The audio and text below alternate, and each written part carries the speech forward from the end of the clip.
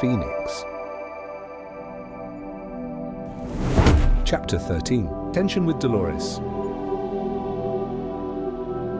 In the Great Hall that evening was miserable for Harry. News of his argument with Professor Umbridge had spread through Hogwarts at lightning speed. Whispers followed him everywhere as he sat between Ron and Hermione, trying to eat. The worst part was that nobody even bothered to hide it. If anything, they seemed to want him to hear, as though they were hoping he'd lose his temper again and give them a live performance. He says he saw Cedric Diggory get murdered. He claims he dueled you-know-who. Oh, please. As if... Who does he think he's fooling? Harry's jaw clenched. His hands were shaking so badly he could barely hold his knife and fork. Finally, he slammed them down. What I don't understand, he muttered through gritted teeth, is why they all believed it 2 months ago when Dumbledore told them. Hermione's face was grim. The truth is, Harry, I'm not sure they did. She pushed her own plate away. Come on, let's get out of here. Ron cast a longing look at his half-eaten apple pie, but reluctantly stood up and followed. People stared openly as the three of them left the hall. What do you mean they didn't believe Dumbledore? Harry demanded when they reached the first-floor landing. Hermione lowered her voice. You don't understand what it looked like, she said quietly. You came out of the maze carrying Cedric's body, but none of us saw what happened inside. All we had was Dumbledore's word that you-know-who had returned. Killed Cedric. Came out of the maze carrying Cedric's body, but none of us saw what happened inside. All we had was Dumbledore's word that you-know-who had returned. Killed Cedric. And fought you, because that's exactly what happened, Harry snapped. Hermione sighed tiredly. I know that. Harry, so stop snapping at me. Harry looked away. It's just, Hermione continued, before everyone had time to really process it. They all went home for the summer. She folded her arms tightly. And spent 2 whole months reading in the Daily Prophet that you're unhinged and Dumbledore's losing his mind. Rain hammered against the castle windows as they walked through the nearly deserted corridors toward Gryffindor Tower. Harry felt exhausted, as if this one day had stretched into an entire week. And he still had piles of homework waiting for him. A dull ache had started throbbing above his right eye. As they turned into the corridor with the fat lady's portrait, Harry glanced out at the dark, rain-soaked grounds. Hagrid's cabin was still dark, no sign of him. Mimbleless Mimbletonia, Hermione said, before the fat lady could even ask. The portrait swung open. They climbed through into the common room. It was nearly empty. Most students were still at dinner. Crookshanks uncurled himself from an armchair and padded over, purring loudly. When Harry, Ron, and Hermione dropped into their usual seats by the fire, Crookshanks sprang neatly into Hermione's lap and curled up like a fluffy ginger cushion. Harry stared into the flames. He felt hollow, drained, worn out. Then suddenly Hermione exploded. How can Dumbledore let this happen? Harry and Ron both jumped.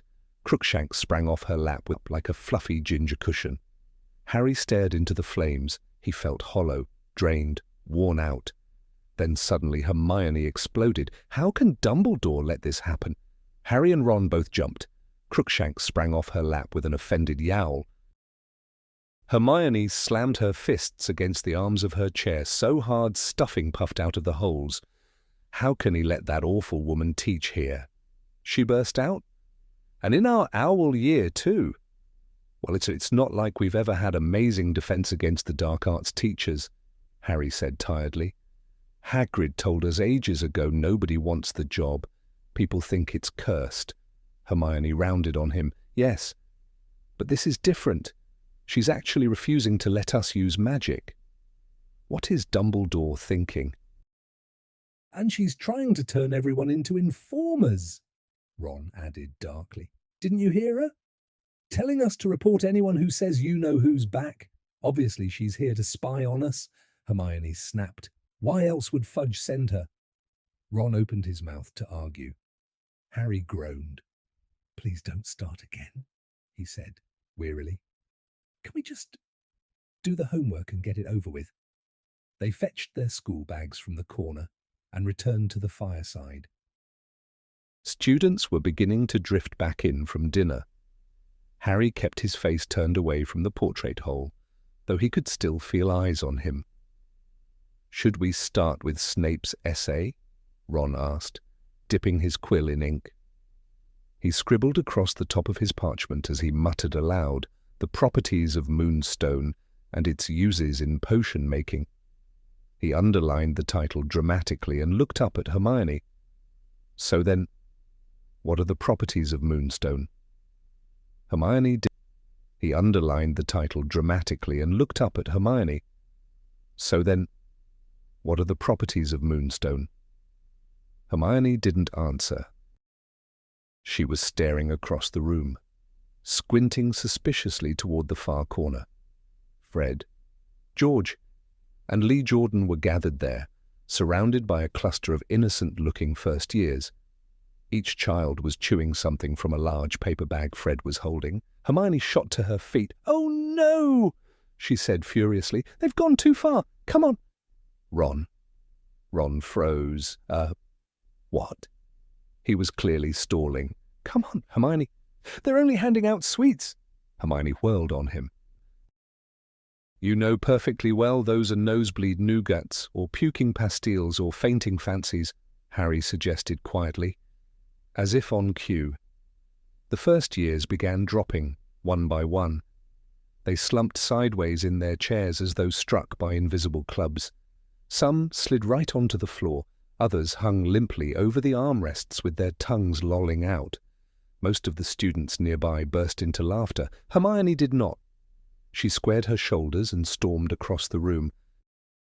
Fred and George were standing over the unconscious children now, clipboards in hand, making notes. Ron half stood from his chair, hesitated, then slowly sat back down. "She's got it handled," he muttered to Harry, sinking low in his seat.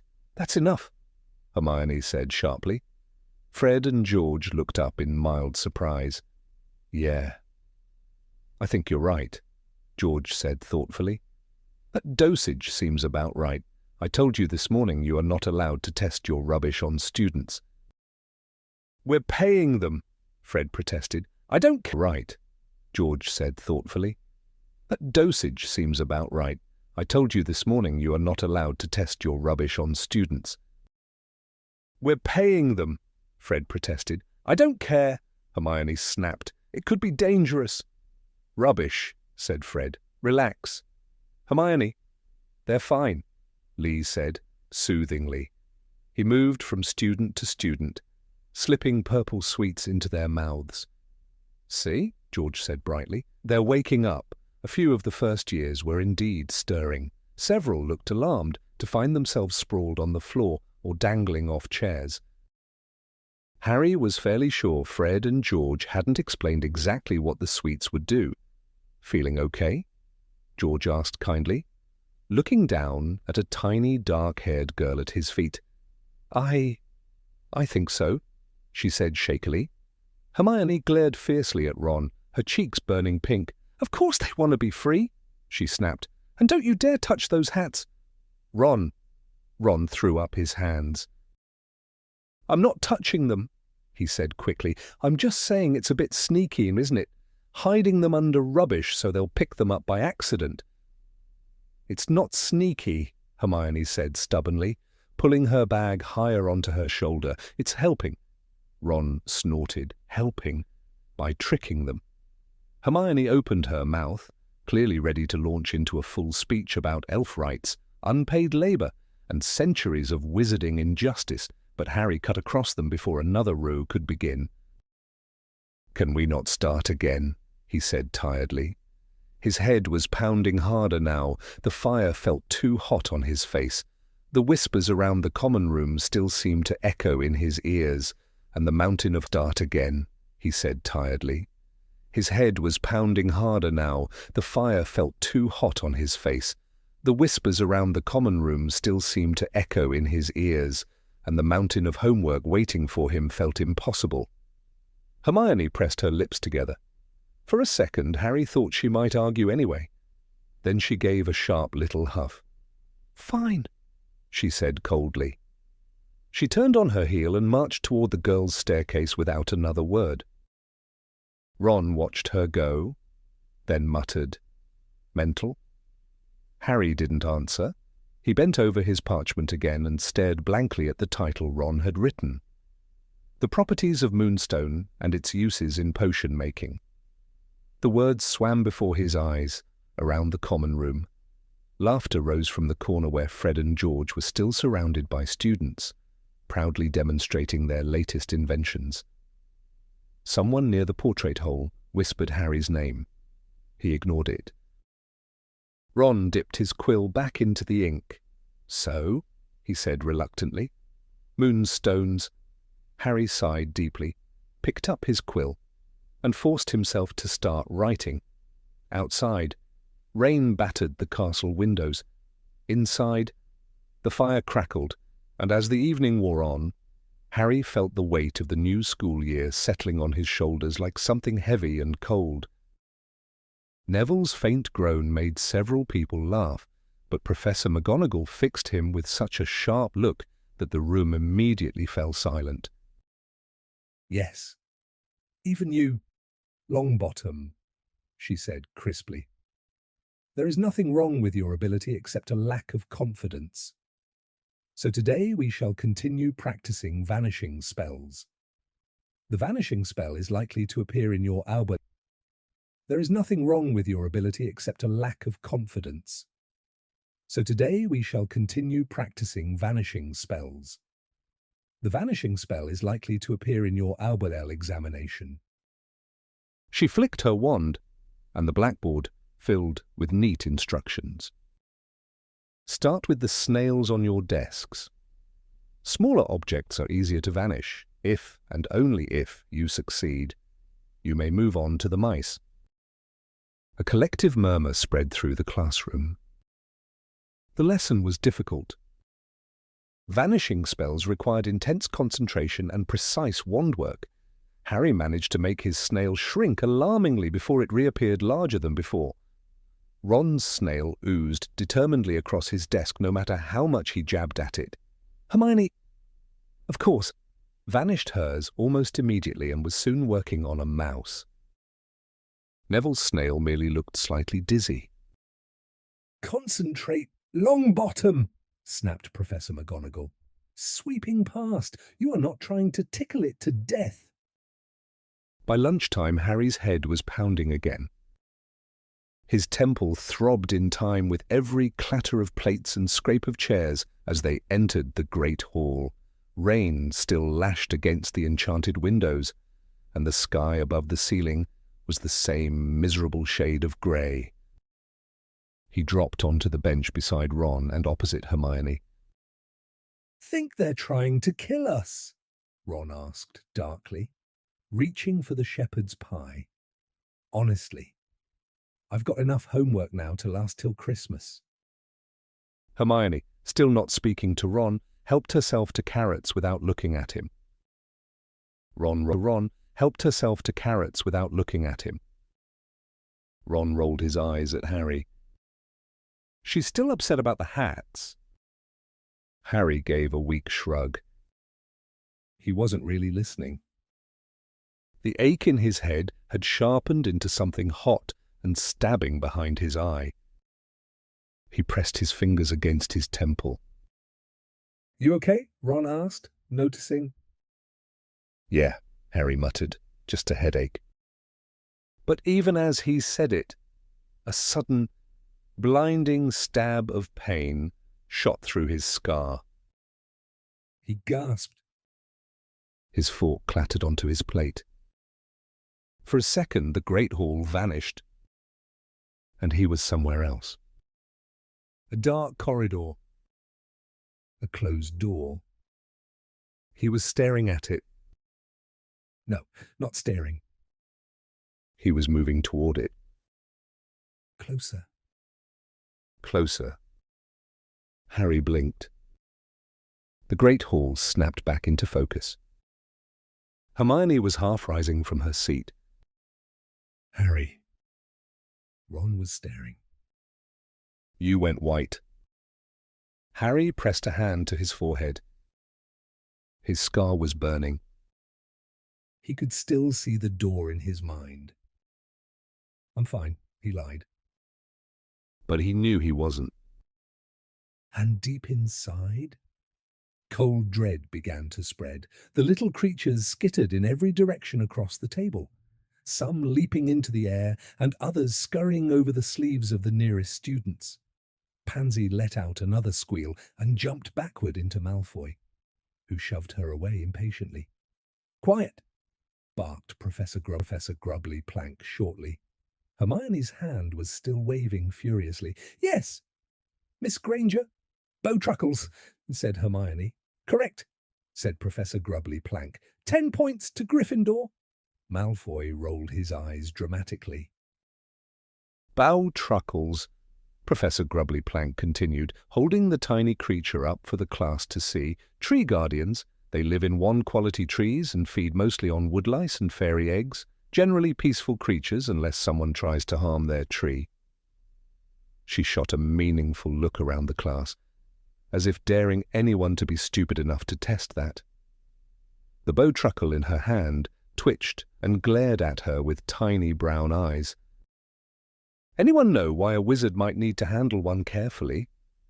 Hermione's hand was in the air before she'd finished speaking. Malfoy made another exaggerated imitation behind her, causing Crabbe and Goyle to snort with laughter. Professor Grubbly Plank ignored them. Yes, Miss Granger.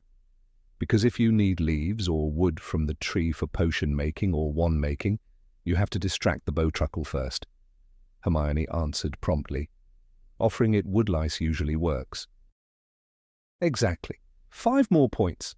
She set the bowtruckle back down and began distributing a few live woodlice from a jar onto the table. Take 1 each, she instructed. Your task is to approach a bowtruckle and offer it food. There was some nervous muttering. Harry picked up a woodlouse and stepped forward. His head was pounding unpleasantly now. The sunlight glinted off the table, making his eyes hurt. A tiny bowtruckle crept toward him cautiously, tilting its flat little face sideways. Harry held out the woodlouse. The creature snatched it with twiggy fingers and began nibbling. Good. A tiny bowtruckle crept toward him cautiously, tilting its flat little face sideways. Harry held out the woodlouse. The creature snatched it with twiggy fingers and began nibbling. Good, said Professor Grubbly Plank as she passed, gentle and steady, beside Harry. Ron was trying not to flinch as one climbed onto his hand. Blimey, Ron muttered. Feels like a spider made of sticks. Harry gave a faint laugh. From the other side of the table came Malfoy's sneering voice. Careful. Potter, don't lose your temper. I might start screaming about you-know-who in front of the bowtruckles. Crabbe and Goyle roared with laughter. Harry's hand clenched. His headache throbbed sharply. He turned, glaring. Malfoy smirked.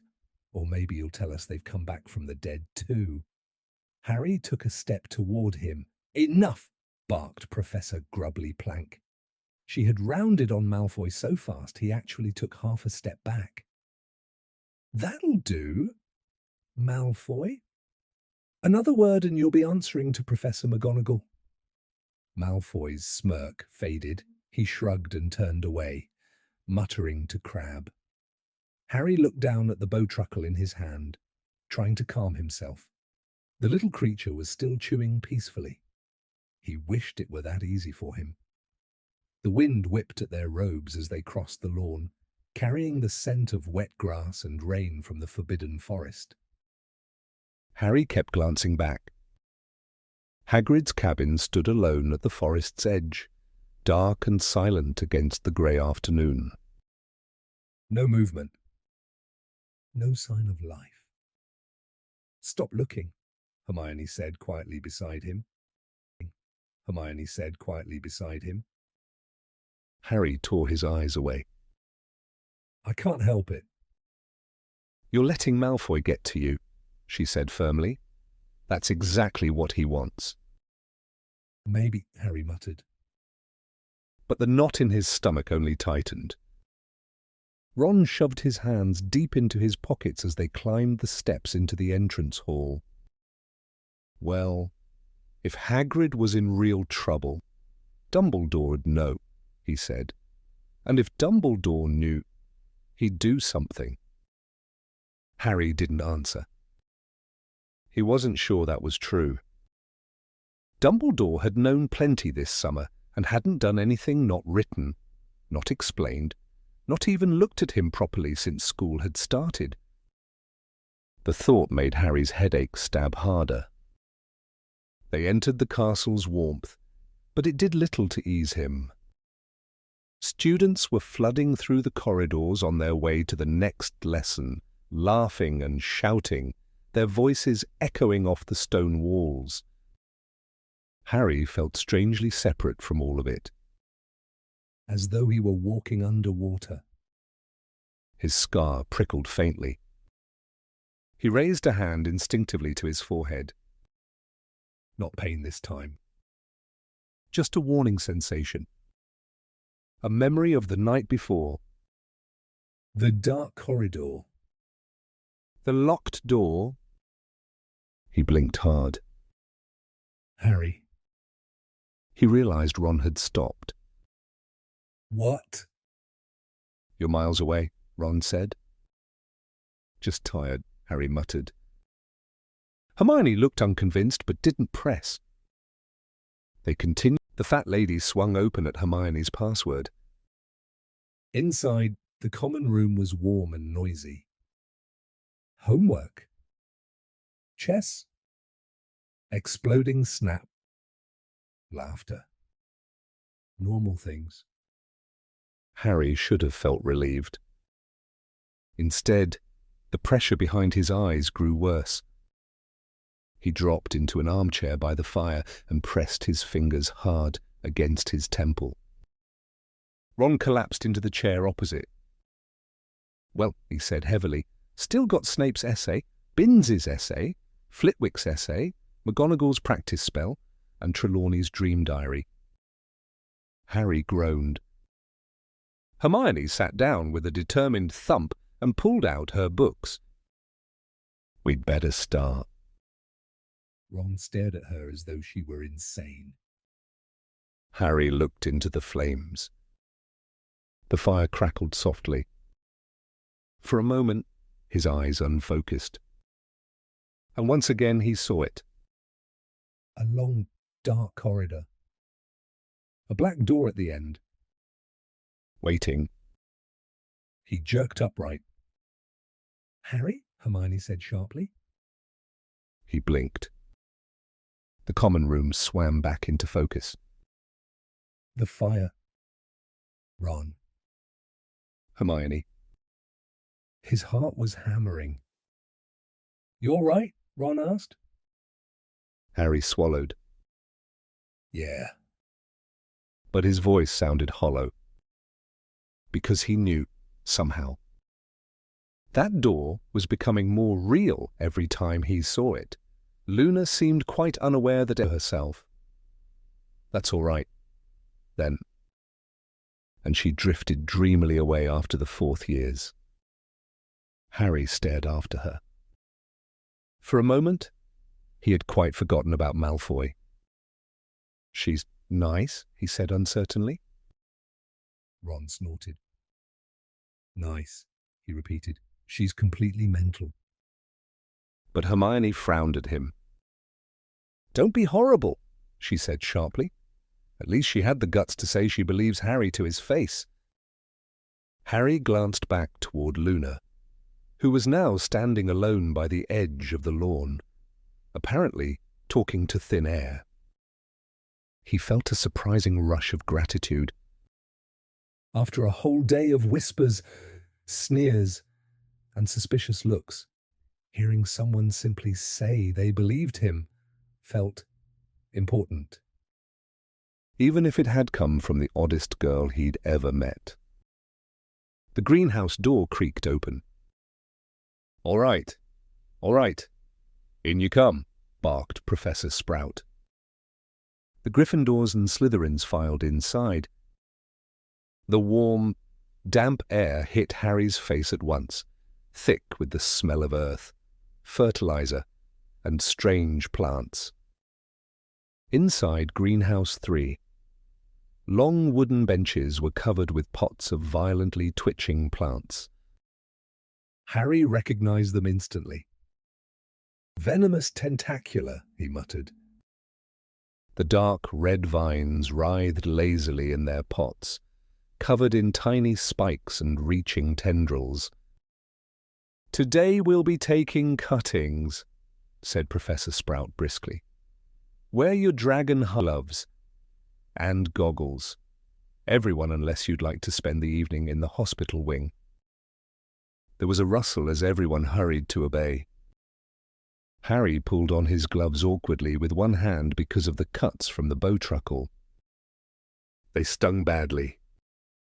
Professor Sprout demonstrated how to snip a moving tendril and avoid the venomous suckers. Neville, as usual in herbology, looked suddenly much more confident. He leaned over his plant with real concentration.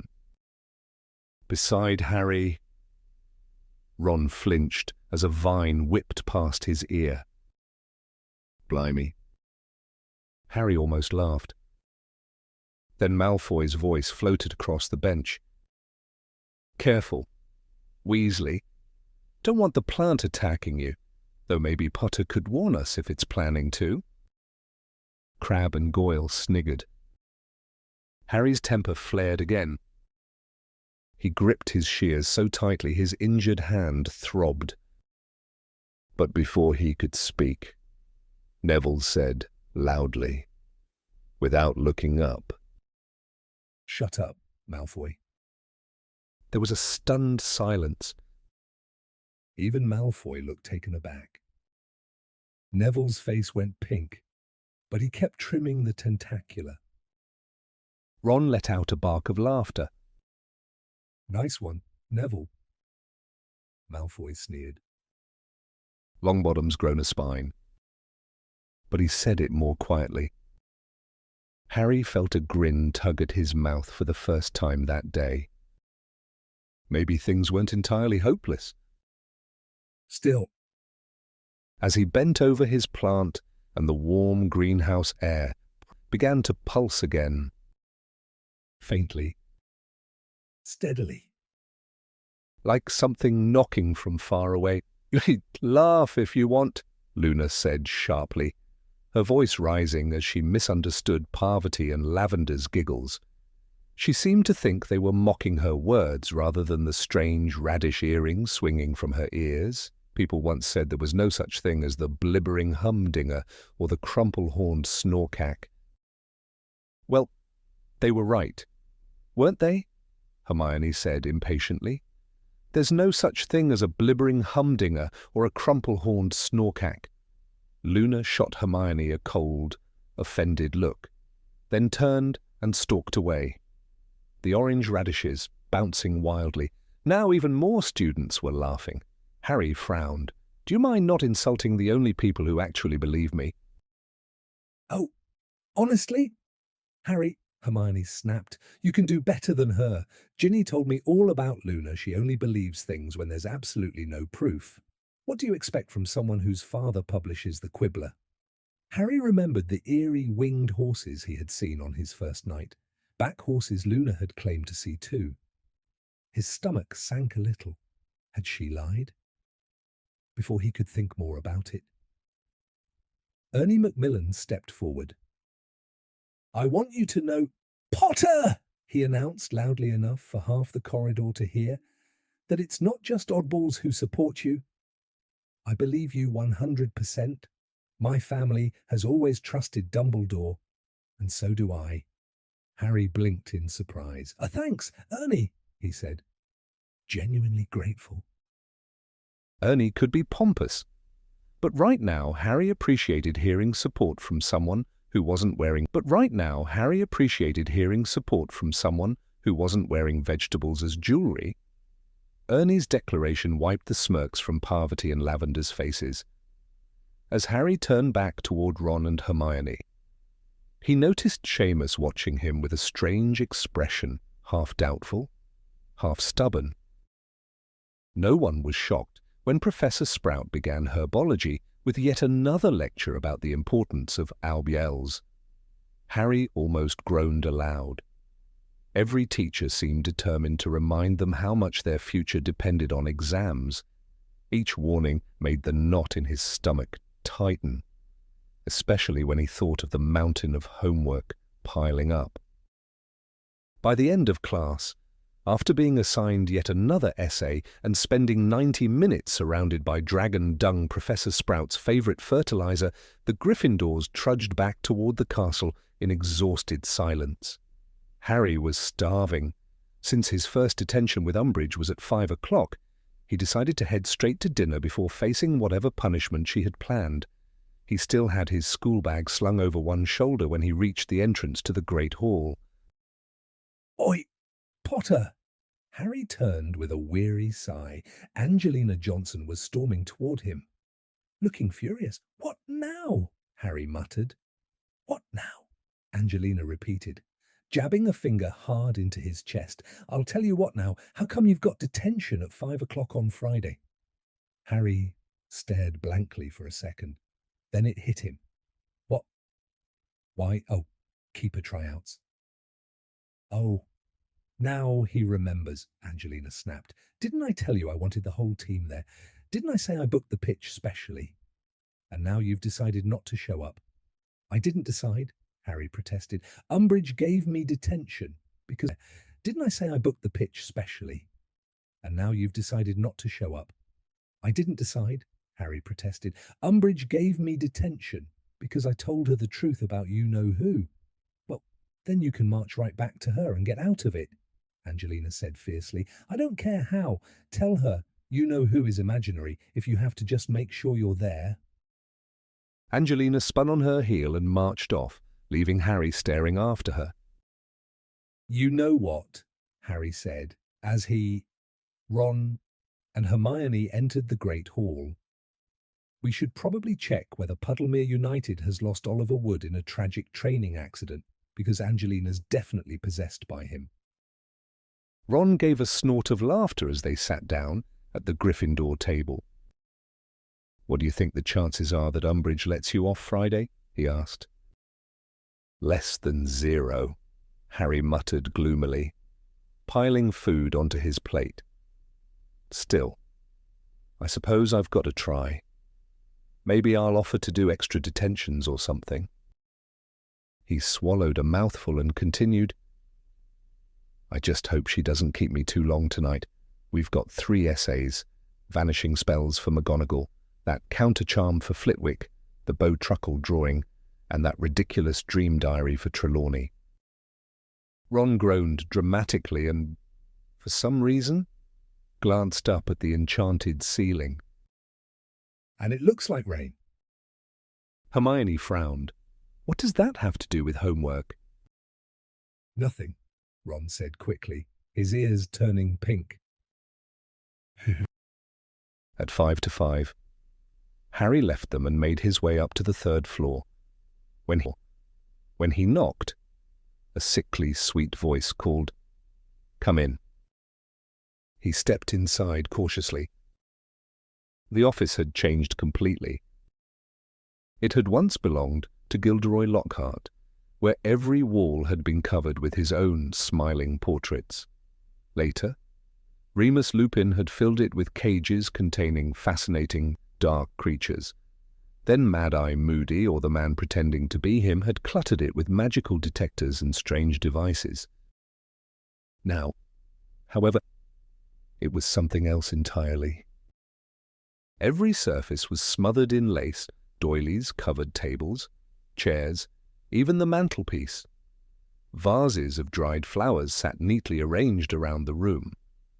On the walls hung decorative plates, each one featuring a brightly colored kitten wearing a different bow.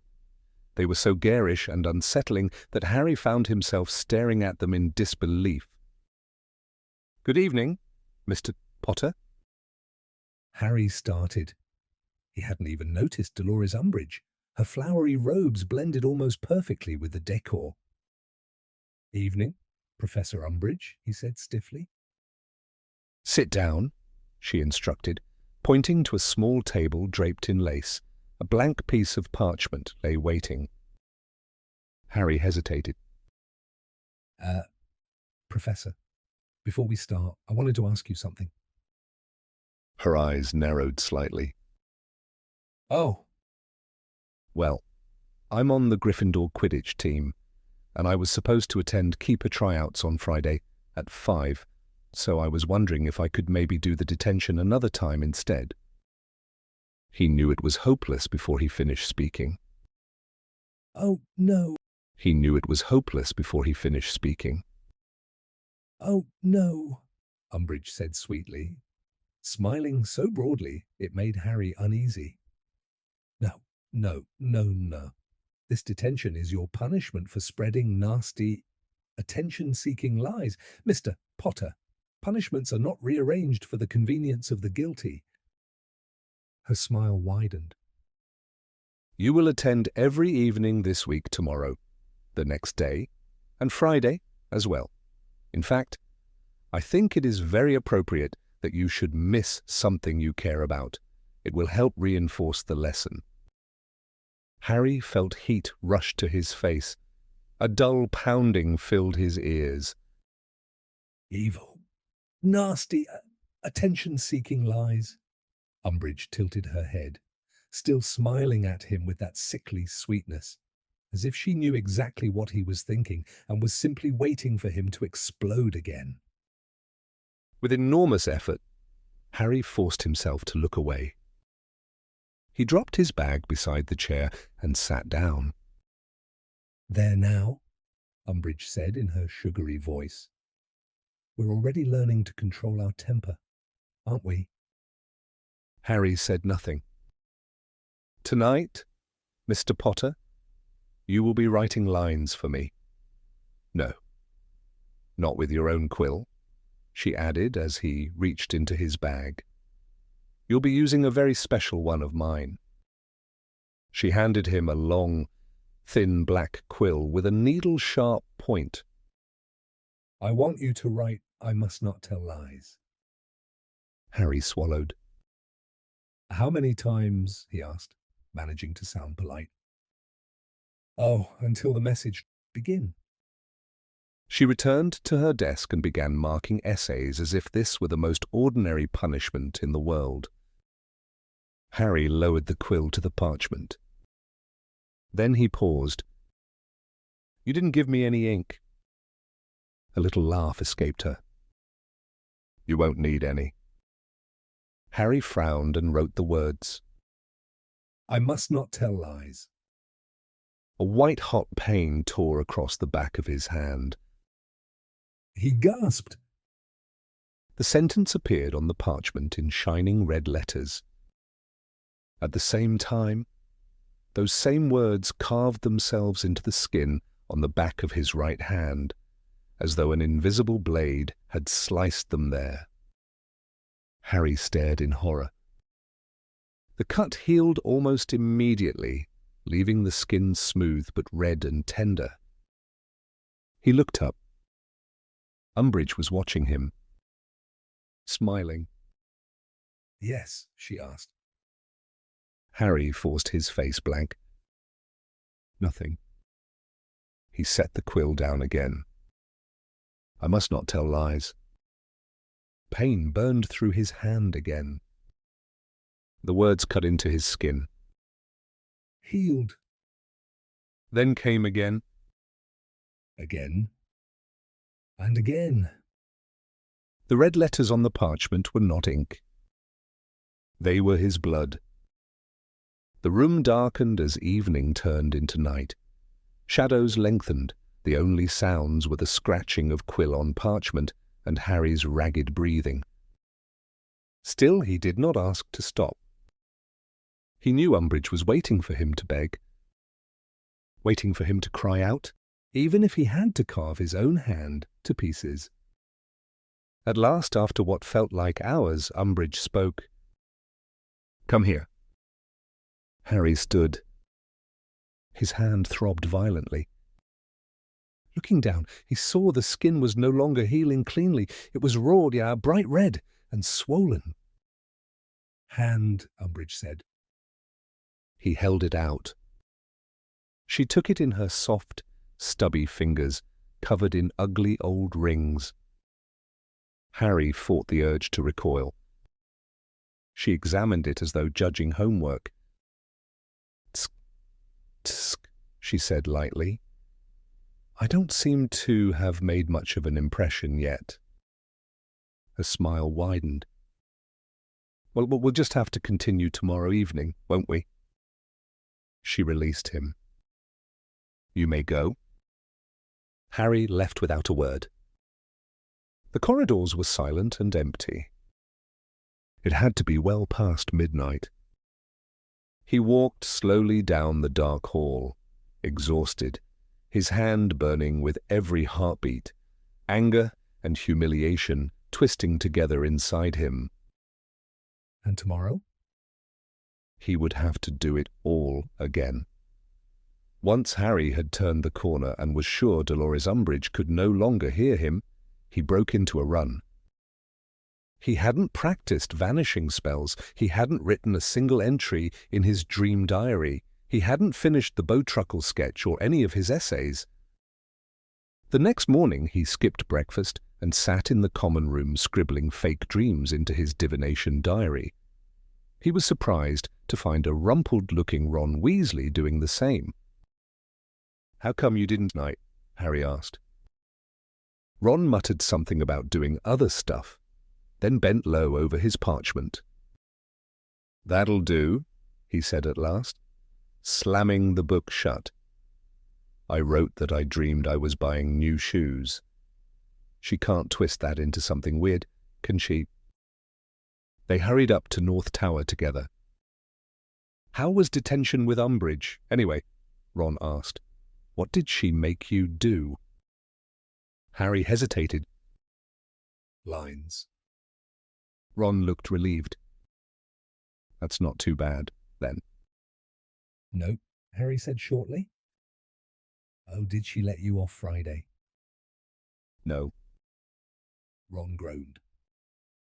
It was another miserable day. Harry performed terribly in Minerva McGonagall's transfiguration class because he hadn't practiced vanishing spells at all. He had to spend lunch finishing his Bowtruckle drawing, and Professors McGonagall, Grubbly Plank, and Sinistra all assigned even more homework. That evening, Angelina Johnson cornered him at dinner again. When she found out he still couldn't attend Friday's keeper tryouts, she looked furious. "I'm not impressed by your attitude," she snapped. "I expect players who want to stay on the team to put training before other commitments." "I'm in detention," Harry shouted after her as she stormed away. "Do you think I'd rather be stuck with that old toad than playing Quidditch?" "At least it's only lines," said Hermione Granger comfortingly as Harry slumped onto the bench. "It's not exactly a terrible punishment." Harry opened his mouth, then shut it again. He'd telling Ron and Hermione the truth. Maybe because he didn't want to see their horrified faces. Maybe because saying it aloud would make it more real. Or maybe because this had become something private, a silent war between him and Umbridge. And he would not give her the satisfaction of knowing he'd complained. "I can't believe how much homework we've got," Ron moaned. "Well, why didn't you do any last night?" Hermione asked sharply. "Where were you?"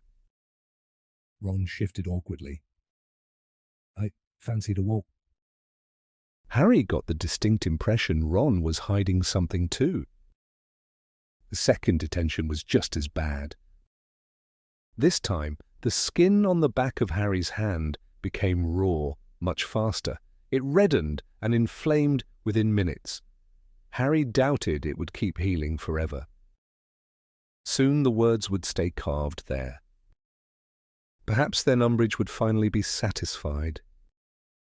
But Harry did not cry out. From the moment he entered until the moment he left again past midnight, he said nothing except good evening and good night. By then his homework situation was desperate. Exhausted though he was, Harry didn't go to bed when he got back to Gryffindor Tower. He sat down and began Snape's Moonstone essay. By 2:30 in the morning, he had finished it. It was awful. But at least it was something.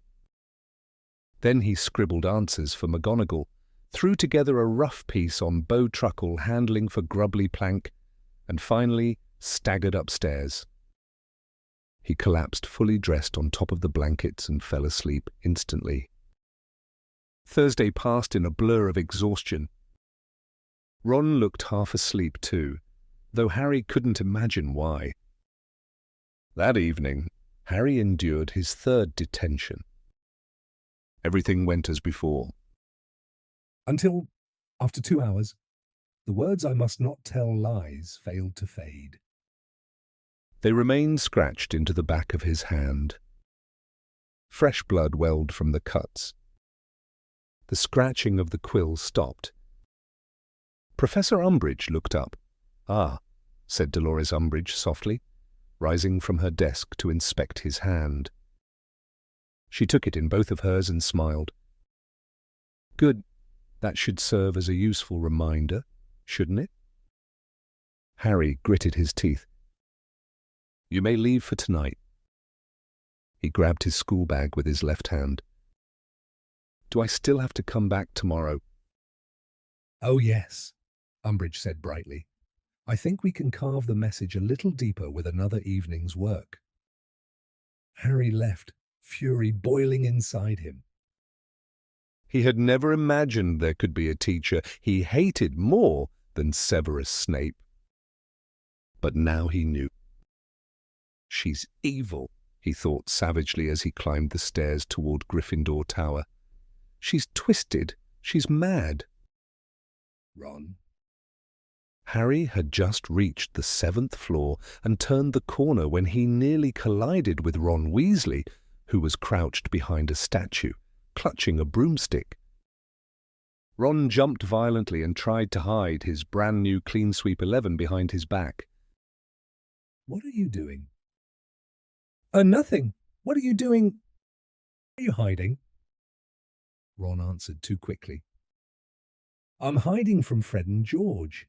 They just went past with a bunch of first years. They're probably testing sweets on them again. They can't do it in the common room with Hermione around." He was talking fast. Too fast. Harry narrowed his eyes. "Then why have you got your broom?" Ron turned red. Well, okay, but don't laugh." "I won't." Ron swallowed. "I thought I'd try out for Gryffindor Keeper. Now I've got a proper broom." He looked braced for mockery. Harry stared, then grinned. "I'm not laughing. That's brilliant." Ron blinked. "Really?"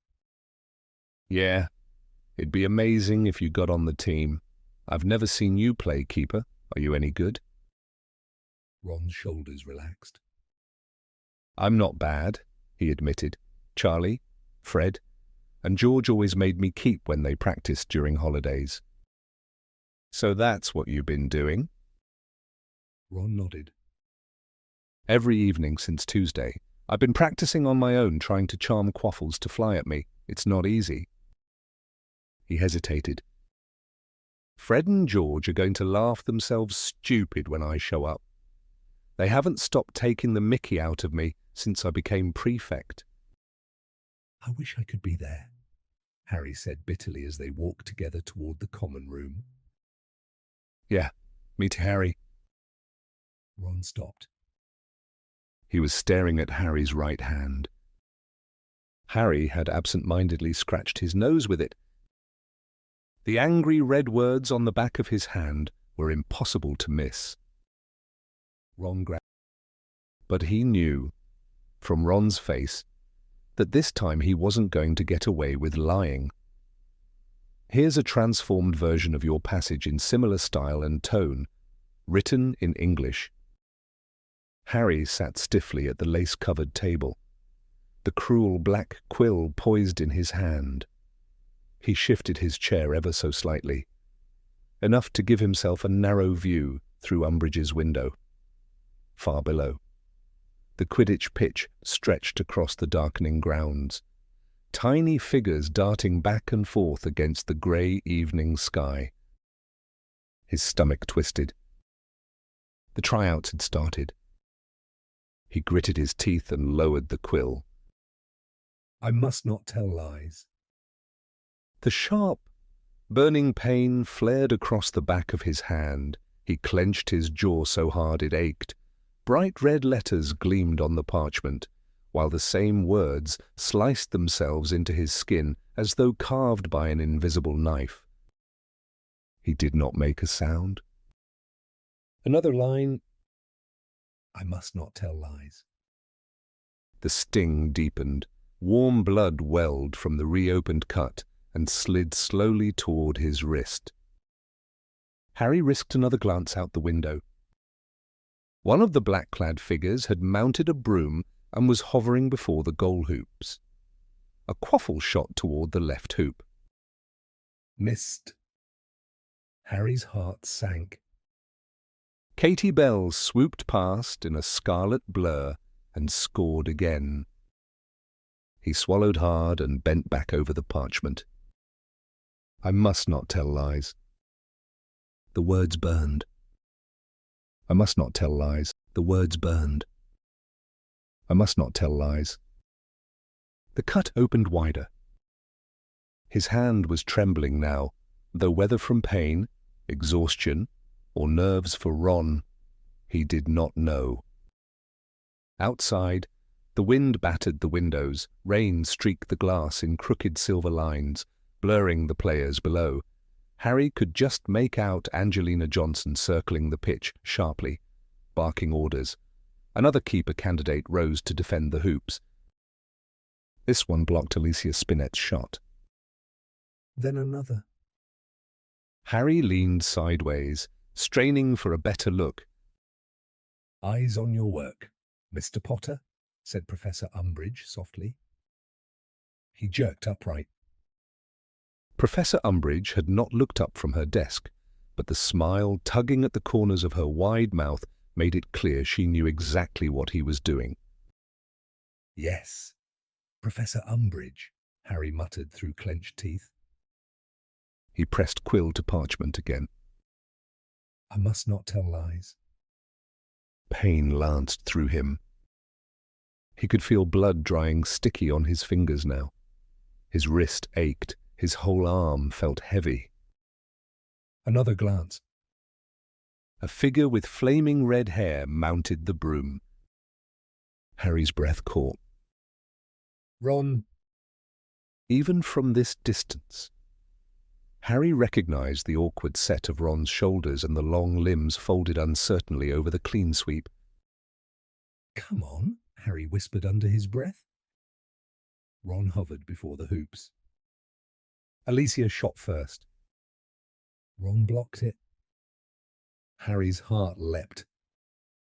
Angelina took the next shot. Ron missed. Harry wins. Chapter 14. Percy and Padfoot. Earliest to stir in the dormitory the following morning. For a few quiet seconds he remained beneath the covers, watching pale motes drift lazily through a narrow shaft of sunlight that slipped between the curtains of his four-poster bed. The sight filled him with sudden relief as he remembered it was Saturday at last. The opening week of term had stretched endlessly, each day crawling by with all the excitement of an endless lecture in history of magic. The castle was still wrapped in that fragile silence that comes just after dawn. From the angle of the light and the stillness around him, Harry guessed the sun had only recently risen.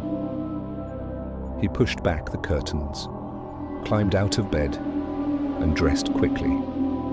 Aside from the faint chirping of birds somewhere beyond the windows and the steady breathing of the other sleeping Gryffindors, the room was completely still. Moving quietly, he reached for his school bag, drew out a roll of parchment and a quill, and slipped out of the dormitory into the common room. Without hesitation, he crossed to his favorite sagging armchair near the cold, dead fireplace and dropped into it. As he spread the parchment across his knees, his eyes wandered over the unusually tidy room. The usual evening mess scraps of parchment, abandoned gobstones, empty jars, and sweet wrappers had vanished. Hermione's knitted elf hats were gone too. Harry briefly wondered how many house elves had unwillingly stumbled upon evening mess scraps of parchment, abandoned gobstones, empty jars, and sweet wrappers had vanished. Hermione's knitted elf hats were gone too. Harry briefly wondered how many house elves had unwillingly stumbled upon freedom by now. He uncapped the ink, dipped in his quill, and hovered the tip above the blank page. Nothing came. After a long minute, he found himself staring blankly into the empty hearth instead of writing. For the first time, Harry understood exactly why Ron and Hermione had struggled so much with their letters during the summer.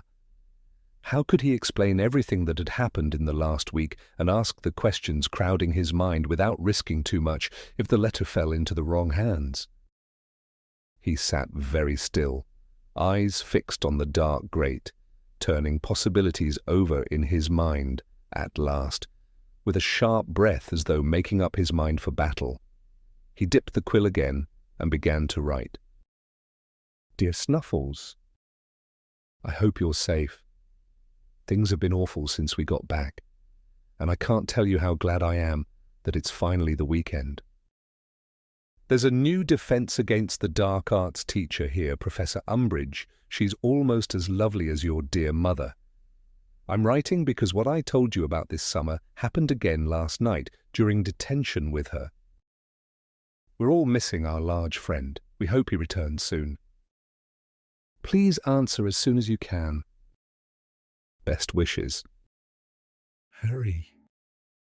He read over the letter once, then again, and yet again. Searching for anything suspicious. To anyone else, it looked harmless enough. Vague complaints, strange references, yet again. Searching for anything suspicious. To anyone else, it looked harmless enough. Vague complaints, strange references, nothing concrete, no names, no secrets laid bare. Still, he trusted Sirius would understand. More importantly, Harry hoped he would catch the meaning about Hagrid and send word of when he might return. Asking openly felt too dangerous. It might invite questions Harry couldn't afford anyone else asking. By the time Harry had finally finished the letter, far more time had passed than he had realized. Though the message itself was brief, every word had required care. While he had been writing, the sunlight had slowly advanced across the common room floor, and now he could hear muffled footsteps and sleepy voices stirring in the dormitories above. He folded the parchment neatly, sealed it with care, and climbed through the portrait hole, setting off toward the owlery. You may want to avoid that corridor, said a familiar ghostly voice. Harry stopped abruptly as nearly headless Nick drifted through the wall ahead of him, looking faintly amused. Why? Harry asked. Peeves is waiting to ambush the next unfortunate soul passing the bust of Paracelsus halfway down the hall. Harry raised an eyebrow. Let me guess, Paracelsus falls on their head? Nick gave a weary nod. As a matter of fact, yes. Peeves has never had much talent for originality. He sighed dramatically. his head wobbling precariously. Never had much talent for originality. He sighed dramatically, his head wobbling precariously on his neck. I'm going to look for the bloody Baron. He may be able to stop him. See you later. Harry? Right, bye. Instead of turning right, Harry took the opposite passage, choosing the longer but safer path to the owlery. As he walked, his mood lifted. Bright blue sky shone through each passing window, sunlight pouring into the corridors in warm patches. He had Quidditch practice later finally. He would be back on the pitch. Something soft brushed against his ankles. Harry glanced down and spotted Mrs. Norris, the caretaker's bony grey cat, weaving silently past him. She paused long enough to fix him with her eerie yellow eyes before slipping behind a statue of Wilfred the Wistful. I'm not doing anything wrong, Harry called after her. She ignored him, gliding away with the unmistakable look of a creature about to report suspicious behavior to her master. Harry frowned. He couldn't imagine what rule he was breaking. Walking to the owlery on a Saturday morning was hardly a crime. By the time he reached the tower, the sun had climbed high. As Harry stepped into the owlery, the fierce brightness streaming through its glassless windows made him squint. Silver shafts of sunlight crossed the round chamber, illuminating hundreds of owls perched along the rafters. Many shifted restlessly in the growing daylight. Some looked as though they had only just returned from the night's hunt. The rafters. Many shifted restlessly in the growing daylight. Some looked as though they had only just returned from the night's hunt. The straw-covered floor crackled beneath Harry's shoes as he crossed over scattered feathers and tiny animal bones, craning his neck upward. At last he spotted Hedwig high near the arched ceiling.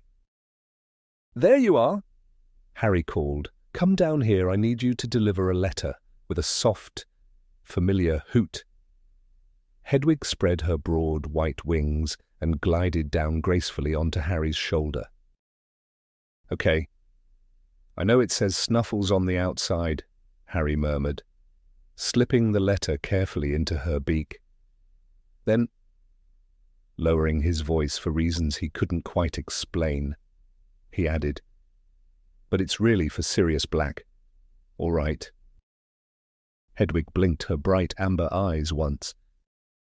Harry chose to believe that meant she understood. "Fly safe," he whispered. He carried her to the nearest open window with one last firm press of her talons against his arm. Hedwig launched herself into the dazzling morning sky.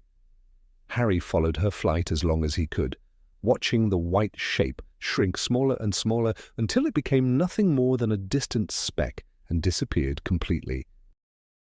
His eyes drifted downward toward Hagrid's hut. Even from the owlery window it looked deserted. No smoke curled from the chimney. The curtains were tightly shut. No sign of life at all. Beyond it, the dark canopy of the forbidden forest rippled gently beneath the breeze. Harry stood there for a while. Beyond it, the dark canopy of the forbidden forest rippled gently beneath the breeze. Harry stood there for a while, enjoying the cool air against his skin and letting his thoughts wander toward Quidditch practice later that day. Then something moved. A huge creature burst upward through the trees. Harry froze.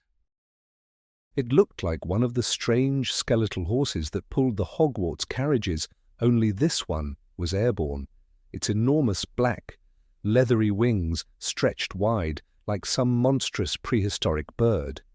It wheeled once in the air, dark and unnatural against the bright sky, then plunged sharply back into the forest and vanished. The moment passed in seconds. Harry stared, stunned. Had he really seen it? His pounding heart told him he had. The owlery door creaked open behind him. Harry jumped violently and spun around. Standing there was Cho Chang, clutching a parcel in one hand and a letter in the other. Hi, Harry said automatically. Oh, hi, Cho replied, slightly out of breath. I didn't expect anyone to be here this early.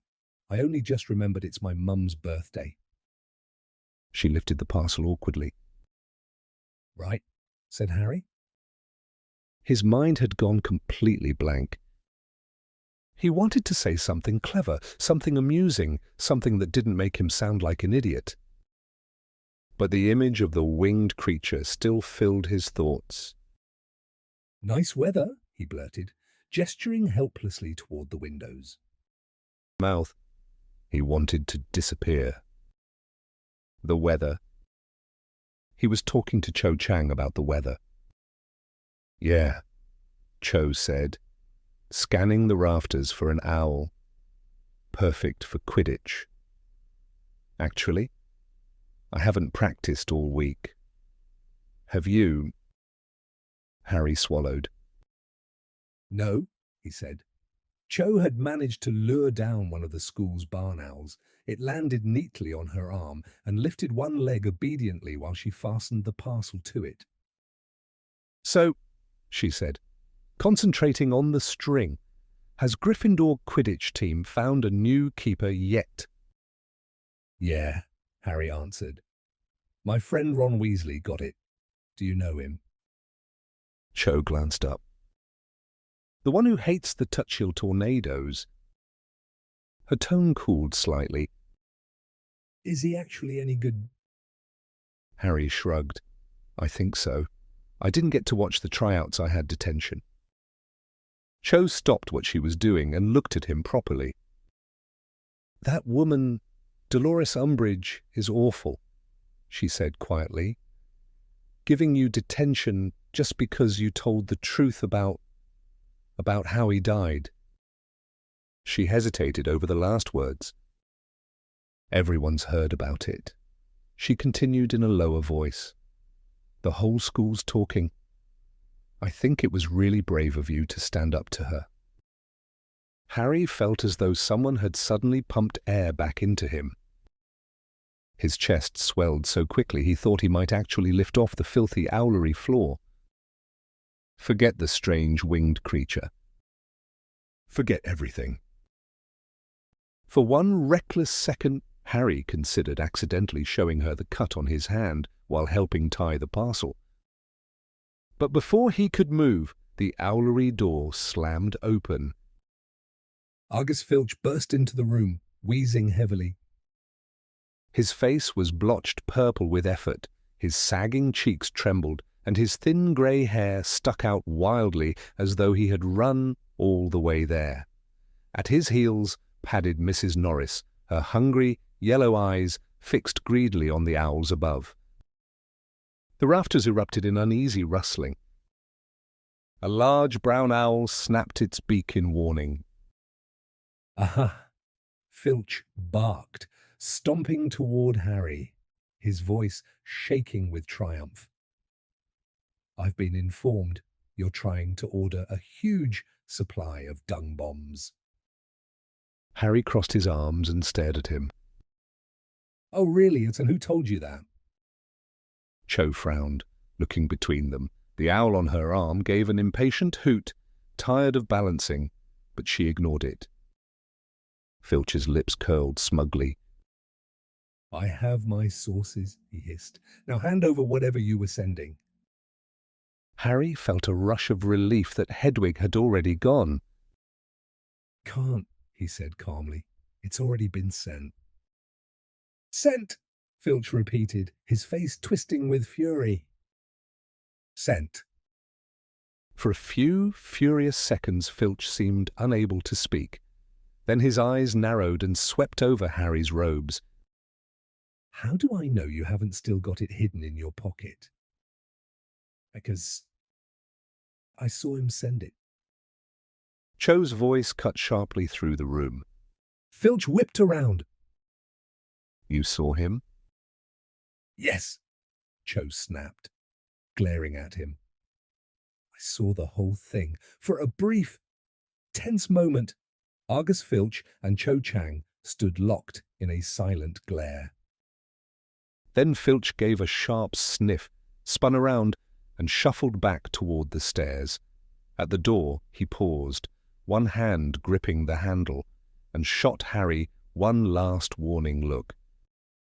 If I so much as smell a dung bomb. He left the threat hanging in the air before stomping away down the spiral staircase. Mrs. Norris lingered for a second, staring hungrily at the owls overhead, then slunk after him. The room fell quiet again. Harry looked at Cho. Thanks, he said.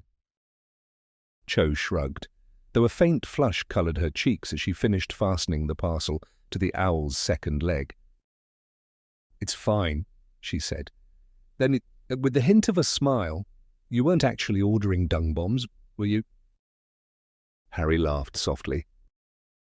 No. Cho frowned thoughtfully as she carried the owl toward the window. Then why did he think you were? Harry lifted his shoulders. No idea. And strangely enough, at that moment, he didn't much care. They walked out of the owlery together. At the point where the corridor split toward the west wing of the castle, Cho slowed. I'm going this way, she said. She hesitated. Well, I'll see you around. Harry? Yeah, Harry replied, trying not to sound too eager. See ya. She smiled corridor, feeling absurdly light. He'd done it. He'd had a full conversation with Cho Chang and, as far as he could tell, hadn't made a complete fool of himself. And she had called him brave. The words replayed in his head. You were really brave standing up to her like that. Cho thought he was brave. She didn't hate him. At least, not for surviving. Of course. Harry knew she had cared for Cedric Diggory. Maybe she always would. But a tiny, hopeful part of him wondered whether things might have been different if he had asked her to the Yule Ball before Cedric had. She had seemed genuinely sorry when she turned him down. That had to mean something. Morning, Harry said cheerfully as he dropped onto the bench beside Ron Weasley and Hermione Granger at the Great Hall. Ron blinked at him. Why are you so happy? Harry said, grabbing a platter piled with bacon and eggs. Quidditch later. Oh, right. Ron lowered his toast and gulped some pumpkin juice before glancing sideways at Harry. Do you want to come out a bit early with me? He asked, before practice. Harry looked up. Ron rubbed the back of his neck awkwardly. Just so I can get a bit of practice in first. You know, help me get my eye in. Harry grinned. Yeah, okay. Honestly, I don't think that's a good idea, Hermione Granger said firmly. You're both already behind on homework as it is. She stopped abruptly. The Morning Post had arrived. A screech owl swooped down toward the great hall table that it nearly tipped it over. Hermione slipped a knut into the owl's pouch, took the paper, and glanced over the front page as the bird launched itself back into the air. Anything worth reading? Asked Ron Weasley quickly. Harry smirked. He knew Ron was trying to distract Hermione from mentioning homework again. Hermione sighed. Not really. Something pointless about the bass player from the Weird Sisters getting married. She unfolded the paper and vanished behind it. Harry returned happily to his breakfast while Ron gazed absent-mindedly toward the tall windows, looking nervous about Quidditch. Then Hermione gasped. Wait, oh no, serious? Harry reacted instantly. grabbing the paper so hard it tore cleanly down the middle, leaving him and Hermione each holding one half. "What happened?" he demanded. Hermione scanned her section, reading in a strained whisper. The Ministry of Magic has received information from a reliable source that Sirius Black, notorious mass murderer, blah and blah, is believed to be hiding in London. "Lucius Malfoy!" Harry hissed angrily. "I'd bet anything it was him. He recognized Sirius at the station." Ron looked horrified. "What? You never said—" "Shh!" Harry and Hermione snapped together. Hermione kept reading. "He warns the wizarding community that Black is extremely dangerous, responsible for the deaths of 13 people escaped from Azkaban." Same old rubbish. She dropped her half of the paper onto the table and looked anxiously at them. "Well, he won't be able to leave the house now," she whispered. "Albus Dumbledore warned him not to anyway." Harry stared miserably at the piece of newspaper in his own hands. Most of it was taken up by an advertisement for Madame Malkin's robes for all occasions announcing a sale. Then his eyes caught a tiny article tucked into the bottom corner. "Hey!" He flattened it against the table. "Look at this." Ron barely glanced at it. "I've already got robes." Harry rolled his eyes.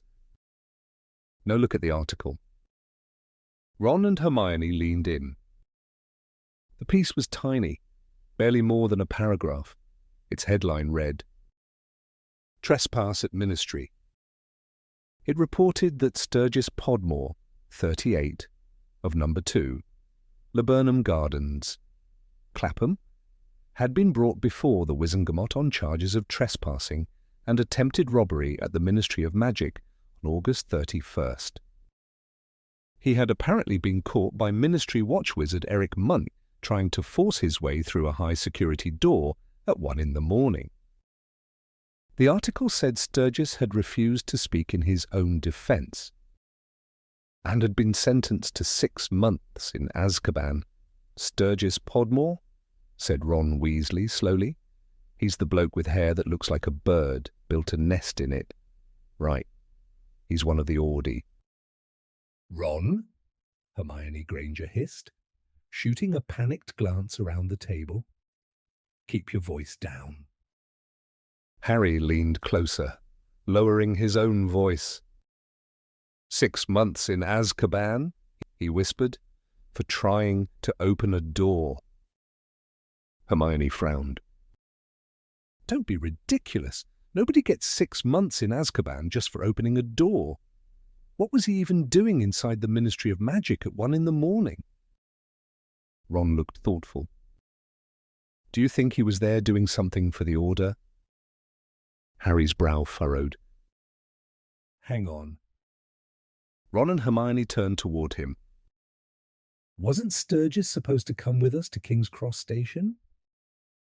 They blinked. Harry pressed on. "He was meant to be part of the Guard, remember? The group taking us to the station. Alastair Moody was furious because he never showed up. So if he was supposed to be with us, he couldn't have been on some mission for them. Could he?"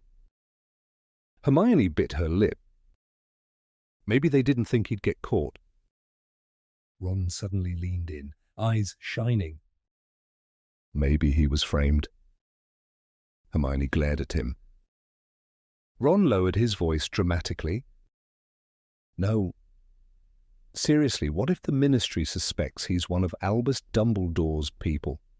Maybe they tricked him into going there. Maybe he wasn't trying to break through a door at all. Maybe they made the whole thing up to arrest him." Silence followed. Harry considered it. It sounded a bit wild. But Hermione's expression slowly changed. She looked impressed. "You know," she said quietly, "I honestly wouldn't be surprised." She folded her half of the daily profit and stared into space for a moment, thinking hard. Harry finished the last of his breakfast, seemed to snap back to reality. "Right," she said briskly. "We should start on that essay for Pomona Sprout about self-fertilizing shrubs, and if we work quickly, we might get started on Minerva McGonagall's essay on the Inanimatus Conjurus spell before lunch." Ron groaned. Harry sighed. The brief excitement of mystery and conspiracy vanished beneath the crushing return of homework. Harry felt a faint stab of guilt as he imagined the mountain of homework waiting for him in the dormitory. But outside the sky was a brilliant, endless blue. And he hadn't flown his firebolt in a week. That settled it. "We can do the homework tonight," said Ron Weasley as he and Harry crossed the sloping lawns toward the Quidditch pitch, broomsticks resting on their shoulders. Hermione Granger's warnings still echoed in their ears about failing every single OWL. "And tomorrow too," Ron went on. "She gets way too obsessed with work, that's her problem." He hesitated. Then, more nervously, "Do you think she meant it when she said she wasn't letting us copy from her?" Harry laughed. "Yeah, I think she did." Ron groaned. Harry shrugged. "But this matters too. If we want to stay on the team, we need practice." Ron straightened slightly. "Exactly," he said, sounding encouraged. "And there's loads of time to do both." As they neared the pitch, Harry's eyes flicked toward the dark edge of the forbidden forest. The treetops moved gently in the wind. Nothing emerged. Nothing emerged. The sky above was empty except for a few distant owls circling the owlery. Harry forced the image of the strange winged horse from his thoughts. He had enough to worry about already. Inside the changing room cupboard, they collected the balls and began practicing alone. Ron took position in front of the 3 tall goalposts as keeper, while Harry played chaser, hurling the quaffle at every angle he could manage. To Harry's surprise, Ron was good. Really good. He blocked nearly 3/4 of Harry's shots, and the longer they practiced, the more confident he became. After several exhausting hours, they returned to the castle for lunch, where Hermione made it abundantly clear she considered them wildly irresponsible. Then they headed back to the pitch for official practice. When they entered the changing room, everyone except Angelina Johnson was already there. "All right, Ron," said George Weasley with a wink. "Yeah," Ron muttered. He had grown steadily quieter on the walk down. "Ready to amaze us all." "Ickle, Prefect," said Fred Weasley, pulling his Quidditch robes over his head with a mischievous grin. "Shut up," Ron snapped. He kept his face carefully blank as he pulled on his own robes for the first time. They fit him surprisingly well, considering they had once belonged to Oliver Wood, whose shoulders had been much broader. "All right, everyone," said Angelina Johnson as she stepped out of the captain's office already dressed in her Quidditch robes. "Let's get started. Alicia Spinnet. Let's get started. Alicia Spinnet." Fred Weasley grabbed the ball crate.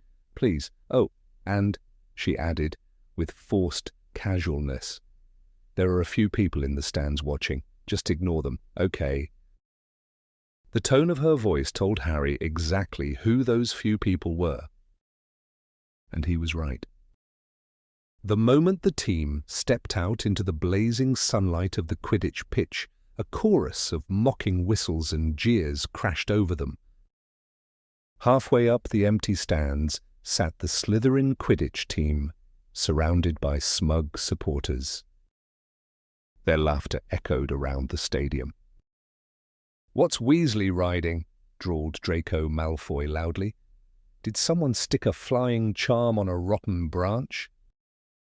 Vincent Crabbe, Gregory Goyle, and Pansy Parkinson burst into shrieking laughter. Ron's ears turned scarlet. Without a word, Ron Weasley kicked off from the ground on his broom. Harry mounted his own and flew after him. "Ignore them," Harry said, speeding up to fly beside him. "We'll see who's laughing when we beat them." That's exactly what I like to hear. Harry! Angelina called approvingly as she swept around them, the quaffle tucked under one arm. She hovered before the team. Okay, warm-up passes first. Everyone in the air. "Oi, Johnson!" screeched Pansy from the stands. "What happened to your hair? Looks like worms are crawling out of your head." Angelina calmly flicked her long braids away from her face as if she hadn't heard. "Spread out," she said coolly. "Let's move." Harry backed away toward one end of the pitch. Ron drifted toward the opposite goalposts. Angelina raised the quaffle and hurled it to Fred. Fred passed to George. George to Harry. Harry to Ron. And Ron dropped it. The quaffle plummeted. The Slytherins exploded with laughter. Led by Malfoy's cruel cackling, the noise rang around the stadium. Ron dived after it in panic. He managed to catch it before it hit the ground, but his pull-up was clumsy. His broom skidded sideways beneath him before he regained control and rose shakily back into position, face burning red. Harry caught Fred Weasley and George Weasley exchanging glances. For once, neither of them made a joke. Harry was grateful. "Pass it on, Ron!" Angelina called in a steady voice, as though nothing had happened. Ron threw to Alicia. Alicia passed to Harry. Harry passed to George. And practice continued under the jeers from the stands. "Oi, Potter!" Draco Malfoy shouted from the stands. "How's the scar? Not acting up again? Is it? Thought you'd be back in the hospital wing by now. Must be some kind of miracle you've lasted nearly a whole week." The George Weasley passed the quaffle to Angelina Johnson, who suddenly whipped it backward toward Harry. Caught off guard, Harry barely managed to snatch it with his fingertips before quickly tossing it toward Ron Weasley. Ron lunged. Him by inches. "Oh, honestly, Ron!" Angelina snapped as he plunged after it. "Concentrate." Ron dived toward the ground again. When he rose back up, clutching the quaffle, it was hard to tell which was redder, his face or the ball. Below, the Slytherin Quidditch team were doubled over with laughter. On the next pass, Ron finally caught it. Maybe from sheer relief, he hurled it onward far too hard. The quaffle shot straight through Katie Bell's outstretched hands and smacked her square in the face. "Sorry," Ron groaned, racing after her. "Stay in position." "She's fine," Angelina barked. "And when you pass to a teammate, try not to knock her off her broom. Will you? That's what bludgers are for." Katie's nose was bleeding. From the stands came stomping feet and fresh howls of laughter. Fred and George flew over to her immediately. "Here," Fred said, pulling something small and purple from his pocket. "This'll fix it." "All right," Angelina called sharply. Fred, George bats and a bludger, Ron back to the goalposts, Harry release the snitch. When I say, we'll be aiming for Ron's hoops, obviously. Harry flew down with the twins toward the ball crate.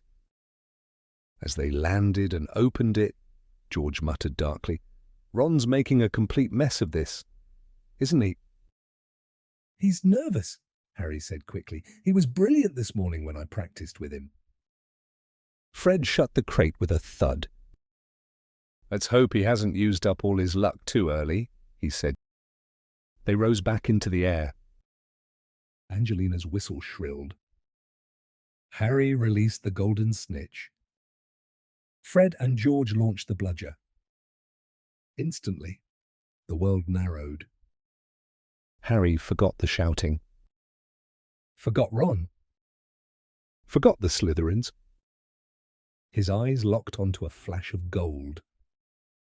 The snitch darted through the air like a spark in sunlight. Harry shot after it.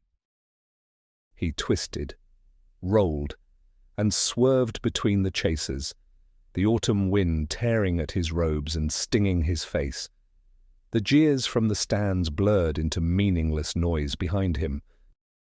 Faster. There. Almost. A whistle split the air. Stop! Stop! Stop! Harry jerked upright on his broom. Angelina was screaming. Ron! She yelled furiously. You're leaving your middle hoop wide open! Harry turned to look at Ron Weasley and immediately saw the problem. Ron was hovering in front of the left hoop, leaving the other two completely exposed. Oh, right. Sorry. You keep drifting while you watch the chasers, snapped Angelina Johnson. Hold the center until you need to move, or circle all three. Don't just wander off like that. That's exactly how you let in those last goals. Sorry, Ron muttered again, his face glowing red against the clear sky. And Katie, can someone deal with that nosebleed? It's not stopping, said Katie Bell thickly, pressing her sleeve to her face. Harry glanced toward Fred Weasley, who was rummaging stared at it, and then looked up at Katie with sudden alarm. All right, Angelina said briskly, though her posture had stiffened slightly. Let's try that again. Below them, the Slytherin Quidditch team had started chanting in unison, "Gryffindor are losers," over and over, their voices echoing around the pitch. Angelina ignored them, but only just. They had barely been back in motion for a few minutes when the whistle shrieked again. Harry, who had just spotted the golden snitch looping near the far goalpost, pulled up sharply, annoyed. What now? He called to Alicia Spinnet. Katie, she said shortly. Harry turned.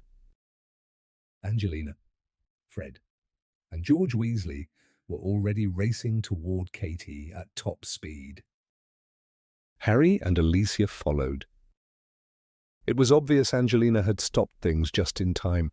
Katie was now deathly pale, her face streaked with blood. She needs the hospital wing, Angelina said immediately. We'll take her, said Fred quickly. She might have swallowed a blood blister pod by accident. Well, that's practice over then, Angelina said gloomily, as Fred and George flew off toward the castle, supporting Katie between them. No beaters and one chaser down. Come on, let's get changed. The chanting from the Slytherins followed them all the way back to the changing rooms. How did practice go? Asked Hermione Granger coolly about half an hour later, as Harry and Ron climbed through the portrait hole into the Gryffindor common room. It was Harry began. Terrible, Ron cut in flatly, dropping heavily into a chair beside her. Hermione looked at him, her expression softening at once. Well, it was your first session, she said gently. It's only natural it'll take time to... Who said I was the problem? Ron snapped. Hermione blinked. I didn't, I just thought... You thought I'd be rubbish? No, of course not. You said it went badly, so I'm going to do some homework, Ron said angrily, pushing himself up and heading straight for the boys' staircase. A moment later, he was gone. Hermione turned slowly to Harry. Was he really that bad? Harry hesitated, then shook his head. No. Hermione raised an eyebrow. Well, he could have done better, Harry admitted quietly. But it was only the first practice, like you said, that night. Neither Harry nor Ron Weasley made much progress with their homework. Ron was far too distracted by the disaster of Quidditch practice, and Harry couldn't get the mocking chant of Gryffindor are losers out of his head. The words kept circling endlessly in his mind. They spent all of Sunday in the Gryffindor common room, buried beneath piles of parchment and books while the room around them filled with noisy students, then gradually emptied again. Outside, it was another bright autumn day. Most of their fellow Gryffindors had warm sunshine of the year. By evening, Harry felt as if his brain had been repeatedly smashed against the inside of his skull. We really need to start doing more homework during the week, Harry muttered at last.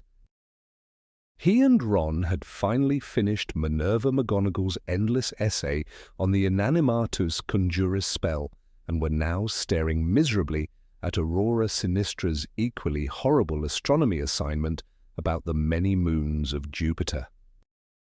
Yeah, Ron said, rubbing his red, tired eyes. He crumpled up his fifth ruined sheet of parchment and threw it into the fire.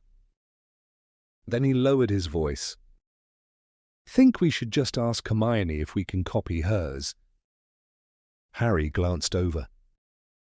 Hermione Granger was sitting happily with Crookshanks curled in her lap, chatting cheerfully with Ginny Weasley while a pair of knitting needles clicked rapidly in the air in front of her, busily producing a lumpy pair of elf socks. Harry sighed. No? Ron groaned. You know she won't. So they kept working. Outside the tall windows, the sky slowly darkened from gold to grey to black. Little by little, the common room emptied once more. At around 11:30, Hermione wandered over, yawning. Almost finished. No, Ron said shortly. Hermione leaned over his shoulder. Jupiter's largest moon is Ganymede, not Callisto, she said, tapping his parchment. And Io is the one with the volcanoes. Thanks, Ron snapped, scribbling out the mistake. Hermione flinched. Sorry, well, if you only came over here to criticize. Ron. I haven't got time for a lecture. Hermione, I'm drowning in this stuff. No, look. Hermione was pointing toward the nearest window. Harry and Ron turned. Perched neatly on the windowsill was a handsome screech owl. And it was staring directly at Ron. Isn't that Hermes? Hermione Granger said, sounding startled. Ron blinked toward the window. Blimey, it is. Ron Weasley dropped his quill and stood up quickly. What's Percy Weasley writing to me for? He crossed the room and pulled open the window.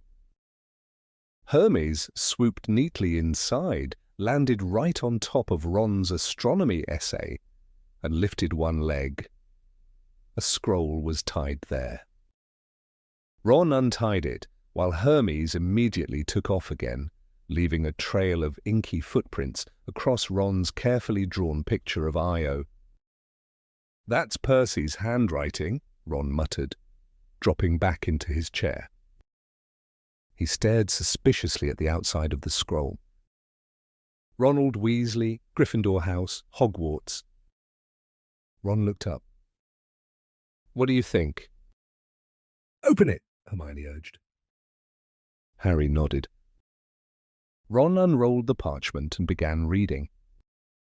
As his eyes moved farther down the page, his expression darkened. His mouth twisted. His ears slowly began turning red. By the time he reached the end, they bent over it together. Dear Ron, I have only just learned directly from none other than the Ministry of Magic himself, who heard it from your new teacher, Dolores Umbridge, that you have been made a prefect at Hogwarts. first of all, let me congratulate you. I confess I was rather surprised. I had feared you might choose the, shall we say, Fred Weasley and George Weasley path, instead of following in my footsteps. So I was pleased to hear you have finally stopped rebelling against authority and begun accepting real responsibility. However, I am writing not only to congratulate you, but to offer advice. That is why I am sending this by night, instead of with the morning post. I trust you can read it privately. The minister let slip that you are still spending a great deal of time with Harry Potter.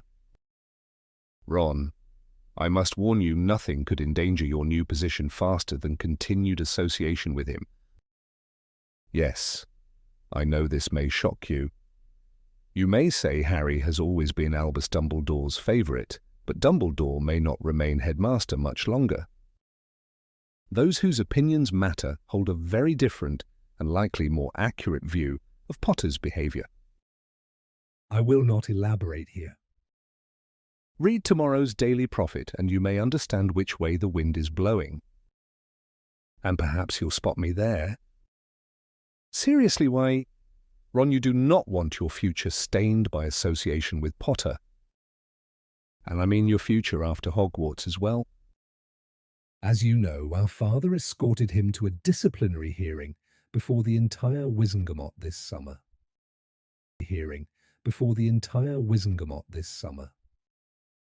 In my opinion, Potter escaped punishment only by a technicality. Many people I've spoken to remain convinced he was guilty. Harry felt heat rise in his face as he read. Beside him, Hermione made an outraged sound. Ron was still staring into the fire, looking utterly disgusted. Harry and Hermione kept reading. It may be that you are afraid to break away from Potter. I know he can be unstable and possibly violent. If you have concerns, or if you have noticed anything troubling in his behaviour, I strongly advise you to speak to Dolores Umbridge, a truly charming woman who would no doubt be delighted to guide you. This brings me to my second piece of advice. As I have already suggested, Albus Dumbledore's rule at Hogwarts may soon be at an end. Your loyalty should not be to him. It should be to the school and to the Ministry of Magic. I am disappointed to hear Professor Umbridge has met with little support from the staff as she attempts to implement the changes the Ministry so strongly desires. Though I suspect that will change next week. Again, read tomorrow's Daily Prophet. And remember this, any student willing to assist Professor Umbridge now may find himself in an excellent position to become head boy in a few years. I regret I did not see more of you over the summer. It pains me to criticize our parents, but I can no longer remain under their roof while they continue associating with the dangerous people around Dumbledore. If you happen to write to Mother, the dangerous people around Dumbledore, perhaps mention that Sturgis Podmore, a close friend of Dumbledore's, has recently been sent to Azkaban for trespassing at the Ministry. Perhaps that will open their eyes to the sort of petty criminals they are now mixing with. I consider myself fortunate to have escaped the stain of such associations. The minister has been exceedingly generous to me, and I sincerely hope, Ron, that you will not allow family loyalty to blind you to the foolishness of our parents' beliefs. In time, I trust they will realize how wrong they have been. And when they do, I shall naturally be prepared to accept their apology. Please think very carefully about everything I have said, especially the part concerning Harry Potter. And once again, congratulations on becoming prefect. Your brother, Percy Weasley.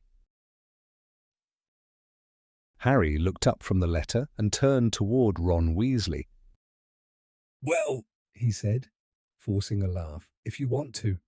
What was it? He glanced down again.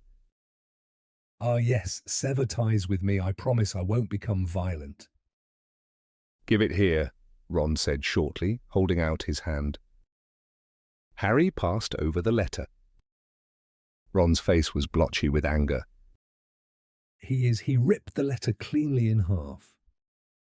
The worlds he tore the halves again, biggest into smaller pieces.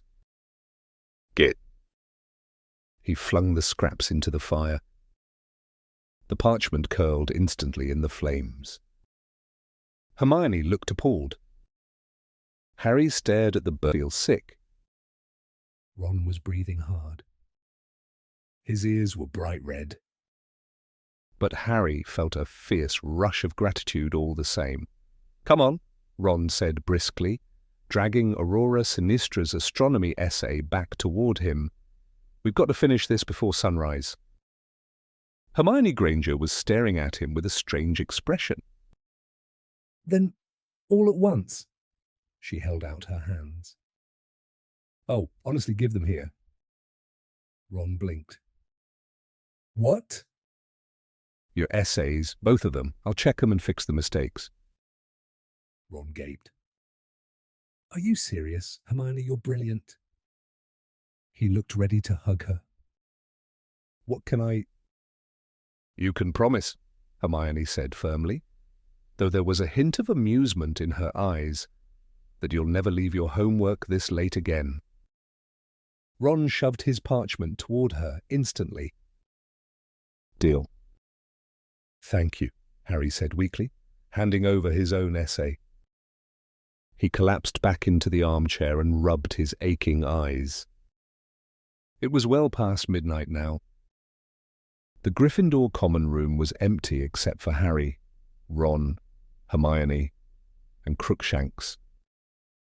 The room was quiet.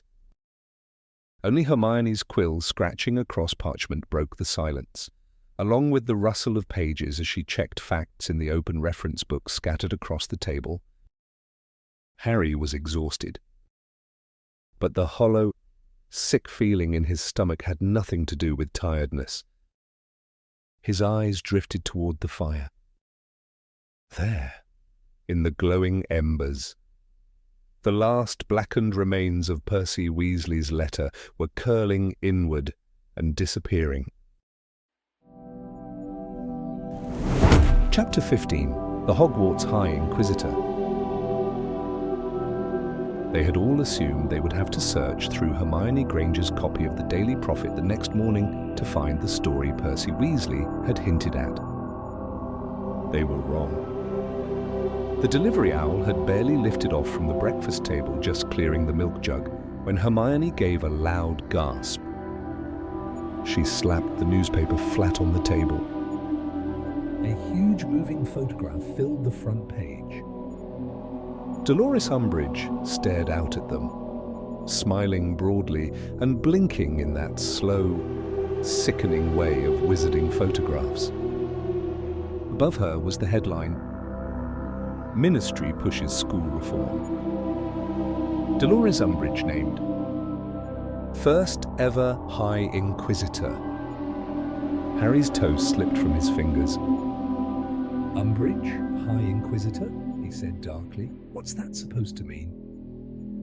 Hermione began reading aloud. In an unexpected move late last night, the Ministry of Magic passed new legislation granting itself an unprecedented degree of authority over Hogwarts School of Witchcraft and Wizardry. She swallowed and kept reading. The minister has been concerned about events at Hogwarts for some time, said junior assistant to the minister, Percy Weasley.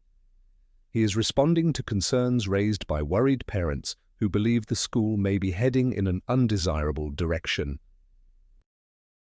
Ron made a noise of disgust. Hermione continued. This is not the first time in recent weeks that Minister Cornelius Fudge has used new legislation to bring changes to the school. She scanned farther down. On August 30th, Educational Decree number 22 was passed to ensure that if the current headmaster failed to provide a suitable candidate for a teaching post, the ministry could appoint one instead. Harry clenched his fists. Hermione read on. That is how Dolores Umbridge was appointed to the staff at Hogwarts, said Weasley last night. Dumbledore could not find anyone, so the minister selected Umbridge, and naturally she has been an immediate success. She's been a what? Harry exploded. Several students nearby looked around. Hermione raised a hand. Wait, there's more. Her voice had turned grim. An immediate success, completely transforming the teaching of defense against the dark arts and giving the minister direct insight into what is truly happening at Hogwarts. Harry looked as though he might tear the paper in half. Hermione continued, It is this final duty that has now been officially recognized through Educational Decree number 23. She looked up. Her face was pale. Which creates the new position of Hogwarts High Inquisitor. A heavy silence fell over the table. Hermione swallowed and kept reading, her voice tightening with every line. This marks an exciting new stage in the minister's campaign to address what some are calling declining standards at Hogwarts, said Percy Weasley. The Inquisitor will have authority to evaluate fellow teachers and ensure their performance is satisfactory.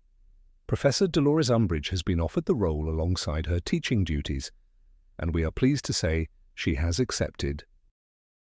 Ron made a disgusted sound. Hermione read on. The ministry's latest actions have been warmly welcomed by many Hogwarts parents. She grimaced.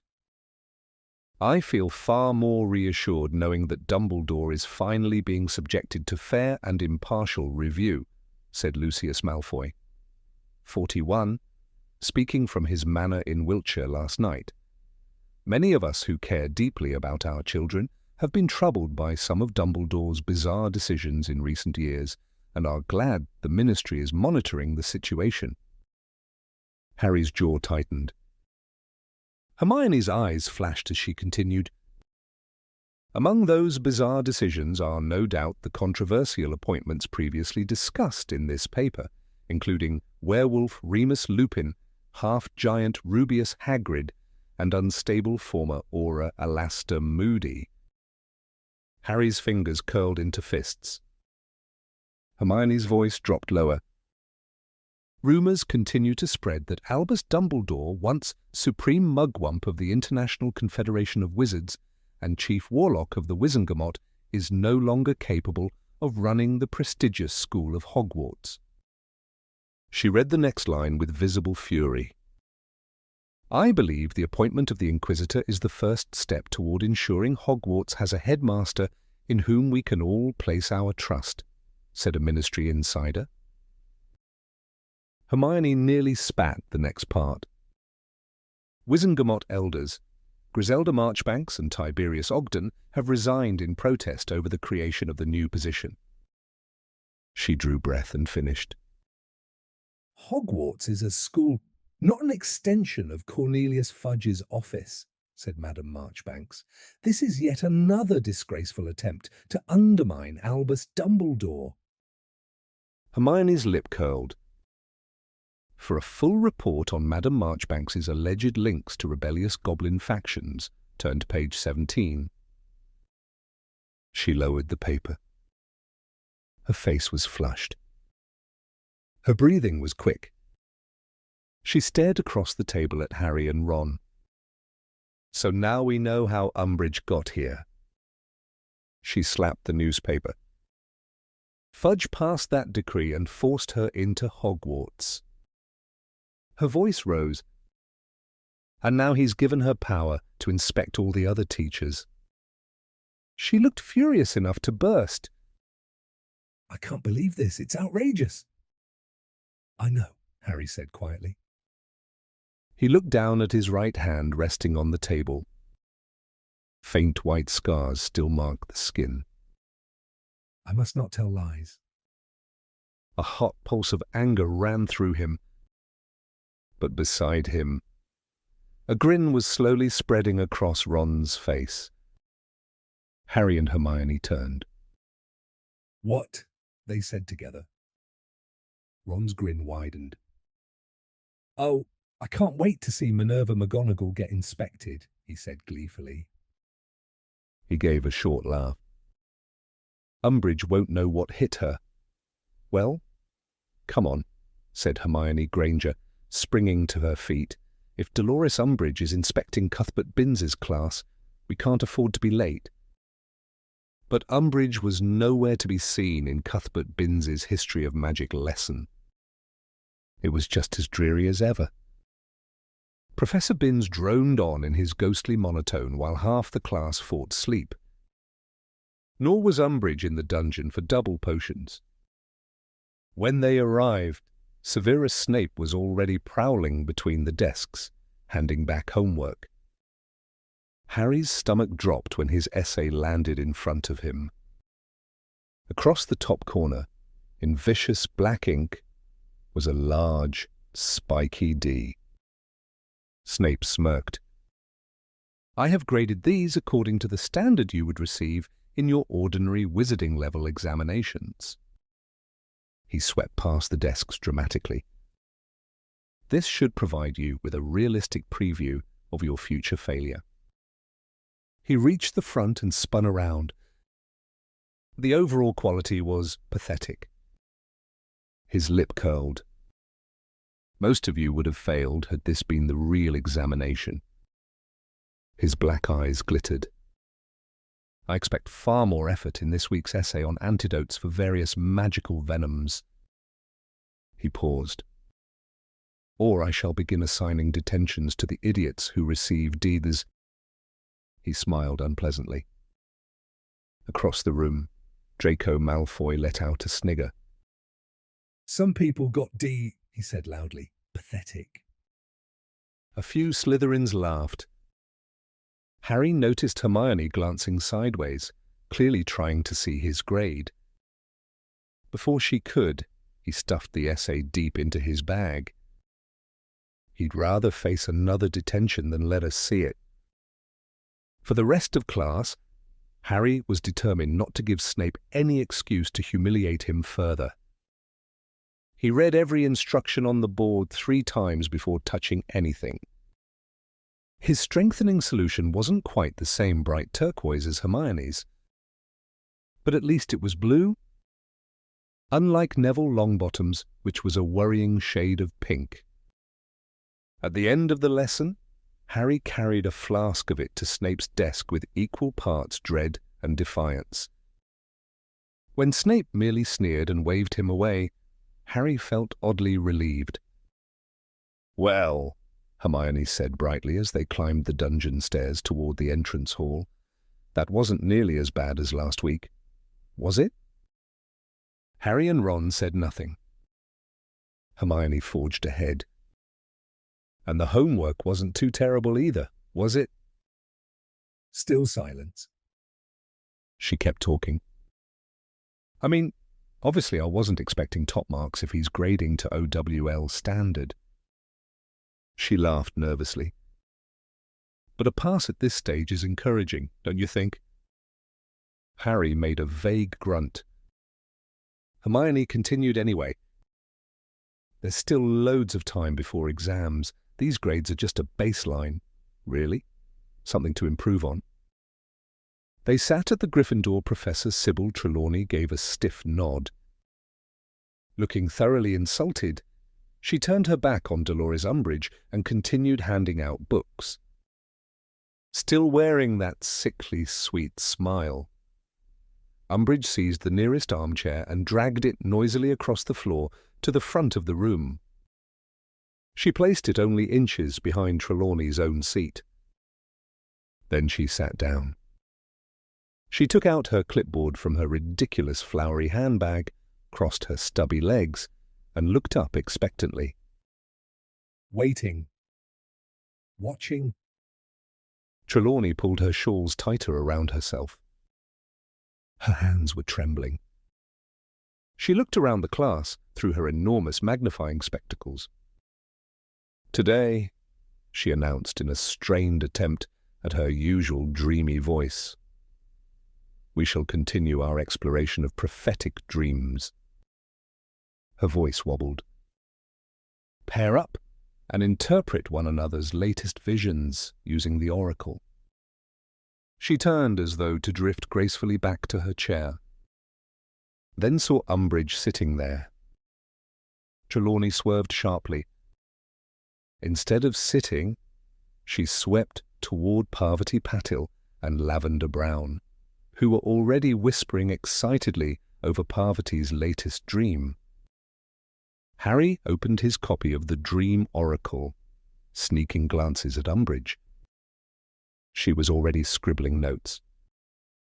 After a few minutes, Umbridge stood up and began wandering through the classroom behind Trelawney. She paused at groups. Listened. Asked questions. Made notes. Harry ducked his head quickly. Think of a dream, he hissed to Ron Weasley. Quick, in case the old toad comes over. Ron looked offended. I made one up last time. He shoved the book toward Harry. Your turn. Harry panicked. He couldn't remember dreaming anything lately. Okay, I dreamed I was drowning Severus Snape in my cauldron. He nodded. Yeah, that'll do. Ron snorted with laughter and opened the book. Right. He scanned the page. We add your age to the date of the dream, then the number of letters in the subject. He frowned. Would that be drowning, cauldron, or Snape? Who cares? Harry muttered. Pick one. He risked another glance over his shoulder. Umbridge was standing beside Trelawney now, writing furiously while Trelawney questioned Neville Longbottom about his dream journal. What night did you have this dream? Ron asked, scribbling numbers. Last night, Harry whispered. Or whenever. He was trying to listen. Umbridge and Trelawney were only one table away now. Umbridge made another note. Trelawney looked deeply offended. At last Umbridge looked up. And how long? She asked, in her falsely pleasant voice. Have you held this post exactly? Trelawney glared at her. Her arms were crossed tightly. Her shoulders were hunched as though trying to make herself smaller. For a moment, it looked as though she might ignore the question altogether. Then, in a cold, resentful voice, she answered. Nearly 16 years. A considerable length of time, said Professor Dolores Umbridge, jotting something neatly onto her clipboard. So it was Professor Albus Dumbledore who selected you for this position. That is correct, replied Professor Sybil Trelawney curtly. Scratch, scratch. Another note. And you are descended from the renowned prophetess Cassandra Trelawney. Are you not? Trelawney lifted her chin. Yes. Umbridge's quill moved again. But if memory serves, she continued in her syrupy voice, you are the first in your family line since Cassandra to display genuine second sight. Trelawney hesitated. These gifts frequently skip, several generations, she said stiffly. Umbridge's wide, toad-like smile stretched even further. Indeed, she murmured sweetly, writing once more. How fascinating. She looked up suddenly. Perhaps you might demonstrate it for me. Trelawney froze. For a moment she looked as though she had misheard. "I beg your pardon?" she asked, clutching the folds of her shawl tightly around her thin throat. "I'd like you to make a prediction," said Umbridge, enunciating every word carefully, her smile never faltering. By now, nearly every student in the room had stopped pretending to read. Behind raised books and lowered heads, eyes flicked toward the two teachers. Trelawney rose to her full, dramatic height. Her bracelets and beads rattled faintly.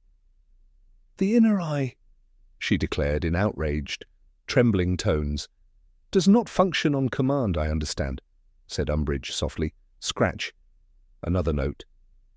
Trelawney's nostrils flared. Then suddenly she drew in a breath. "Wait," she whispered. Her voice shifted into its usual airy, mysterious tone, though anger made it wobble badly. I sense, yes, something approaches." She raised a shaking finger and pointed directly at Umbridge. The room seemed to hold its breath. "I perceive darkness," Trelawney intoned. "A shadow, a terrible threat." Umbridge merely looked back, bland and curious, one eyebrow lifted. Trelawney's finger trembled violently. "Yes," she whispered dramatically. I fear that you are in terrible danger." Silence. A beat passed. Then Umbridge glanced at her as if considering a mildly disappointing essay. "Very well," she said at last in a quiet voice, making yet another neat little mark on her clipboard. "If that is truly your finest effort." She turned and walked away. Professor Trelawney remained standing where she was, breathing hard, her chest rising and falling beneath layers of shawls. Harry caught Ron Weasley's eye across the pages of his book. They were thinking exactly the same thing. They both knew Trelawney was a fraud. But their hatred for Umbridge was so fierce that, for once, they found themselves silently rooting for Trelawney, at least until she swooped down on them moments later. "Well," snapped Professor Sybil Trelawney, suddenly brisk as she clicked her long fingers beneath Harry's nose. "Let me see what you've written in your dream journal." Any sympathy Harry had felt for her vanished quickly. Within minutes, Trelawney was loudly interpreting every one of his dreams for the entire class to hear. Apparently, each one foretold disaster. Even the one about eating porridge. According to Trelawney, that too pointed toward a violent and untimely death. All the while, Professor Dolores Umbridge lingered nearby, scribbling notes on her clipboard with maddening calm. When the bell rang at last, Umbridge was the first down the silver ladder. And when Harry, Ron Weasley, and the others arrived at Defense Against the Dark Arts 10 minutes later, she was already there. Waiting. She was humming softly to herself as they entered, her broad smile firmly in place. As the class settled and pulled out their copies of Defensive Magical Theory, Harry and Ron quickly filled Hermione Granger in on what had happened during divination. But before Hermione could ask more, Umbridge called for silence. "Wands away," she said brightly. A few hopeful students who had already taken theirs out sighed and shoved them back into their bags. "We completed Chapter 1 last lesson," Umbridge continued sweetly. "Today you will turn to page 19 and begin Chapter 2, Common Defensive Theories and Their Derivation. There will be no need for conversation." Still smiling smugly, she sat behind her desk. The whole class turned to page 19 with one long, defeated sigh. Harry stared down at the page miserably. He found himself wondering whether the book contained enough chapters to drag them through the entire year. He was about to check the table of contents when he noticed Hermione's hand in the air. Again. Umbridge noticed too. And this time, she was prepared. Rather than ignoring Hermione, she stood and walked calmly around the front row until she stopped directly in front of her. She bent low and whispered, so only Hermione could hear. "What is it this time, Miss Granger?" "I've already read Chapter 2, Hermione said. "Then move on to Chapter 3. "I've read that too." Hermione's voice was calm. "I've read the entire book." Umbridge blinked. For the briefest second, she looked wrong-footed. But she recovered quickly. "Very well," she said smoothly. "Then perhaps you can tell me what Wilbert Slinkard says about counter-jinxes in Chapter 15. Hermione answered instantly. "He says the term counter-jinx is misleading. According to him, people only use the word jinx when they want the spell to sound less dangerous." Umbridge raised her eyebrows. Harry could tell she was impressed, though she clearly hated being impressed. "But I disagree," Hermione added. Umbridge's brows climbed higher, and her smile thinned. "You disagree?" she repeated. "Yes." Hermione was no longer speaking quietly. Her voice rang across the classroom now, drawing everyone's attention. "Mr. Slinkard doesn't approve of jinxes at all," she said clearly, "but I think they can be useful if they're used for defense." "Oh, really?" said Professor Dolores Umbridge, abandoning her whisper altogether as she drew herself upright. Her voice rang sharply through the room. "Well, unfortunately for you, Miss Hermione Granger, it is Mr. Wilbert Slinkard's views that are relevant in this classroom, not yours." But Hermione started. "That will do." Umbridge cut across her and strode back to the front of the room. The sugary cheerfulness she had worn at the start of class had vanished completely. Her face was tight now, cold. "Miss Granger," she announced, "I am deducting 5 points from Gryffindor." A wave of angry muttering swept the room. "What for?" Harry burst out. Hermione whipped around. "Harry!" "Don't," she hissed. "For disrupting my lesson with irrelevant interruptions," Umbridge said smoothly. She clasped her stubby hands in front of her. "I am here to educate you according to a ministry-approved curriculum. That curriculum does not involve inviting children to offer opinions on matters they know little about." Her eyes swept over the class. "Your former teachers may have encouraged such liberties," she continued, "though, frankly, none of them, perhaps with the exception of Professor Quirinus Quirrell, who at least attempted to teach topics suited to your age, would have survived a ministry inspection." "Yeah," said Harry loudly. Quirrell was brilliant. The whole class froze. Harry's voice cut through the room like a knife. He only had one tiny problem. Harry leaned forward.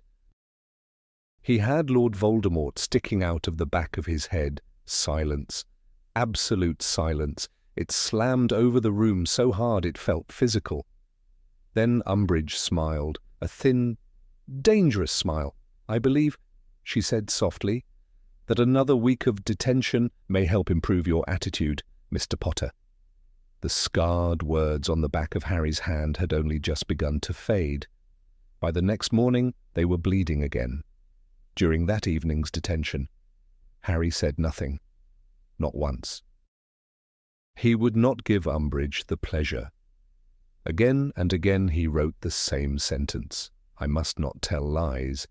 Each stroke of the quill cut deeper into his skin. Each letter reopened the wound.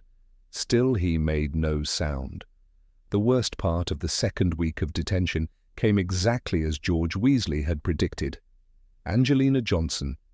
She cornered Harry the moment he sat down for breakfast the next morning at the Gryffindor table. Her voice rose so loudly that heads turned all across the great hall. "You've got detention again!" She was practically shouting. "What is wrong with you?"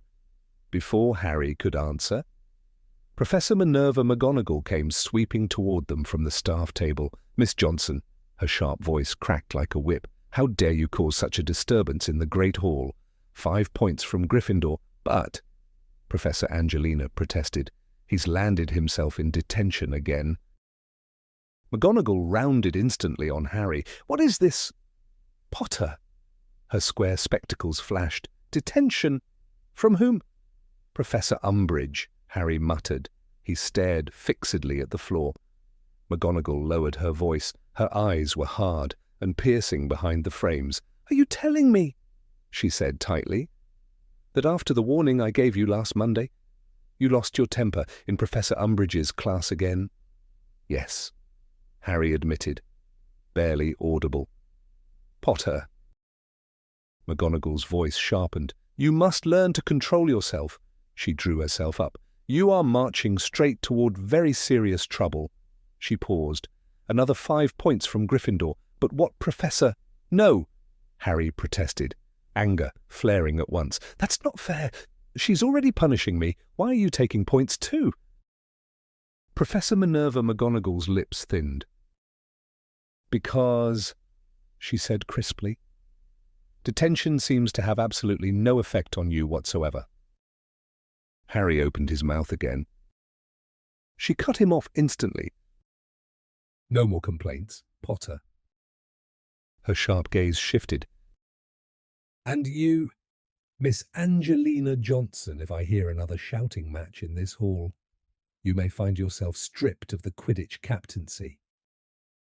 With that, McGonagall spun on her heel and strode back toward the staff table. Angelina shot Harry a look of utter disgust before storming away. Harry dropped heavily onto the bench beside Ron Weasley, seething. "She's taking points from Gryffindor while my hand's being carved open every night." He slammed his fist onto the table. "How is that fair?" Ron looked sympathetic. He shoved extra bacon onto Harry's plate. "I know, mate," he muttered. "That's completely out of line."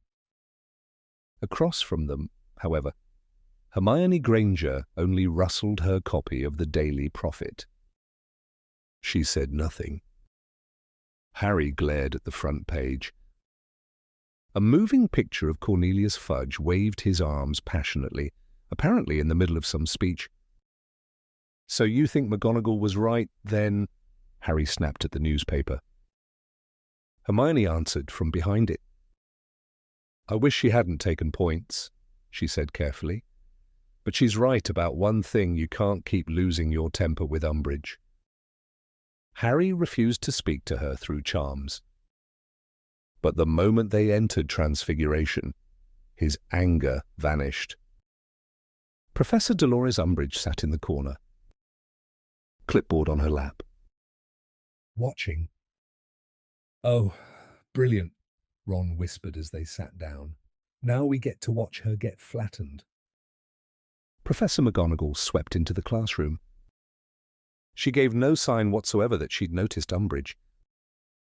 "That will do," she barked. Instant silence.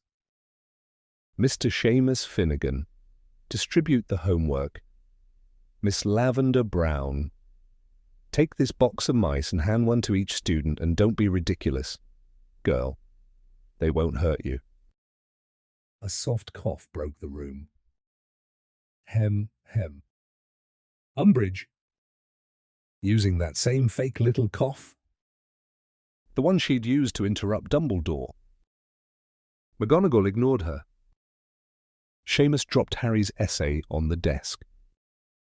Harry glanced at it and felt a rush of relief. "An A." "Now then," McGonagall continued briskly. "Listen carefully, Mr. Dean Thomas. If you poke that mouse again, you'll have detention. Most of you have now successfully vanished your snails, and even those of you who only managed to remove part of the shell are beginning to grasp the spell. Today we shall—" "Hem, hem." "Umbridge again." Louder.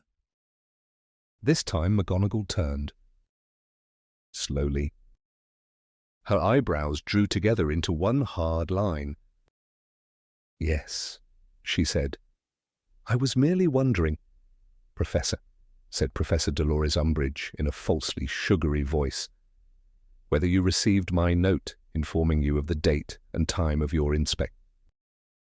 "Clearly I received it," cut in Professor Minerva McGonagall sharply, without even looking at her, "or I should have asked what you were doing in my classroom." A ripple of delight passed through the students. Several exchanged gleeful looks. McGonagall turned her back on Umbridge completely. "As I was saying," she continued crisply, "today we will be attempting the far more difficult task of vanishing mice. Now then, the vanishing spell—" Hem. The room froze. McGonagall turned. Slowly. Her face was rigid with icy anger. "I wonder," she said in a dangerously calm voice, "how exactly you expect to evaluate my teaching methods if you insist on interrupting me." She took one deliberate step forward. "You see, I do not generally allow people to speak while I am speaking." Professor Umbridge looked stunned. As though she had been slapped. For once, she had no answer. Her lips pressed together. She lowered her eyes and began scribbling furiously on her clipboard. McGonagall turned away as if Umbridge no longer existed. Perfectly composed. "As I was saying," quiet, she repeated, "the vanishing spell increases in difficulty according to the complexity of the creature, and a snail, being an invertebrate, presents relatively little challenge. A mouse, as a mammal, is considerably more advanced." Her sharp eyes swept the room. "This is not magic to be performed while daydreaming about lunch." A few students straightened hurriedly. "So you know the incantation. Let me see what you can do." Harry bent over his desk, trying not to laugh. "How can she tell me not to lose my temper with Umbridge?" he muttered to Ron Weasley. Ron grinned. Harry's anger at McGonagall had vanished entirely. Unlike with Professor Sybil Trelawney, Umbridge did not trail after McGonagall around the room. Perhaps she knew better. She remained in her corner, scribbling note after note while McGonagall supervised the class. At last, the lesson ended. "Pack away." Ron lifted what remained of his mouse. Only a wriggling tail. "Well," he muttered, dropping it back into the box Miss Lavender Brown was carrying, "it's a start." As the students filed out, Harry noticed Umbridge approaching McGonagall's desk. He nudged Ron. Ron nudged Hermione Granger. All three slowed to listen. "How long have you taught at Hogwarts?" Umbridge asked. 39 years this December," McGonagall replied briskly, snapping her bag shut. Scratch. Another note. "Very well," Umbridge said. "You will receive the results of your inspection in 10 days. "I can hardly contain my excitement," said McGonagall in a voice of complete indifference. She swept toward the door. "Hurry along, you three." She herded Harry, Ron, and Hermione ahead of her. Harry glanced back and gave her a faint smile. He could have sworn, just for an instant, that she smiled back. Harry assumed the next time he'd see Umbridge would be during detention that evening. He was wrong. Later, as they crossed the lawns toward the care of magical creatures lesson by the edge of the Forbidden Forest, they spotted her again, clipboard in hand, waiting beside Professor Wilhelmina Grubbly-Plank. As they approached the long trestle table where a group of captive bowtruckles scrabbled among bits of bark for woodlice like animated twigs, Harry heard Umbridge ask, "You do not normally teach this class, is that correct?" Professor Grubbly Plank bounced lightly on the balls of her feet, hands clasped behind her back. "That's right," she said briskly. "I'm only filling in for Professor Rubeus Hagrid." Harry shot a troubled glance at Ron and Hermione. A few feet away, Malfoy had leaned close to Crabbe and Goyle, muttering eagerly. This was exactly the sort of chance he'd been waiting for to poison the Ministry against Hagrid. "Curious," murmured Professor Umbridge, lowering her sugary voice, though Harry could still catch every word. "The headmaster seems oddly unwilling to enlighten me. Perhaps you can explain why Professor Hagrid's absence has stretched on for so long." Harry noticed Malfoy's pale face brighten instantly as he watched the exchange with hungry interest. "Sorry to disappoint," said Professor Grubbly Plank cheerfully, rocking on her heels. "I know no more than you. Dumbledore sent me an owl asking if I fancied covering a few weeks of lessons. I said yes. That's the full story. Shall I begin?"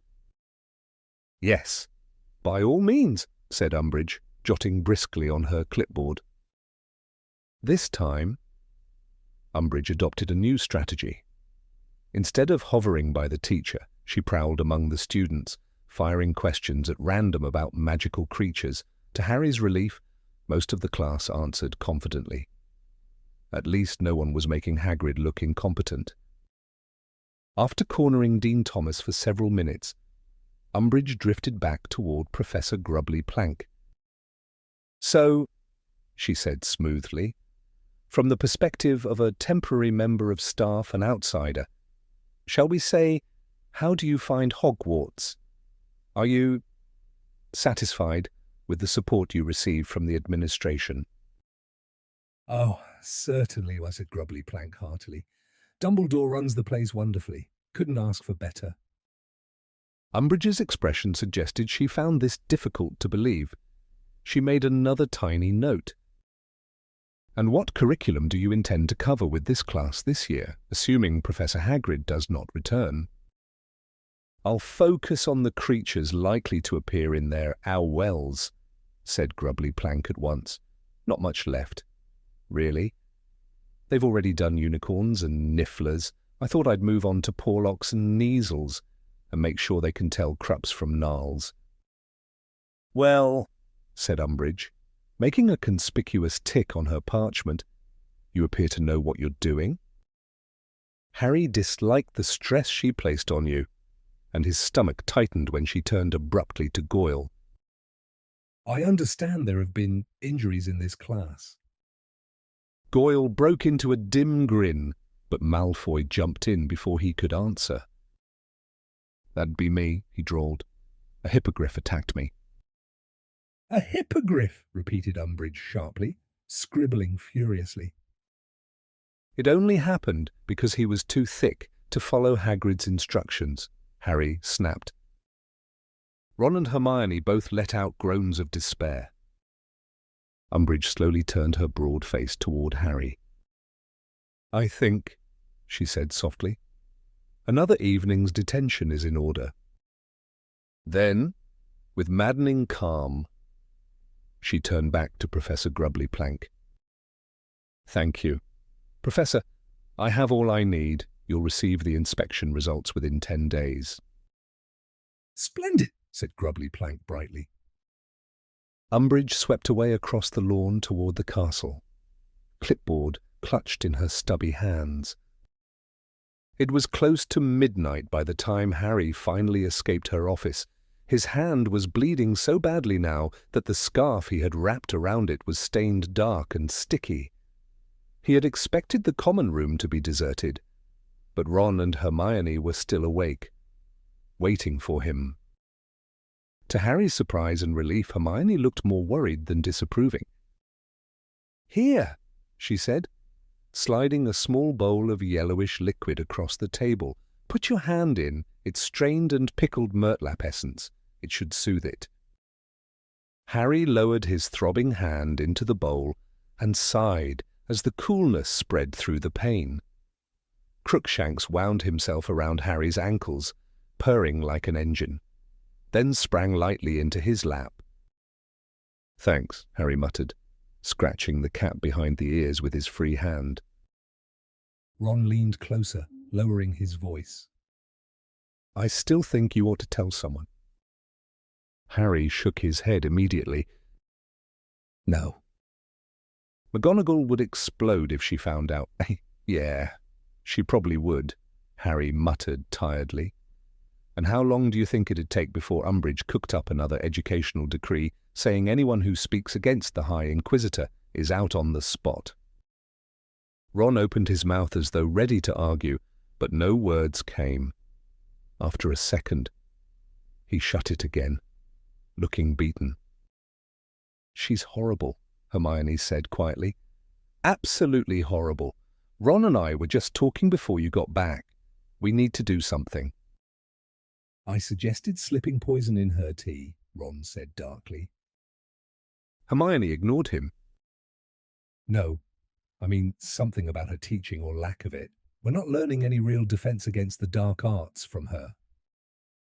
Ron yawned hugely. "And what exactly are we supposed to do?" "It's too late now, isn't it? She's got the job and Fudge will make sure she keeps it." Hermione hesitated, then spoke carefully. "Well, Theo, I had an idea today."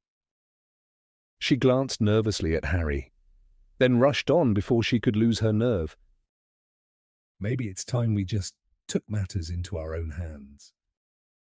Harry narrowed his eyes. Took matters into our own hands, how? His injured hand was still submerged in the cool Murtlap solution. Hermione drew a breath. "I mean, learn defense against the dark arts ourselves." Ron gave a groan.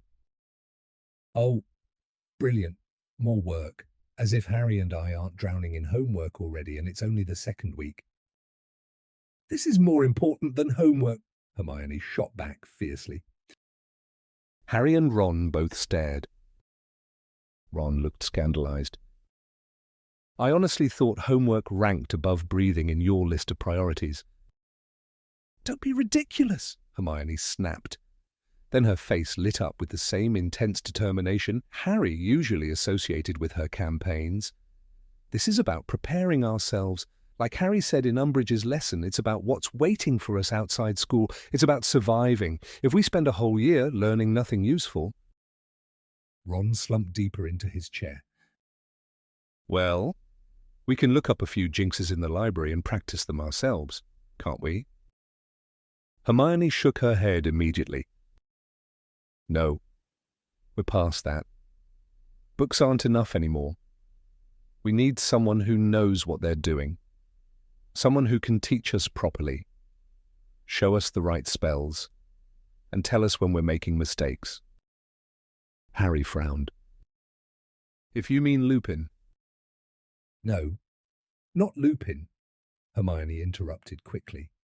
"He's busy with the Order. Besides, we'd barely get to see him except during Hogsmeade weekends, and that's nowhere near enough."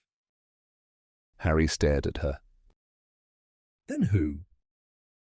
Hermione let out a long sigh, as though amazed they hadn't worked it out already. "Isn't it obvious?"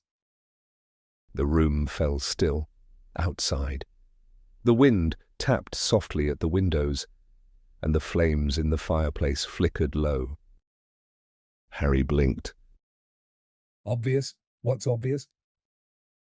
Hermione met his eyes. "I mean you, Harry." Harry stared. "Me, what?" Hermione sat up straighter. "I mean you teaching us defense against the dark arts." Harry stared blankly at Hermione. Then he turned, instinctively, to Ron, expecting the kind of long-suffering look they often exchanged whenever Hermione launched into one of her wilder ideas like SPEW. To Harry's surprise, Ron didn't look annoyed at all. Instead, he looked thoughtful. After a moment, Ron nodded slowly. "Actually, that's not a bad idea." Harry blinked. "What isn't?" "You," said Ron simply, "teaching us." Harry let out a laugh. Oh, very funny. He grinned at both of them, convinced they were joking. Come on, I'm not a teacher. I can't just... Harry, you're the best at defense against the dark arts in our year, Hermione said firmly. Harry laughed harder. Me? Don't be ridiculous. You beat me in every exam. Hermione lifted her chin. Not every exam. You beat me in third year, the only year we had a competent teacher, and both sat the same test. She leaned forward. But I'm not talking about marks. Think about everything you've done. Harry frowned. What are you on about? Ron smirked. You know, I'm starting to think I don't want someone this thick teaching me. He adopted a stupid, concentrated expression. Let's review, shall we? First year you stopped you-know-who getting the Sorcerer's Stone. That was luck, Harry said quickly. Pure luck. Second year, Ron went on, ignoring him. You killed the basilisk and finished off Riddle. I only survived because Fawkes came. Third year, Ron said louder. You fought off 100 Dementors. That was because of the Time Turner. Fourth year, Ron nearly shouted. You escaped you-know-who again. Will you listen to me? Harry snapped suddenly. Ron and Hermione were still smiling, and for some reason that made Harry's temper flare. Yes, it sounds brilliant when you list it like that, he said sharply. But it was luck. I didn't know what I was doing half the time. I wasn't making plans, I was just trying anything I could think of. And most of the time, I had help. They were still looking at him as though he were being absurd, and Harry's anger rose hotter. Don't sit there smirking like you understand better than I do, he shouted. I was there. I know what happened. I didn't survive because I'm amazing at defense against the dark arts. I survived because people helped me, or because I guessed right, or because things happened at the right time. I just stumbled through it all. I didn't know what I was doing. Stop laughing. His hand jerked violently and knocked the bowl of Murtlap essence from his lap. It smashed on the floor with a sharp crash, yellow liquid splashing everywhere. Crookshanks shot under the nearest sofa. Harry realized he was standing, though he couldn't remember getting up. Ron and Hermione had gone pale. You don't know what it's like, Harry yelled. Neither of you. You've never faced him. His chest heaved. You think it's just learning spells from books and throwing them around like it's a lesson? You think you can think clearly when you know you're seconds from dying? When you know the only thing between you and death is your own brain or your nerve or whatever? His voice cracked with fury. When you think you're about to be murdered or tortured or see your friends die? Neither Ron nor Hermione moved. They don't teach that in class, Harry shouted. None of them teach you what it's really like, and you sit there acting like I'm some hero for surviving, as if Cedric was stupid, as if he made a mistake. Hermione's face crumpled. Harry's voice rose to a near scream. He could have lived. It could have been me instead. It would have been me if Voldemort hadn't wanted me alive. The room fell silent except for Harry's ragged breathing. Ron looked horrified. We weren't saying that, he said quickly. We weren't saying anything about Diggory, honestly. Mate, you got it all wrong. He turned helplessly toward Hermione. She looked utterly devastated. Harry, Hermione said softly, her voice shaking. Don't you understand? That's exactly why we need you, because you know what it's actually like to face him, to face V. Voldemort. The word hung in the air. It was the first time Hermione had ever forced herself to say Voldemort's name aloud. More than anything else, that made Harry's anger falter. His breathing was still uneven as he slowly dropped back into his chair. The moment he did, Pain shot through his injured hand again, sharp and throbbing. He grimaced, suddenly wishing he hadn't knocked the bowl of Murtlap essence over. Hermione swallowed. "Just think about it," she whispered. "Please." Harry stared at the floor. Shame was already creeping over him, hot and miserable. He'd shouted at them for no reason. He couldn't seem to find any words, so he simply nodded without really meaning to. Hermione rose at once. "Well," she said, trying hard to sound normal, though her voice was too bright. "I'm going to bed." She hesitated. "Good night." Ron stood up too. "You coming?" he asked awkwardly. Harry rubbed his face. "Yeah, in a minute. I'll just clean this up."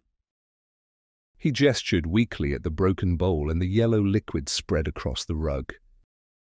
Ron gave a brief nod and followed Hermione up the stairs. Harry was alone. He pulled out his wand. "Reparo," he muttered. The shattered china pieces jerked and flew back together, sealing seamlessly until the bowl stood whole again. But the Murtlap essence stayed where it was, soaking uselessly into the threadbare carpet. Harry stared at it for a second. He was exhausted enough to collapse back into the chair and sleep there, but somehow he forced himself upright and dragged himself toward the boys' staircase. That night was no better than the last. He dreamed again of endless stone corridors stretching into darkness, of locked doors he couldn't open, of shadows lurking just beyond sight. And when morning came, he woke with the familiar prickling pain burning in his scar once more. Chapter 16, In the Hog's Head. For the next 2 weeks, Hermione didn't bring up the subject of Harry teaching defense against the dark arts again. In that time, Harry's detentions with Umbridge finally came to an end, though he doubted the scarred words carved into the back of his hand would ever fully disappear. Ron survived 4 more Quidditch practices and, to everyone's relief, had managed to avoid being yelled at during the last 2, and in Transfiguration, all 3 of them had finally mastered vanishing mice. Hermione had even moved on to making kittens disappear. It wasn't until a stormy evening near the end of September, with rain rattling the library windows and wind moaning through the cracks, that Hermione raised the subject again. The 3 of them were buried in books, searching for potion ingredients for Snape's latest essay. Out of nowhere, Hermione looked up from her parchment. "Harry, have you thought any more about defense against the dark arts?" Harry didn't even glance up. "Of course I have," he muttered darkly. "Hard not to. With that toad teaching us." Hermione sighed impatiently. "That's not what I meant. I meant the idea Ron and I had." Ron shot her a panicked, warning look. Hermione scowled. "Fine. The idea I had. About you teaching us." Harry stayed silent. He bent lower over his copy of Asiatic Antivenoms, pretending to read.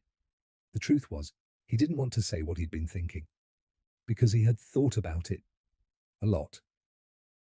At times, it had seemed completely ridiculous, just as impossible as it had sounded the night Hermione first suggested it. But other times, he'd caught himself remembering the spells that had saved him in his worst moments. He'd found himself sorting through memories of encounters with dark creatures, with Death Eaters, and, without even meaning to, imagining how he might explain those spells to other people, planning lessons. Harry swallowed. Finally, when he could no longer pretend the page in front of him was fascinating, he shut the book. "Well," he said slowly. "Yeah, I've thought about it." Hermione's eyes lit up instantly. "And," Harry hesitated, "I don't know. He stalled for time and looked across at Ron. "I thought it was a brilliant idea from the beginning," said Ron quickly, now clearly reassured that Harry wasn't about to explode again. Harry shifted awkwardly in his seat. "You did hear the part where I said most of it was luck, right?" "Yes, Harry," Hermione said patiently. "But pretending you're not talented at defense against the dark arts is ridiculous, because you are." Harry opened his mouth, but Hermione continued before he could interrupt. "You were the only one last year who managed to completely resist the Imperious Curse. You can produce a Patronus. You can do loads of things grown witches and wizards can't." She hesitated. Victor always said. Ron's head whipped around so fast it looked painful. "Yeah," he said sharply, "and what exactly did Vicky say?" Hermione rolled her eyes. "Oh, honestly." She folded her arms. "He said Harry knew spells and techniques even he didn't know, and he was in his final year at Durmstrang." Ron narrowed his eyes suspiciously. "You're not still writing to him, are you?" Hermione lifted her chin. "And if I am—" A faint pink flush crept into her cheeks. "I'm allowed to have a pen pal." Ron snorted. "He didn't want to be your pen pal." Hermione made an exasperated noise and pointedly ignored him. Turning back to Harry, she asked firmly, "So, what do you think? Will you teach us?" Harry frowned. "Just you and Ron." Hermione bit her lip. "Well?" She looked nervous again.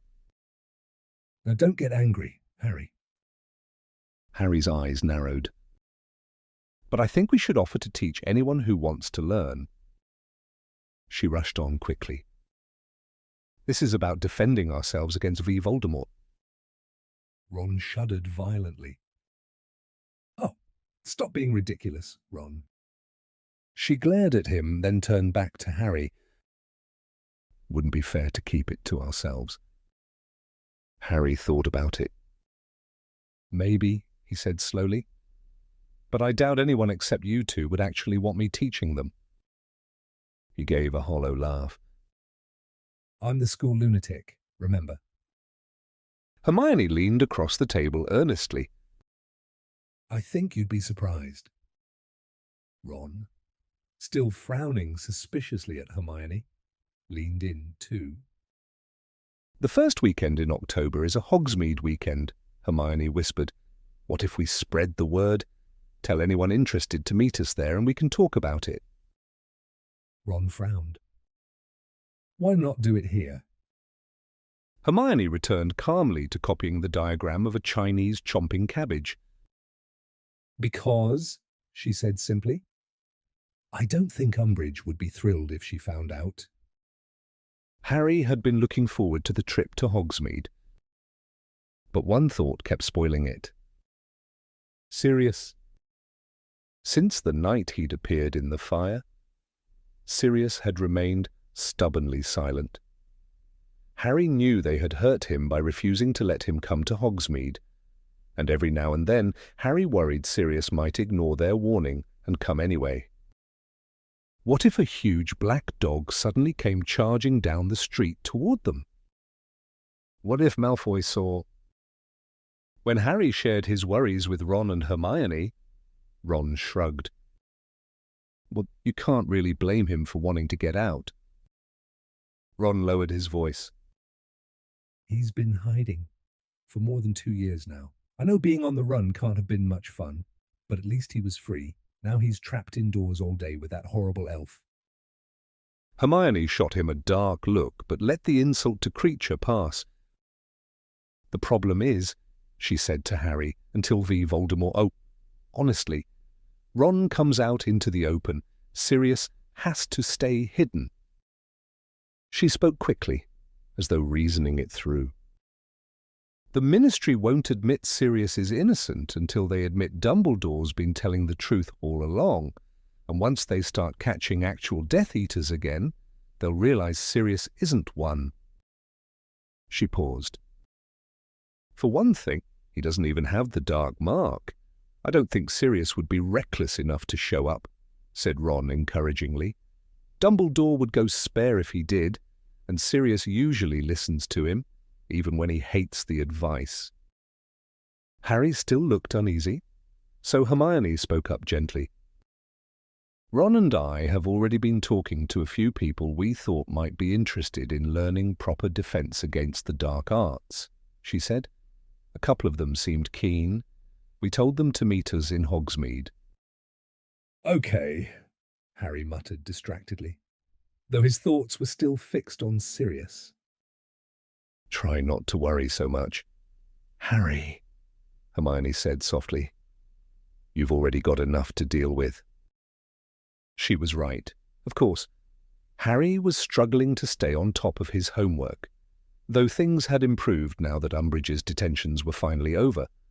Ron was in even worse shape academically, since he had Quidditch practice just like Harry did, but also had prefect duties to handle. Hermione, on the other hand, somehow managed to juggle more classes than either of them, complete all her homework ahead of time, and still knit more clothes for the house elves. Harry had to admit she was improving. Her latest creations actually looked less like shapeless lumps and more like real hats and socks. The morning of the Hogsmeade trip arrived bright and cold, with a fierce wind tearing across the grounds. After breakfast, students lined up before Filch, who stood checking names against the long list of those with signed permission to visit the village. Harry felt a brief stab of gratitude towards Sirius. If it hadn't been for him signing the form, Harry would have been left behind once again. When Harry stepped up to Filch, the caretaker leaned forward and sniffed loudly, as though trying to catch some suspicious scent from him. Then, after a grudging nod that made his sagging cheeks wobble, he waved Harry through. "What was that about?" Ron asked, as the three of them hurried down the broad drive toward the gates. "Why was Filch sniffing you?" "Probably checking if I smelled like dung bombs," Harry said with a grin. "I forgot to tell you." As they walked, Harry explained how he had been sending a letter to Sirius when Filch suddenly burst in, accusing him of ordering dung bombs by owl post. To Harry's surprise, Hermione found this far more intriguing than he did. "He said someone told him you were buying dung bombs," she said sharply. "But who would have told him?" Harry shrugged. "No idea. Maybe Malfoy. He'd think it was hilarious." They passed through the towering stone gates, crowned with winged boars, and turned onto the winding road leading into the village. The wind whipped their cloaks and blew strands of hair into their eyes. "Malfoy," Hermione repeated thoughtfully. "Maybe, but I'm not sure." She fell silent, deep in thought, and stayed that way until they were nearly in the village. "So where exactly are we meeting everyone?" Harry asked. "The Three Broomsticks." Hermione blinked, as though waking from a daydream. "Oh no," she said quickly. "It's always crowded and too noisy in there. I told everyone to meet us at the Hog's Head, you know. That other pub off the main street." Ron looked doubtful. "The Hog's Head. That place is filthy." Hermione shrugged. "Exactly. It's a bit suspicious, I suppose. But hardly any students go there, which means there's less chance of anyone overhearing us." Harry glanced toward the crooked rooftops of Hogsmeade ahead, his stomach tightening slightly. Between the secret meeting, the possibility of Sirius appearing, and Umbridge's shadow hanging over everything, this trip was beginning to feel like anything but a day off. They made their way along the bustling main street of Hogsmeade, passing Zonko's Wizarding Joke Shop, where Fred, George, and Lee Jordan were exactly where one would expect them to be pressed against the window. Laughing uproariously at something inside, they went past the post office too, where owls swooped in and out in steady streams, and finally turned into a narrow side street. At the very end stood a shabby little inn. A weather-beaten wooden sign swung overhead from a rusted iron bracket. Painted on it was the image of a wild boar's severed head, blood dripping down onto the cloth wrapped beneath it. The sign groaned and creaked in the wind as they approached. All three of them slowed. "Well," Hermione said, sounding less certain than usual, "come on." Harry pushed open the door first and stepped inside. The difference between this place and the Three Broomsticks was immediate. The Three Broomsticks had always seemed bright, cozy, and polished. The Hog's Head was none of those things. It was small, dim, and filthy beyond belief. A stale, sour smell hung in the air, something unpleasantly goat-like. The grimy bay windows let in almost no daylight, and the room was lit only by guttering candle stubs perched on rough, scarred wooden tables. At first Harry thought the floor was packed dirt, but when his foot scraped against it, he realized there was stone underneath layers upon layers of ancient grime. He remembered Hagrid mentioning this pub in his first year. "You get all sorts of strange folk in the Hog's Head," Hagrid had said, explaining how he'd once won a dragon's egg there from a hooded stranger. Back then, Harry had thought it odd that Hagrid hadn't been suspicious of someone hiding their face. Now, looking around, he realized concealment was practically the dress code here. At the bar sat a man whose head was wrapped entirely in stained grey bandages. Somehow, he was still managing to pour a blazing, smoking drink through a slit near his mouth. In one grimy window alcove sat two hooded figures speaking in broad Yorkshire accents. Harry might have mistaken them for Dementors if they hadn't been arguing over the pronunciation of something. And in the darkest corner by the fire sat a witch, draped head to toe in a heavy black veil. Only the tip of her nose showed, poking the cloth outward. Harry leaned closer to Hermione as they crossed the room. "I'm not sure about this," he muttered, eyeing the veiled witch. "Has it crossed your mind that Umbridge might be hiding under there?" Hermione gave the woman a quick, critical glance. "She's taller than Umbridge," she whispered back. "And besides, even if Umbridge came in here, she couldn't stop us." Harry looked doubtful. Hermione lowered her voice proudly. "I checked. Twice. Actually, Bob. 3 times. I asked Professor Flitwick whether students were allowed in the Hog's Head, and he said yes, though he strongly suggested bringing our own glasses."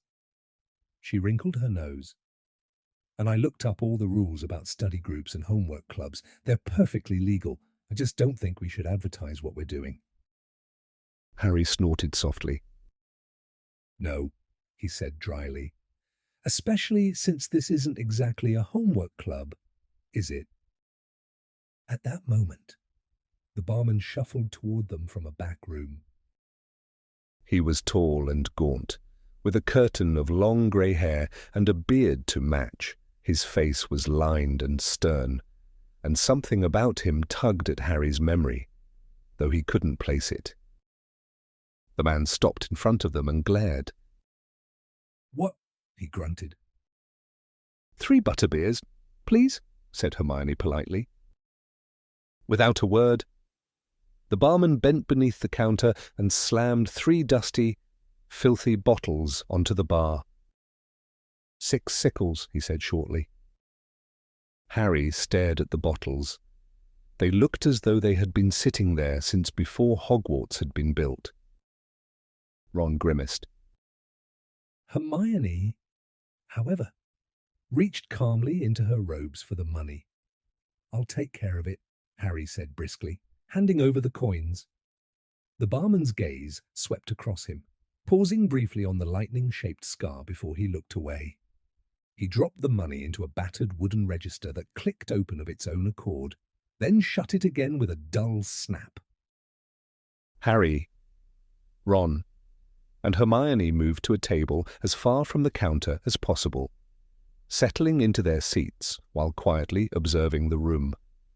Nearby, the man wrapped in grimy grey bandages tapped impatiently on the bar and was soon handed another steaming drink.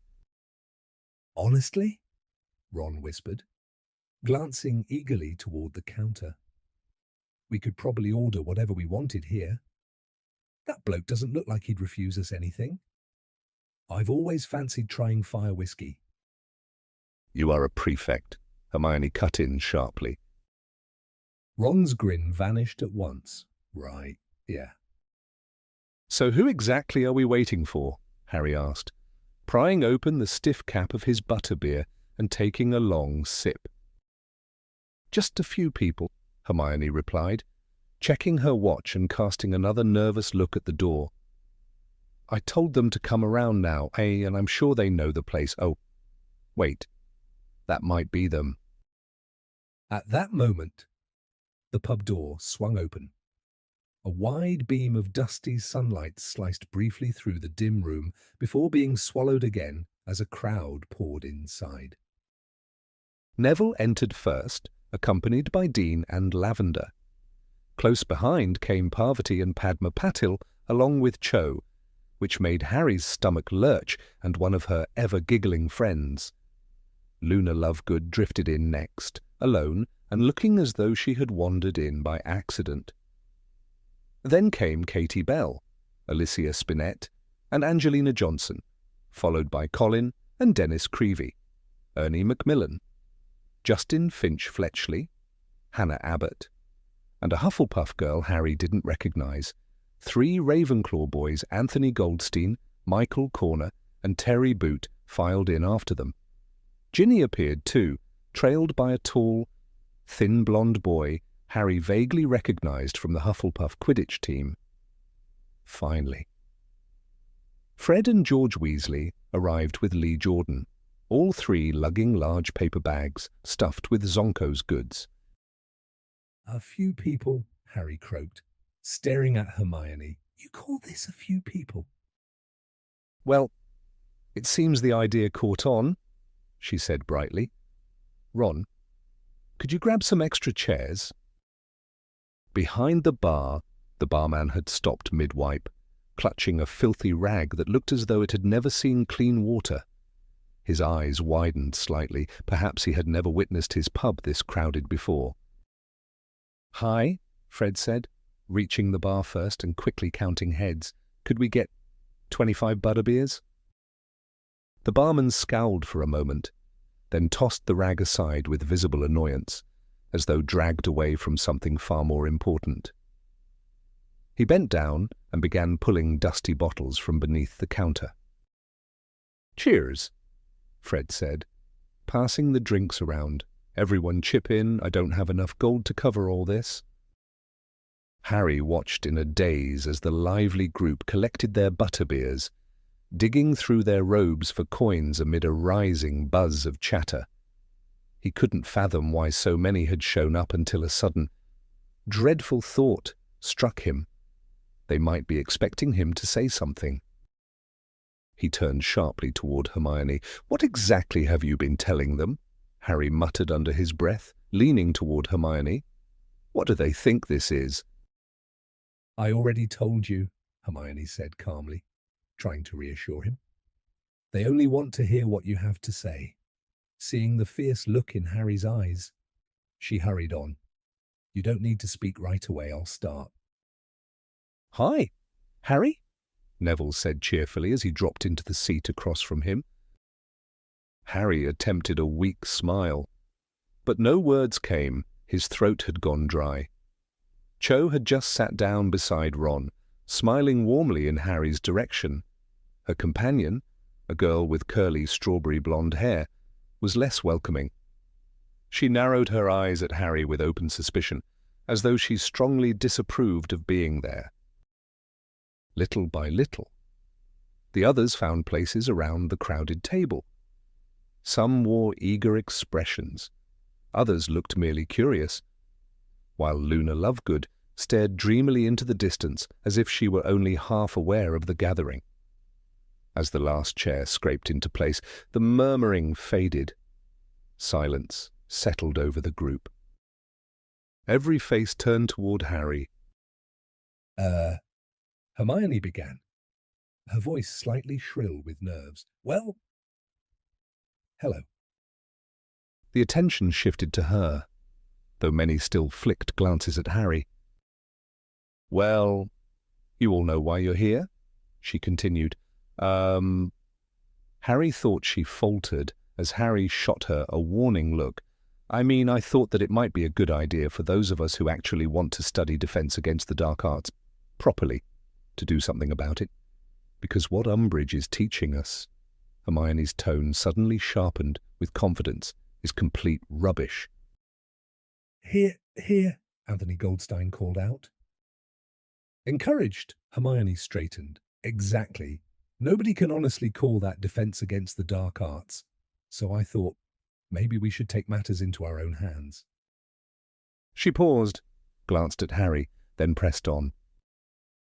And by that, I mean learning how to defend ourselves for real, not just memorizing theory, actually practicing useful spells. You're mainly trying to pass your defense against the dark arts, OWL, though, aren't you? Asked Michael Corner, studying her carefully. Hermione answered immediately, Of course I want to pass my OWL. But that's not the main reason. I want to know how to defend myself because... She drew in a deep breath, because Lord Voldemort is back. The effect was instant. Cho's friend let out a shriek and splashed butterbeer down her robes. Terry Boot jerked violently in surprise. Padma Patil shivered, and Neville gave a startled squeak that he quickly disguised as a cough. Yet despite their reactions, every one of them looked toward Harry fixedly, almost hungrily. Well, that's the idea, Hermione said, pushing ahead. If you want to be part of this, then we need to figure out how we're going to. What proof is there that you know who's really back? Interrupted the tall, blonde Hufflepuff boy, his voice edged with challenge. Hermione blinked. Well, Dumbledore believes it, she started. So you mean Dumbledore believes him? The blonde boy said, jerking his head toward Harry. Ron frowned. And you are? Zacharias Smith, the boy replied stiffly. And I think we've got a right to know why he's so certain you-know-who is back. Look, Hermione said quickly, stepping in before things escalated. That's not really why we're here. It's fine, Hermione, Harry cut in. At that moment, understanding struck him. Now he knew why so many had come. Hermione should have expected this. Some of them, perhaps most, weren't here to learn spells at all. They had come to hear the story from Harry himself.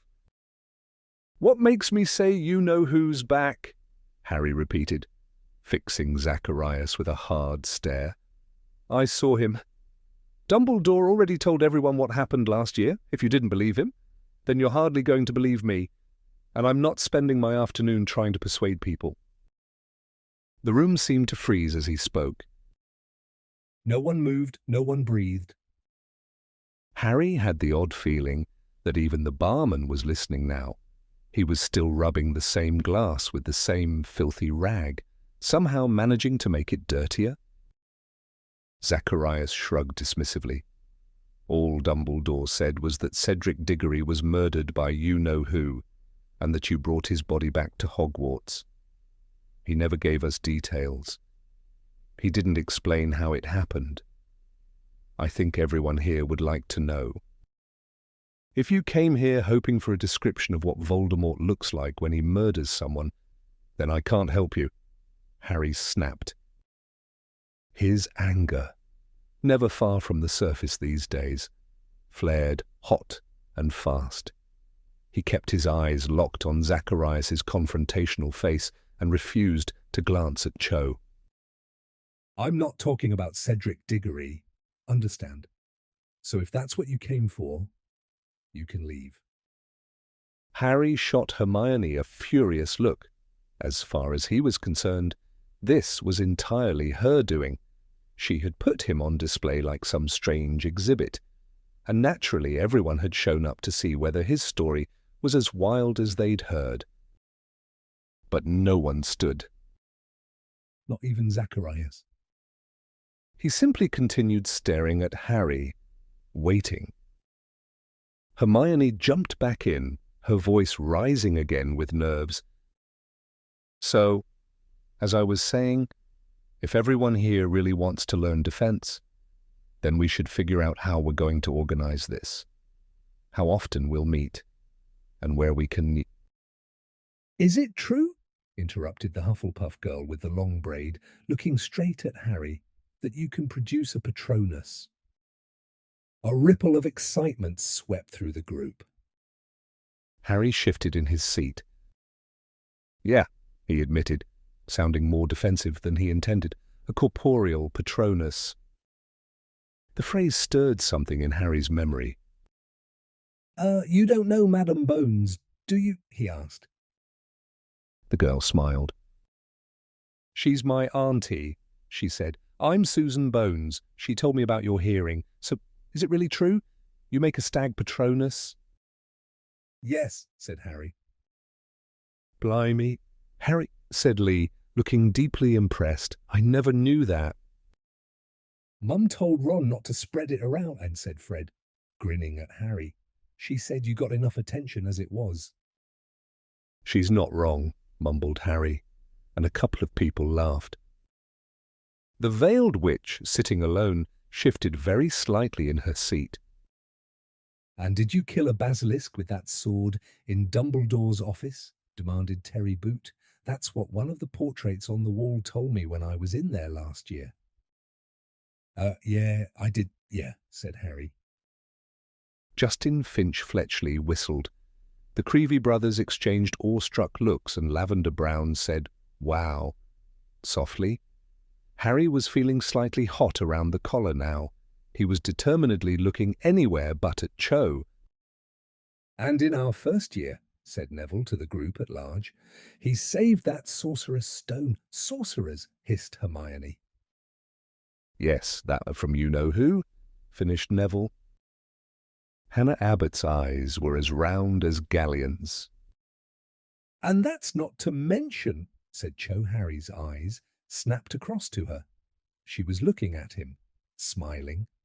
His stomach did another somersault, all the tasks he had to get through in the Triwizard tournament last year, getting past dragons and merpeople and acromantula and things. There was a murmur of impressed agreement around the table. Harry's insides were squirming. He was trying to arrange his face so that he did not look too pleased with himself. The fact that Cho had just praised him made it much harder for him to say the thing he had sworn to himself he would tell them.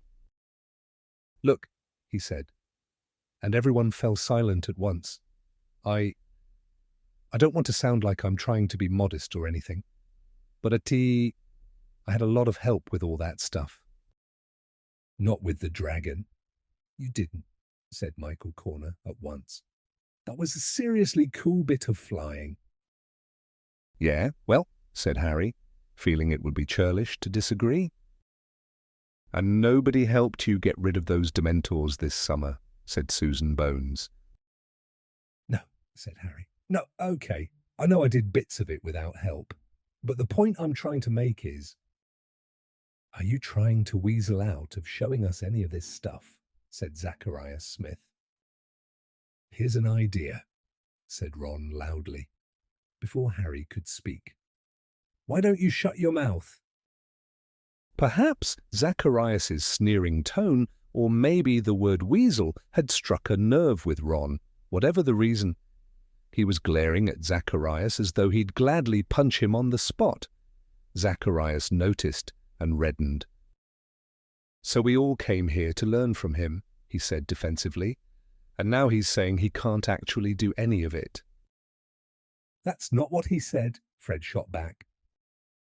Need us to clear out your ears? George asked pleasantly, reaching into one of the Zonko's bags and producing a long, sharp-looking metal tool. Or any other part of you, Fred added. We're not too picky about where that goes. Hermione jumped in before things got worse. Right, moving on, she said quickly. The important thing is, are we all agreed that Harry should teach us? A low murmur of agreement spread through the room. Zacharias crossed his arms but kept quiet, possibly because his eyes kept flicking toward the dangerous-looking object in George's hand. Good, Hermione said, visibly relieved. So, next question. How often should we meet? I don't think there's much point if it's less than once a week. Wait, said Angelina Johnson. We have to make sure it doesn't interfere with Quidditch practice. Same for us, said Cho Chang immediately. And us, Zacharias added. Hermione sighed impatiently. I'm sure we can work around Quidditch, she said. This is important. We're talking about learning to defend ourselves against Voldemort's Death Eaters. Here, here, boomed Ernie Macmillan, speaking up at last. Harry had been expecting that sooner. Personally, Ernie declared grandly, I think this may be the most important thing we do all year, even with our OWLs coming up. He paused dramatically, scanning the room as if waiting for astonished gasps. When none came, he continued, I, for one, cannot understand why the Ministry has saddled us with such an incompetent teacher at a time like this. Clearly they're refusing to accept you-know-who's return, but giving us someone actively trying to stop us from practicing defensive magic. We think the reason Umbridge doesn't want us learning real defense against the dark arts, Hermione interrupted, is because she has this absurd idea that Dumbledore might use the students as a kind of private army. She thinks he's planning to turn us against the Ministry. The room fell into stunned silence. Everyone looked shocked. Everyone except Luna Lovegood. Well, that would make sense, Luna said dreamily. Cornelius Fudge has his own private army. Harry blinked. What? Yes, Luna said solemnly. An army of heliopaths. No, he doesn't, Hermione said sharply. Yes, he does, Luna insisted. Neville frowned. What are heliopaths? They're fire spirits, Luna explained, her wide eyes growing even larger, huge flaming creatures that gallop across the land, setting everything in front of them on fire. They don't exist, Neville, Hermione cut in briskly. Oh yes, they do, Luna snapped, sounding unusually angry. Hermione folded her arms. And where's the proof of that? There are loads of eyewitness reports, Luna shot back. Just because you're so narrow-minded, you need everything proved before you'll believe it. Hem. Ginny Weasley had perfectly copied Professor Umbridge's throat-clearing cough. Several people spun around in alarm before realizing the trick and bursting into laughter. Weren't we supposed to be deciding how often we're meeting for defense lessons? Ginny asked innocently. Yes, Hermione said quickly, seizing on Ginny's interruption. Yes, exactly we were. Once a week sounds good to me, said Lee Jordan. As long as Angelina Johnson began. Yes. We know Quidditch, Hermione cut in tightly. She took a breath and pressed on. The next thing we need to figure out is where we're going to meet. That proved harder. The group fell quiet, each person thinking. The library, Katie Bell suggested after a pause. Harry snorted. I can't imagine Madame Pince being thrilled if we start practicing jinxes in the library. An empty classroom offered Dean Thomas. Maybe, Ron said.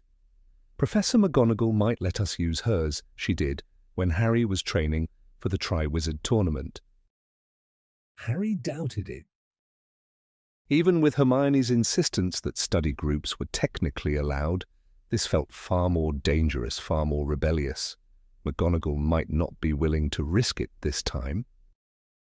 All right, Hermione said at last. We'll look for somewhere. Once we've found a place and set a time, we'll let everyone know when the first meeting is. She dug through her bag and pulled out a sheet of parchment and a quill. Then she hesitated, looking as though she were gathering courage. I think everyone should sign their name, she said, just so we know who was here. She paused. And she inhaled deeply. I also think we should all agree not to talk about this. If you sign, you're promising not to tell Umbridge or anyone else what we're doing. Fred Weasley grabbed the parchment first and signed without hesitation. But Harry immediately noticed the unease spreading around the table. Zacharias said slowly, refusing to take the parchment from George. I'm sure Ernie can just tell me when the meetings are. Even Ernie seemed reluctant now. Hermione raised her eyebrows. Well, Ernie blurted, we are prefects. If someone found that list, you said yourself what would happen if Umbridge found out. You just said this might be the most important thing we do this year, Harry reminded him. Ernie shifted uncomfortably. Yes, I did. I do think that it's just... Ernie, Hermione said sharply, do you honestly think I'd leave this lying around? No, Ernie said quickly. No, of course not. Yes, all right, I'll sign. After Ernie, nobody else openly objected. Though Harry noticed Cho's friend giving her a disapproving look before reluctantly writing her own name. At last, when the parchment came to Zacharias, he signed too. Hermione carefully folded the list and tucked it away into her bag. A strange mood settled over the group. It felt heavier now. More serious.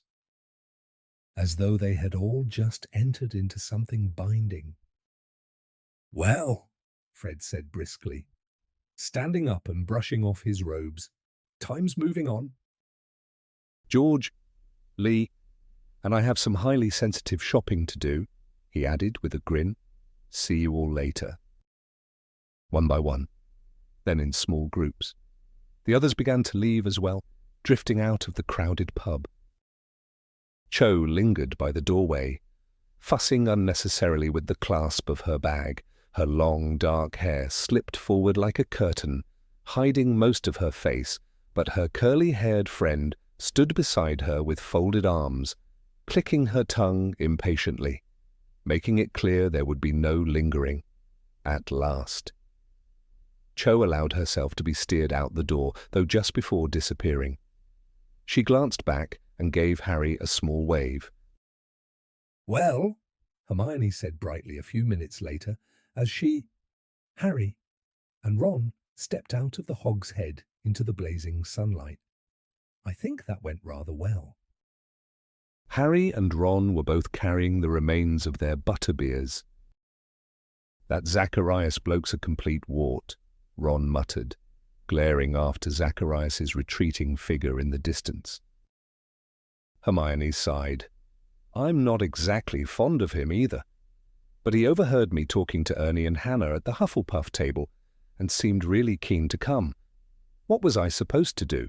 Besides, the more people, the better. Michael Corner and his friends probably wouldn't have come if he weren't dating Ginny. Ron, who had been swallowing the last of his butterbeer, choked violently and sprayed it all down the front of his robes. He's what?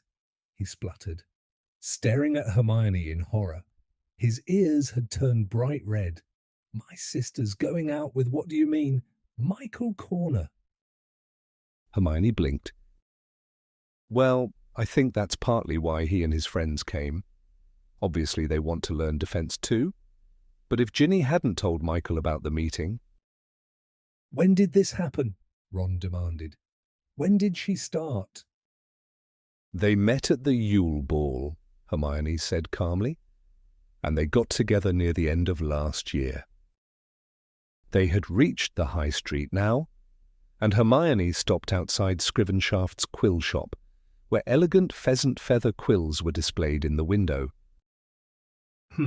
I could use a new quill. She stepped inside. Harry and Ron followed.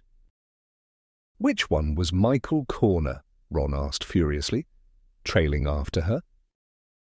The dark-haired one, Hermione replied.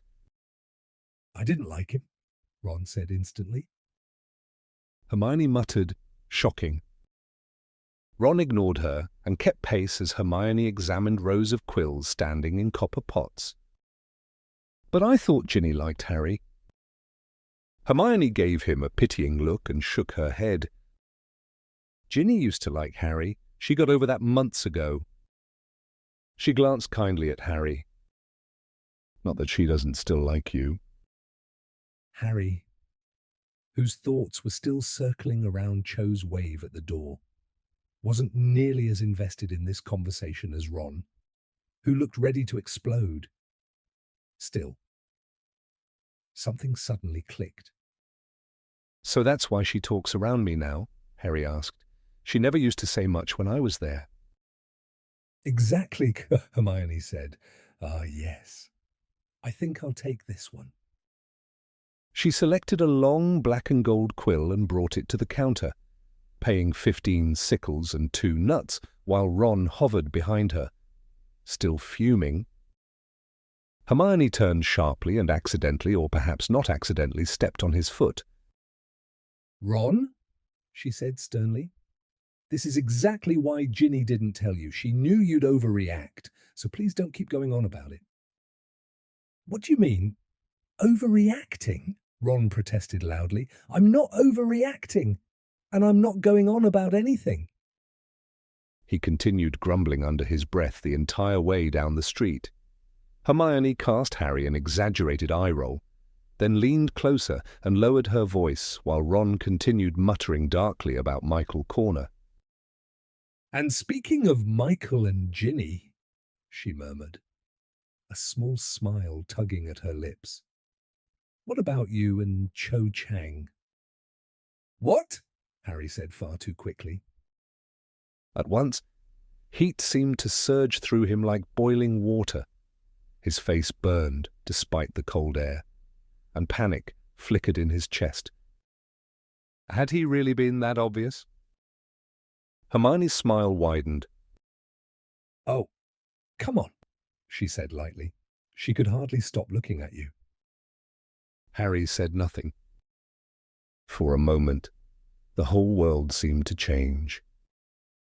The crisp winter air felt softer, the sunlight seemed warmer, and suddenly Harry found himself noticing, with startling clarity, just how beautiful the village of Hogsmeade really was.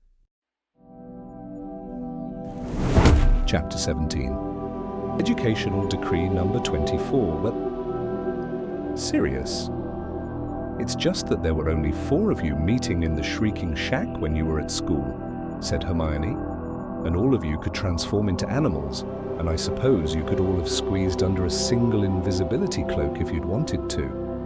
But there are 28 of us, and none of us is an animagus, so we wouldn't need so much an invisibility cloak as an invisibility marquee. Fair point, said Sirius, looking slightly crestfallen. Well, I'm sure you'll come up with somewhere.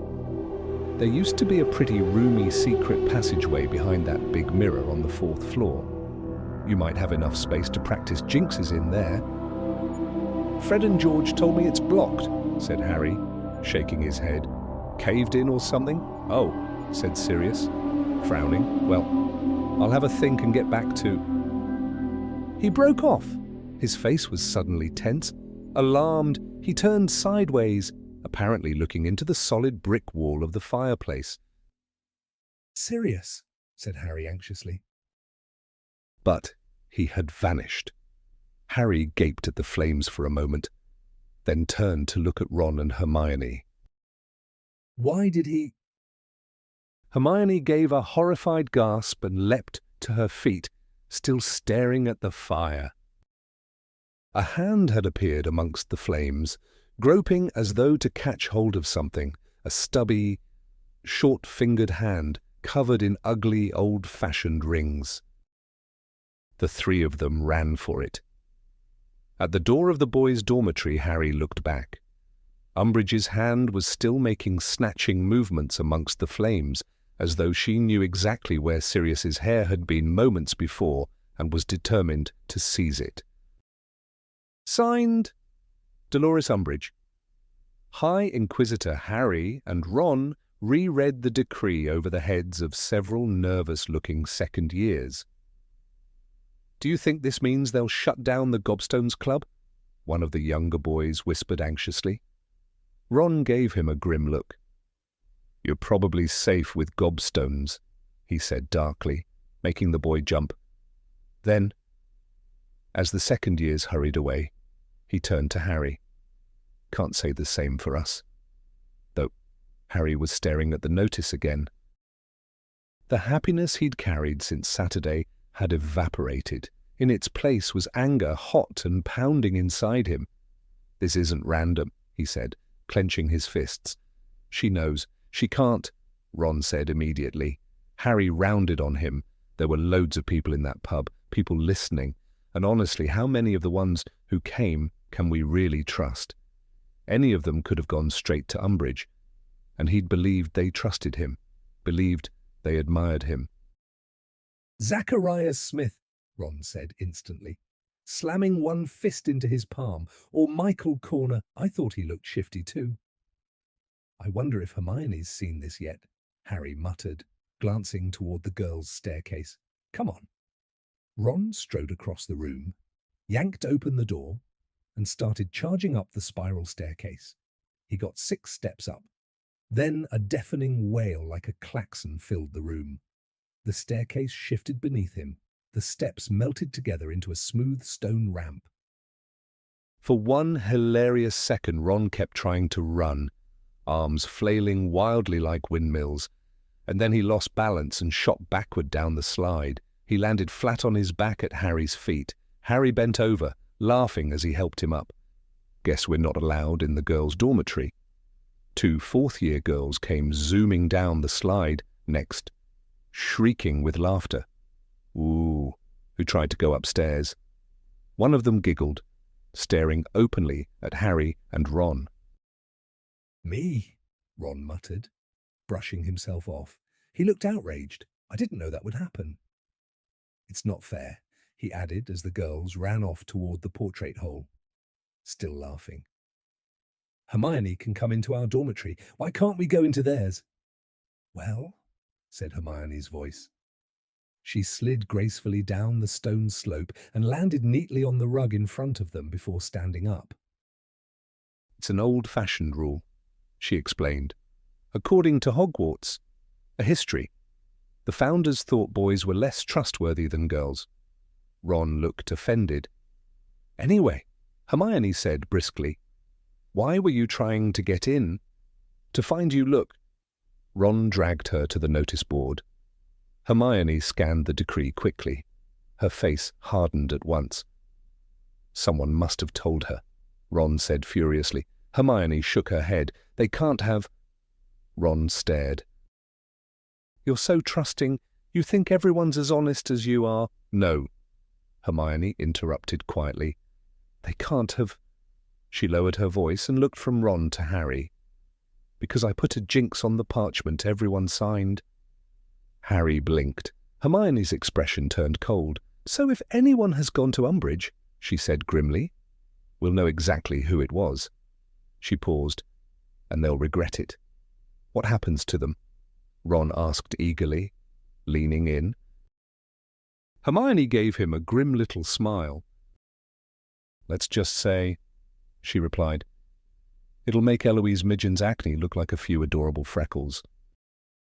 Ron looked impressed. Come on, Hermione said briskly. Let's get to breakfast and see what everyone else thinks. I wonder if that notice has gone up in every house. The answer became obvious the moment they entered the great hall. The room buzzed with unusual energy. Students were talking louder than usual, leaning across tables, hurrying from one house to another to exchange rumors and theories. The entire hall seemed alive with nervous excitement. Harry, Ron, and Hermione had barely sat down when Neville Longbottom, Dean Thomas, Fred, George, and Ginny crowded around them. Did you see it? Do you think she knows? What are we going to do? Every eye landed on Harry. He quickly checked to make sure no teachers were close enough to overhear. We're carrying on anyway, he said in a low voice. Knew you'd say that, George said, grinning as he punched Harry lightly on the arm. Fred looked at Ron and Hermione. Even the prefects? Of course, Hermione answered coolly. Ron glanced over his shoulder. Here come Ernie and Hannah, and those Ravenclaw blokes, and Smith. He squinted. No one seems particularly spotty. Hermione's eyes widened in alarm. Forget the spots, she hissed. They can't all come over here, it'll look suspicious. She began frantically signaling at Ernie and Hannah Abbott to stay where they were. Later, she mouthed. We'll talk later. I'll tell Michael, Ginny muttered impatiently, climbing off the bench. Honestly, what an idiot. She hurried toward the Ravenclaw table.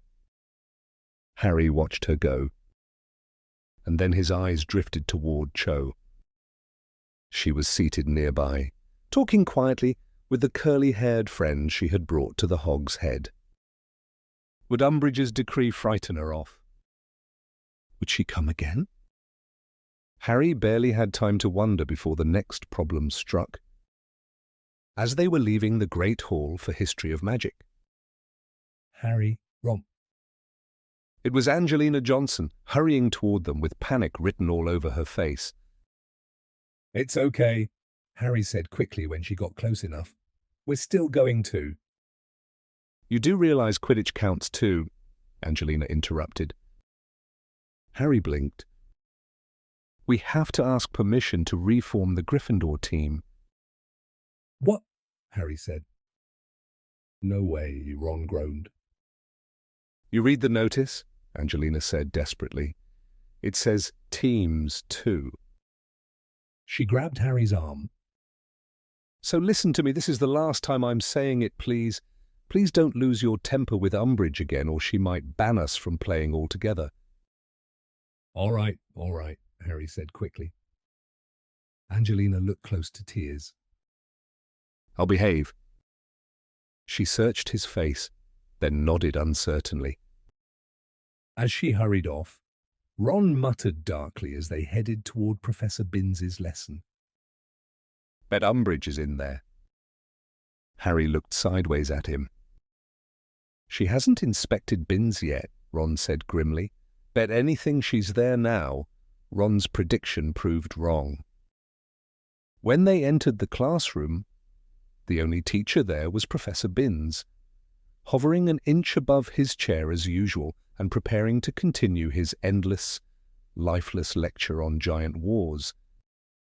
Harry didn't even try to listen. Today, Binns's droning voice seemed more unbearable than ever.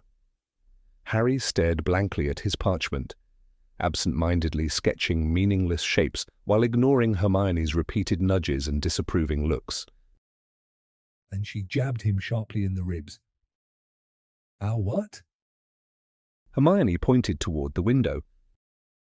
Harry turned. Hedwig was perched on the narrow ledge outside, peering in through the thick glass. A letter was tied to her leg. Harry frowned. Why hadn't she delivered it at breakfast like usual? Other students had noticed too. He could hear them whispering. I've always loved that owl, Lavender sighed dreamily to Parvati. She's gorgeous. Harry glanced toward Professor Binns, still reading from his notes, still utterly unaware that no one was listening. Quietly, Harry slipped from his chair, crouched low, and hurried along the row until he reached the window. He unlatched it slowly and eased it open. He expected Hedwig to simply offer her leg. Instead, the moment there was space, she hopped inside with a miserable little hoot. Harry's stomach dropped. He shut the window quickly, glanced back at Binns, then hurried low across the room again with Hedwig perched on his shoulder. Back in his seat, he placed her carefully on his lap and reached for the letter. That was when he noticed her feathers were ruffled strangely, bent the wrong way, and one wing. She was holding it awkwardly. She's hurt, Harry whispered. Ron and Hermione leaned closer at once. Hermione even abandoned her notes. Look her wing. Hedwig was trembling. When Harry tried to touch it, she flinched and puffed up indignantly, staring at him as if offended. Harry made his decision instantly. Professor Binns. His voice rang through the room. The entire class turned to stare. Professor Binns looked up from his notes, blinking vaguely as though surprised to discover students in front of him. Yes, he said faintly. I'm not feeling well, Harry said loudly, standing up and hiding Hedwig behind his back. Not feeling well? Binns echoed. Not at all well, Harry said firmly. I think I need to go to the hospital wing. Professor Binns looked bewildered. Yes, of course, hospital wing, he muttered. Off you go then. Perkins. Harry didn't bother correcting him. The moment he was outside the classroom, he put Hedwig back on his shoulder and hurried down the corridor. Only when he was safely out of sight did he slow. His first thought was Rubeus Hagrid. Hagrid would know what to do. But Hagrid was still missing, which left only one option. Find Professor Grubbly-Plank. And hope she was willing to help. Harry stopped beside a window and looked out across the dark, wind-swept grounds. The sky was heavy with clouds, and the trees bent under the force of the wind. There was no sign of Professor Grubbly-Plank near Rubeus Hagrid's cabin. If she wasn't teaching outside, she was probably in the staff room. Harry turned and hurried downstairs, Hedwig giving weak, miserable hoots as she clung unsteadily to his shoulder. 2 stone gargoyles stood guard outside the staff room door. As Harry approached, one of them croaked, "Shouldn't you be in class, Sonny Jim?" This is urgent, Harry snapped. Oh, urgent, is it? Squeaked the other gargoyle mockingly.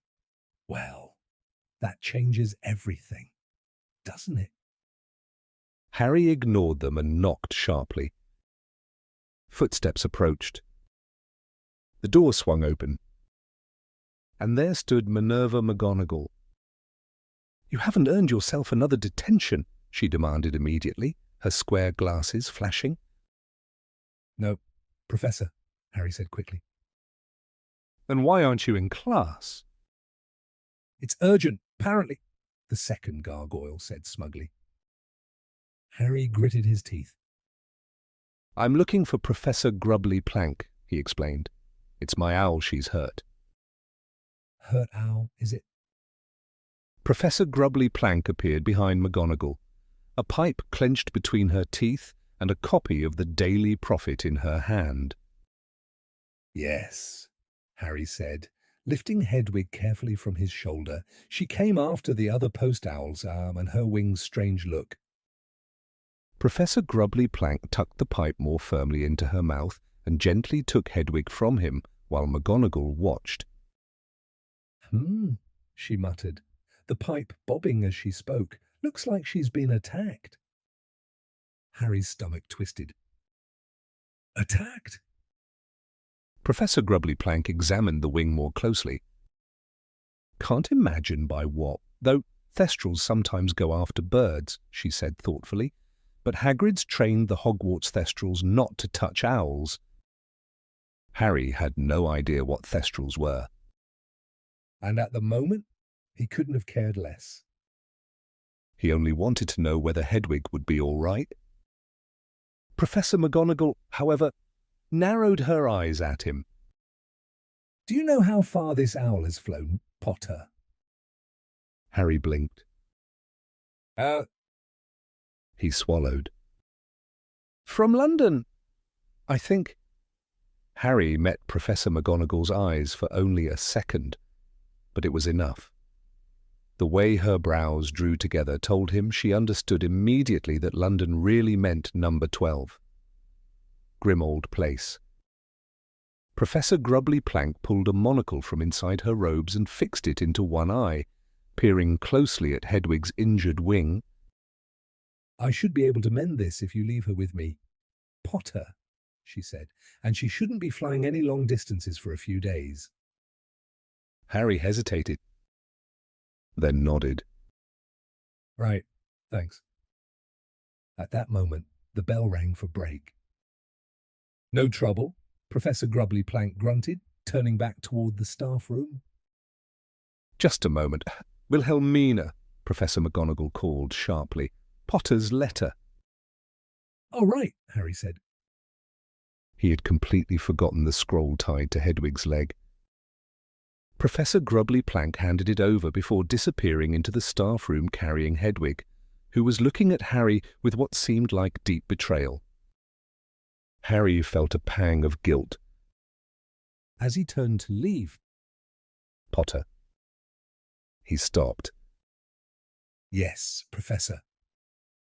McGonagall glanced quickly up and down the corridor. Students were already beginning to spill from classrooms in both directions. She lowered her voice.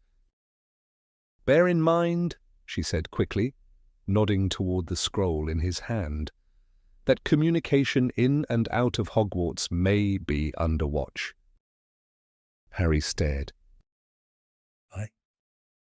But the tide of students was already nearly upon them. McGonagall gave him a brisk nod and slipped back into the staff room. A moment later, Harry was swept along into the courtyard by the crowd. He spotted Ron and Hermione waiting in a sheltered corner, cloaks wrapped tightly against the wind. As he hurried toward them, Harry tore open the scroll.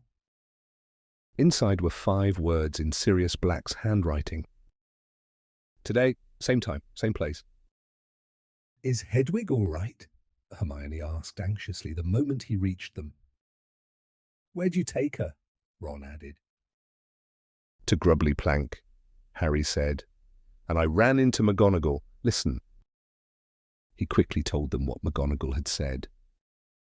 To his surprise, neither of them looked shocked. Instead, they exchanged meaningful glances. Harry frowned. What? Hermione spoke first.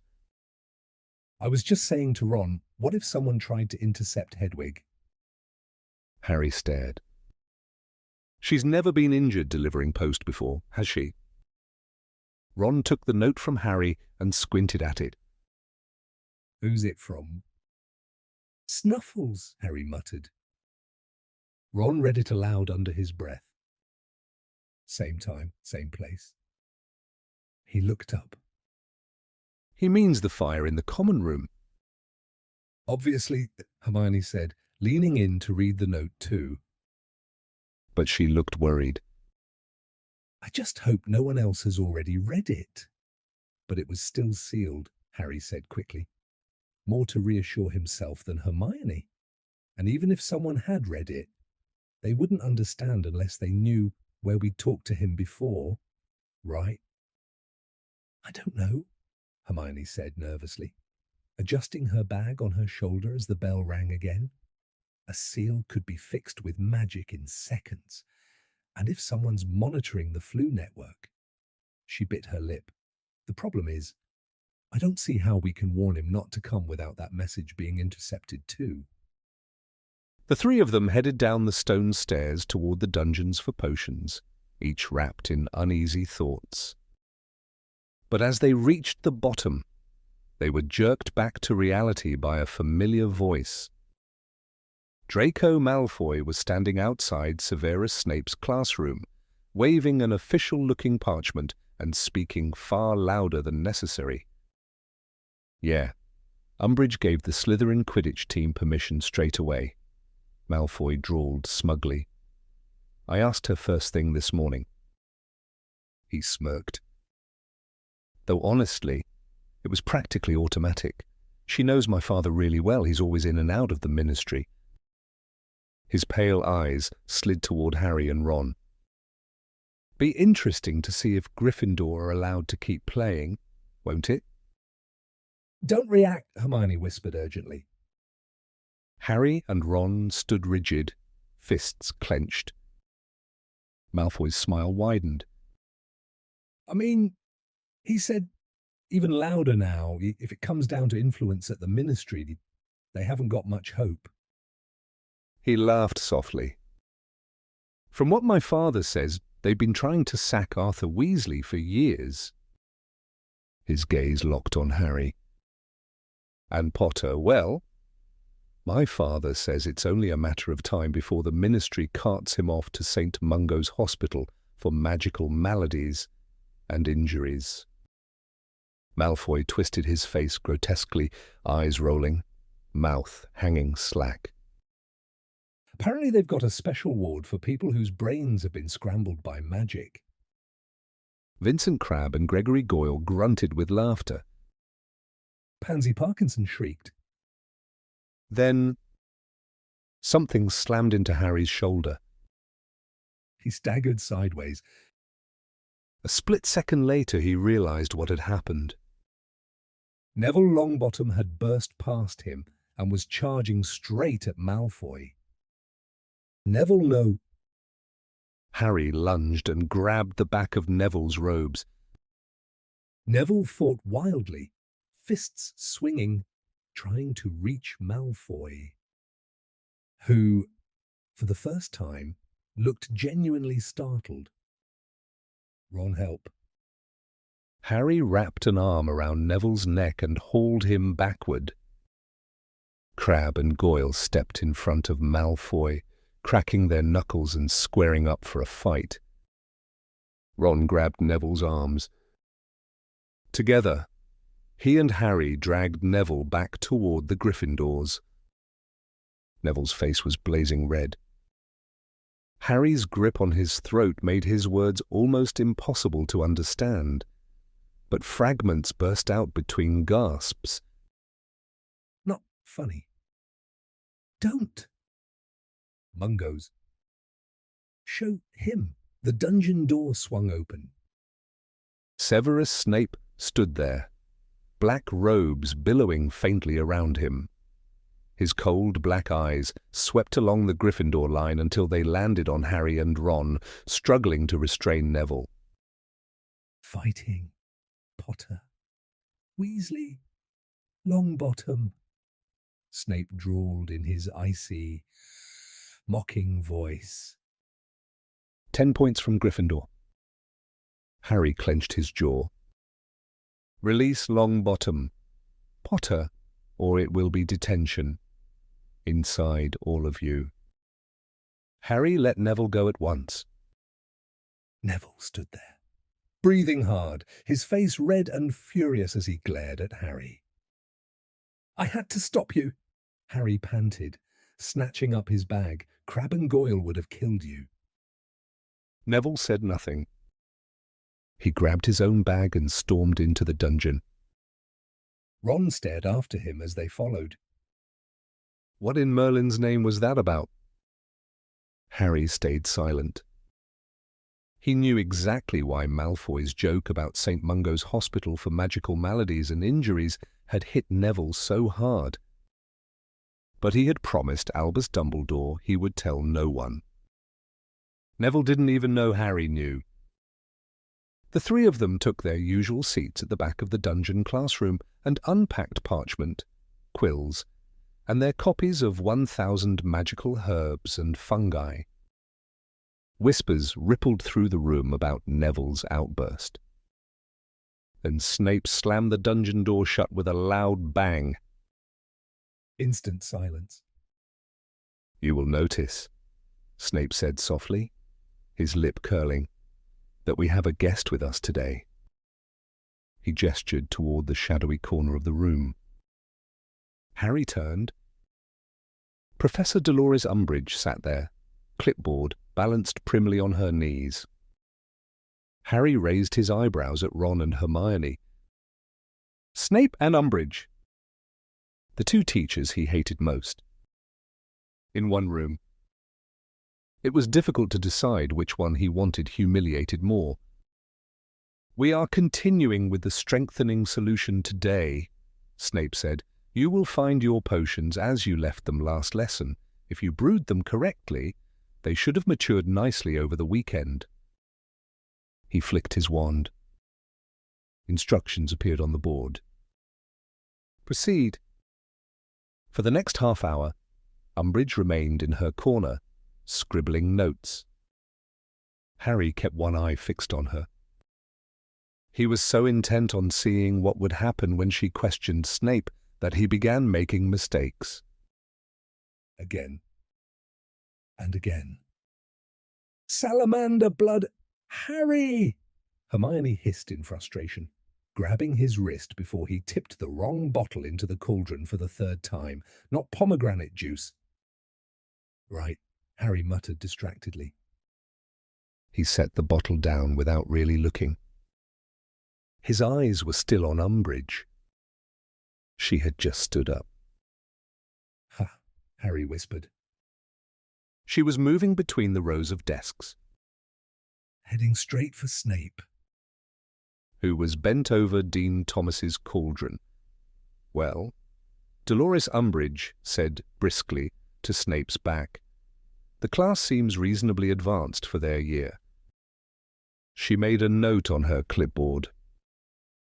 "Though I do question whether teaching them something like the strengthening solution is appropriate, I imagine the ministry would prefer that removed from the curriculum." Snape slowly straightened, then turned. His dark eyes locked onto her. "Now," Umbridge continued sweetly, quill poised, "how long have you been teaching at Hogwarts?" 14 years, Snape replied. His face revealed nothing. Harry, watching closely, absent-mindedly added a few drops of the wrong ingredient to his potion. It hissed violently. The liquid shifted from turquoise to orange. "You applied for the Defense Against the Dark Arts post first, didn't you?" Umbridge asked. "Yes," Snape said quietly. "And you were unsuccessful." Snape's mouth twisted. "Obviously." Umbridge scribbled again. "And I understand you've continued applying regularly ever since." "Yes." This time Snape barely moved his lips. Harry could tell he was furious. "Any idea why Professor Dumbledore has repeatedly refused to appoint you?" Umbridge asked lightly.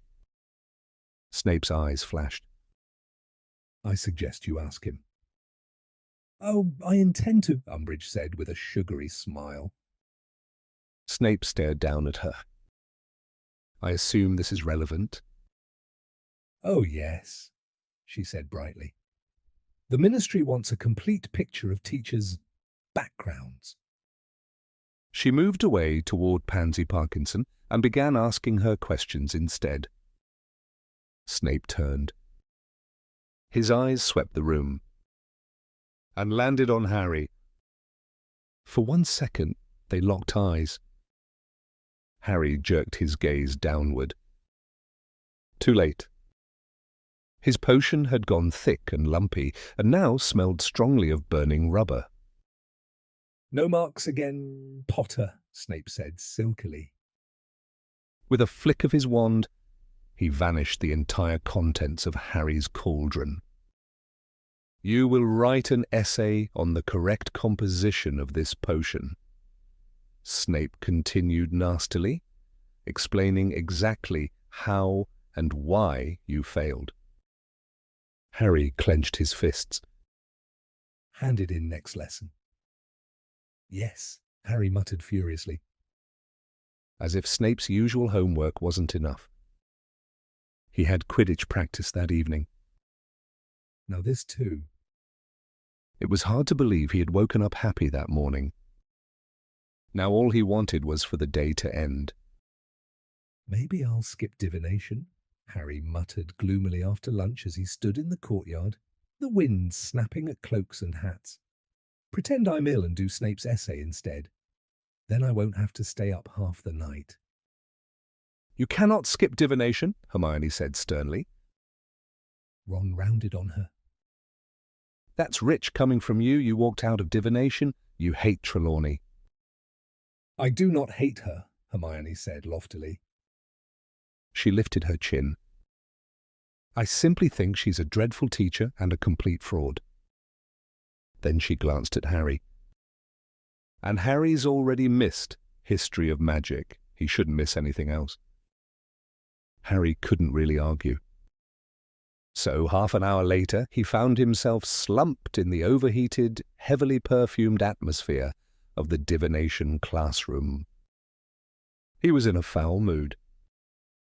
Professor Sybil Trelawney was once again handing out copies of the Dream Oracle. Harry thought bitterly that writing Snape's punishment essay would be a far better use of time than trying to interpret nonsense dreams. But he quickly realized he wasn't the only one in a bad temper. Trelawney slammed a copy of the Dream Oracle down between Harry and Ron so hard the table shook. Then she swept off dramatically.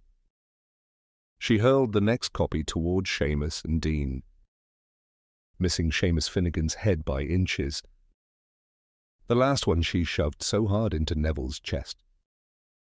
He toppled backward off his poof. Well, get on with it. Professor Sybil Trelawney cried shrilly, her voice wobbling on the edge of hysteria. Surely you know what to do? Or am I such a dreadful teacher that none of you have ever learned to open a book? The class stared at her in bewilderment. Then at each other. Harry, however, had a pretty good idea what was wrong. As Trelawney swept back to her tall, ornate chair, her huge, magnified eyes glittering with angry tears, Harry leaned toward Ron. I think she's got the results of her inspection. Ron's eyebrows shot up. "Professor?" Parvati Patil asked softly. She and Lavender had always adored Trelawney. "Professor, is something wrong?" "Wrong!" Trelawney cried dramatically, her voice trembling. "Certainly not. I have merely been insulted. Accusations have been made, slanderous insinuations." She clutched her shawl tighter. "But no, nothing's wrong, certainly not." She drew in a great, shuddering breath and looked away from Parvati. Tears spilled from behind her spectacles. "I say nothing," she choked, "of 16 years of loyal service, all apparently unnoticed." She dabbed at her cheeks. But I will not be insulted. No, I will not. But, Professor, Parvati asked timidly, who insulted you? The establishment, Trelawney declared in a deep, quivering voice. She raised one trembling hand dramatically. Yes, those whose eyes are blinded by the ordinary, who cannot see as I see, who cannot know as I know. She gulped. We seers have always been feared, always persecuted. She sniffed loudly.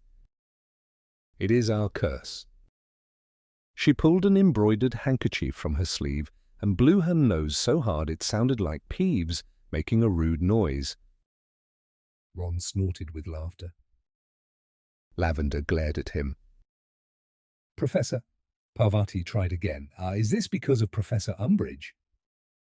Do not speak to me of that woman, Trelawney shrieked, leaping to her feet so suddenly her beads rattled and her glasses flashed.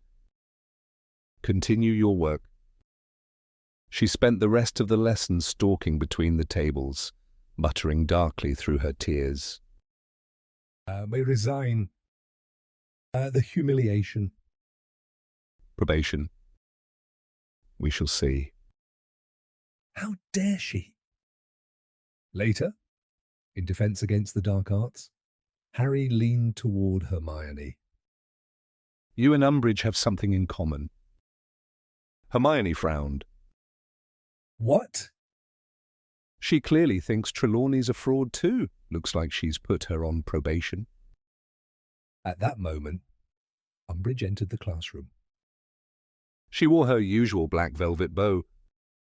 And an especially smug expression. Good afternoon, class. Good afternoon, Professor Umbridge, they recited dully. Wands away, please. This time, nobody moved. No one had even bothered taking them out. Umbridge smiled. Please, turn to page 34 of Defensive Magical Theory and read Chapter 3. The case for non-offensive responses to magical attack. There will be... No need to talk.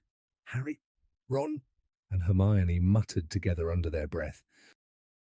After dinner that night, the three of them entered the common room, where Angelina Johnson looked utterly miserable. No Quidditch practice, she said hollowly. But I kept my temper. Harry burst out, horrified. I didn't say a word to her. Angelina, I swear. I know, said Angelina Johnson miserably. She just said she needed time to think. Think about what? Ron demanded angrily. She's already approved Slytherin.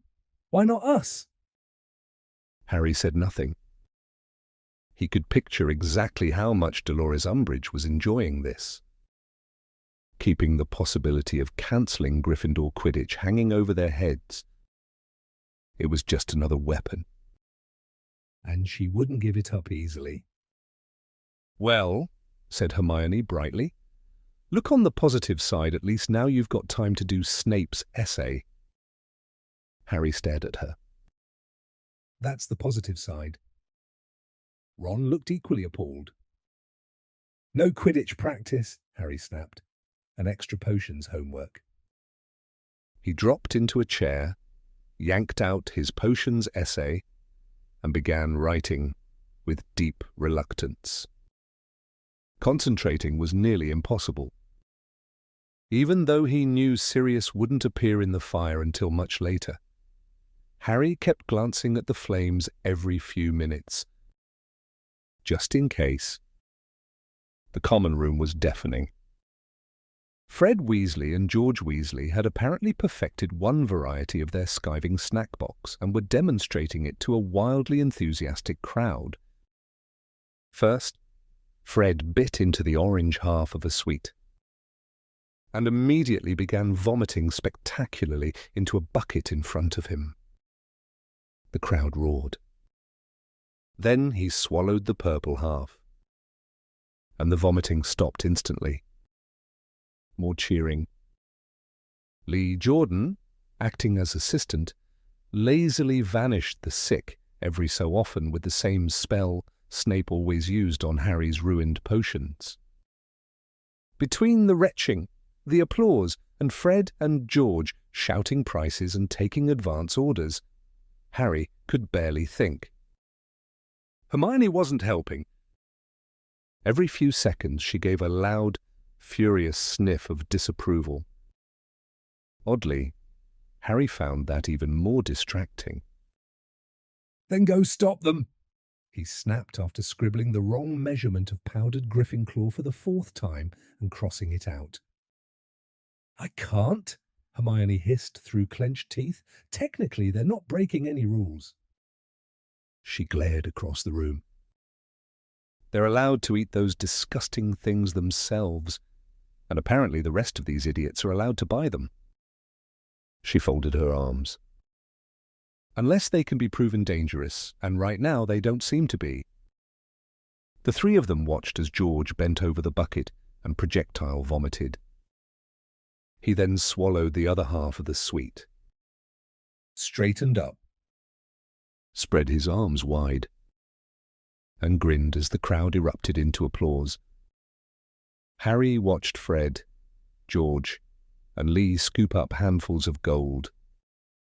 "You know," he said thoughtfully, "I don't understand how Fred and George only got 3 OWLS each.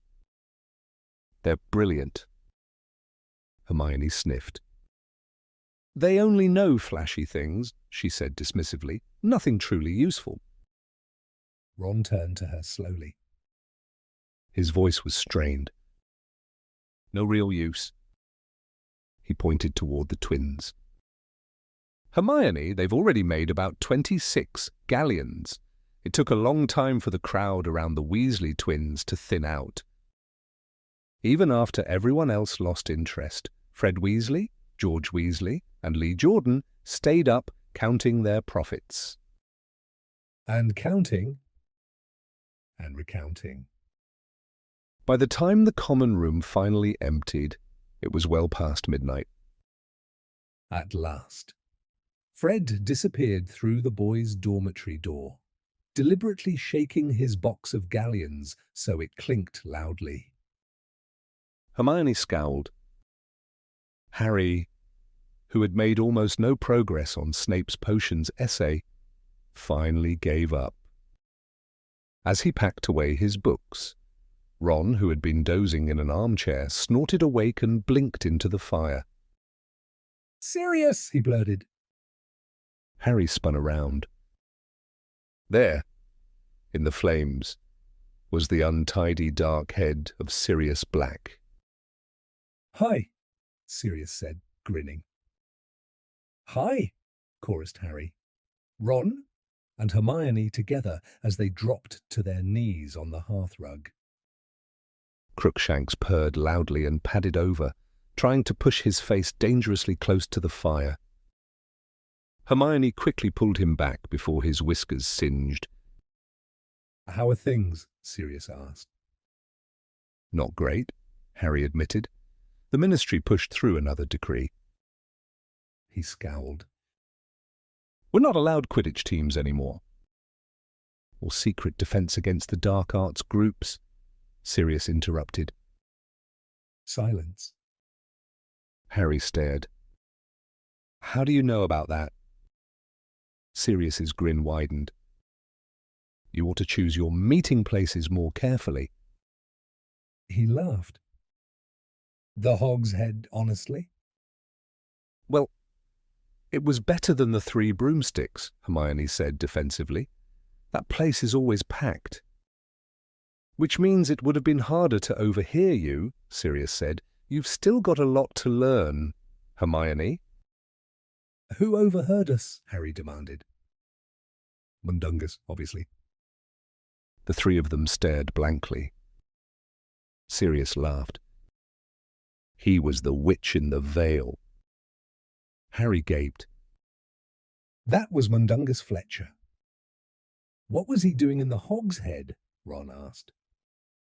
Sirius looked impatient. "What do you think he was doing?" "Keeping an eye on you." Harry's anger flared. "I'm still being followed." "Yes," Sirius said calmly. "And lucky for you, too." He smirked.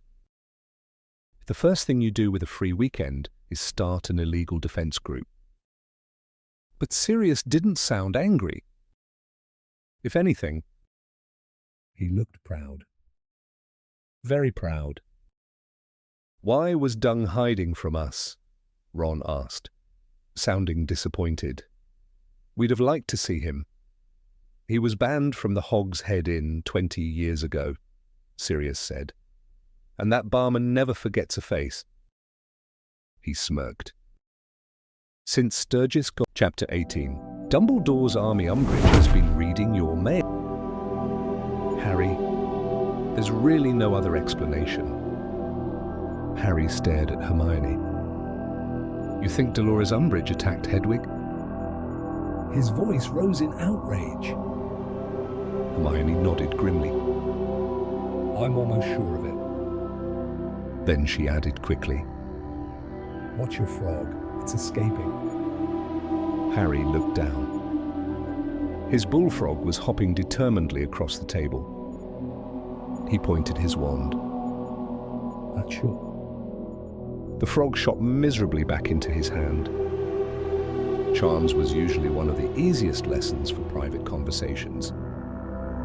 There was always so much noise and movement that nobody paid attention. Today was even better than usual.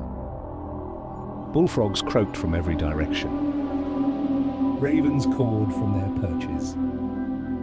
And rain hammered furiously against the classroom windows. Under cover of the chaos, Harry, Ron, and Hermione whispered about how close Umbridge had come to catching Sirius.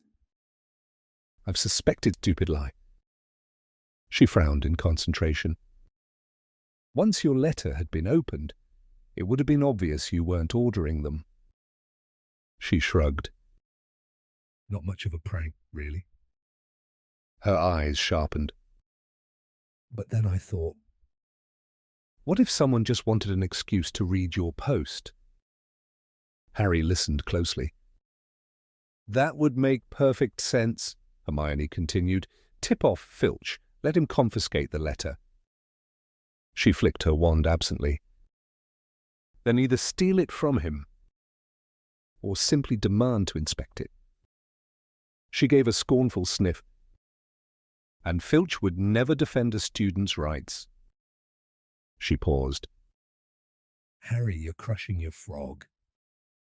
Harry looked down in alarm. He was squeezing the poor bullfrog so hard its eyes bulged. He quickly loosened his grip and set it back on the desk.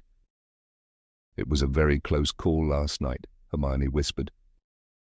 She raised her wand. "Silencio." Her own bullfrog froze mid-croak and glared at her in offended silence. "I just wonder if Umbridge realizes how close she came." She lowered her voice even more. If she'd caught Snuffles, Harry finished for her. He'd probably be back in Azkaban by now. Distracted, Harry waved his wand at his own frog without aiming properly. The frog inflated instantly, swelling like a green balloon, and let out a shrill whistling squeak. "Silencio," Hermione hissed. She pointed her wand. "We can't send an owl. I don't think he'll try it again," Ron muttered. "He's not stupid. He knows how close she came." He aimed his wand at the ugly black raven in front of him. Silencio. The bird let out a mocking caw. Silencio. Another caw. Silencio. The raven only screamed louder. Hermione watched with narrowed eyes. "It's your wand movement," she whispered. "You're waving it too much." She demonstrated with her own wand. "It's more of a quick jab." Ron scowled. "Ravens are harder than frogs." "Fine, swap." Hermione snatched Ron's raven and shoved her plump bullfrog toward him. She jabbed her wand. Silencio. The raven opened and shut its beak furiously, but no sound came out. "Very good, Miss Granger." Professor Phileas Flitwick's squeaky voice made all three of them jump. He beamed up at them. "Now let's see you try, Mr. Weasley." Ron went red. "What? Oh, right." He raised his wand awkwardly. Silencio. He jabbed so hard he poked the frog in the eye. It gave an ear-splitting croak And launched itself off the desk. It surprised none of them when Harry and Ron were assigned extra practice on the silencing charm for homework. Because of the pounding rain outside, they were allowed to stay indoors during break. They found seats in a crowded, noisy classroom on the first floor. Above them, her way through the crowd toward them. Her face was glowing. I got permission. Harry and Ron jumped up to reform the Quidditch team. Brilliant, they shouted together. Angelina grinned. I went to McGonagall. She lowered her voice. I think she may have spoken to Dumbledore. She smirked. Anyway, Umbridge had to back down. Ha. She pointed at Harry and Ron. Pitch, 7 o'clock tonight. We've got to make up lost time. Her expression became serious. You do realize our first match is only 3 weeks away. She squeezed away again, narrowly dodging an ink pellet from Peeves, which smacked into a nearby first year instead. Then she disappeared into the crowd. Ron smiled. But it faded as he glanced out the window. Rain hammered against the glass in thick sheets. Hope that clears up. Then he looked at Hermione. What's wrong with you? Hermione was staring at the rain-streaked window, but she didn't seem to see it. Her eyes were distant. A deep frown creased her forehead. Just thinking, she murmured. About Sirius Snuffles? Harry asked. No, not exactly. She hesitated. More wondering. She twisted her fingers together. Whether we're doing the right thing. Harry and Ron exchanged a look. Ron sighed. Well, that clears everything up, group. Harry and Ron stared. What they said together. Hermione, Ron said indignantly. It was your idea. I know. She twisted her hands tighter. But after talking to Snuffles, Harry frowned. But he supports it. Yes, Hermione said slowly, turning back to the rain-smeared window. That's exactly why I'm worried. She paused. Maybe it means it's not such a good idea after all. Here's a transformed version of your passage in English, keeping the same atmosphere and story flow, but with fresh wording. Harry, Ron, and Hermione instinctively raised their school bags over their heads as Peeves drifted overhead on his stomach, pea-shooter loaded and ready. They only lowered them once he had floated safely past. Let me get this straight, Harry said heatedly, dropping his bag back onto the floor. Because Sirius agrees with us. Now you think we shouldn't do it. Hermione looked troubled, her expression tight and unhappy. She stared down at her twisting fingers before replying quietly. Do you really trust his judgment? Of course I do, Harry snapped immediately. He's always given us good advice. An ink pellet zipped through the air and smacked Katie Bell right in the ear. Hermione watched as Katie sprang up furiously and started hurling books and parchment at Peeves. She waited until the commotion died down before speaking again, carefully choosing each word. Don't you think he's become a little reckless, stuck in Grimmauld Place all the time? She asked. Don't you think he's sort of living through us? Harry frowned. What's that supposed to mean? Hermione sighed. I mean, he probably loves sneaking around, setting up secret defense groups right under the Ministry's nose. He's trapped there and can barely do anything himself. So maybe he's encouraging us because he misses it. Ron looked completely baffled. Sirius was right, he muttered. You really do sound like my mum. Hermione bit her lip but didn't argue. At that moment, the bell rang through the corridor just as Peeves swooped low over Katie Bell and dumped an entire bottle of ink over her head. The miserable weather showed no signs of improving.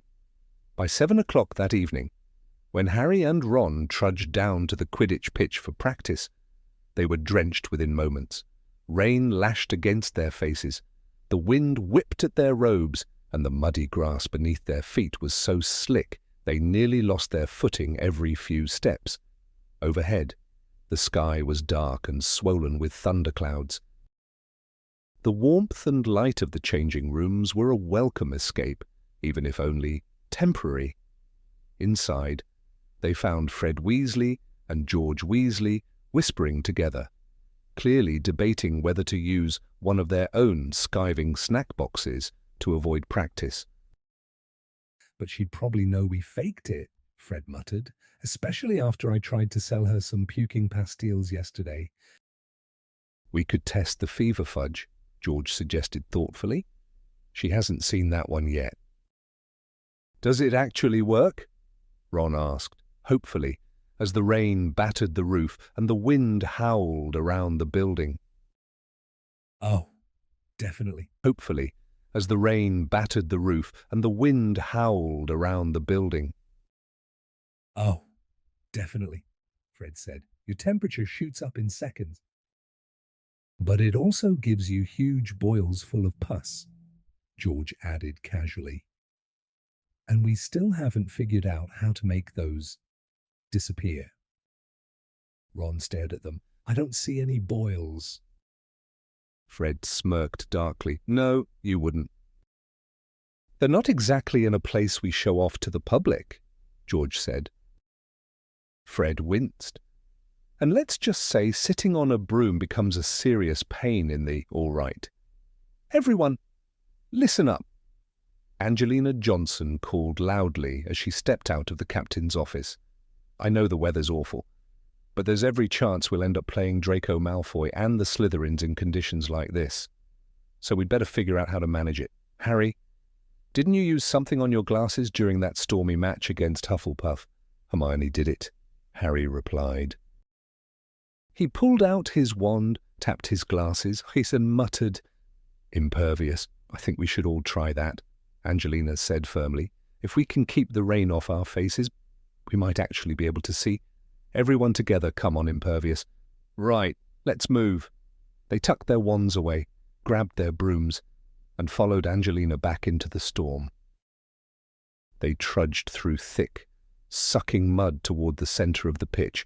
Even with the Impervious charm, visibility was miserable.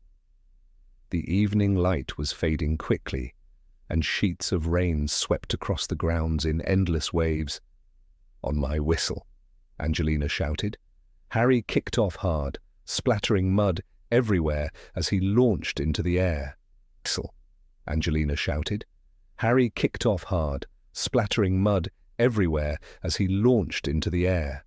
At once, the fierce wind shoved him sideways. He had no idea how he was supposed to spot the snitch in weather like this. He could barely keep track of the single practice bludger. Barely a minute into the session, it came hurtling at him and nearly knocked him clean off his broom. He had to perform the Harry Potter sloth grip roll to dodge it. Unfortunately, Angelina didn't notice. In fact, she didn't seem able to notice much of anything. None of them could really see what the others were doing. The wind grew stronger and stronger, and from high above the pitch, Harry could hear the relentless pounding of rain hammering the lake below. Angelina kept the team flying for nearly an hour before finally admitting defeat. She marched her soaked, miserable players back toward the changing rooms, insisting the practice hadn't been a complete waste of time, though her voice lacked conviction. Fred and George seemed especially unhappy. They walked stiffly, legs awkwardly spread, wincing with every step. As Harry rubbed his wet hair with a towel, he overheard them muttering. "I think a few of mine have burst," said Fred Weasley bleakly. "Mine haven't," said George Weasley through gritted teeth. "They're throbbing like crazy. If anything, they feel even bigger." "Ouch!" Harry suddenly cried out. He clapped the towel to his face, squeezing his eyes shut in pain. The scar on his forehead had flared again, burning more fiercely than it had in weeks. What happened? Several voices asked at once. Here is a transform. The scar on his forehead had flared again, burning more fiercely than it had in weeks. What happened? Several voices asked at once. Here is a transformed version of that passage in polished English, while preserving the tension and emotion. Harry slowly lowered the towel from his face. Without his glasses, the changing room was a blur of shifting shapes and colors, but he could still make out every face turned toward him. "Nothing," he muttered. "I just poked myself in the eye. Still." He shot Ron a meaningful glance, and the two of them lingered behind as the rest of the team shuffled out into the storm, wrapped tightly in cloaks with hats pulled low against the rain. The moment Alicia Spinnet disappeared through the door, Ron spun toward Harry. "What happened?" he asked urgently. "Was it your scar?" Harry nodded, but Ron's face drained of color. He crossed quickly to the window and peered out into the pounding rain. He can't be anywhere near us. Can he?" "No," Harry murmured, dropping onto a bench and rubbing his forehead. "He's probably far away. It hurt because he's angry." The words escaped before Harry could stop them. He hadn't meant to say them aloud at all. They sounded strange in his own ears, yet he knew instantly they were true. Somehow, without understanding how, he knew it. Wherever Lord Voldemort was, whatever he was doing, he was consumed with rage. "Did you see him?" Ron asked, horrified. "Did you have a vision or something?" Harry stayed still, staring down at his shoes, letting his thoughts drift in the fading wake of pain. Harry stayed still, staring down at his shoes, letting his thoughts drift in the fading wake of pain. A whirl of broken images and a storm of voices, a chaos. "He wants something done," Harry said slowly. "And it's not happening quickly enough." Again. The words came out before he could think. Again. He knew they were true. "But how do you know that?" Ron whispered. Harry shook his head and pressed both palms hard against his eyes. Tiny sparks burst in the darkness. He felt Ron sit beside him on the bench and sensed him staring. "Was that what happened last time?" Ron asked quietly. "When your scar hurt in Umbridge's office? Was you-know-who angry then too?" Harry shook his head again. Then what was it? Harry forced himself to remember. He had been looking straight into Dolores Umbridge's face. His scar had burned, and there had been that strange sensation in his stomach, a sudden leap, a rush of joy, a feeling of triumph. But he hadn't understood it then because he himself had been so miserable. "Last time," Harry said at last. "It was because he was happy." Ron stared. "Really happy." Harry went on.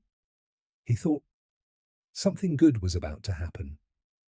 He thought back to the night before they had returned to Hogwarts, when the pain had stabbed through his scar in the bedroom at Grimmauld Place. And that night before school, Harry said quietly. He was furious. He turned to look at Ron. Ron was staring at him wide-eyed. "You could take over from Sybil Trelawney's English while keeping the same tone and suspense." "No. Do you realize what this means?" Ron said, his voice a mixture of fear and amazement. "Harry, you're actually reading you-know-who's mind." Harry shook his head quickly. "No," he said, "not exactly. It's more like I'm picking up on his mood, just flashes of how he's feeling. Outside, wind and rain battered the walls of the changing room.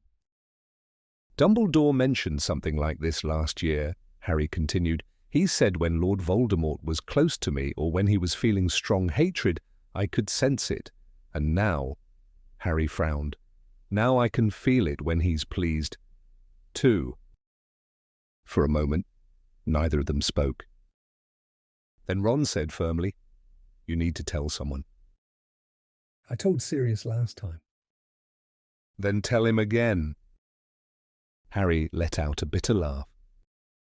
How? He said grimly.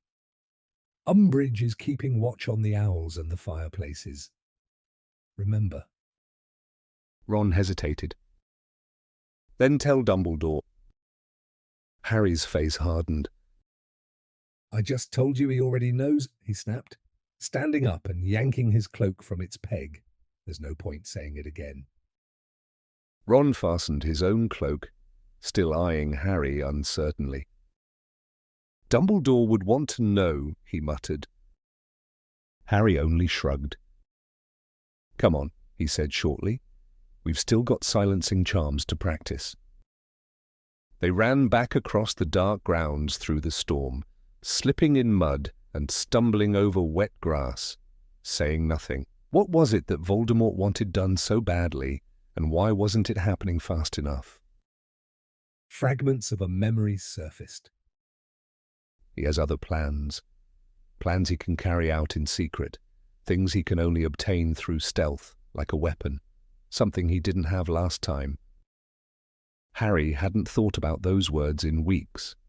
Hogwarts had consumed all his attention, Umbridge, the Ministry's interference, the endless unfairness of it all. But now the words returned with sudden force. Voldemort's fury made sense if he was still no closer to getting that weapon, whatever it was.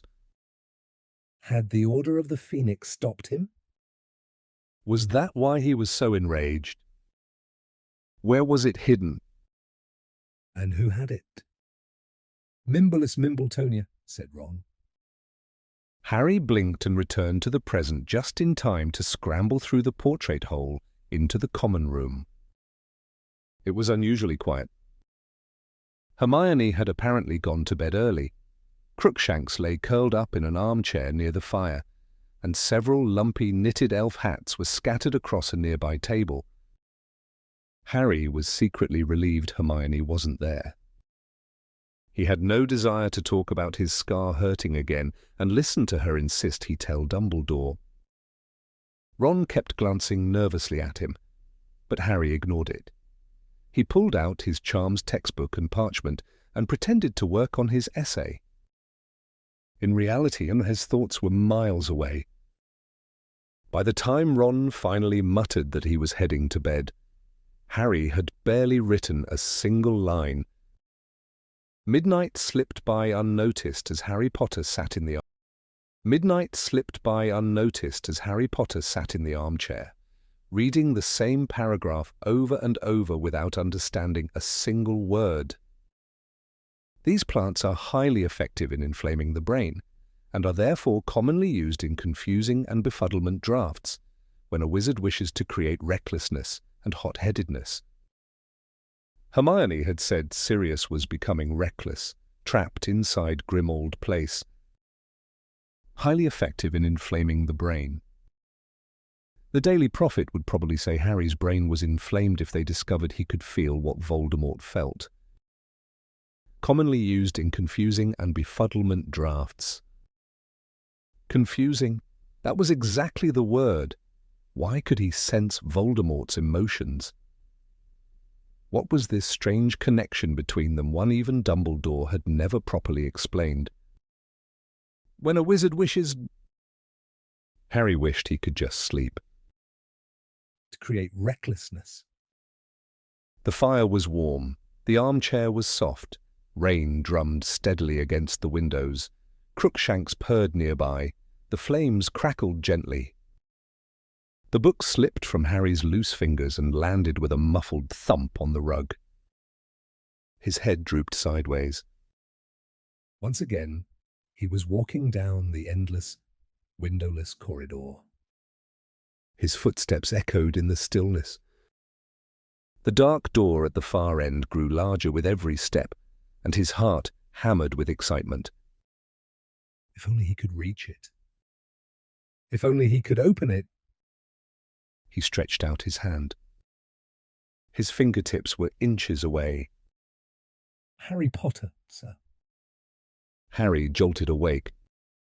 The candles in the common room had burned out. The fire was little more than glowing embers. Something was moving in the darkness nearby. "Who's there?" Harry mumbled, jerking upright in his chair. "Dobby has brought your owl, sir," squeaked a familiar voice. Dobby, Harry said thickly, squinting into the gloom. Dobby the house elf stood beside the table where Hermione had abandoned half a dozen knitted hats. Or rather, Harry blinked. Dobby appeared to be wearing all of them. The elf's huge bat-like ears stuck out from beneath layers upon layers of woolly hats stacked one on top of another, making his head look absurdly tall, at least 2 or 3 feet higher than usual. And perched neatly on the bobble of the topmost hat sat Hedwig, hooting calmly and looking completely recovered. "I volunteered to bring Harry Potter's owl back, sir," Dobby squeaked excitedly, gazing up at Harry with complete admiration. "Professor Wilhelmina Grubbly-Plank says she is perfectly well now, sir."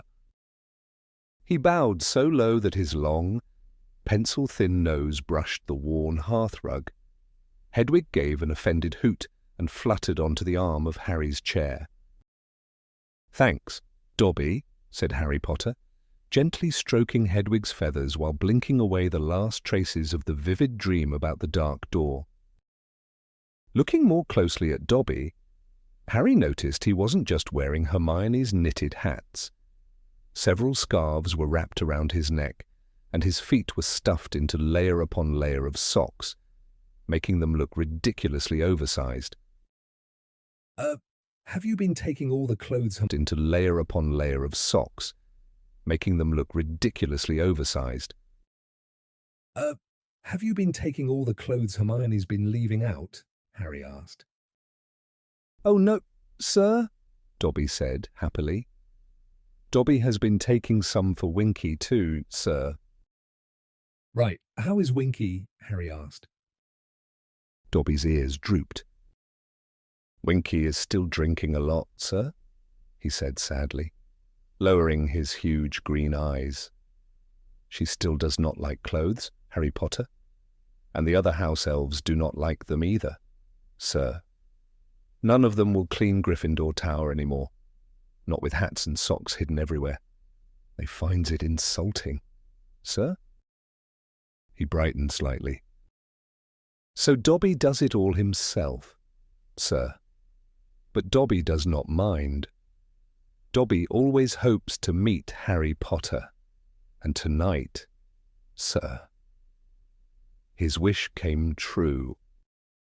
He bowed again. "But Harry Potter does not look happy," Dobby added, straightening and peering timidly at him. Dobby heard Harry Potter talking in his sleep. Was Harry Potter having bad dreams? "Not really bad," Harry said, yawning and rubbing his eyes. "I've had worse." Dobby studied him solemnly, ears hanging low.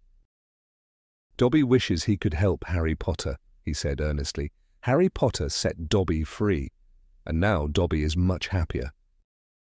Harry smiled faintly. "You can't really help me, Dobby," he said, "but thanks." He bent to pick up his potions book, intending to finish the essay tomorrow. As he closed it, the firelight flashed over the thin white scars on the back of his hand, the marks left by detentions with Dolores Umbridge. Harry froze. Then he looked up slowly. "Wait, maybe you can help me, Dobby." The elf spun around, beaming. "Anything. Harry Potter. sir. I need a place, Harry said carefully, where 28 people can practice defense against the dark arts without being discovered by any teachers. He clenched his hand tighter around the book. Especially Professor Umbridge.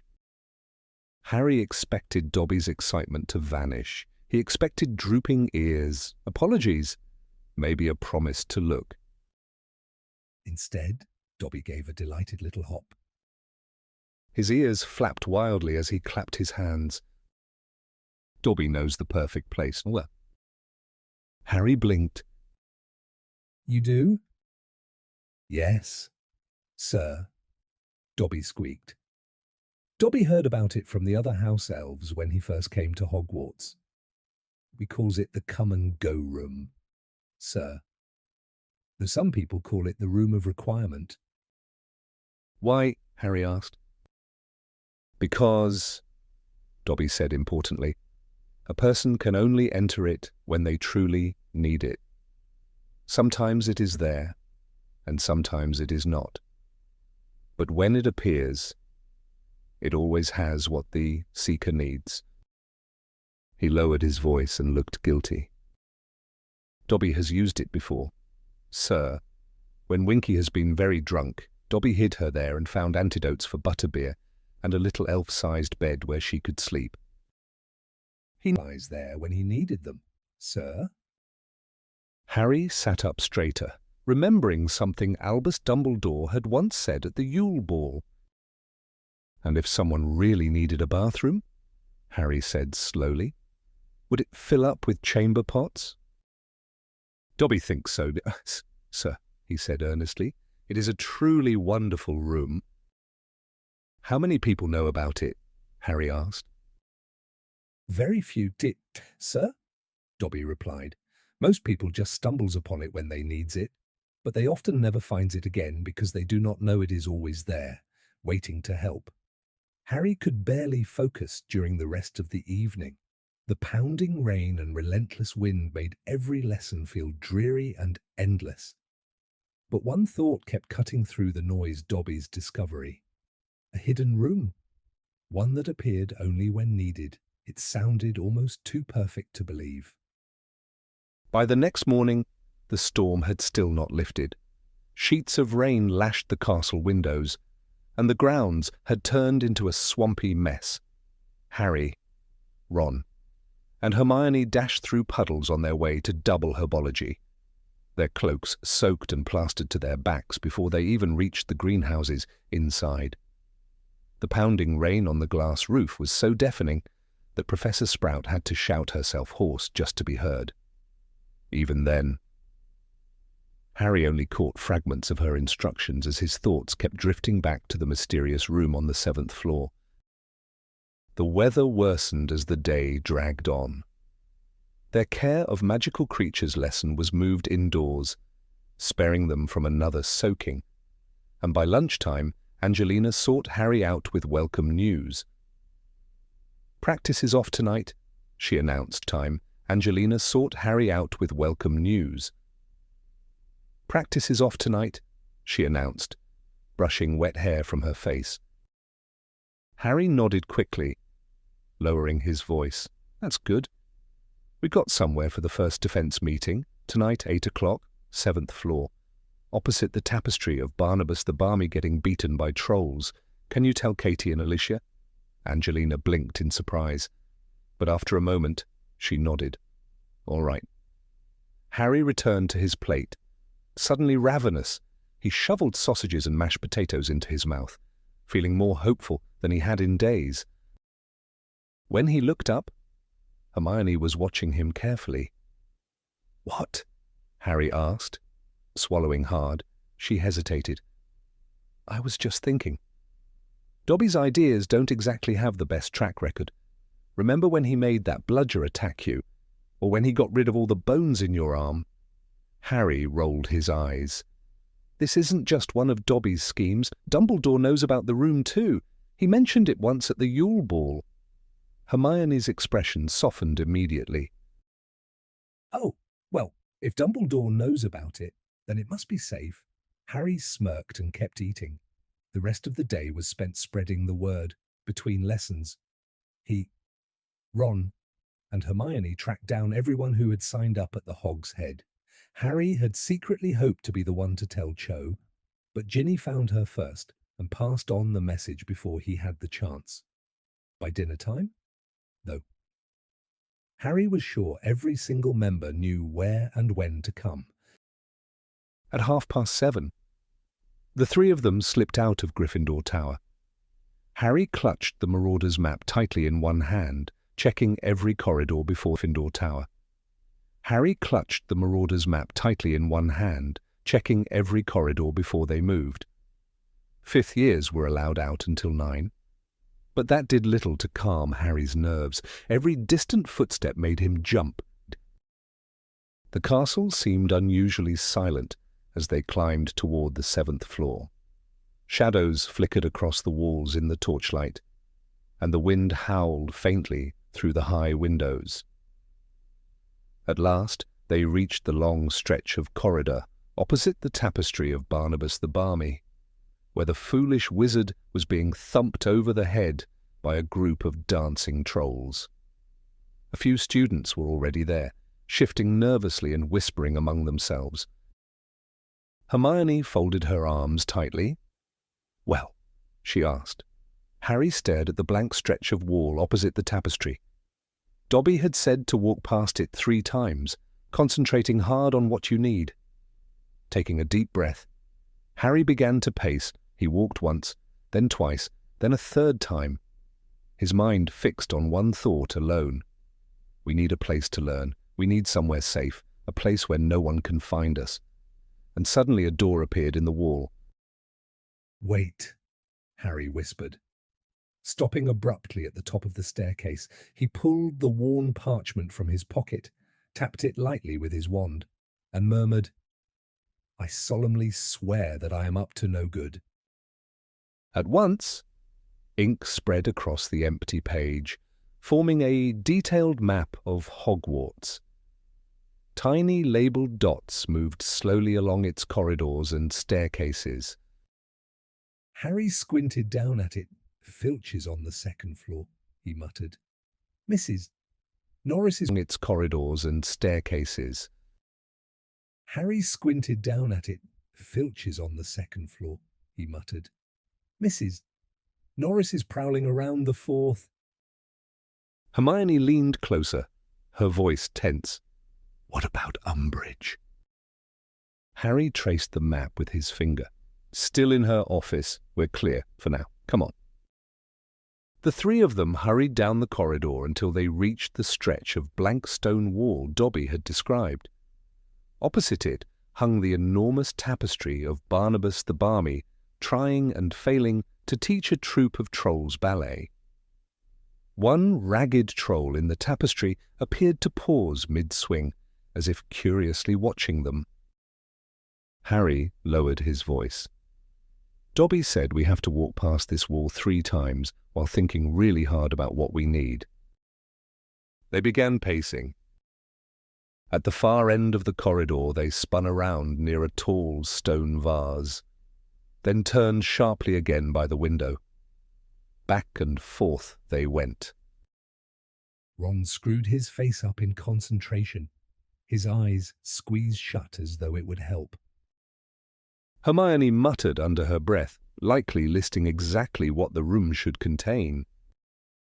Harry clenched his fists and fixed his thoughts on one desperate idea. "We need a place to practice. A place to learn how to fight. A place where no one can catch us." "Harry!" Hermione hissed suddenly as they completed the 3rd pass. Harry stopped short. A polished wooden door had appeared in the wall where moments before there had been nothing but stone. Ron stared at it suspiciously. "Well," he said slowly, "that's not creepy at all." Ignoring him, Harry stepped forward, wrapped his fingers around the brass handle, and pulled. The room beyond was huge. Torchlight flickered warmly against stone walls, giving the place the same golden glow as the dungeons below. Tall wooden bookcases stretched along every side of the room, packed tightly with thick, leather-bound books. Instead of desks and chairs, the floor was scattered with large silk cushions in deep jewel colors. At the far end stood shelves filled with strange and useful magical objects, sneakoscopes spinning lazily, secrecy sensors gleaming faintly, and even a large cracked faux glass that Harry recognized instantly from the fake Moody's office the previous year. Ron let out a low whistle. "Blimey, this place is brilliant."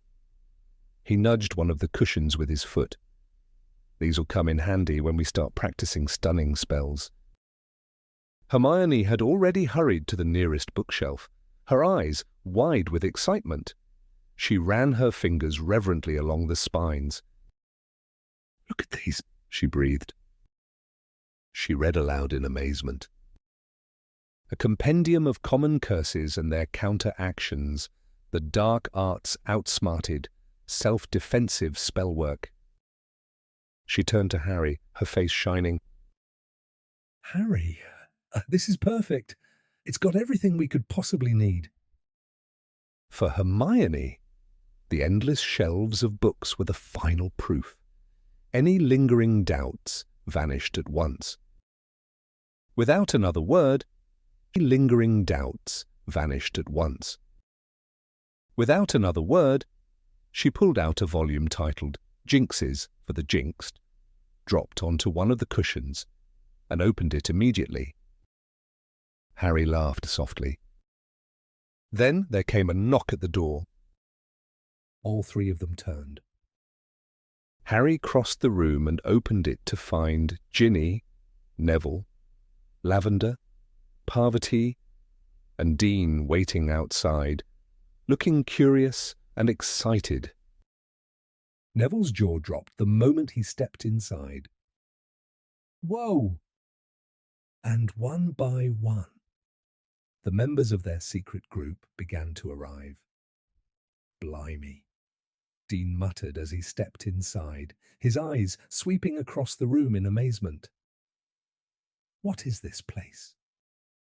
Harry opened his mouth to explain, but before he got very far, another knock sounded, then another, and another. Each time he started describing the room, more people arrived and interrupted him. Soon the stream of students became constant, until by 8 o'clock every silk cushion was occupied and the room buzzed with excited whispers.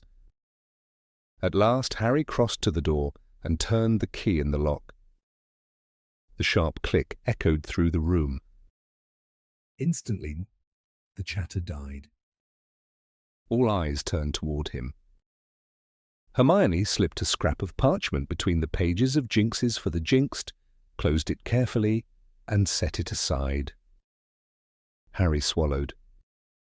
"Well," he began, trying not to sound as nervous as he felt, "this is where we're going to have our practice meetings. And, well, obviously everyone managed to find it." "It's amazing," said Cho warmly, and several people nodded in agreement. "It's weird," Fred said, glancing around suspiciously. "George and I once hid in here from Filch, didn't we? Back then it was just a broom cupboard." Dean, at the back of the room, pointed toward the shelves of magical instruments. "Oi, Harry, what are those?" Harry made his way across the room, stepping over outstretched legs and cushions. "Dark detectors," he explained. "Things like sneakoscopes, secrecy sensors, and this." He touched the cracked faux glass.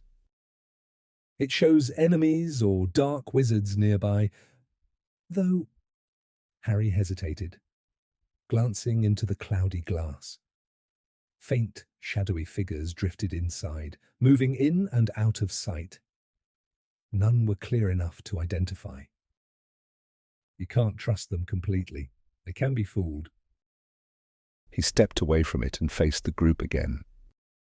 "So, I've been thinking about where we should start, and maybe the first things we should learn are A hand shot up. Harry blinked. What is it, Hermione? Hermione sat up straighter. I think we should choose a leader. There was barely a pause before Cho said first. Harry felt his stomach lurch. Hermione nodded but remained calm. Yes, obviously, but I think we should make it official. A proper vote gives him authority. She stood and raised her own hand. All those in favour of Harry being our leader. Every hand in the room went up. Even Zacharias Smith lifted his, though with the enthusiasm of someone volunteering for detention. Harry felt his face go hot. Right, thanks. He cleared his throat. Hermione's hand was still raised. Yes, Hermione, we should have a name. She said it brightly, as though it were the most important matter in the world. A name would make it feel the more like a team. It'd give us unity on our spirit. Angelina raised her hand eagerly. What about the Anti-Umbridge League? A ripple of laughter passed through the room. Fred grinned. Or the Ministry of Magic Are Morons group. More laughter. Hermione frowned at him. I was thinking of something a bit less obvious.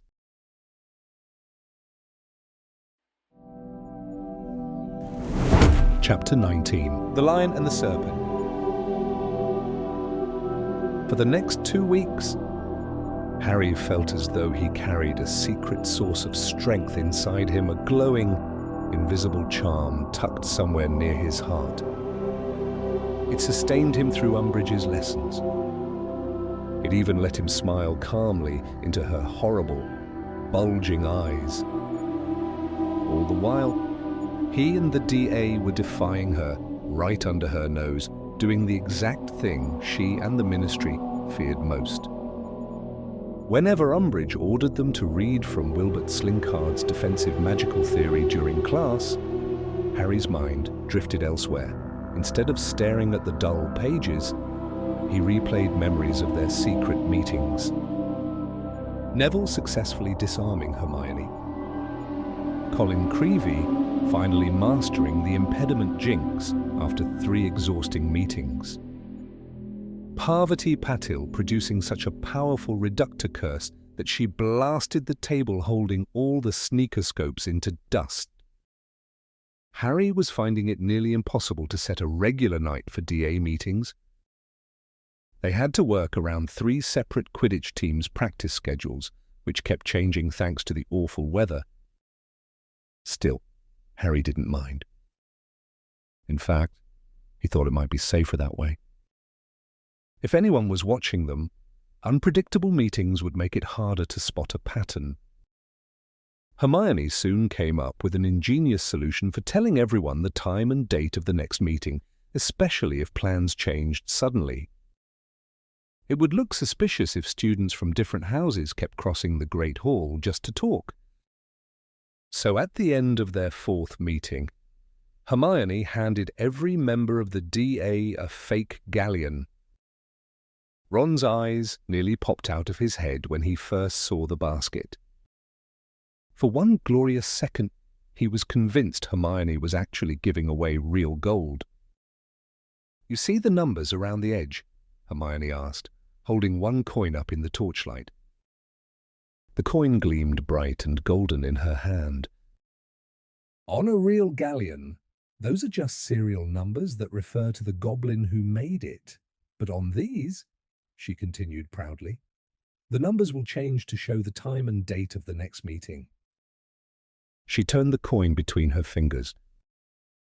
They'll also grow warm when the date changes, and so if you're carrying one in your pocket, you'll feel it. We each take one, and when Harry changes the numbers on his coin, all the others will change too, because I've put a protean charm on them. Silence. Complete silence.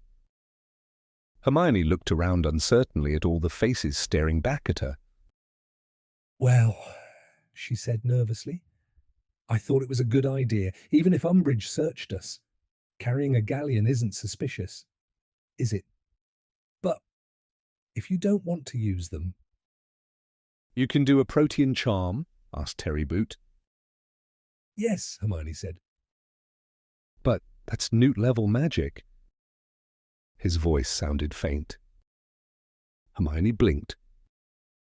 Oh, she said, trying not to smile too much. Well, yes, I suppose it is. Terry stared at her in disbelief. How are you not in Ravenclaw, he asked, with brains like yours? Hermione beamed. The Sorting Hat seriously considered putting me in Ravenclaw, she said brightly, but it chose Gryffindor in the end.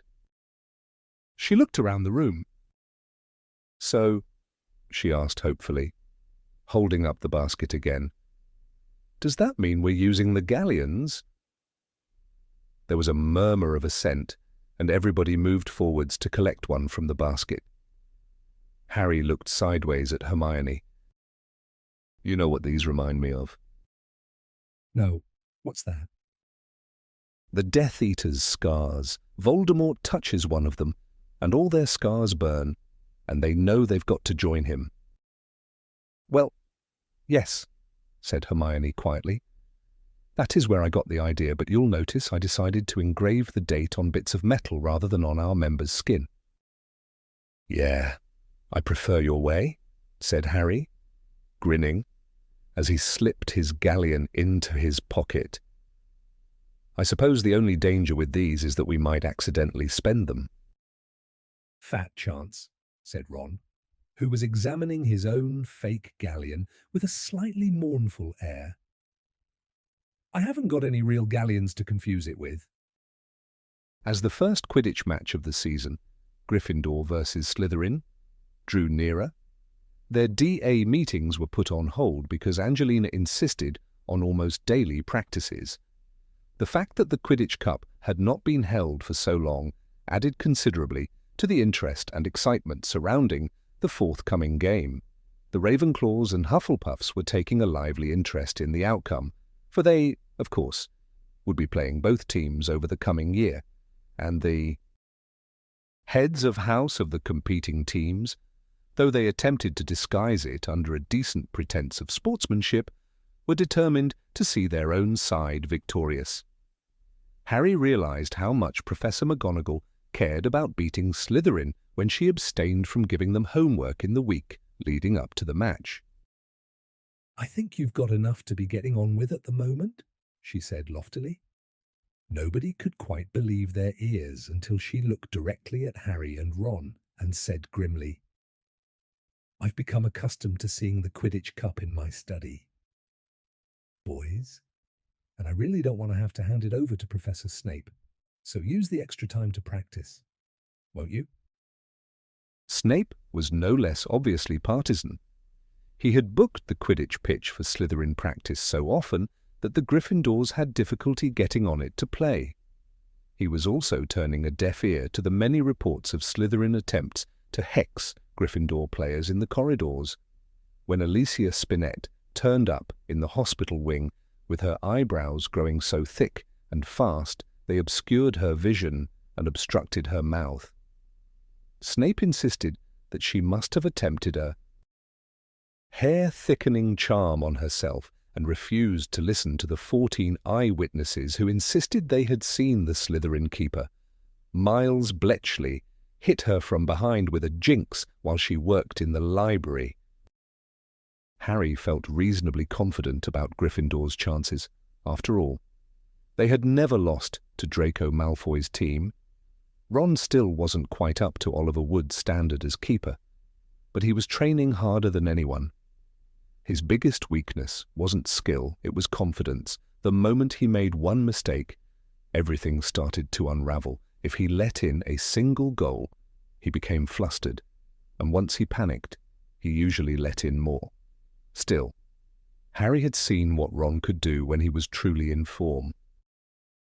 During one unforgettable practice, Ron had made an astonishing save hanging one-handed from his broom while kicking the quaffle so hard away from the goalposts that it flew the entire length of the pitch and straight through the centre hoop at the opposite end.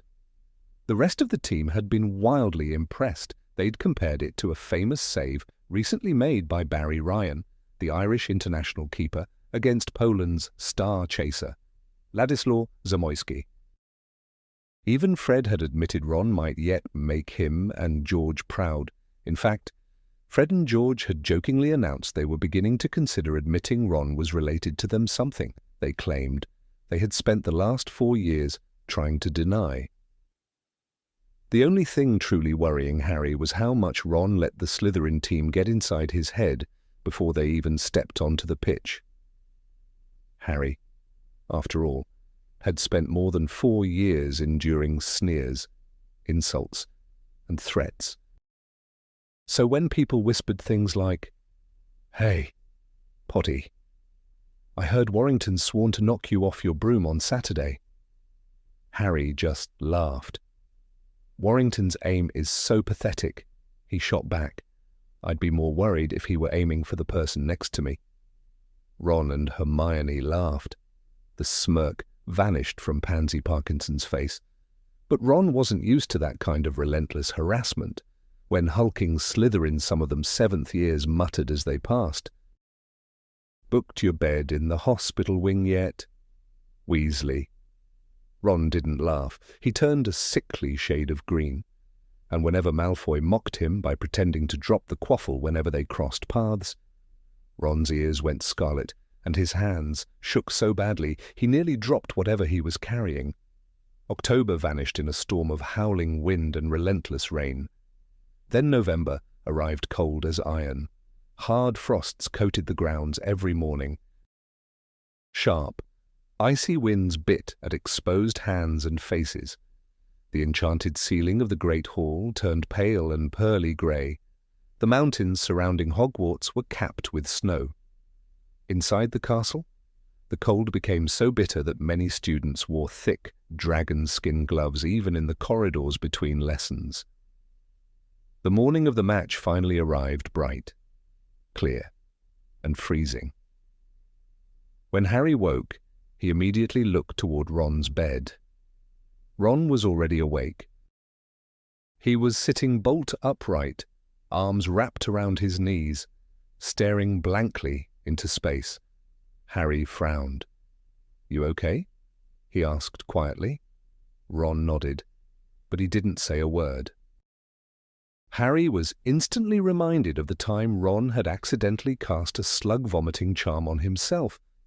He looked exactly the same now, pale, clammy, and far too miserable to open his mouth. "You just need breakfast," Harry said firmly, trying to sound confident. "Come on." By the time they reached the Great Hall, it was already filling up. The room buzzed with excitement. Voices were louder than usual. The atmosphere was charged. As they passed the Slytherin table, a wave of noise erupted. Harry glanced over. Along with the usual green and silver scarves and hats, every Slytherin seemed to be wearing a silver badge shaped like a crown. For some reason, many of them were waving enthusiastically at Ron while laughing hysterically. Harry tried to make out the writing on the badges, but he was too focused on getting Ron past the table as quickly as possible to stop and read them. At the Gryffindor table, they were greeted with loud cheers. Everyone was dressed in red and gold. But instead of encouraging Ron, the noise seemed to drain the last bit of courage from him. He collapsed onto the bench as though he'd been led to his execution. "I must have been mad to do this," he croaked. "Completely mad."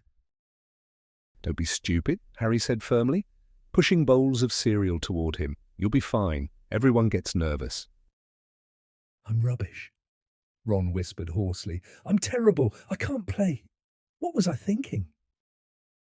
"Pull yourself together," Harry said sternly. "What about that save you made with your foot?" Even Fred and George said it was brilliant. Ron turned a miserable face toward him. "That was an accident," he muttered. "I didn't mean to do it. I slipped off my broom when none of you were looking, and when I was trying to get back on, I kicked the quaffle by accident." Harry blinked, then quickly recovered. "Well," he said, forcing a grin, "a few more accidents like that and we've already won, haven't we?" Just then, Hermione Granger and Ginny Weasley sat down opposite them, wrapped in red and gold scarves, gloves, and rosettes. "How are you feeling?" Ginny asked. Ron was staring into the thin layer of milk left in the bottom of his cereal bowl, as though considering drowning himself in it. "He's just nervous," Harry answered. "That's probably a good sign," Hermione said brightly. "I never do as well in exams unless I'm a little nervous." "Hello," said a dreamy voice behind them. Harry turned. Luna Lovegood had drifted over from the Ravenclaw table. People all around were staring. Some were openly laughing. Luna was wearing a hat shaped like a life-size lion's head. It perched unsteadily on top of her blonde hair. "I'm supporting Gryffindor," Luna said, unnecessarily pointing to the hat. "Look what it does." She tapped it with her wand. The lion's mouth sprang open and let out an incredibly realistic roar. Everyone nearby jumped. Luna smiled serenely. "It's good, isn't it?" she said happily. "I wanted it chewing up a serpent to represent Slytherin, but I didn't have time." She turned to Ron. "Good luck, Ronald." Ron looked up weakly, as though unsure whether to laugh or faint. Luna drifted dreamily back toward the Ravenclaw table. Harry, Ron, Hermione, and Ginny was still recovering from the shock of her roaring lion hat when Angelina Johnson came hurrying toward them, with Katie Bell and Alicia Spinett close behind. Katie's eyebrows had thankfully been restored to normal by Madame Pomfrey. "When you're ready," Angelina said, briskly. "We're heading straight down to the pitch to check conditions and get changed." "We'll be there soon," Harry promised. "Ron just needs to finish breakfast." 10 minutes later, however, it was obvious Ron wasn't going to eat another bite. Harry decided it was safer to get him to the changing rooms before he was sick. As they stood up from the table, Hermione rose too. She caught Harry gently by the arm and pulled him aside. "Don't let Ron see what's written on those Slytherin badges," she whispered urgently. Harry frowned. Before he could ask why, Hermione shook her head sharply. Ron was already wandering toward them, looking pale, dazed, and hopeless. "Good luck, Ron," Hermione said softly. She stood on tiptoe and kissed him on the cheek. "And you too, Harry." Ron seemed to wake up a little as they crossed the great hall. His hand drifted to the spot Hermione had kissed. He looked utterly bewildered, as if he wasn't sure whether it had really happened. He seemed too distracted to notice much else. But Harry glanced toward the silver crown-shaped badges at the Slytherin table as they passed. And this time he read the words engraved across them. "Weasley is our king."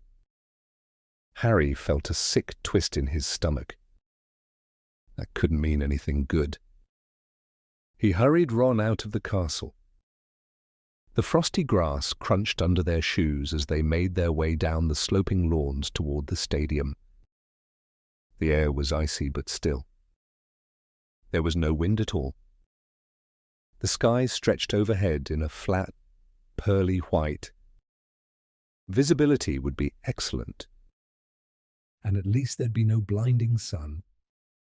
Harry pointed out all these encouraging signs as they walked, but he wasn't sure Ron heard a word. When they entered the changing room, Angelina was already in full kit, talking to the rest of the team. Harry and Ron hurried to change. Ron was so distracted he spent several minutes trying to fasten his robes back to front before Alicia finally took pity on him and fixed them for him. Outside, the roar of the crowd kept growing louder as students streamed out of the castle and filled the stands. Angelina gathered the team together. "All right," she said, consulting a piece of parchment. "I've just got the final Slytherin lineup." She glanced down. Last year's beaters, Derek and Bowl, have left. Looks like Graham Montague replaced them with the usual gorillas instead of anyone who can actually fly. A few weak laughs. They're two blokes called Crabbe and Goyle. I don't know much about them.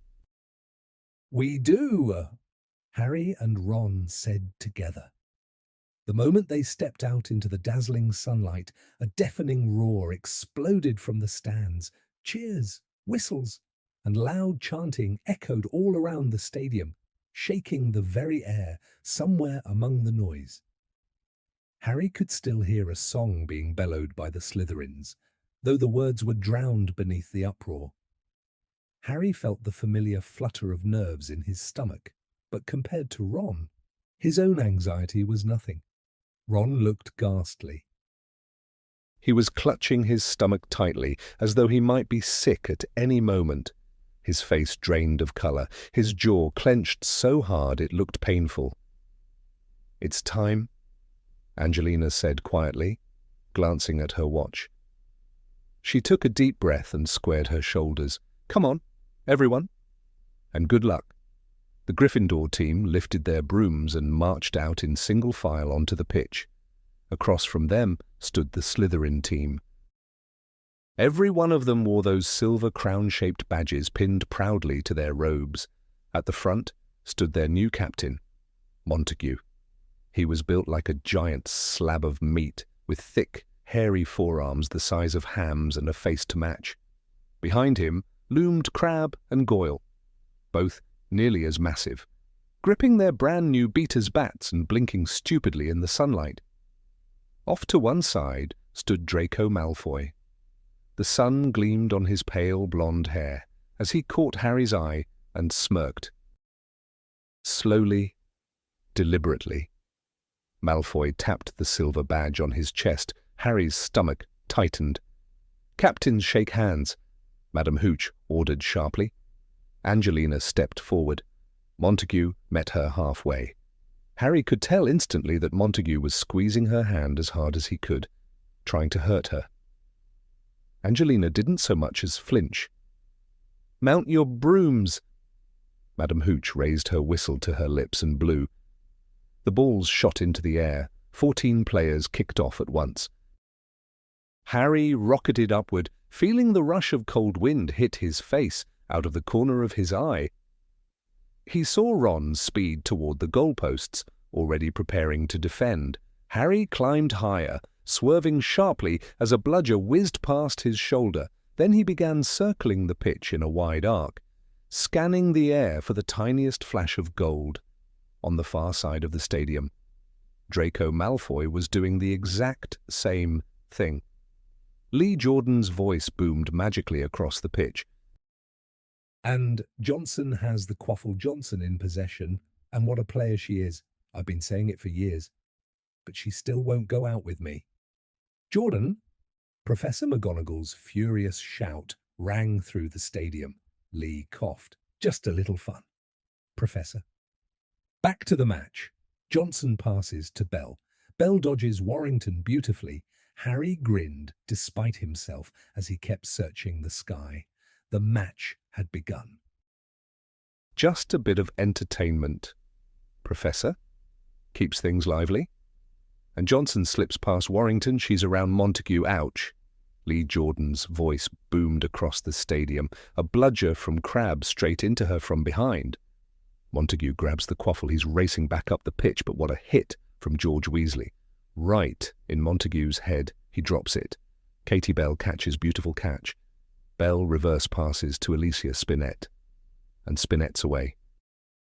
Harry could barely hear over the roar of the crowd and the shrieking wind in his ears, but Lee's commentary still carried across the pitch. Spinett dodges Warrington, misses a bludger by inches. Close one. Alicia. And the crowd's loving it. Listen to that noise. Wait, what are they singing? Lee's voice faltered. For a moment, he stopped talking. Then the song rose, loud and unmistakable from the sea of green and silver in the Slytherin stands. Weasley cannot save a thing. He cannot block a single ring. That's why Slytherins all sing. Weasley is our king. The laughter and clapping from the Slytherins echoed around the stadium. Then came the second verse, louder than before. Weasley was born in a bin. He always lets the quaffle in. Weasley will make sure we win. Weasley is our king. Harry's insides twisted with fury. His grip tightened on his broom handle. And Alicia passes back to Angelina, Lee suddenly shouted, almost desperately trying to drown the song out. Come on now, Angelina. She's got only the keeper to beat She Shoots. Bletchley had blocked it. The Slytherin keeper caught the quaffle cleanly and hurled it to Warrington, who sped off at once, weaving between Alicia and Katie. The song swelled even louder. The words battered at Harry from every side. Weasley is our king. Weasley is our king. He always lets the quaffle in. Weasley is our king. Harry couldn't stand it. He forgot the snitch entirely. He spun his broom sharply and looked toward Gryffindor's goalposts.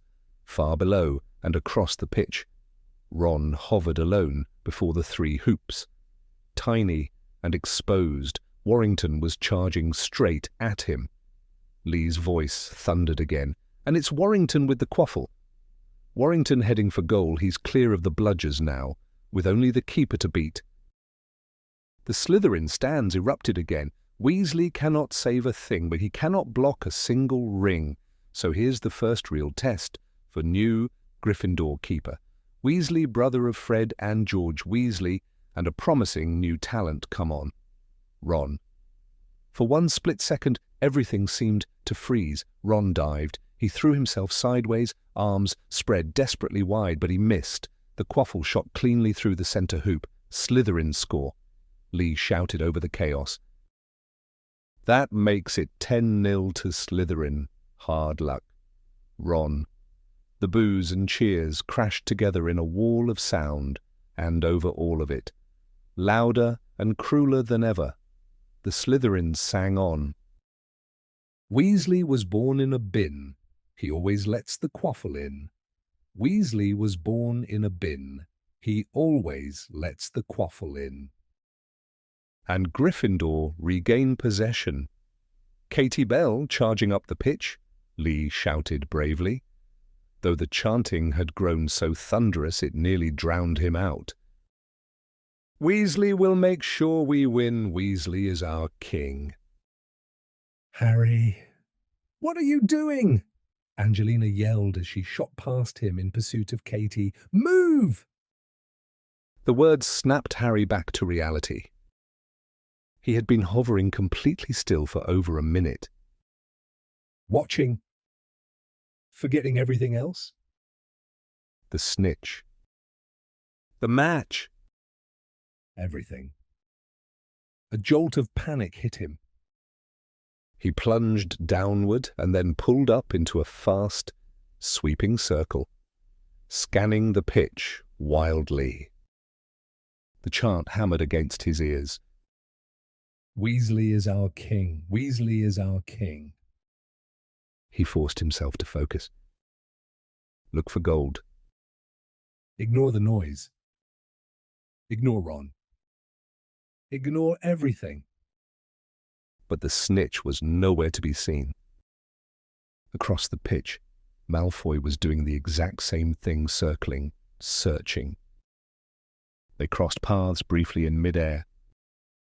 As they passed, Harry heard him singing at the top of his voice. Weasley was born in a bin. And it's Warrington again, Lee roared. He passes to Pusey. Pusey slips past Spinnet. Come on. Angelina, take him. No, she can't, but great bludger from Fred George. Oh, who cares? One of them? And Warrington drops it. Katie Bell grabs it. No, she drops it too. Montague's got it. Slytherin Captain Montague heading back up the pitch. Come on, Gryffindor, stop him. Harry sped around the far end of the stadium behind the Slytherin goalposts, gripping his broom tightly. Don't look. Don't look at Ron. Don't think about it. But as he swept past the Slytherin keeper, he heard Bletchley join in the chant, his voice ringing clearly above the others. Weasley cannot save a thing. And Pusey's through again, Lee bellowed. He's dodged Alicia. He's heading straight for goal. Stop him. Ron. Harry didn't need to turn. He already knew. The sound told him everything. A deep, collective groan erupted from the Gryffindor supporters, followed instantly by a wave of cheers, laughter, and applause from the Slytherins. Still, he glanced down. Near the front of the stands stood Pansy Parkinson, her pug-like face twisted with delight. She had turned her back to the pitch entirely, conducting the Slytherin crowd like a conductor before an orchestra, her arms sweeping through the air. The chant crashed down once more, louder than ever. That's why Slytherins all sing. Weasley is our king. 20-0 wasn't the end of the world. Not yet. There was still plenty of time for Gryffindor to recover, or for Harry to catch the snitch and end it. Just a few goals and they'd be back in front? That was what Harry kept telling himself as he twisted and darted through the chaos of players, chasing every glimmer of light he saw, only to discover one was nothing more than the reflection of Montague's watch strap. But then Ron let in 2 more goals. Harry's urgency sharpened into panic. He had to find the snitch. Fast. End it before things got worse. And Katie Bell of Gryffindor dodges Pusey, slips past Montague Lovely, swerve, Katie. She passes to Johnson. Angelina Johnson takes it. She's past Warrington. She's heading for goal. Come on. Angelina Gryffindor. Score. Lee Jordan's voice thundered across the pitch. It's 40-10. 40-10 to Slytherin, and Pusey has the quaffle. A huge cheer erupted from the Gryffindor stands. Over the noise, Harry distinctly heard Luna Lovegood's ridiculous lion hat roaring like a real beast. His spirits lifted. Only 30 points behind. That was nothing. They could come back from that. Harry ducked violently as a bludger sent by Crabbe tore through the air where his head had just been. He bent low over his firebolt and scanned the pitch again, searching frantically. His eyes flicked constantly toward Malfoy. Any sign? Any sudden movement? Any clue that Malfoy had seen it first? But Malfoy was still circling too, searching just as desperately. Pusey passes to Warrington. Warrington to Montague. Montague back to Pusey. Johnson intercepts. Johnson steals it. Johnson to Bell. This looks good. Bell's hit by a bludger from Goyle, and Pusey's got it again. The Slytherin chant thundered through the freezing air. Weasley was born in a bin. He always lets the quaffle in. Weasley will make sure we win. And then Harry saw it. The golden snitch. Tiny. Fluttering. Hovering just a few feet above the ground near the Slytherin end of the pitch. He dived. Instantly.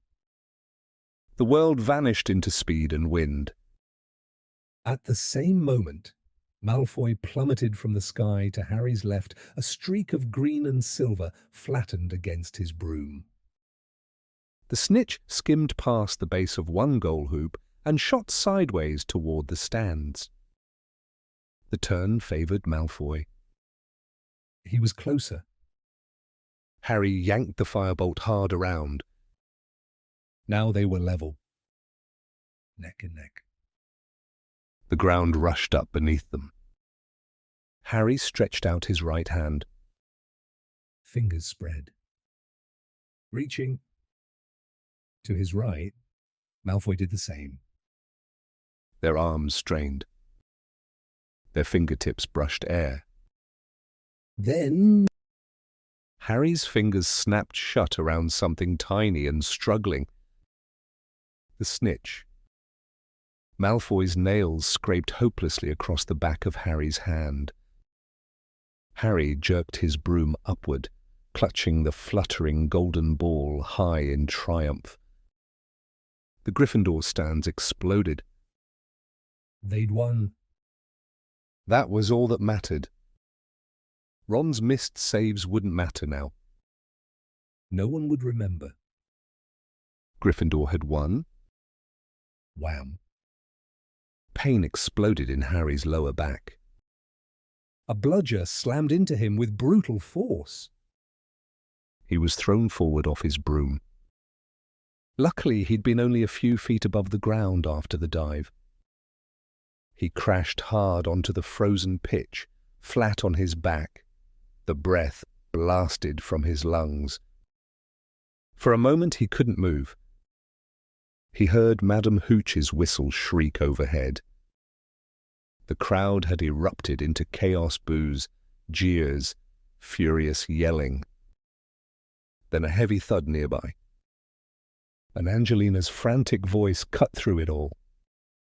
Harry, are you okay? Harry gritted his teeth. "Course I am," he muttered. He grabbed her hand and let her haul him upright. Still clutching the snitch tightly in one hand, he looked up.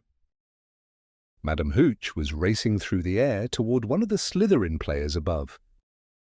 Though from where Harry stood, he couldn't yet tell which one. "It was that brute Crabbe," Angelina said furiously.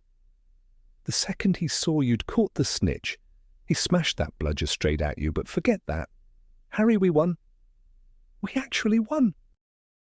Harry had barely registered her words when he heard a cold, mocking snort behind him.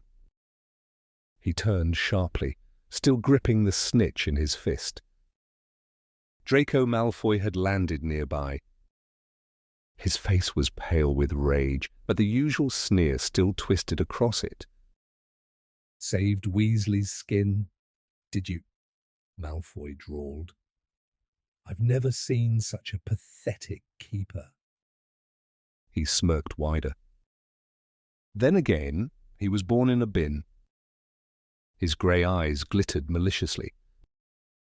Like the song Potter. Thought the lyrics were pretty good myself. Harry didn't answer.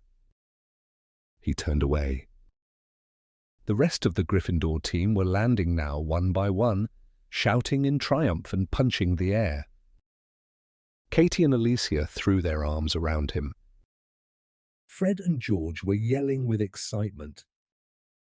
Angelina looked ready to cry with relief. Only Ron was missing. Harry spotted him in the distance, near the goalposts, climbing stiffly off his broom and trudging slowly toward the changing rooms alone. "We wanted to add more verses," Malfoy called loudly behind them. Katie and Alicia loosened their grip as they heard him. "But we couldn't find anything that rhymed with fat and ugly." Angelina turned, disgust flashing across her face. "Honestly," she snapped, "listen to him, sore loser." "We were trying to work your mother into it," C. Malfoy continued, grinning. Fred and George froze. Both turned slowly toward him. Angelina immediately grabbed Fred's arm. "Don't!" she warned. "Leave it! Fred, he's just upset he lost." The stuck-up little...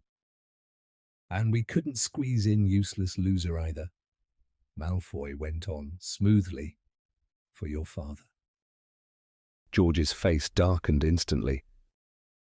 Harry grabbed his arm. "But you like the Weasleys, don't you, Potter?" Malfoy sneered. "Spend your holidays there and everything." He wrinkled his nose dramatically. "Can't imagine how you stand the smell. Though I suppose if you were raised by Muggles, even the Weasleys' pigsty seems cosy." George lunged. Harry tightened his grip and held him back. Meanwhile, Angelina, Alicia, and Katie were struggling to restrain Fred. Malfoy laughed openly. Harry glanced around desperately for Madame Hooch. But she was still hovering over Crabbe, furiously shouting about the illegal bludger attack. Then Malfoy took one step backward and delivered the final blow. "Or maybe," he said softly, with a cruel leer, "the Weasleys' dump reminds you of your own mother's house. Potter." Something snapped. Harry didn't even realize he had let go of George. 1 second later, both of them were charging. Harry forgot everything. Forgot the teachers. Forgot the crowd. Forgot the match. There was only Malfoy. And rage. He didn't even have time to draw his wand. His fist, still clenched around the snitch, swung hard and slammed straight into Malfoy's stomach. Harry, George, no!" Girls screamed. Malfoy shouted. George was swearing furiously. The crowd roared. A whistle shrieked somewhere nearby. Harry kept swinging. He wanted to hit Malfoy again. And again. And again. Impedimenta. A powerful force struck him in the chest. Harry was blasted backward and crashed to the ground. The world spun. He scrambled back to his feet. Madame Hooch was standing there, white-faced with fury. Her whistle was clenched in one hand. Her wand pointed at him with the other. Her broom lay abandoned a few feet away. "What do you think you're doing?" she screamed.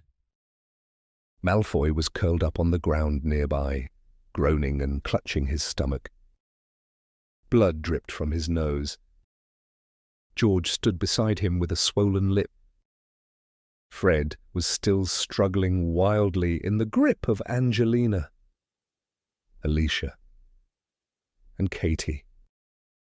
And in the background, Crabbe was doubled over laughing. Madame Hooch's eyes blazed. "I've never seen behavior like this." She pointed toward the castle. "Back up there, both of you now." Her voice cracked like a whip. "And straight to your head of house's office." Harry and George didn't argue. They went. Harry and George stormed off the Quidditch pitch without a word, both breathing hard, their tempers still blazing. Behind them, the crowd's howls, boos, and mocking laughter slowly faded into the distance until the only sound left was the sharp echo of their footsteps ringing through the stone corridors of Hogwarts. Harry's right hand throbbed painfully where his knuckles had smashed into Malfoy's face, and only then did he realize something was still wriggling in his clenched fist. He looked down and saw the golden snitch trapped between his fingers, its silver wings beating frantically as it struggled to escape. They had barely arrived outside Professor McGonagall's office when she came striding down the corridor after them. She was still wearing her Gryffindor scarf, but with furious, trembling hands she tore it from her neck as she marched closer, her face burning with anger. In she snapped, jabbing a finger toward the office door. Harry and George obeyed instantly. McGonagall swept in after them, rounded her desk, and spun to face them. Her whole body seemed to shake with rage as she flung the scarf aside onto the floor. "Well?" she demanded. "I have never seen such disgraceful behavior in my life. 2 against 1.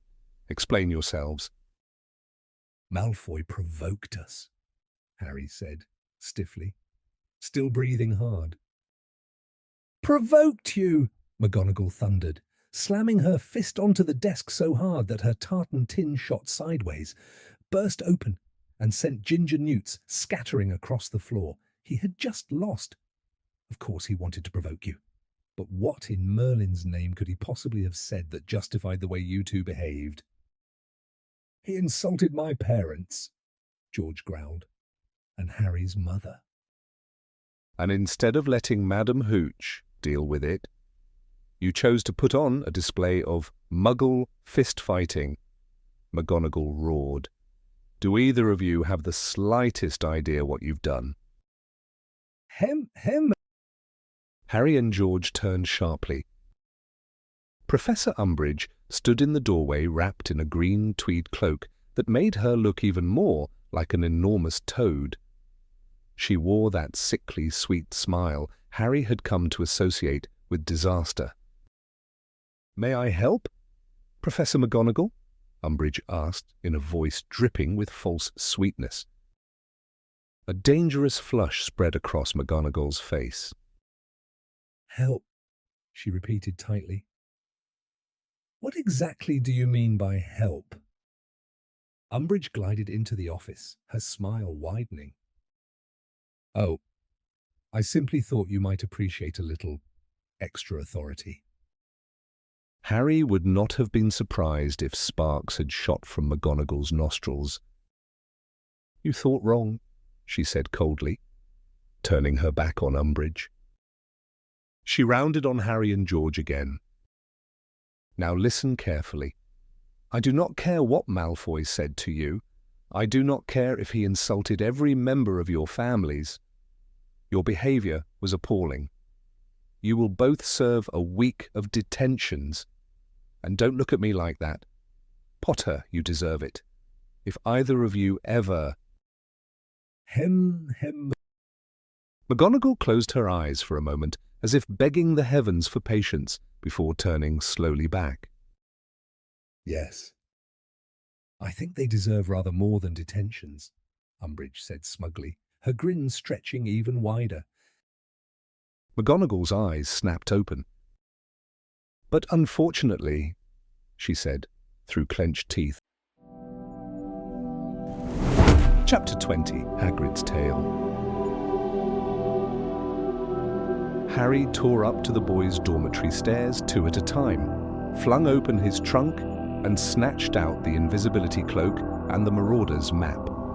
He moved so fast that he and Ron were waiting in the common room a full 5 minutes before Hermione came hurrying back down from the girls' staircase, wrapped in a thick scarf, woolen gloves, and one of her own lumpy, knitted elf hats.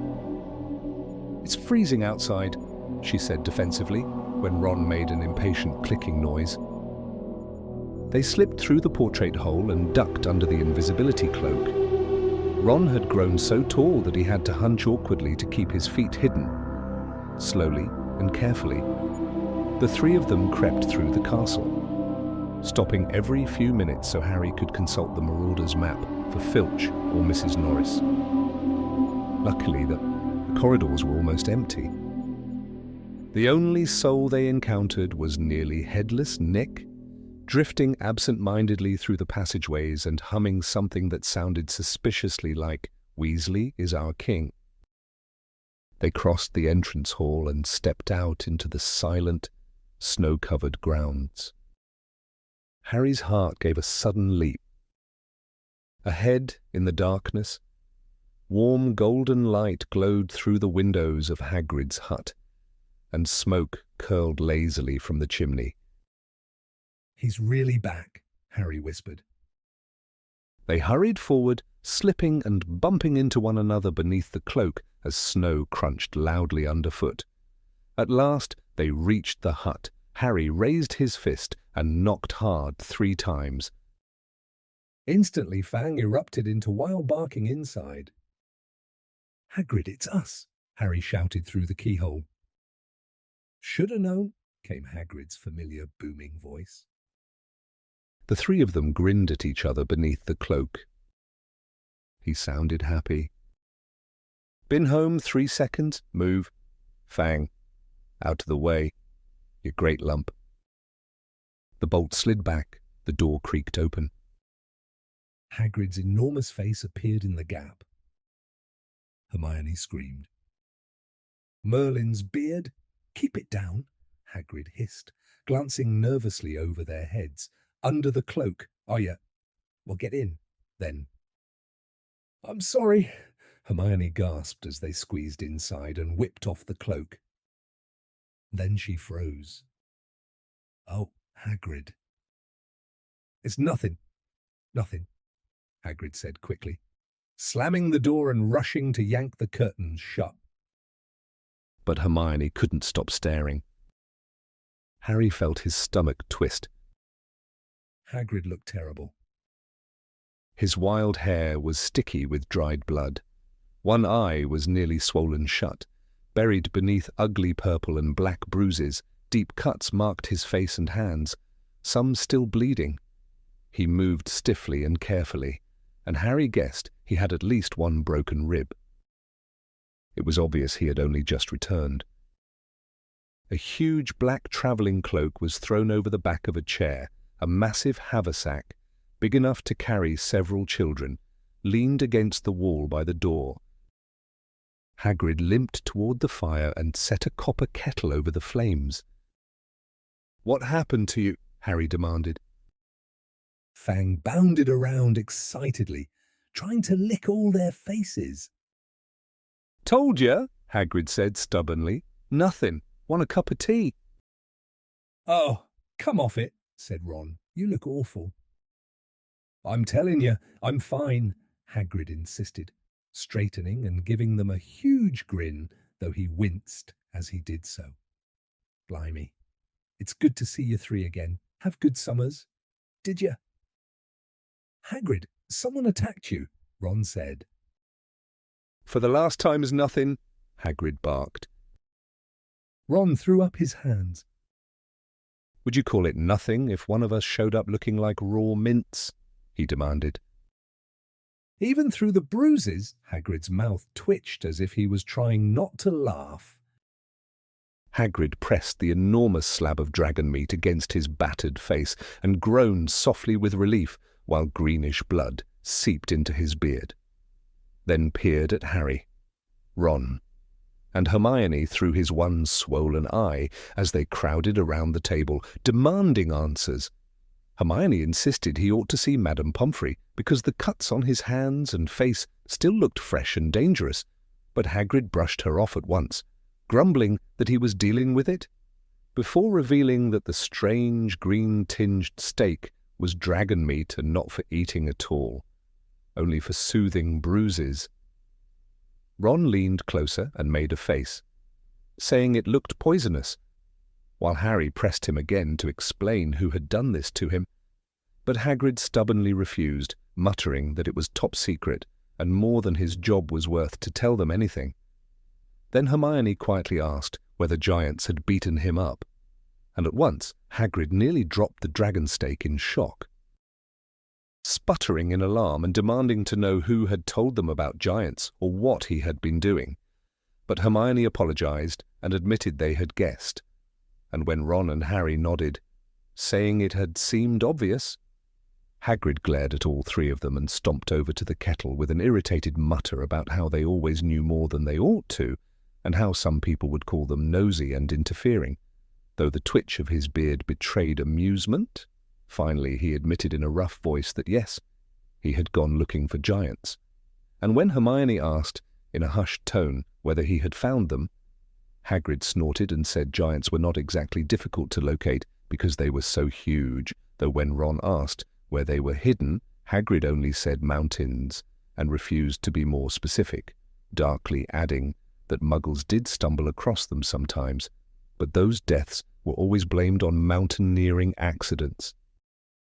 Adjusting the dragon's stake again to cover the worst bruising, he settled into his chair while Ron eagerly urged him to tell the whole story and offered in exchange to tell Hagrid how Harry had been attacked by Dementors over the summer. At this, Hagrid choked violently on his tea, spraying tea, spit, and dragon blood all over the table as the stake slid to the floor with a wet splat, and he roared in disbelief, demanding to know what Ron meant by Dementors. Hermione stared wide-eyed and asked if he truly had not heard anything, and Hagrid explained he had been on a secret mission and had not wanted owls trailing after him. Harry then quickly summarized how Dementors had attacked him and Dudley in Little Whinging, and how the Ministry had tried to expel him before forcing him to attend a hearing.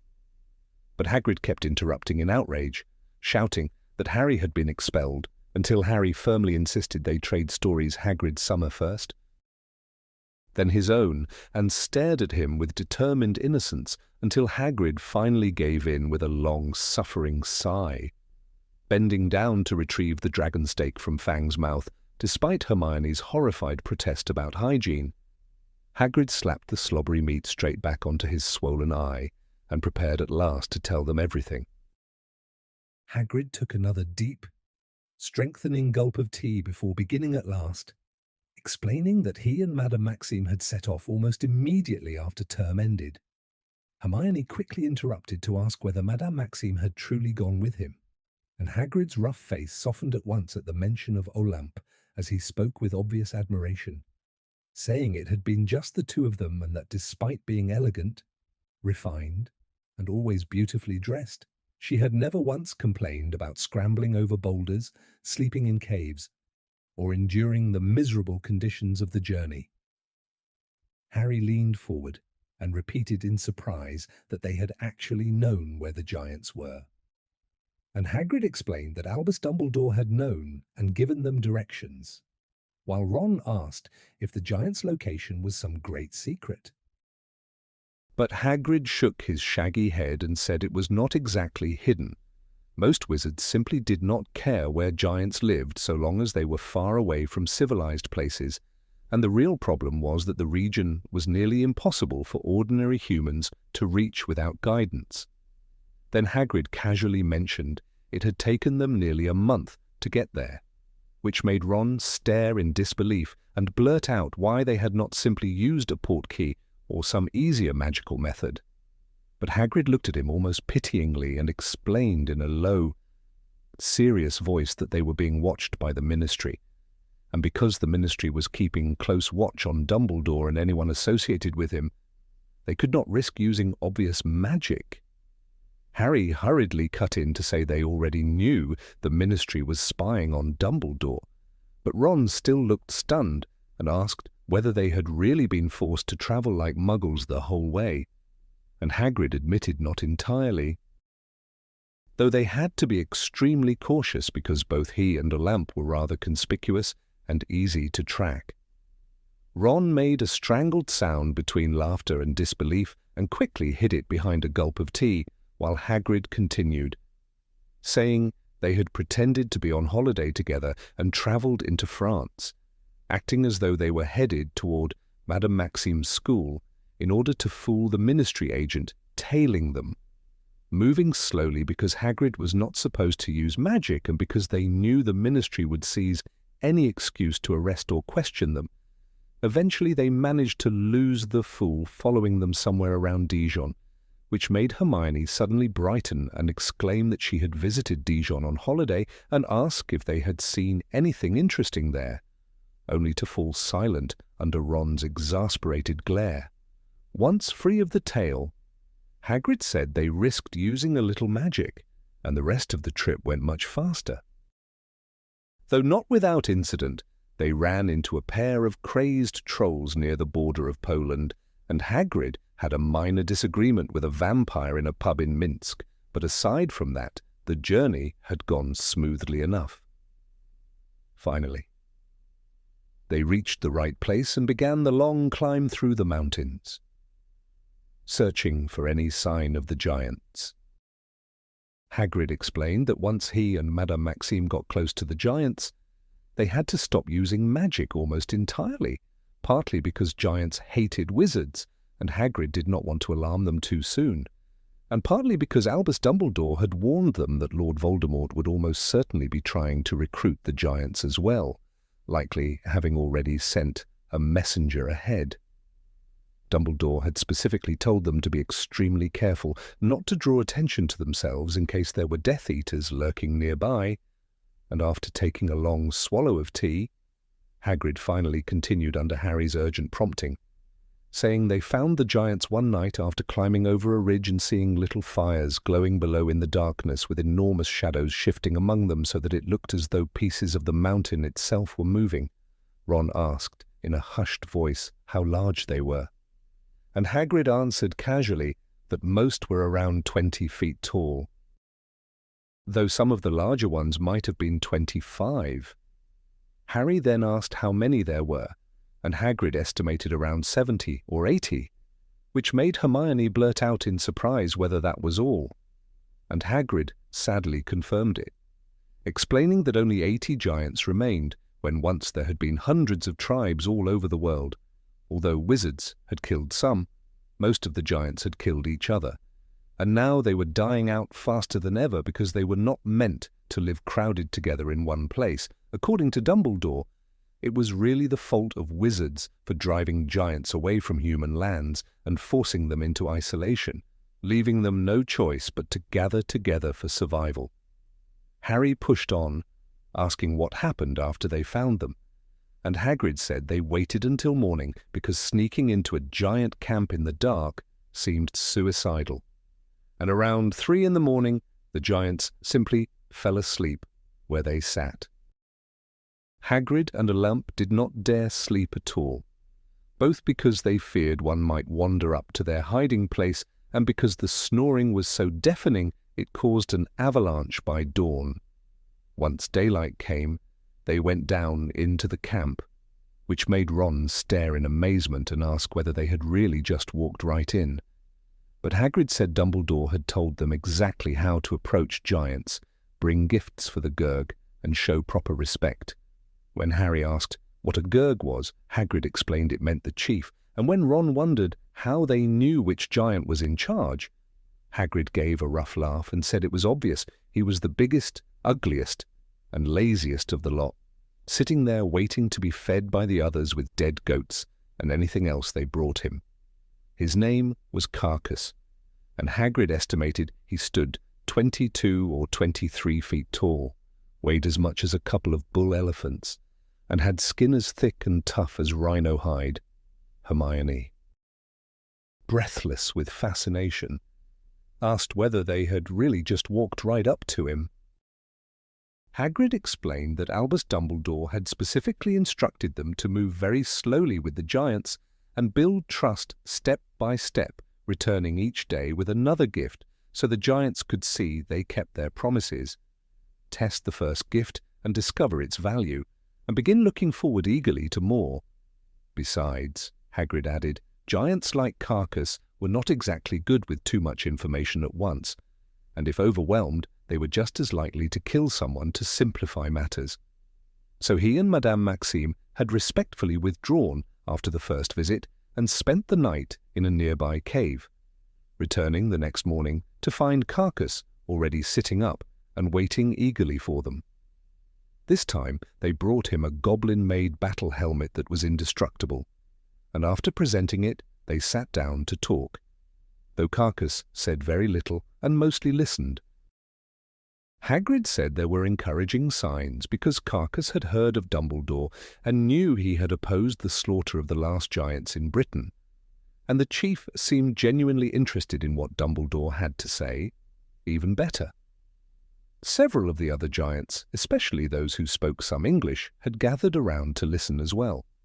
So Hagrid and a lamp left that day feeling hopeful and promised to return the next morning with another gift. But that night, Hagrid said grimly, everything went wrong. He explained sadly that giants were not meant to live crowded together in large groups because they constantly fought males against males, females against females, remnants of old tribes against one another, and endless disputes over food, fire, and sleeping places, so even though their race was nearly extinct, they could not stop tearing each other apart. From the mouth of their cave, Hagrid and a lamp watched a battle rage in the valley for hours, the noise unimaginable. And when the sun rose the next morning, the snow below was stained scarlet, and Carcass's severed head lay at the bottom of the lake. Hermione gasped and asked whose head it had been, and Hagrid answered heavily that it was Carcass's, and that a new Gurg had taken over Golgamath, though shaken. They had no choice but to try again, despite fearing Golgamath would not be as receptive. And when Ron asked, incredulously, whether they had really gone to speak to the giant who had just ripped off another giant's head, Hagrid said of course they had. They had not travelled all that way to give up after only 2 days, so they carried down the next gift meant for Carcass. But Hagrid knew instantly it was hopeless before he even opened his mouth, because Golgamath was sitting there wearing Carcass's goblin-made helmet and grinning at them as they approached. He was enormous, one of the biggest giants there, with black hair, black teeth, and a necklace made of bones, some of which looked disturbingly human. Hagrid said he still tried, holding out a huge roll of dragon skin and beginning respectfully. Gift for the Gurg of the Giants, only for the next thing he knew to be hanging upside down in mid-air by his feet after 2 of Golgamath's companions grabbed him. Hermione clapped both hands over her mouth in horror, and Harry asked at once how Hagrid had managed to escape. And Hagrid admitted frankly that he never would have if Madame Maxime had not been there, with obvious admiration in his voice. He described how a lamp whipped out her wand and performed some of the fastest spellwork he had ever seen, striking the 2 giants holding him with powerful conjunctivitis curses directly in the eyes, so they dropped him instantly. But the moment she used magic against them, Hagrid said, they were in serious trouble because giants hated wizards using magic on them more than anything, so the 2 of them had no choice but to run for their lives, knowing they would never again be able to walk openly into the camp. Ron muttered in awe, while Hermione asked why it had taken Hagrid so long to return if he had only been there for 3 days. And Hagrid looked almost offended, protesting that they had not left after 3 days because Albus Dumbledore was counting on them. Hermione pointed out that Hagrid had just said they could not go back, but Hagrid explained that they could not return by daylight. So instead they spent several days hiding in their cave and watching the camp below, and what they saw was not good. Hermione asked nervously whether Golgamath had ripped off more heads, but Hagrid said grimly he almost wished that had been all because they soon discovered Golgamath did not hate all wizards, only them. Harry immediately guessed Death Eaters, and Hagrid confirmed it darkly, saying a pair of them visited Golgamath every day, bringing gifts for the new Gurg, and unlike with Hagrid, Golgamath did not leave them hanging upside down. When Ron asked how Hagrid knew they were Death Eaters, Hagrid growled that he recognized one of them, Walden McNair, the same man sent to execute Buckbeak. A bloodthirsty brute who enjoyed killing almost as much as Golgamath, which was probably why the 2 got along so well. Hermione asked desperately whether McNair had convinced the giants to join Lord Voldemort, but Hagrid held up a hand and indignantly told her to wait because he had not finished the story yet, sounding rather pleased with his captive audience despite having refused to talk at first. He explained that he and a lamp discussed the situation and decided that just because Golgamath favoured Voldemort did not mean every giant would follow him, so they resolved to try persuading some of the others, especially those who had not wanted Golgamath as chief. When Ron asked how they could tell who those giants were, Hagrid answered patiently that they were the ones currently being beaten senseless, and the smarter ones were hiding in caves around the valley, just as Hagrid and a lamp were. So the two of them decided to spend their nights creeping through dark caves searching for those hidden giants and trying to win them over, which made Ron stare at him with a mixture of disbelief and admiration and repeat in awe that they had really gone poking around dark caves looking for giants. Hagrid stared into the flames for a long moment, his single visible eye reflecting the orange glow while snow pressed thick and white against the tiny cabin window.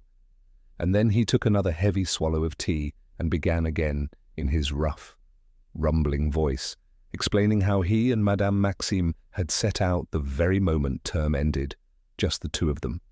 And though he had expected her to complain about the brutal journey scrambling over jagged rocks, sleeping in freezing caves, and trudging through wilderness for weeks, she had never once grumbled, proving herself tougher than he had imagined. Dumbledore had known where the giants were hidden and had given them careful directions. Because although most wizards didn't care where giants lived as long as it was far away, the place was nearly impossible for ordinary humans to reach. And with the Ministry spying on Dumbledore and anyone connected to him, they couldn't risk using too much magic or obvious methods like portkeys. So they had to travel slowly and cautiously, pretending to be tourists heading toward Beauxbatons while being tailed by a Ministry watcher until they finally managed to lose him around Dijon, after which they used a little magic, when safe, fought off mad trolls near the Polish border, had a run-in with a vampire in a pub in Minsk, and eventually reached the mountains where the giants lived. Once near the giants, they stopped using magic altogether because giants hated wizards using it against them, and because Dumbledore had warned that Voldemort would surely send Death Eaters to recruit them too. So they approached carefully, and at last found the giants spread beneath a mountain ridge at night, their enormous shadows moving among little fires like pieces of the mountain itself, shifting in the dark. 70 or 80 of them left in the world, each around 20 feet tall, some even bigger. A dying race that had once had tribes across the globe but had dwindled through war. Wizard attacks, and their own endless violence, forced into cramped groups where they fought constantly. They waited until morning before entering the camp and followed Dumbledore's advice by bringing gifts for the Gurg, the chief giant, who turned out to be the biggest, ugliest, laziest creature there. A monstrous giant named Carcass, lounging by a mountain lake and roaring for others to feed him and his wife, and ignoring the hostile stares of the surrounding giants. Hagrid and Maxime walked straight to him, bowed, and presented a branch of Gobrathian fire, everlasting magical flames enchanted by Dumbledore. And though Carcass didn't understand English, other giants translated and he loved the gift. So Hagrid promised to return the next day with another. The next day they brought a goblin-made battle helmet and managed to speak more. Discovering Carcass knew of Dumbledore and respected that he had opposed the slaughter of Britain's last giants, and several others gathered to listen too. Giving them hope, but that night disaster struck when a brutal fight broke out in the valley, lasting for hours until the snow ran scarlet, and by dawn Carcass's severed head lay at the bottom of the lake and a new Gurg, Golgomath, had taken over. Though horrified, they tried again, bringing him a great roll of dragon's skin. But Golgomath was wearing Carcass's helmet and sneering before Hagrid had even spoken. And moments later, Hagrid found himself hanging upside down by his ankles until Madame Maxime saved him with lightning-fast conjunctivitis curses to the giant's eyes, forcing them to flee into hiding because once they'd used magic against giants, there was no chance of openly returning. Still, they refused to give up and hid in caves for days, watching until they discovered that Golgomath welcomed other wizards, Death Eaters, including Walden McNair, the same man sent to kill Buckbeak, who came daily bearing gifts and trying to sway the giants to Voldemort's side. So Hagrid and Maxime decided to secretly persuade the wounded giants who opposed Golgamath, sneaking through caves at night while avoiding both sleeping giants and prowling Death Eaters, finding battered survivors hiding in cramped caverns, speaking to them through translators, and slowly winning over 6 or 7 of them before Golgamath's followers raided the caves and beat them so badly that the survivors wanted nothing more to do with Hagrid or Dumbledore's message. In the end, no giants had agreed to come, though Hagrid still clung to the hope that some might remember Dumbledore's kindness and leave the mountains one day to join them. And as Fang drooled over Harry's knees and the snow piled thick against the glass, Hermione hesitantly asked if Hagrid had heard anything about his mother. And after a long silence, Hagrid grunted without emotion, staring into the fire, and said only one word, "Dead. She died years ago," the giants had told him. Hermione's face crumpled with guilt at once, and she whispered a tiny apology. But Hagrid only shrugged those mountain-sized shoulders and muttered gruffly that there was no need. He barely remembered his mother anyway. And she hadn't been much of one. Then the cabin fell into another uneasy silence, the fire crackling softly while snow hissed against the windows, until Hermione shot nervous looks at Harry and Ron as if begging one of them to change the subject. And Ron finally blurted out the question they were all thinking, gesturing at Hagrid's battered, blood-caked face and asking how on earth he'd ended up in such a state, while Harry pressed him about why he'd come back so late when Sirius had said Madame Maxime had returned ages ago, and Ron demanded to know who had attacked him, but Hagrid stubbornly insisted he hadn't been attacked at all and had barely begun another denial when a sudden sharp knocking exploded through the cabin, making Hermione gasp so violently that her mug slipped from her fingers and shattered across the floor. Fang barked wildly, and all 4 of them froze as a squat shadow moved across the curtain beside the door. Ron hissed in terror that it was her, and Harry reacted instantly, snatching up the invisibility cloak and throwing it over himself and Hermione as Ron dived under too, the 3 of them huddling together and stumbling backward into a corner while Fang hurled himself at the door, barking madly, and Hagrid stood there looking utterly bewildered until Harry whispered frantically for him to hide the mugs, prompting Hagrid to scoop up Harry's and Ron's cups and jam them beneath the cushion in Fang's basket just before he shoved the dog aside with his foot and yanked open the door.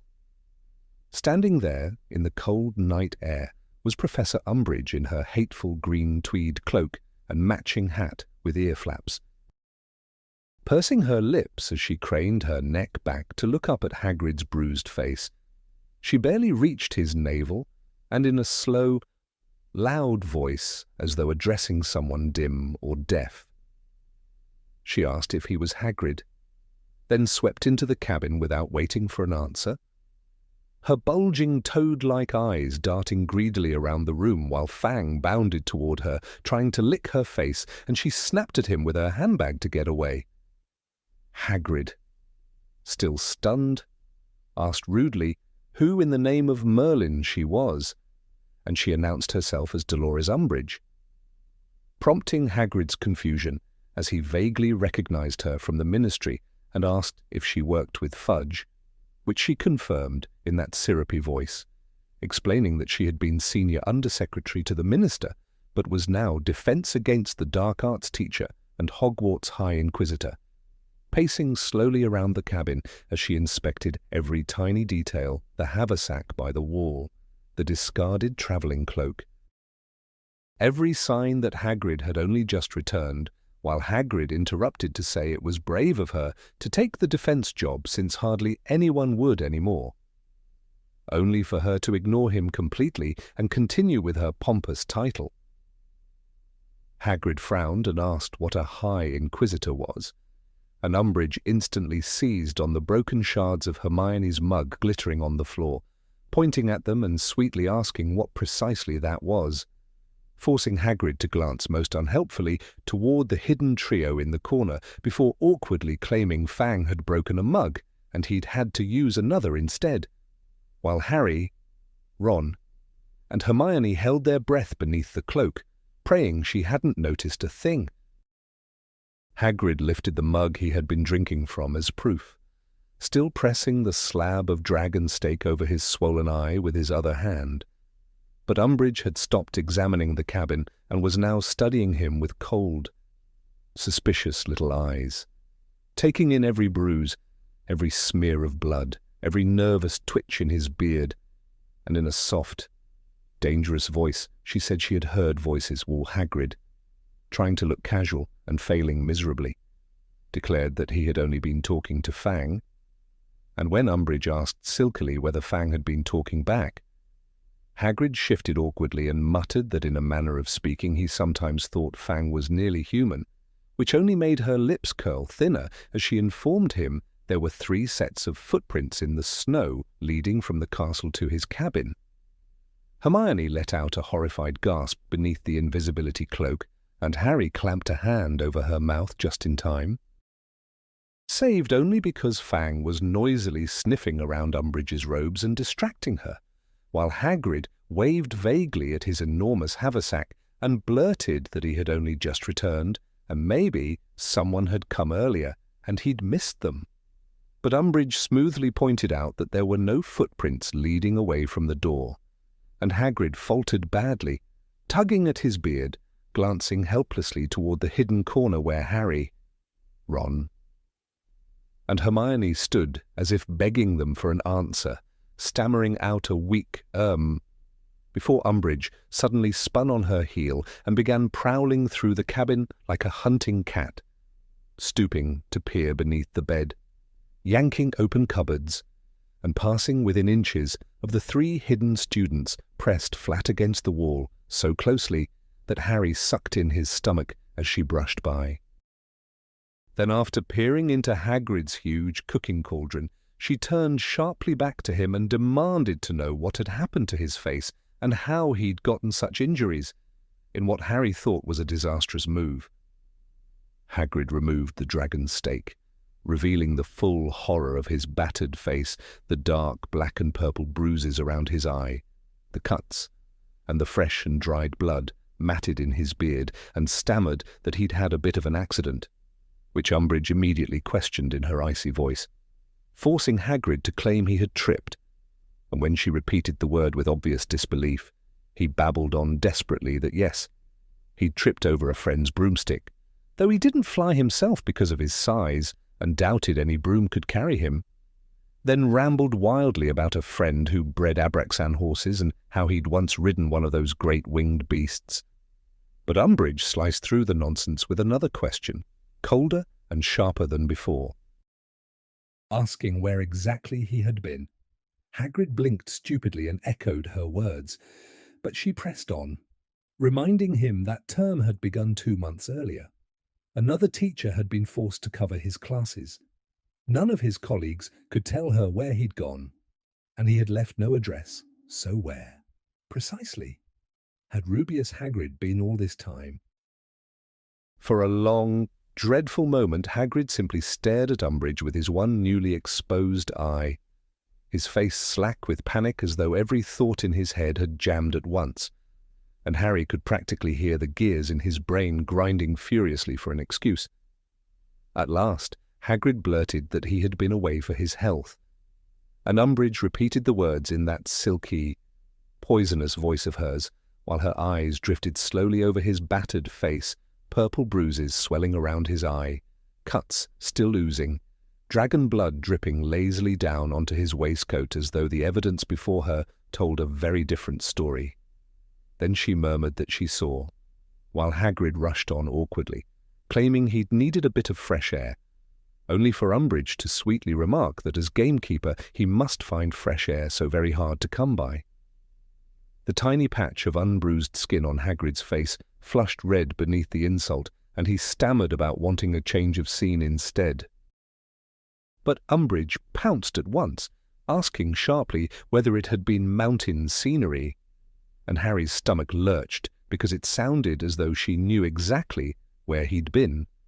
Hagrid echoed the word mountains in a dazed tone, thinking desperately fast before blurting that no, he'd gone to the south of France for some sun and sea, and Umbridge coolly noted that he didn't look particularly tanned, forcing Hagrid to mumble something about sensitive skin while attempting a sickly smile that only made matters worse because Harry could now see 2 of Hagrid's teeth were missing. Umbridge stared at him without the slightest hint of sympathy until his smile crumbled away. Then she adjusted her handbag on her arm and informed him with smug satisfaction that she would, of course, be informing the minister of his late return, and Hagrid merely nodded helplessly. She went on to remind him that as Hogwarts High Inquisitor, it was her unfortunate but necessary duty to inspect her fellow teachers, and that she expected they would be seeing one another again soon, then turned crisply and marched toward the door. Hagrid stared after her blankly and repeated in disbelief that she was inspecting them. And with one hand on the handle, Umbridge looked back over her shoulder and softly explained that the Ministry was determined to weed out unsatisfactory teachers before bidding him good night in a voice full of false sweetness and snapping the door shut behind her. Harry immediately moved to rip off the invisibility cloak, but Hermione seized his wrist and whispered urgently that they should wait in case Umbridge was still lurking outside.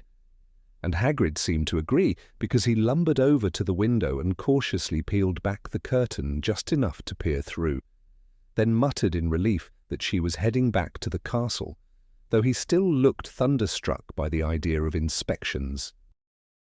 Harry finally threw off the cloak and told him grimly that Professor Trelawney was already on probation, and Hagrid's bruised face somehow managed to look even more alarmed, while Hermione, hesitating only a moment, asked exactly Hagrid was planning to teach them in class.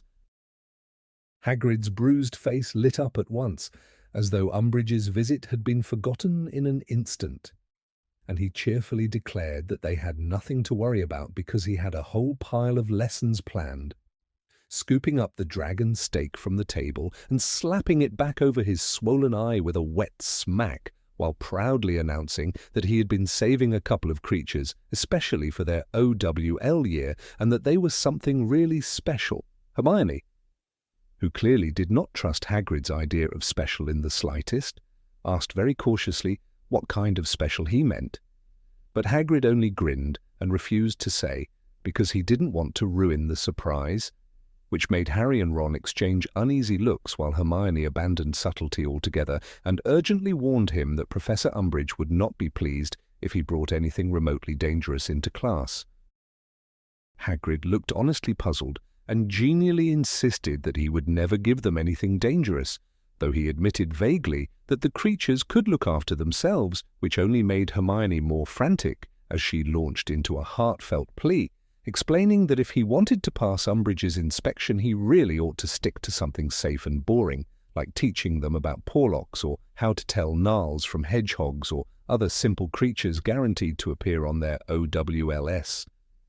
But Hagrid looked almost offended by the suggestion and said such lessons were dreadfully dull compared to what he had in mind, proudly boasting that he'd been breeding these creatures for years and reckoned he had the only domestic herd of them in Britain. Hermione's voice rose with genuine desperation now as she begged him to understand that Umbridge was searching for any excuse to sack teachers loyal to Dumbledore and pleaded with him to teach something boring and exam-related just once. But Hagrid only yawned hugely and cast a sleepy, one-eyed glance toward his giant bed in the corner, clearly done with the conversation, then told them it had been a long day and very late, and patted Hermione consolingly on the shoulder with such force that her knees buckled and she crashed to the floor with a thump. Hagrid looked startled and apologetic, then hoisted her back upright by the neck of her robes as though she weighed nothing, reassuring her once more not to worry because he had excellent lessons planned, now that he was back, before firmly ordering the 3 of them to return to the castle and remember to wipe away their footprints in the snow. A short while later, after checking that Umbridge was nowhere in sight, the trio trudged back through the deepening snow toward Hogwarts under the invisibility cloak, Hermione muttering the obliteration charm behind them so their tracks vanished at once. and Ron muttered doubtfully that he wasn't sure Hermione had gotten through to Hagrid at all. But Hermione, brushing snow from her hat and glaring ahead through the dark, replied with fierce determination that if she had to, she'd go back the very next day and plan Hagrid's lessons for him herself, because she didn't particularly care if Umbridge got rid of Professor Trelawney. But she was absolutely not letting her drive Hagrid out of Hogwarts too. Chapter 21. The Eye of the Snake. Hermione fought her way through the deep snow to Hagrid's cabin early Sunday morning, sinking nearly to her knees with every step as icy wind whipped at her robes and flakes gathered in her hair. Harry and Ron had wanted to go with her, but the towering pile of homework in front of them had become impossible to ignore. So they stayed behind in the common room with bad grace, bent over essays and textbooks while trying to block out the delighted screams echoing up from the grounds, where students were skating across the frozen lake, racing down snowy slopes on toboggans, and most annoyingly of all, charming snowballs to rocket up toward Gryffindor Tower and smack loudly against the windows. At last Ron lost patience. Storming over to the window, he shoved it open and leaned out, yelling, "Oi! I'm a prefect, and if one more snowball hits this window, ouch!" He jerked backward instantly, spluttering and drenched as a snowball exploded in his face, slamming the window shut. He wiped snow from his eyes and muttered bitterly, "It's Fred and George, idiots." Hermione returned shortly before lunch, trembling from the cold, her robes soaked through to the knees. Ron looked up the moment she stepped through the portrait hole. "So," he asked, "did you organize all Hagrid's lessons for him?" Hermione dropped heavily into the chair beside Harry, looking utterly worn out. Pulling out her wand, she flicked it in a complicated motion, and a stream of warm air blasted from the tip. She directed it at herself until her steaming robes began to dry. "I tried," she said, miserably. "He wasn't even there when I got there. I knocked for at least half an hour before he finally came crashing out of the forest." Harry groaned immediately. The Forbidden Forest was packed with exactly the kind of terrifying creatures most likely to cost Hagrid his job. "What's he hiding in there?" Harry asked anxiously. "Did he tell you?" Hermione shook her head. "No, he says he wants it to be a surprise. I kept trying to explain about Umbridge, but he just doesn't understand. He kept saying no one in their right mind would choose to study gnarls over chimeras, though." She added quickly at Harry and Ron's horrified expressions, "I don't think he's actually got a chimera, at least not for lack of trying. From what he said, getting the eggs is the difficult part." Harry and Ron stared at her in alarm as she sighed. "I must have told him a dozen times he'd be better off copying Professor Grubbly Plank's lesson plans, but honestly, I don't think he was listening to half of what I said. He's acting strange, too. And he still refuses to explain how he got those injuries." When Hagrid reappeared at the staff table the following morning at breakfast, the students' reactions were mixed. Fred, George, and Lee Jordan let out triumphant cheers and sprinted down the aisle between the Gryffindor and Hufflepuff tables to grab Hagrid's enormous hand and shake it enthusiastically. Others, like Parvati and Lavender, exchanged dark looks and sighed unhappily. Harry understood why. Plenty of students preferred Professor Grubbly Plank's lessons, and the worst part was that a small, honest corner of Harry's mind knew they had every reason to. Grubbly Plank's idea of an interesting class usually did not involve the possibility of someone losing a limb or having their head ripped clean off. Harry, Ron, and Hermione made their way down to Hagrid's lesson on Tuesday with more than a little dread, bundled up tightly against the freezing weather. Harry's mind was crowded with worries not only about what bizarre and probably dangerous creature Hagrid had decided to introduce this time, but also about how the rest of the class, especially Malfoy and his gang, might behave if Umbridge happened to be lurking nearby, ready to use the slightest disaster against Hagrid. To Harry's relief, There was no sign of the High Inquisitor as they trudged through the snow toward Hagrid, who was waiting at the edge of the forbidden forest. Even so, he did little to calm anyone's nerves. The bruises that had been dark purple only a few days earlier had faded into sickly shades of green and yellow, while several of the cuts on his face and hands still looked fresh and raw, as though they refused to heal. Harry couldn't make sense of it.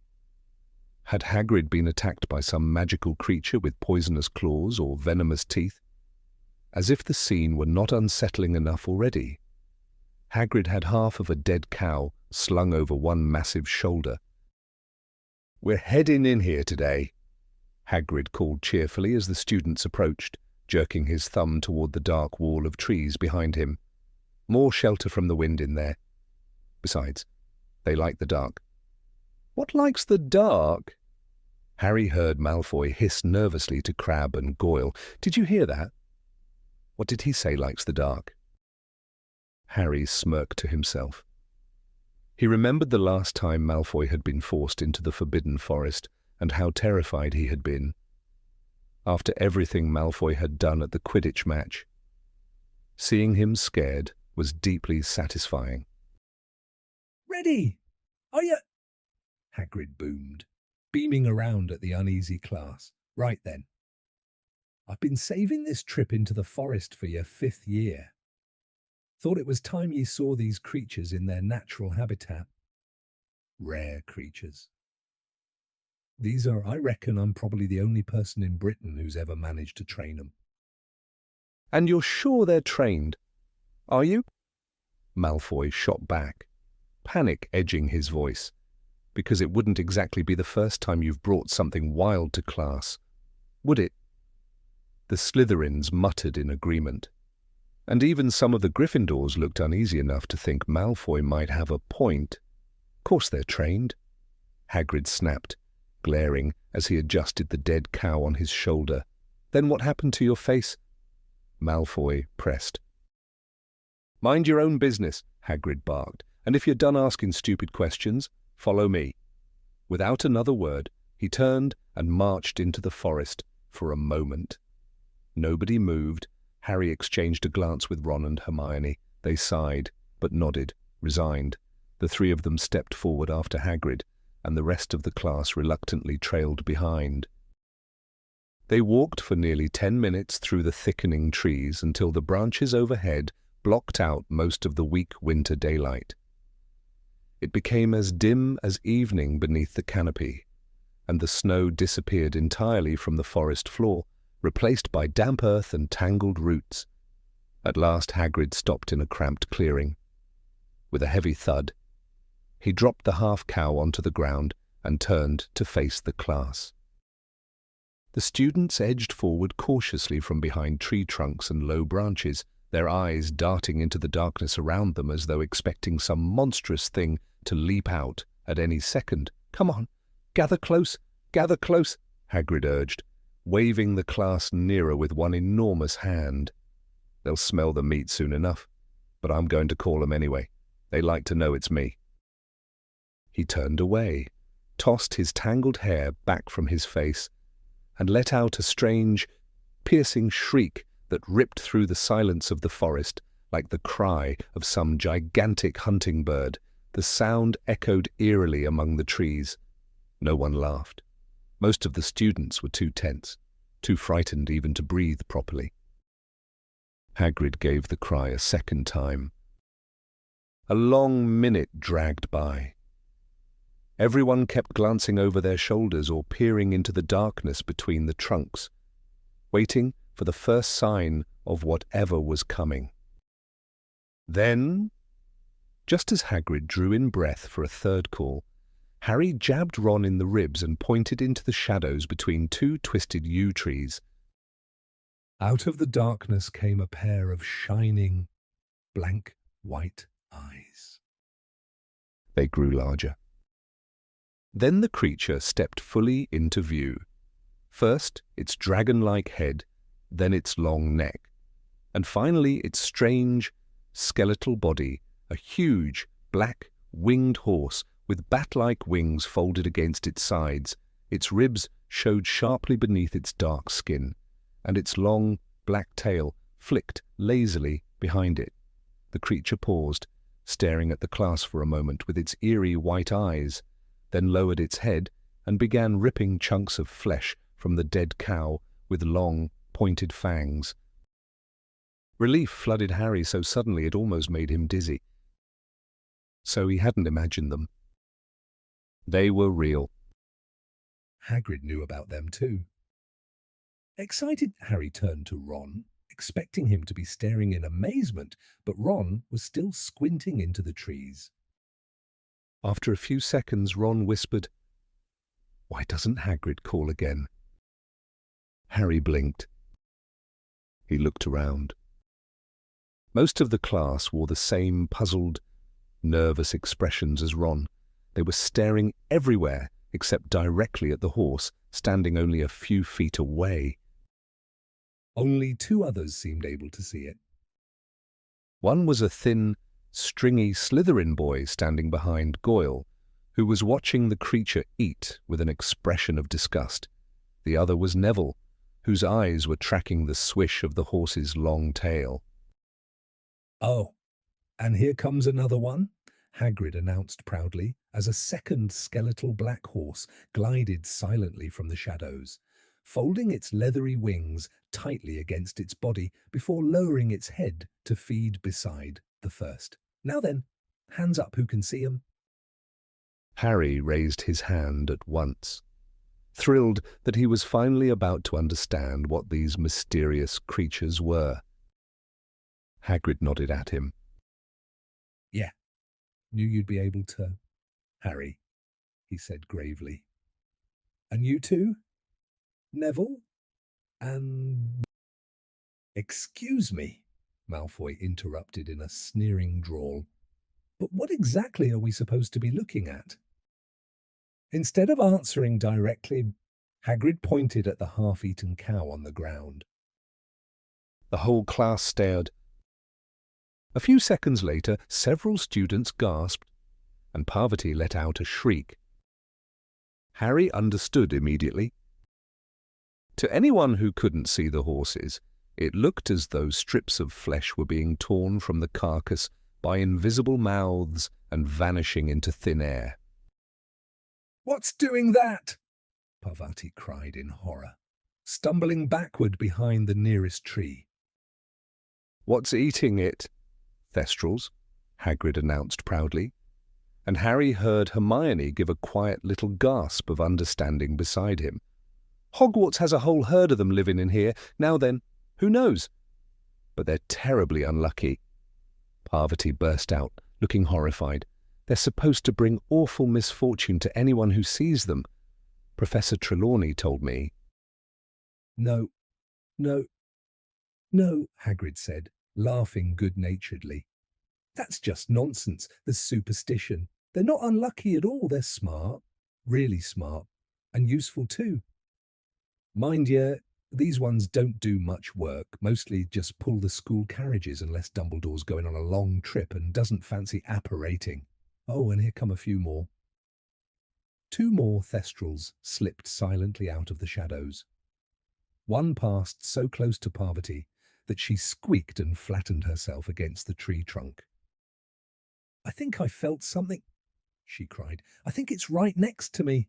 Don't worry, it won't hurt you," Hagrid said patiently. "Now then, can anyone tell me why some of you can see 'em and some can't?" Hermione's hand shot up. Hagrid grinned at her. "Go on then. The only people who can see Thestrals," Hermione said clearly, "are those who have seen death." "Exactly right," said Hagrid solemnly. 10 points to Gryffindor. Now, Thestrals, hem. Professor Umbridge had arrived. She stood only a few feet away from Harry, bundled once again in her green hat and cloak, clutching her clipboard like a weapon. Hagrid, who had never heard Umbridge's fake little cough before, looked around in concern at the nearest Thestral as though he thought it had made the noise. Hem. "Oh, hello," Hagrid said brightly, finally spotting her. You received the note I sent to your cabin this morning? Umbridge asked, in the same painfully slow, loud voice she always used with him, as though speaking to someone deaf or dim, informing you that I would be inspecting your lesson. Oh, yeah, Hagrid said cheerfully. Glad you found the place all right. Well, as you can see, or maybe you can't. We're doing Thestrals today, I'm sorry, Umbridge said loudly, putting a hand to her ear and frowning. What was that? Hagrid blinked in confusion. Thestrals? He bellowed. Big, winged horses, you know. He flapped his massive arms in what he clearly hoped was a helpful demonstration. Professor Umbridge raised her eyebrows and scribbled briskly on her clipboard. Has to resort to crude sign language? She muttered as she wrote. Harry clenched his fists. Even Hermione looked furious. Hagrid, however, merely stood there smiling uncertainly, apparently trying to be polite, while the class watched in growing outrage. Well, anyway, Hagrid muttered, turning back to the class looking rattled and uncertain. What was I saying?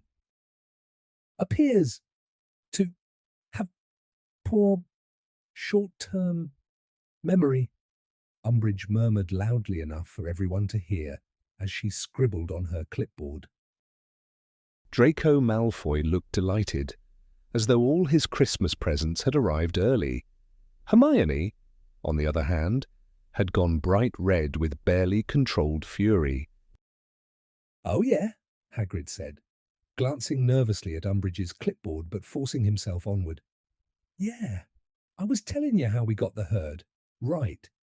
We started with 1 male and 5 females. This one here, he patted the first horse that had appeared named a Tenebrous. He's me favourite. First one born here in the forest. Are you aware, Umbridge interrupted loudly, that the Ministry of Magic has classified Thestrals as dangerous? Harry's stomach dropped. But Hagrid only laughed. Dangerous? Nah, Thestrals aren't dangerous.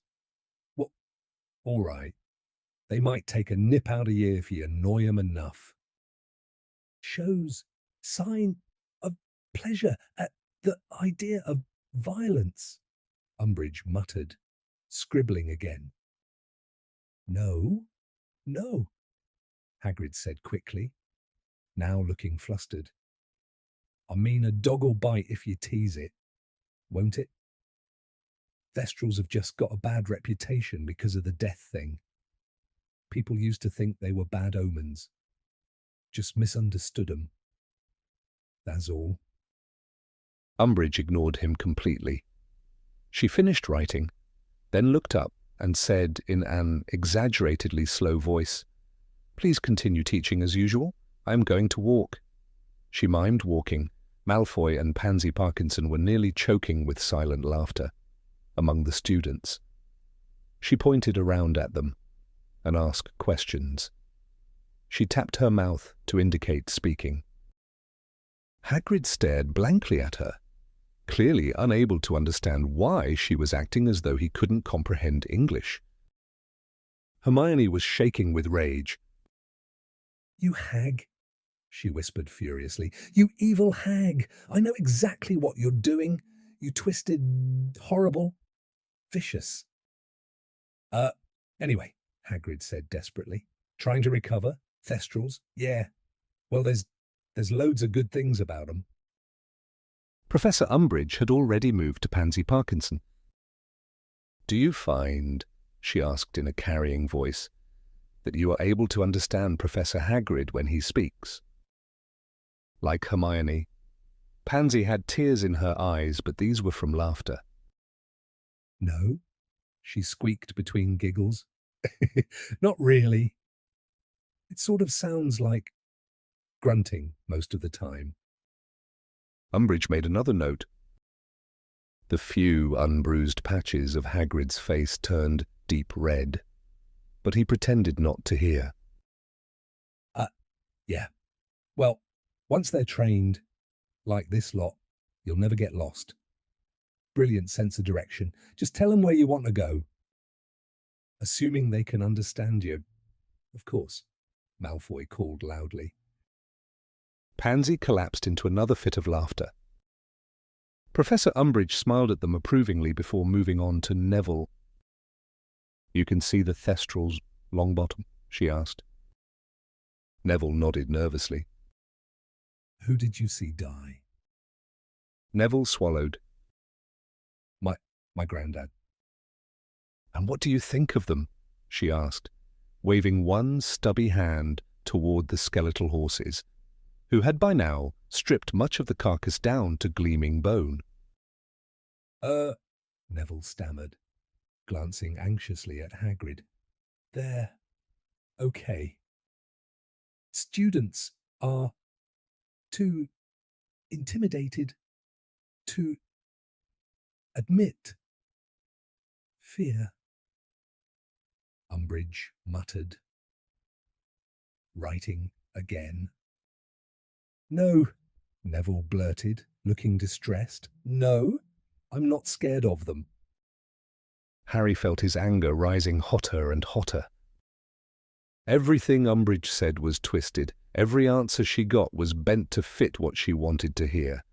And Hagrid, bruised and trying so hard, was being humiliated in front of the entire class.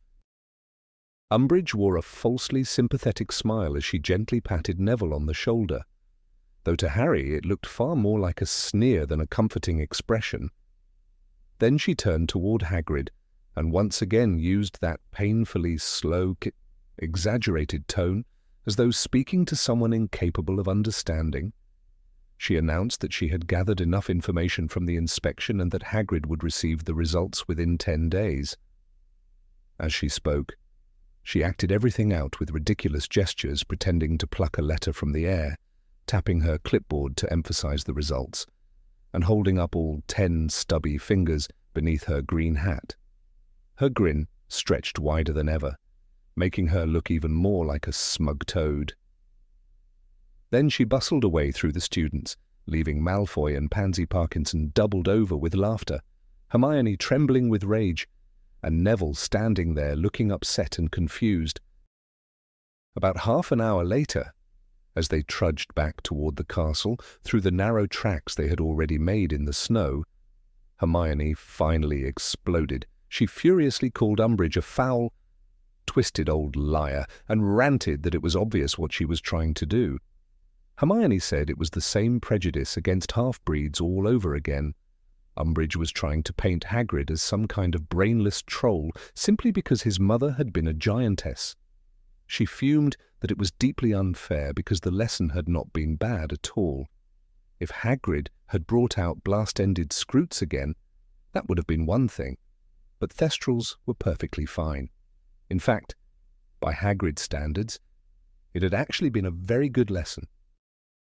Ron still looked doubtful and pointed out that Umbridge had called Thestrals dangerous. Hermione snapped impatiently that, just as Hagrid had said, they only looked after themselves. She admitted that a teacher like Professor Grubbly Plank probably would not have shown them Thestrals before Newt level, but insisted they were fascinating creatures, especially the strange fact that some people could see them and others could not. Without thinking, Hermione muttered that she wished she could see them too. Harry turned to her quietly and asked, "Do you—" Hermione froze at once. Horror flashing across her face as she realized what she had said, she immediately apologized, stumbling over her words and saying it had been a stupid and insensitive thing to say. But Harry quickly reassured her that it was all right and told her not to worry about it. Ron, eager to move on, remarked that he was surprised so many people in one class could see Thestrals. 3 people seemed like a lot. At that exact moment, a sneering voice drifted out of the falling snow behind them. None of them had heard Malfoy, Crabbe, and Goyle approaching through the muffled white silence. Malfoy drawled that they had been wondering the same thing. Then, with cruel amusement, he mocked Ron, asking whether seeing someone die might help him spot the quaffle better. Malfoy, Crabbe, and Goyle roared with laughter as they shoved past on their way to the castle, then burst into another chorus of "Weasley is our king." Ron's ears turned bright red with anger and humiliation. Hermione kept telling him to ignore them as she pulled out her wand and cast hot air once more, melting an easier path through the untouched snow toward the greenhouses ahead. December arrived with heavier snowfalls and an overwhelming mountain of homework for the 5th years. At the same time, Ron and Hermione found their prefect duties becoming increasingly exhausting as Christmas drew nearer. They were expected to oversee the decoration of the castle, an almost impossible task, according to Ron, who complained bitterly that trying to hang tinsel was hopeless when Peeves had the other end and was attempting to strangle you with it. They also had to supervise 1st and 2nd years who were forced to stay indoors during breaks because of the freezing weather. Ron grumbled that the younger students were cheeky little nuisances and insisted they had never been that rude when they were in 1st year. On top of that, they were assigned corridor patrols alongside Argus Filch, who was convinced the holiday excitement would lead to an outbreak of wizard duels. Ron was furious about that too, muttering that Filch had dung for brains. They were so overwhelmed with responsibilities that Hermione had even stopped knitting hats for the house elves, though she was still worrying constantly because she only had 3 left. She fretted over all the poor elves she had not yet freed, imagining them stuck working through Christmas simply because there were not enough hats.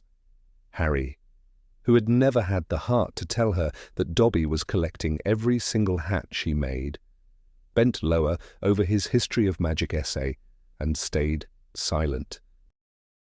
In truth, Harry did not want to think about Christmas at all.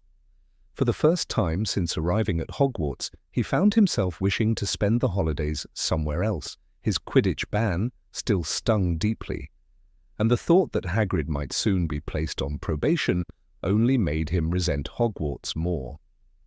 The one thing he still looked forward to was the DA meetings, but even those would stop over the holidays because almost everyone would be going home to their families. Hermione was leaving to go skiing with her parents, an idea that amused Ron enormously because he could not understand why Muggles would strap narrow bits of wood to their feet just to slide down mountains. Ron himself was going home to the Burrow. Harry spent several miserable days feeling envious until he casually asked Ron how he planned to get home for Christmas, only for Ron to stare at him and say that Harry was coming too. Apparently Mrs. Weasley had written weeks earlier and told Ron to invite him. Hermione rolled her eyes at Ron's forgetfulness, but Harry's mood lifted instantly. The thought of spending Christmas at the Burrow filled him with warmth and excitement. Still, there was one shadow over his happiness: guilt. He hated the idea of leaving Sirius alone over Christmas. Harry wondered whether he might persuade Mrs. Weasley to invite Sirius as well, though he doubted Dumbledore would allow Sirius to leave Grimmauld Place. Besides, Harry suspected Mrs. Weasley might not want Sirius there, considering how often they argued. Sirius had not contacted Harry since appearing in the fire, and although Harry knew it was too risky to reach out while Umbridge was watching so closely, he could not stop imagining Sirius alone in that gloomy old house, perhaps pulling a Christmas cracker in silence with only Creature for company. Harry arrived early for the final DA meeting before the holidays in the Room of Requirement, and he was glad he had. The moment the lamps burst into life, he saw that Dobby had decided to decorate the room for Christmas. Harry knew instantly it was Dobby's work because nobody else would have hung 100 golden baubles from the ceiling, each one bearing a picture of Harry's face and the cheerful message, "Have a very Harry Christmas." Harry had only just managed to remove the last of Dobby's ridiculous Christmas decorations when the door creaked open and Luna Lovegood drifted in, looking as dreamy and absent-minded as ever. She glanced around at the few decorations still hanging and said vaguely that they looked nice, asking whether Harry had put them up. Harry quickly explained that it had actually been Dobby, the house elf. Luna's eyes then wandered upward and settled on a large bunch of mistletoe hanging almost directly above Harry's head. In her usual dreamy tone, she pointed it out. Harry immediately leapt away from beneath it. Luna nodded solemnly and remarked that it was a wise precaution because mistletoe was often infested with nargles. Harry was spared the trouble of asking what nargles were when the door opened again, and Angelina Johnson, Katie Bell, and Alicia Spinett hurried in, breathless and red-cheeked from the cold. Angelina wasted no time in delivering bad news, pulling off her cloak and tossing it into a corner. She announced dully that they had finally replaced him. Harry stared blankly, asking what she meant. She impatiently clarified that they had replaced not just him, but Fred and George too. They had found a new seeker. Harry immediately asked who it was, and Katie answered that it was Ginny Weasley. Harry gaped. Angelina admitted that, surprisingly, Ginny was actually quite good. Of course, she added with a sharp, reproachful look, she was nothing compared to Harry, but since they could not have him, Harry bit back the angry retort rising in his throat. Did Angelina really think he regretted being thrown off the team any less than she did? In fact, he regretted it 100 times more. Trying to keep his voice steady, Harry asked who the new beaters were. Alicia answered without much enthusiasm that they were Andrew Kirk and Jack Sloper. Neither of them was particularly talented, she admitted, but compared to the rest of the hopeless idiots who had shown up for tryouts, they were the best they could get. Thankfully, the arrival of Ron Weasley, Hermione Granger, and Neville Longbottom brought the depressing conversation to an end. Within minutes, the room filled up enough that Harry no longer had to endure Angelina's burning looks of blame. Calling the group to order, Harry announced that this evening they would simply review everything they had learned so far. Since it was the last DA meeting before the Christmas holidays, there was no point starting anything new right before a 3-week break. From somewhere in the crowd, Zachariah Smith muttered loudly enough for everyone to hear that if he had known they were not learning anything new, he would not have bothered coming.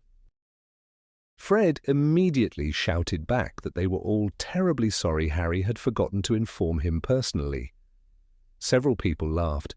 Harry noticed Cho Chang laughing too, and instantly felt that familiar swooping sensation in his stomach, as though he had missed a step on a staircase. Ignoring the distraction, Harry continued by instructing everyone to pair up and practice the impediment jinx for 10 minutes. After that, they would bring out the cushions and work on stunning spells again. The members obediently paired off, and Harry partnered Neville as usual. Soon the room was echoing with shouts of impedimenta. One partner would freeze for a minute or so while the other stood around watching the rest of the room. Then they would switch and take turns. Neville had improved so much that Harry could hardly believe it. After Neville successfully unfroze him 3 times in a row, Harry decided Neville was ready to rejoin Ron and Hermione. Harry then began walking around the room, observing the others and offering advice. As he passed Cho, she beamed at him warmly. Harry had to fight the temptation to keep circling back just to walk past her again. After 10 minutes of practicing the impediment jinx, the group spread cushions across the floor and moved on to stunning spells again. The room of requirement was a little too cramped for everyone to practice at once, so half the members stood back and watched while the others took turns. Then they swapped over. As Harry watched them, he felt an enormous swell of pride. True, Neville Longbottom accidentally stunned Padma Patil instead of Dean Thomas, whom he had actually been aiming at. But even that was a much closer miss than usual. Everyone else had improved tremendously too. At the end of an hour, Harry called a stop to the lesson, smiling around at them all. He told the group they were getting really good. He added that after the Christmas holidays they could begin working on more advanced magic, perhaps even Patronuses. A murmur of excitement rippled through the room. People began leaving in their usual pairs and small groups, most of them wishing Harry a happy Christmas on their way out, still in high spirits. Harry helped Ron Weasley and Hermione Granger gather up the cushions and stack them neatly away. Ron and Hermione left before he did, but Harry deliberately lingered because Cho Chang was still there, and he was secretly hoping she might wish him a Merry Christmas. Then he heard Cho tell her friend Marietta to go on without her, and Harry's heart leapt so suddenly it felt as though it had shot straight into his throat. Pretending to straighten the pile of cushions, he waited, certain they were finally alone. He expected her to speak. Instead, he heard a loud sniff. Harry turned and saw Cho standing in the middle of the room, tears streaming down her face. She was crying silently, completely thrown. Harry could only manage a weak, "What's up?" Cho shook her head and wiped at her eyes with her sleeve, thickly, through her tears. She apologized and said she supposed learning all this magic just made her wonder whether, if Cedric had known it, he might still be alive. Harry's heart sank. Of course, he should have known. She wanted to talk about Cedric Diggory. He told her heavily that Cedric had known this sort of magic. Cedric had been very good, or he would never have reached the center of the maze. But if Lord Voldemort truly wanted to kill you, Harry said, you did not stand a chance. Cho gave a little hiccup at the sound of Voldemort's name, but she did not flinch away.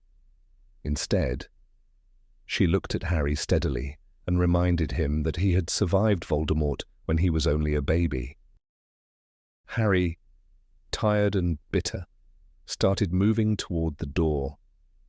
He muttered that he had no idea why he had survived, and neither did anyone else. So it was nothing to be proud of. Cho quickly begged him not to leave. Her voice became tearful again as she apologized for getting upset and insisted she had not meant to.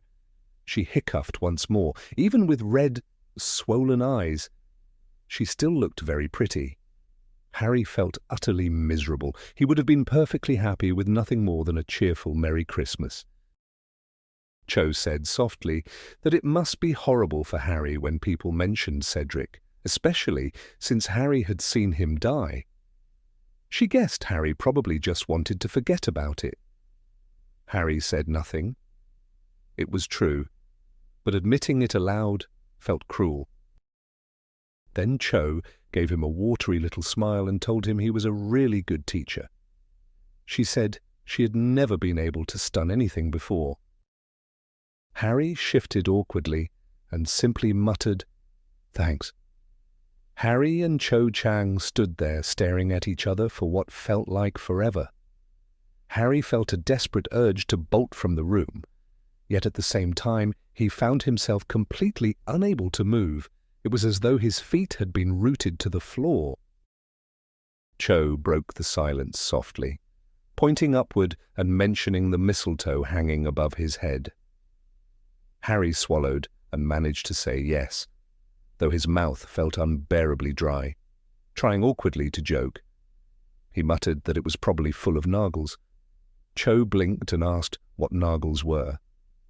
Harry admitted he had no idea. His brain felt as though it had been hit by a stunning spell. He stammered that she would have to ask Looney, then quickly corrected himself to Luna Lovegood. Cho made a strange little sound somewhere between a laugh and a sob as she stepped closer. Harry's thoughts vanished entirely. She was so close now he could have counted every freckle on her nose. Then she whispered that she really liked him. Harry could not think at all. A strange, tingling sensation spread through his whole body, freezing his arms, his legs, even his mind. She moved even nearer. He could see every tiny tear clinging to her eyelashes.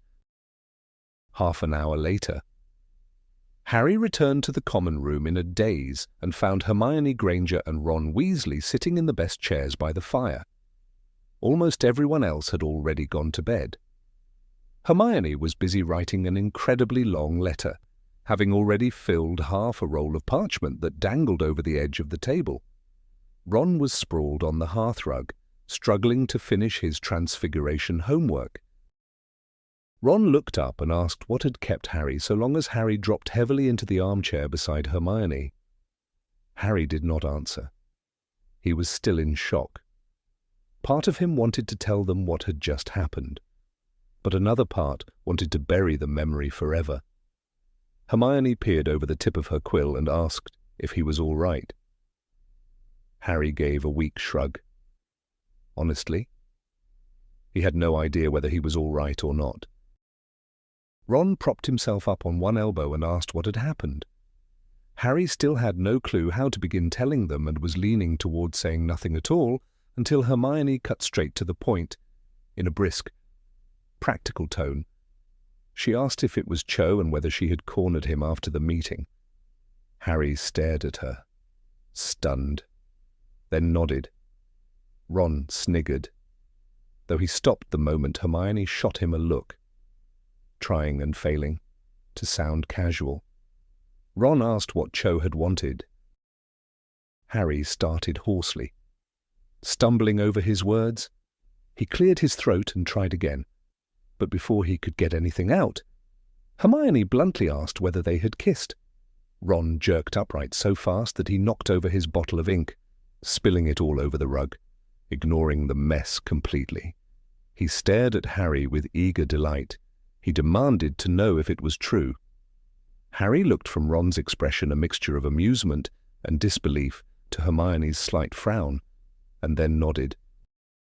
Ron let out a triumphant shout and punched the air before collapsing into a fit of loud, uncontrollable laughter that made several nervous second years near the window jump. Watching Ron rolling around on the hearthrug, Harry could not help a reluctant grin. Hermione looked utterly disgusted by Ron's reaction and went back to her letter. Eventually Ron calmed down enough to ask the most important question. What had it been like? Harry thought about it for a moment and then answered honestly with a single word: wet. Harry remained frozen in thought as Ron let out a strange sound that could have been excitement or revulsion. It was impossible to tell. She was crying, Harry added gloomily. Ron's grin faltered. Oh, he muttered. Are you really that terrible at kissing? Harry frowned. He hadn't even considered that possibility until now, and the idea unsettled him. I don't know, he admitted. Maybe I am. You're definitely not, Hermione said absent-mindedly, her quill still moving quickly across the parchment. Ron's head snapped toward her. And how would you know? He demanded. Hermione barely looked up, because Cho cries all the time lately, she replied casually. At meals, in the girls' bathroom, practically everywhere. Ron smirked. You'd think kissing someone would make her feel better? Hermione set down her quill and gave him a look of utter disbelief. Ron, she said with dignity, you are honestly the most insensitive person I've ever met. Ron looked offended. What's that supposed to mean? Who cries while they're being kissed? Exactly, Harry said quickly, desperate for support. Who does that? Hermione stared at both of them as though they were hopeless. She sighed heavily. Don't either of you understand what Cho must be going through? She asked. No, Harry and Ron answered together. Hermione rolled her eyes and leaned back in her chair. Well, first of all, She's grieving because Cedric died, she explained. Then she's confused because she cared about Cedric, and now she likes Harry too, and she probably doesn't know which feelings are stronger. On top of that, she likely feels guilty, as though kissing Harry somehow betrays Cedric's memory. She's probably worried about what people would say if she started dating Harry. And her feelings toward Harry are probably tangled up because he was there when Cedric died. So being around him must bring all that pain back. Plus, she's probably stressed about Quidditch because she's been flying badly and might lose her place on the Ravenclaw team. When Hermione finally stopped, the room fell silent. Then Ron blinked and said, "Nobody can feel all of that at once. They'd explode." Hermione picked up her quill again with an irritated expression. Just because your emotional range is the size of a teaspoon doesn't mean everyone else's is. Harry ran a hand through his hair. "She was the one who started it," he muttered. "I wasn't planning anything, she just sort of came at me. And then suddenly she was crying all over me. I had no clue what to do." Ron shuddered dramatically. "Can't blame you, mate." "You just had to comfort her," Hermione said, glancing up anxiously. "You were nice to her, weren't you?" Harry felt his face heat up. "Well, I kind of patted her on the back." Hermione closed her eyes for a second as though gathering patience. "Well," she said at last, "I suppose it could have been worse. Are you going to see her again?" Harry shrugged miserably. "I'll have to. We've got DA meetings."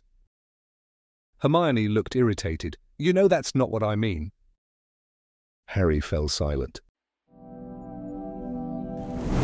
Chapter 22. St. Mungo's Hospital for Magical Maladies and Injuries.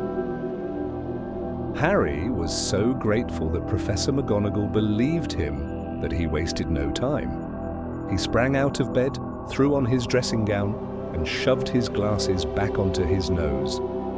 "Weasley, you should come as well," Professor McGonagall said. The three of them hurried past Neville, Dean, and Seamus, who stood silently watching from the dormitory.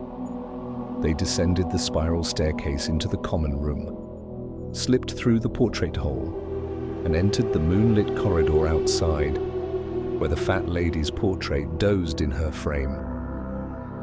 Harry felt as though the panic inside him might burst free at any second.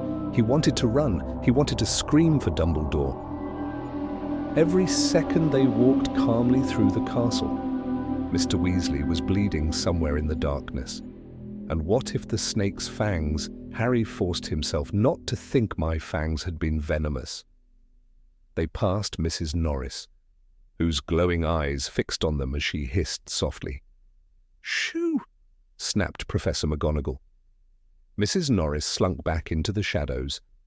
A few moments later, they reached the stone gargoyle guarding Dumbledore's office. "Fizzing Wisby?"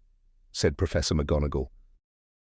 At once, the gargoyle sprang aside and the walls split open, revealing the moving spiral staircase beyond. They stepped onto it as the stone walls sealed shut behind them with a heavy thud. Round and round they rose in tight circles until they reached the gleaming oak door, polished to a shine, with its brass griffin-shaped knocker. Although it was long after midnight, voices drifted from inside, not just one or too many voices, Although it was long after midnight, voices drifted from inside, not just one or too many voices. A whole crowd seemed to be talking at once. It sounded as though Dumbledore had a room full of visitors. Professor McGonagall knocked 3 times with the griffin knocker. Instantly, the voices stopped. The silence was so sudden it was as though someone had cut the sound. The door swung open by itself. Professor McGonagall led Harry and Ron inside. Dumbledore's office lay in dim half-light. The strange silver instruments on the tables were silent and motionless, instead of spinning and puffing smoke as they usually did. The portraits of former headmasters and headmistresses lining the walls were all asleep in their frames. Near the door, a magnificent red and gold bird as large as a swan slept on its perch, its head tucked beneath one wing. "Oh, it's you?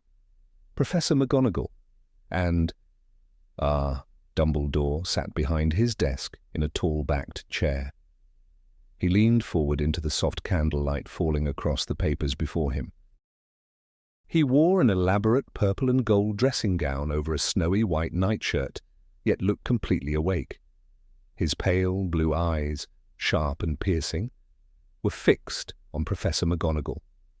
"Professor Dumbledore," said McGonagall, "Potter has had, well, a nightmare." "He says it wasn't a nightmare," Harry interrupted quickly. Professor McGonagall turned to him, frowning. "Very well. Potter," she said, "you explain." Harry swallowed. I was asleep," he began. Even through his panic, Harry felt a flicker of annoyance that Dumbledore wasn't looking at him.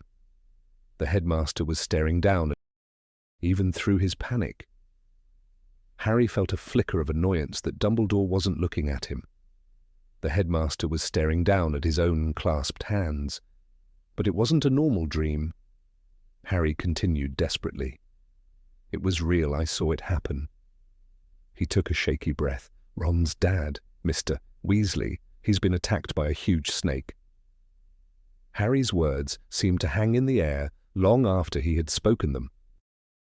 They sounded strange once spoken aloud, almost absurd, even faintly ridiculous. A heavy silence followed. Dumbledore leaned back slowly in his chair and gazed thoughtfully up at the ceiling. Ron's face had gone deathly pale as he stared between Harry and Dumbledore in shock. "How exactly did you witness this?" Dumbledore asked softly, still refusing to meet Harry's eyes. Harry felt irritation rise inside him. "What does that matter?" he snapped. "I don't know. In my head, I suppose." "You misunderstand," Dumbledore said calmly. "What I mean is, can you recall where you were positioned while observing the attack? Were you standing near the victim, or perhaps looking down from above?" Harry blinked in confusion. It was such an odd question that he simply stared. It almost sounded as though Dumbledore already knew. "I was the snake," Harry said at last. "I saw everything through the snake's eyes." Silence fell again. No one moved. Then Dumbledore turned sharply to Ron, whose face was still white with horror. "Is Arthur badly hurt?" he asked, his voice suddenly crisp and urgent. "Yes," Harry burst out impatiently. "Of course he is." Didn't they understand how much blood there had been? How could they be wasting time? And why? Harry thought furiously. Would Dumbledore still not look at him? Suddenly Dumbledore shot to his feet so fast Harry flinched. He looked up toward one of the portraits hanging high on the wall. "Everard," he called sharply. "Dilys!" At once, a yellow-faced wizard with short black hair and an elderly witch with long silver curls, both of whom had appeared deeply asleep, snapped awake. "You were listening?" Dumbledore asked. The wizard nodded. "Naturally," said the witch. "The man has red hair and wears glasses," Dumbledore said quickly. "Everard, raise the alarm. Make sure he is found by the right people." Both portraits nodded. Then, instead of stepping into neighboring frames as portraits usually did at Hogwarts, they vanished completely. One frame showed only a dark curtain. The other, an empty leather armchair. Harry noticed several of the other portraits were pretending to sleep, snoring and drooling convincingly, but were peeking at him from beneath half-closed eyelids. At once, he understood. Those had been the voices they'd heard outside. Everard and Dilys were among Hogwarts's most distinguished former heads, Dumbledore explained as he swept around Harry, Ron, and Professor McGonagall and moved toward the magnificent scarlet and gold bird dozing on its perch near the door. Their fame earned them portraits because they can travel between their own portraits. They are able to bring us news from elsewhere. But Mr. Weasley could be anywhere, Harry said desperately. Please sit down. The three of you, said Dumbledore calmly, as though Harry hadn't spoken. Everard and Dilys may not return for several minutes. He turned to Professor McGonagall. Professor, if you would be so kind as to conjure some extra chairs. As the silence stretched, Professor McGonagall reached into the pocket of her tartan dressing gown and flicked her wand. Instantly, 3 stiff wooden chairs materialized before them, plain and upright. Nothing like the plush floral armchairs Albus Dumbledore had once conjured during Harry's disciplinary hearing. Harry lowered himself into one, though he barely noticed the hard seat. His eyes stayed fixed on Dumbledore, who stood with one hand resting gently on Fawkes. The phoenix stirred at once beneath his touch, lifting his elegant golden head and blinking bright, intelligent eyes up at his master. "We'll need," Dumbledore murmured softly, "a warning." In a burst of scarlet flame, Fawkes vanished. Before anyone could react, Dumbledore swept across the room and lifted one of the strange silver devices that cluttered his office, a delicate, spidery contraption Harry had never understood. He carried it back to the desk, sat down, and tapped it lightly with his wand. At once, the instrument chimed to life with a series of musical metallic clicks. Wisps of pale green smoke drifted from a tiny silver tube at the top. Dumbledore watched them closely. His blue eyes Dumbledore watched them closely. His blue eyes narrowed in concentration. The smoke thickened. It twisted and curled upward until it formed the shape of a serpent's head, jaws spread wide in a silent hiss. Harry's heart leapt. Was it proving he had told the truth? He searched Dumbledore's face for any sign of confirmation, but the headmaster's gaze never left the smoke. Naturally, Dumbledore muttered under his breath, but divided in essence. Harry had no idea what he meant. Yet the smoke responded. The serpent split neatly in two. Now twin snakes coiled through the dark air, writhing side by side like mirrored shadows. A grim expression crossed Dumbledore's face. He tapped the device once more. The metallic chiming slowed, faded, stopped. The smoke snakes unraveled into shapeless mist and disappeared. Dumbledore returned the silver instrument to its narrow-legged table. Harry noticed the portraits lining the walls, following every movement with bright, watchful eyes. The moment they realized Harry had seen them, several immediately drooped back into exaggerated snores. Harry opened his mouth to ask what the instrument had shown, but a shout rang out from high on the wall. Dumbledore! The portrait of Everard had come alive again. The wizard leaned out of his frame, breathing hard. "What news?" Dumbledore asked instantly.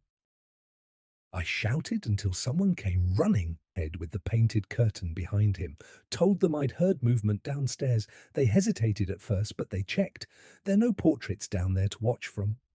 Easy. Anyway, they brought him up a few minutes later.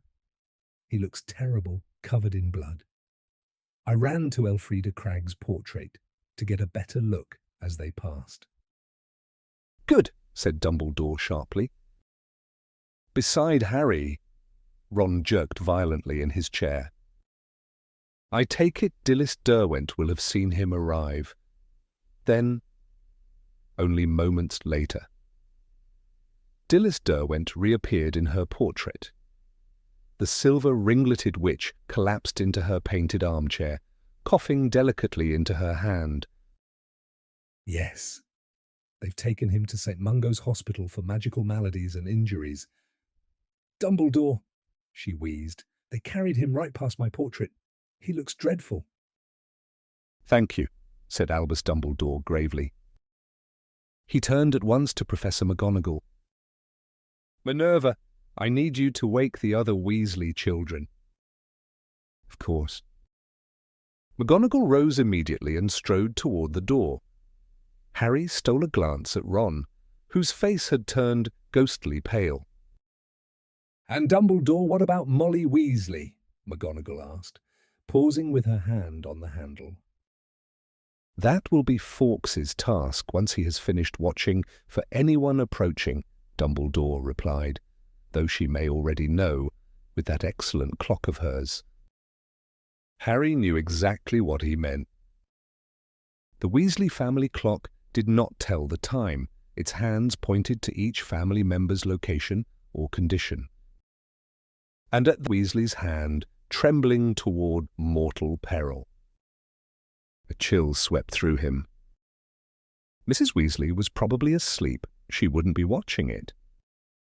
Harry's stomach twisted as he remembered the boggart in Grimmauld Place, Mr. Weasley lying dead, glasses crooked, blood streaming down his face. No, he couldn't die. He just couldn't. Meanwhile, Dumbledore was moving quickly again. He bent into a cupboard behind Harry and Ron and emerged carrying a battered, soot-blackened kettle. He placed it carefully on the desk, raised his wand, and said, Portus. For a split second, the kettle shuddered and glowed with a strange blue light. Then it fell still. A portkey.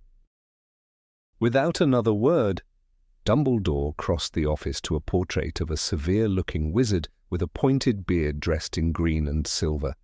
The man appeared to be sleeping deeply.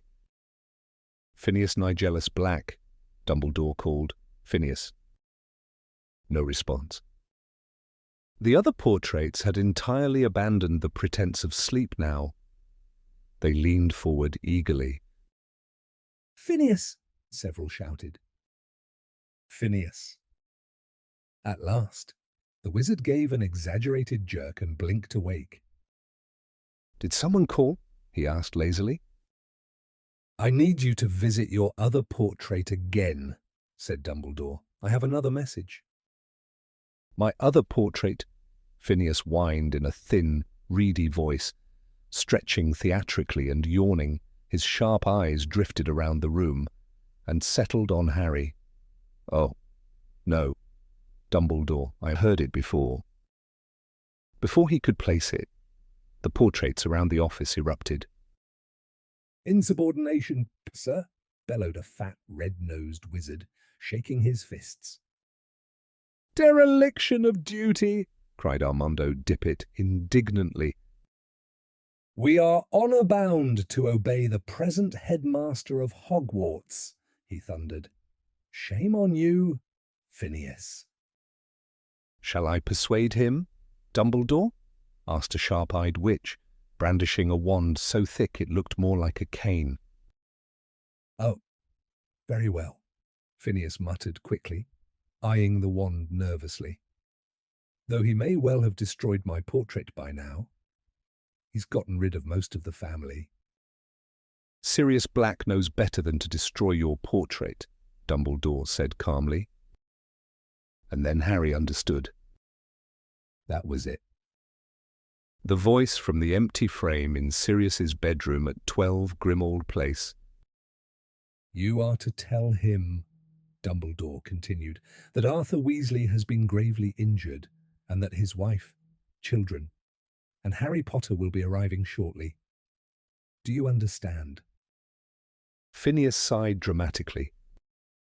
Arthur Weasley injured, wife and children, and Harry Potter coming to stay? He repeated in a bored tone. Yes, yes. Very well.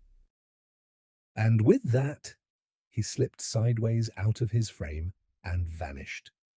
Phineas Nigellus Black slipped away into the darkness of his portrait, just as the study door burst open once more. Fred Weasley, George Weasley, and Ginny Weasley hurried inside behind in their nightclothes. "Harry, what's happening?" Ginny asked at once, her voice trembling. "Professor McGonagall said you saw Dad get hurt." Before Harry could answer, Albus Dumbledore spoke. "Your father has been injured while carrying out work for the Order of the Phoenix," he said calmly. "He has been taken to St. Mungo's Hospital for magical maladies and injuries. I am sending you to Sirius Black's house at once. It is far more convenient for the hospital than the Burrow. Your mother will meet you there." "How are we getting there?" Fred asked shakily. "By flu powder?" "No," said Dumbledore. "The flu network is being watched. It is not safe." He gestured toward the battered black kettle resting on his desk. "You will travel by portkey." The old kettle looked harmless enough. "We're only waiting for Phineas Nigellus to return," Dumbledore continued. "I want to be certain the way is clear before sending you." At that very moment, flames erupted in the center of the office.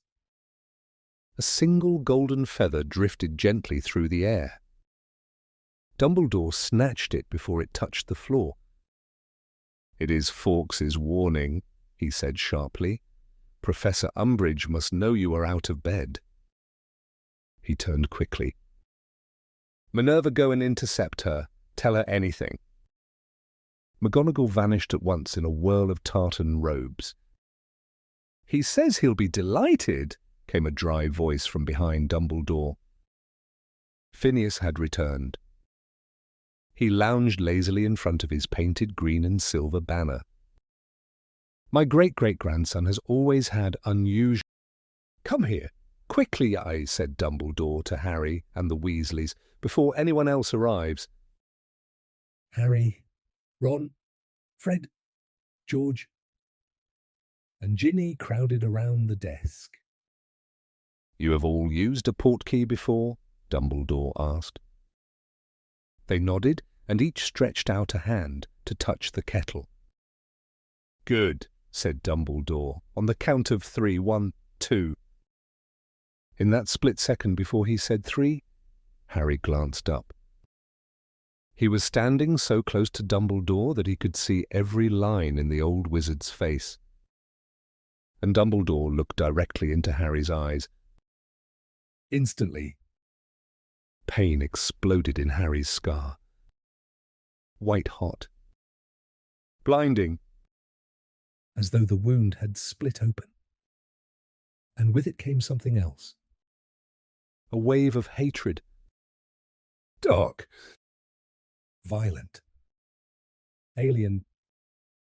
So strong Harry felt, just for one heartbeat, an overwhelming urge to strike. To bite. To bury his fangs into the man before him.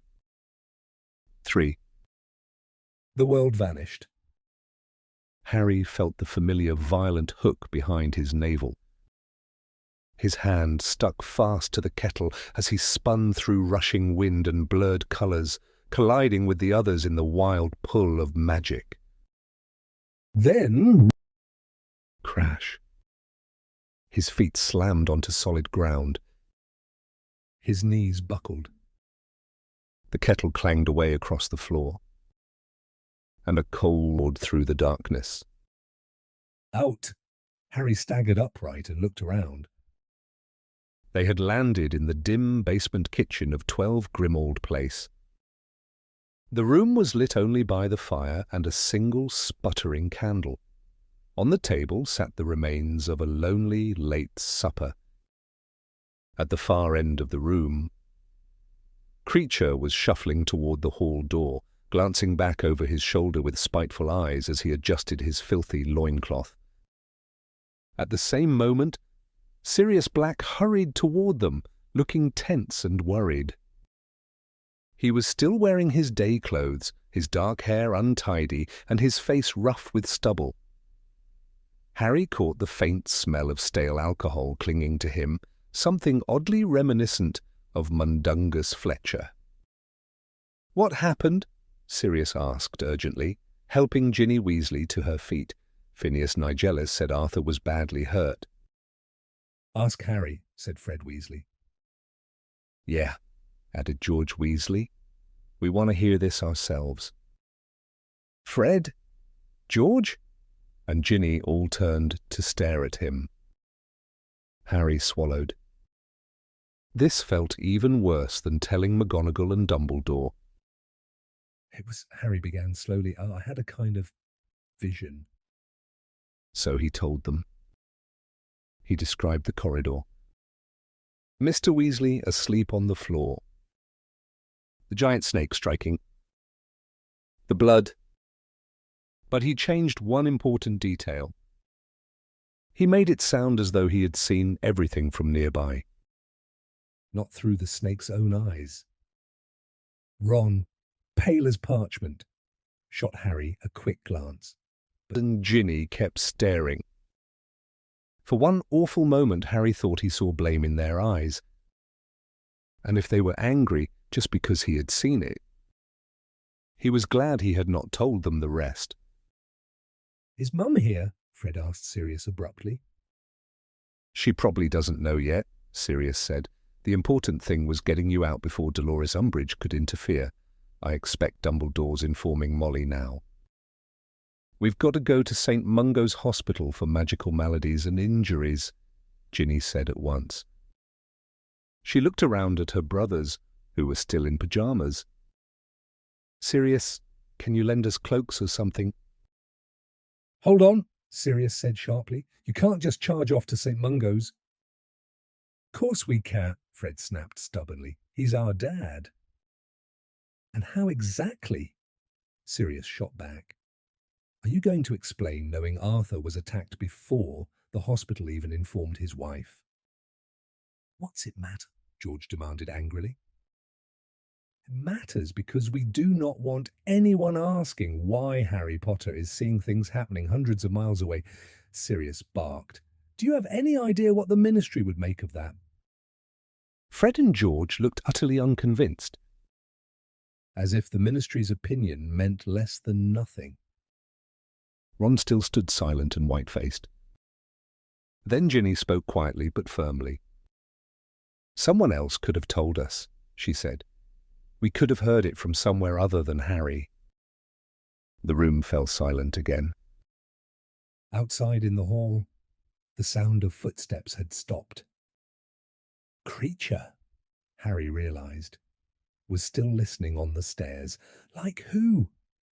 Sirius Black snapped impatiently without his children knowing seconds after it happened. You could seriously damage the orders.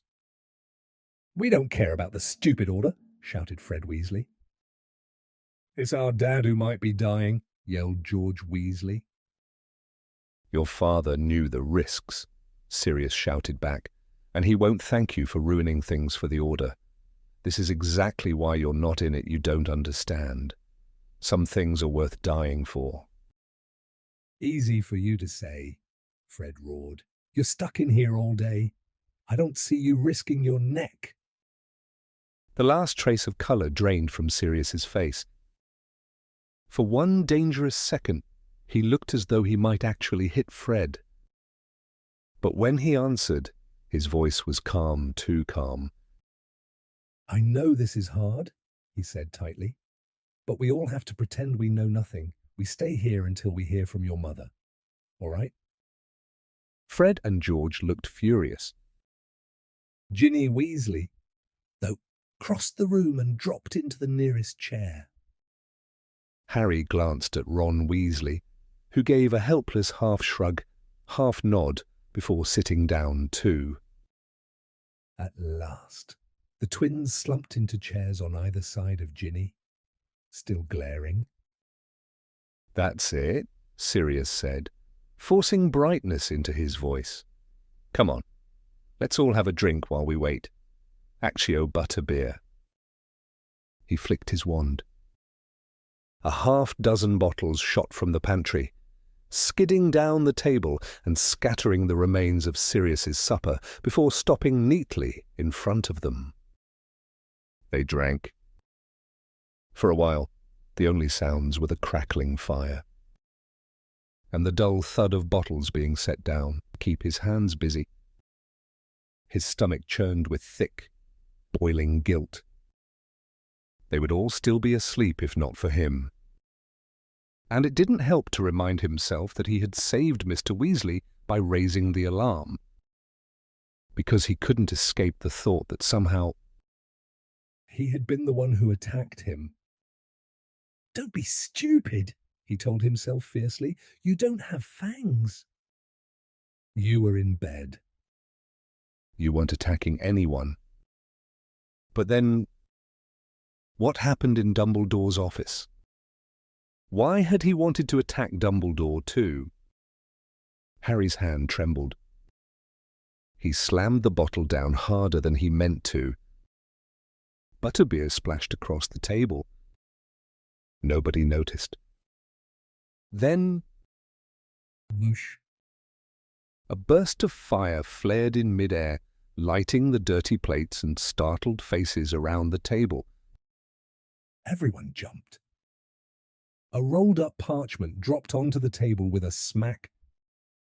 Beside it floated a single golden phoenix feather. "Forks?" Sirius said at once, snatching up the letter. He frowned. "That's not Dumbledore's handwriting. Must be from your mother." He shoved it toward George. George tore it open and read aloud. "Dad is still alive. I'm leaving for St. Mungo's Hospital for magical maladies and injuries now. Stay where you are. I will send news as soon as I can. Mum." George lowered the parchment slowly. The room went still. "Still alive," he repeated. Minds. The words "still alive" hung in the air like a fragile thread, suggesting that Mr. Weasley was balanced dangerously between life and death.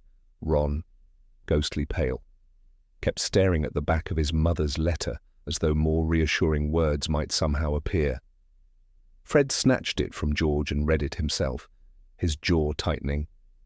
Harry gripped his butterbeer bottle harder as his hand trembled uncontrollably.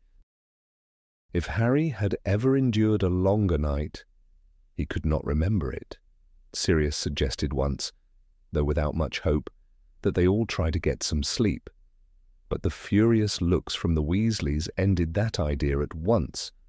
Mostly, they sat in silence around the kitchen table, their eyes fixed on the candle as its wick slowly drowned in a pool of melted wax. Every so often, someone would glance at the clock, mutter a question about what might be happening at St. Mungo's, or remind the others that if there were bad news, Mrs. Weasley would surely send word immediately. Fred eventually dozed off, his head drooping awkwardly against his shoulder. Ginny curled up tightly in her chair like a small cat, though her eyes remained open, reflecting the orange glow of the fire. Ron sat motionless with his face buried in his hands. Harry could not tell whether he had fallen asleep or was simply trying not to think, from time to time. Harry caught Sirius's eye. Both of them felt like outsiders in the middle of the Weasleys' private fear, waiting in helpless silence. At 5:10, according to Ron's watch, the kitchen door suddenly creaked open and Mrs. Weasley entered. She looked utterly drained, her face pale and exhausted. 5. According to Ron's watch, the kitchen door suddenly creaked open and Mrs. Weasley entered. She looked utterly drained, her face pale and exhausted. But when all of them jerked upright to face her, she managed a weak smile. "He's going to be okay," she said softly, her voice shaky with weariness. "He's asleep now. We can all visit him later. Bill's with him at the moment. He's taken the morning off." Fred collapsed back into his chair, covering his face with both hands. George and Ginny rushed to their mother and threw their arms around her.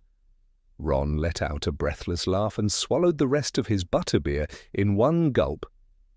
"Breakfast," Sirius announced suddenly, springing to his feet with forced cheerfulness. "Where's that miserable house elf? Creature, creature." But no answer came. "Oh, forget him," Sirius muttered, counting everyone around the table. "Right breakfast for 7. Bacon, eggs, tea." And Harry quickly moved toward the stove to help. He didn't want to intrude on the Weasleys' relief, and he dreaded the moment Mrs. Weasley might ask him to explain exactly how he had known about the attack. But before he could even pick up a stack of plates, Mrs. Weasley stepped forward, took them gently from his hands, and pulled. "I can't imagine what would have happened without you, Harry," she whispered thickly. "They might not have found Arthur for hours, and by then—" Her voice broke for a moment. "Because of you, he's alive." And Dumbledore managed to create a believable story about why Arthur was there in the first place. You've no idea how much trouble he would have been in otherwise. Just look at poor Sturge. Harry stood stiffly in her arms, feeling the crushing weight of guilt twist deeper inside him. Everyone else saw him as the one who had saved Mr. Weasley. But Harry could not forget the truth. In his heart, he still felt like the one who had attacked him. Harry could barely endure Mrs. Weasley's heartfelt thanks, but thankfully she soon let him go and turned her attention to Sirius, thanking him warmly for taking care of her children through the long, dreadful night. Sirius brushed it off modestly, saying he was only glad to help, and added that they were all welcome to stay at Grimmauld Place for as long as Arthur remained in the hospital. "Oh, yeah, it's Sirius. I can't thank you enough," Mrs. Weasley said, her eyes shining with relief. "The healers say he may have to stay a while, and being closer would make everything so much easier, though it might mean spending Christmas here. The more people around, the better." Sirius replied so earnestly that Mrs. Weasley smiled broadly. She tied on an apron at once and began helping prepare breakfast. Harry couldn't bear the weight in his chest any longer. "Sirius," he muttered urgently, "can I talk to you now?" Without waiting for an answer, Harry slipped into the dark pantry, and Sirius followed him. Once inside, Harry wasted no time. In a hurried whisper, he confessed everything, every detail of the vision, including the horrifying truth that he had seen it through the snake's eyes, that he had been the snake. When he finally stopped to breathe, Sirius asked quietly, "Did you tell Dumbledore all of this?" "Yes," Harry snapped. "But he didn't explain anything. He never tells me anything anymore." Sirius paused before answering. "If it were truly something dangerous," he said steadily, "I'm sure Dumbledore would have told you." Harry shook his head violently. "That's not all," he whispered, lowering his voice even more. "Sirius, I think I'm going mad. In Dumbledore's office, right before we used the port key, I felt it again. For a few seconds, I felt like the snake. My scar burned when I looked at Dumbledore and I wanted to hurt him." Only part of Sirius's face was visible in the dim pantry light. The rest remained hidden in shadow. "You were still shaken from the vision," Sirius said after a moment. "Your mind was caught up in it. That's all." "No," Harry said firmly, his voice trembling. "It wasn't just in my head. It felt real, like something inside me rose up, like there's a snake living in me." Sirius stared at him for a moment, then placed both hands on Harry's shoulders. "You need sleep," he said firmly. "Eat breakfast. Go upstairs and rest. After lunch, you'll visit Arthur with everyone else. You're exhausted and in shock. You're blaming yourself for something you only saw, and thank goodness you did see it. Or Arthur might not have survived. Stop torturing yourself." He gave Harry's shoulder a reassuring squeeze and left him standing alone in the darkness. Everyone except Harry slept through the rest of the morning. Harry went upstairs to the bedroom he had shared with Ron during the summer. Ron collapsed onto the bed and was asleep almost instantly. Harry, however, remained sitting upright, comfortable on purpose, afraid that if he drifted off, he would become the snake again, afraid he would wake to find Ron bleeding beside him. Or worse, discover he had slithered through the house and attacked someone else. When Ron woke later, Harry pretended he had enjoyed a peaceful nap too. Their trunks arrived from Hogwarts during lunch, giving them the chance to change into Muggle clothes before visiting St. Mungo's. Everyone except Harry was suddenly full of energy and chatter as they swapped robes for jeans and sweatshirts. The mood had transformed completely now that they knew Arthur would live. When Tonks and Mad Eye arrived to escort them through London, they were greeted with loud excitement. Everyone laughed at Mad Eye's crooked bowler hat, tilted awkwardly to hide his magical eye, and assured him truthfully that Tonks, with her bright pink cropped hair, looked far more suspicious on the underground than he did. Tonks, naturally curious, asked Harry all about his vision of Mr. Weasley's attack. Harry had no desire whatsoever to talk about it. "Is there any chance you've got seer blood in your family?" Tonks asked curiously as the train clattered through the tunnels toward central London. "No," Harry replied shortly, instantly thinking of Sybil Trelawney and feeling oddly offended. Tonks tilted her head thoughtfully. "No," she said slowly. "I suppose it's not really prophecy. Is it? You're not seeing what's going to happen. You're seeing what's happening right now." She frowned in concentration. "Strange. Really? Though it could be useful." Harry said nothing. He had no desire. "Really? Though it could be useful." Harry said nothing. He had no desire to keep discussing it. Luckily, the train slowed at the next station and they all rose to leave. In the rush of passengers pushing toward the doors, Harry let Fred and George move between himself and Tonks, who was leading them onward. They followed her up the escalator into the noisy heart of London. Behind them came Alastair Moody, limping heavily, his bowler hat tipped low over his magical eye. One twisted hand remained tucked inside his coat, gripping his wand. Harry had the uncomfortable feeling that Moody's hidden eye was fixed on him.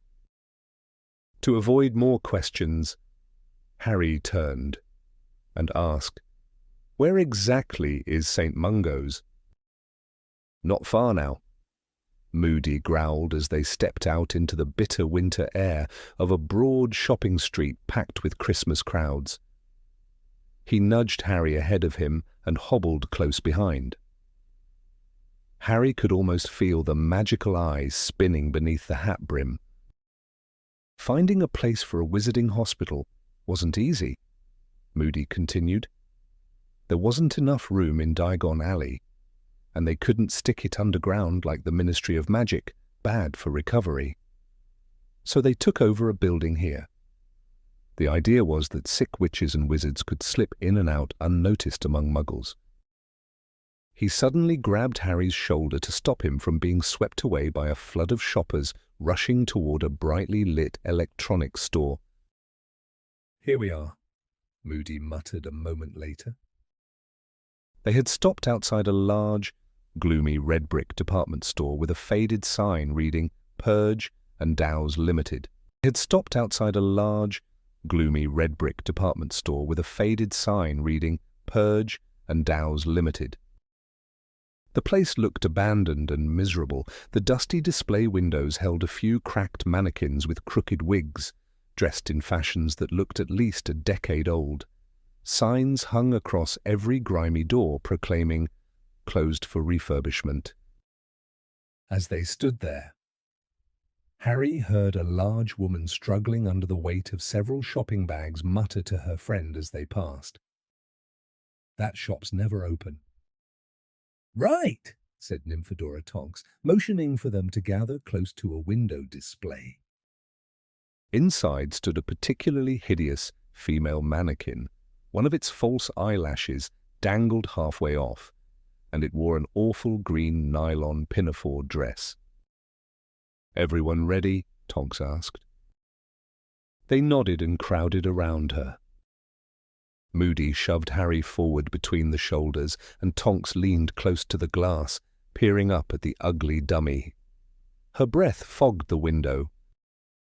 "Watcher," she whispered. "We're here to see Arthur Weasley."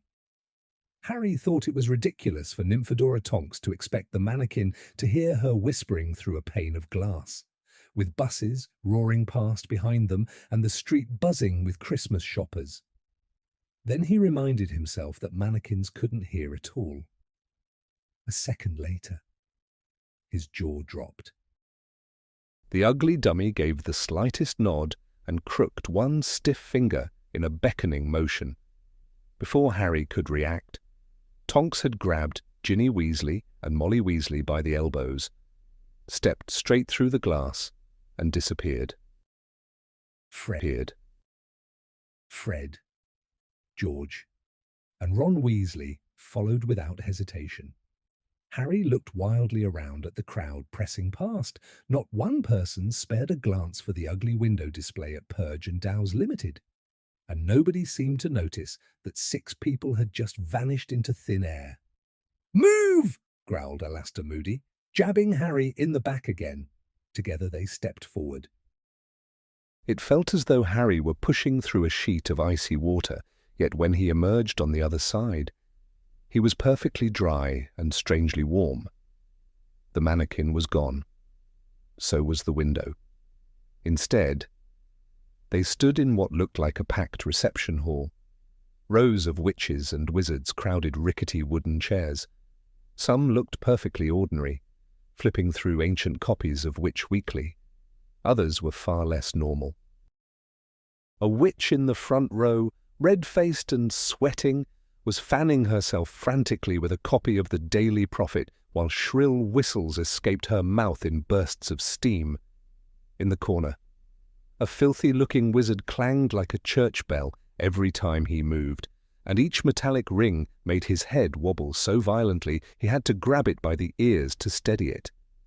The room was nearly as loud as the bustling street outside. Witches and wizards in lime-green robes moved briskly between the rows, asking questions and scribbling notes on clipboards much like Dolores Umbridge's. Harry noticed the symbols stitched onto their robes, a crossed wand and bone. "Are they doctors?" Harry whispered to Ron. "Doctors?" Ron repeated, looking horrified. "You mean those mad muggles who cut people open?" "No, they're healers. Over here. Called Mrs. Weasley," over the fresh clang of the wizard in the corner. They pushed through the crowd toward a queue in front of a plump, blonde witch, seated behind a desk marked Inquiries. The wall behind her was plastered with notices and posters. Chapter 23. Christmas on the Closed Ward. Was that the reason Albus Dumbledore refused to look him in the eye anymore? Did he fear that if he met Harry's gaze, he would find Lord Voldemort staring back? Harry imagined his own bright green eyes suddenly turning blood red, the pupils narrowing into slits like a cat's. He remembered the moment when Voldemort's twisted, snake-like face had burst from the back of Professor Quirinus Quirrell's head. Instinctively, Harry reached behind his own skull, shuddering as he wondered what it would feel like if Voldemort tore his way out of him too. He felt filthy. Poisoned, as though he carried some invisible disease. He sat rigid on the underground train back from the hospital, surrounded by ordinary people, clean, unsuspecting people whose minds and bodies had never been touched by Voldemort's darkness. Harry's stomach twisted. He hadn't just seen the snake. He had been the snake. Now he was certain of it. Then another horrifying memory rose to the surface of his mind, making his insides writhe. What's he after, apart from followers? Things he can only get secretly, like a weapon, something he didn't have before. The thought hit Harry so hard he nearly gasped aloud. I'm the weapon.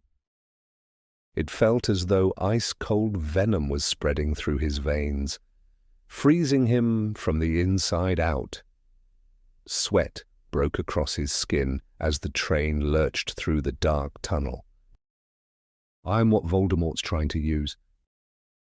That was why they were guarding him everywhere he went. Not to protect him. To protect everyone else.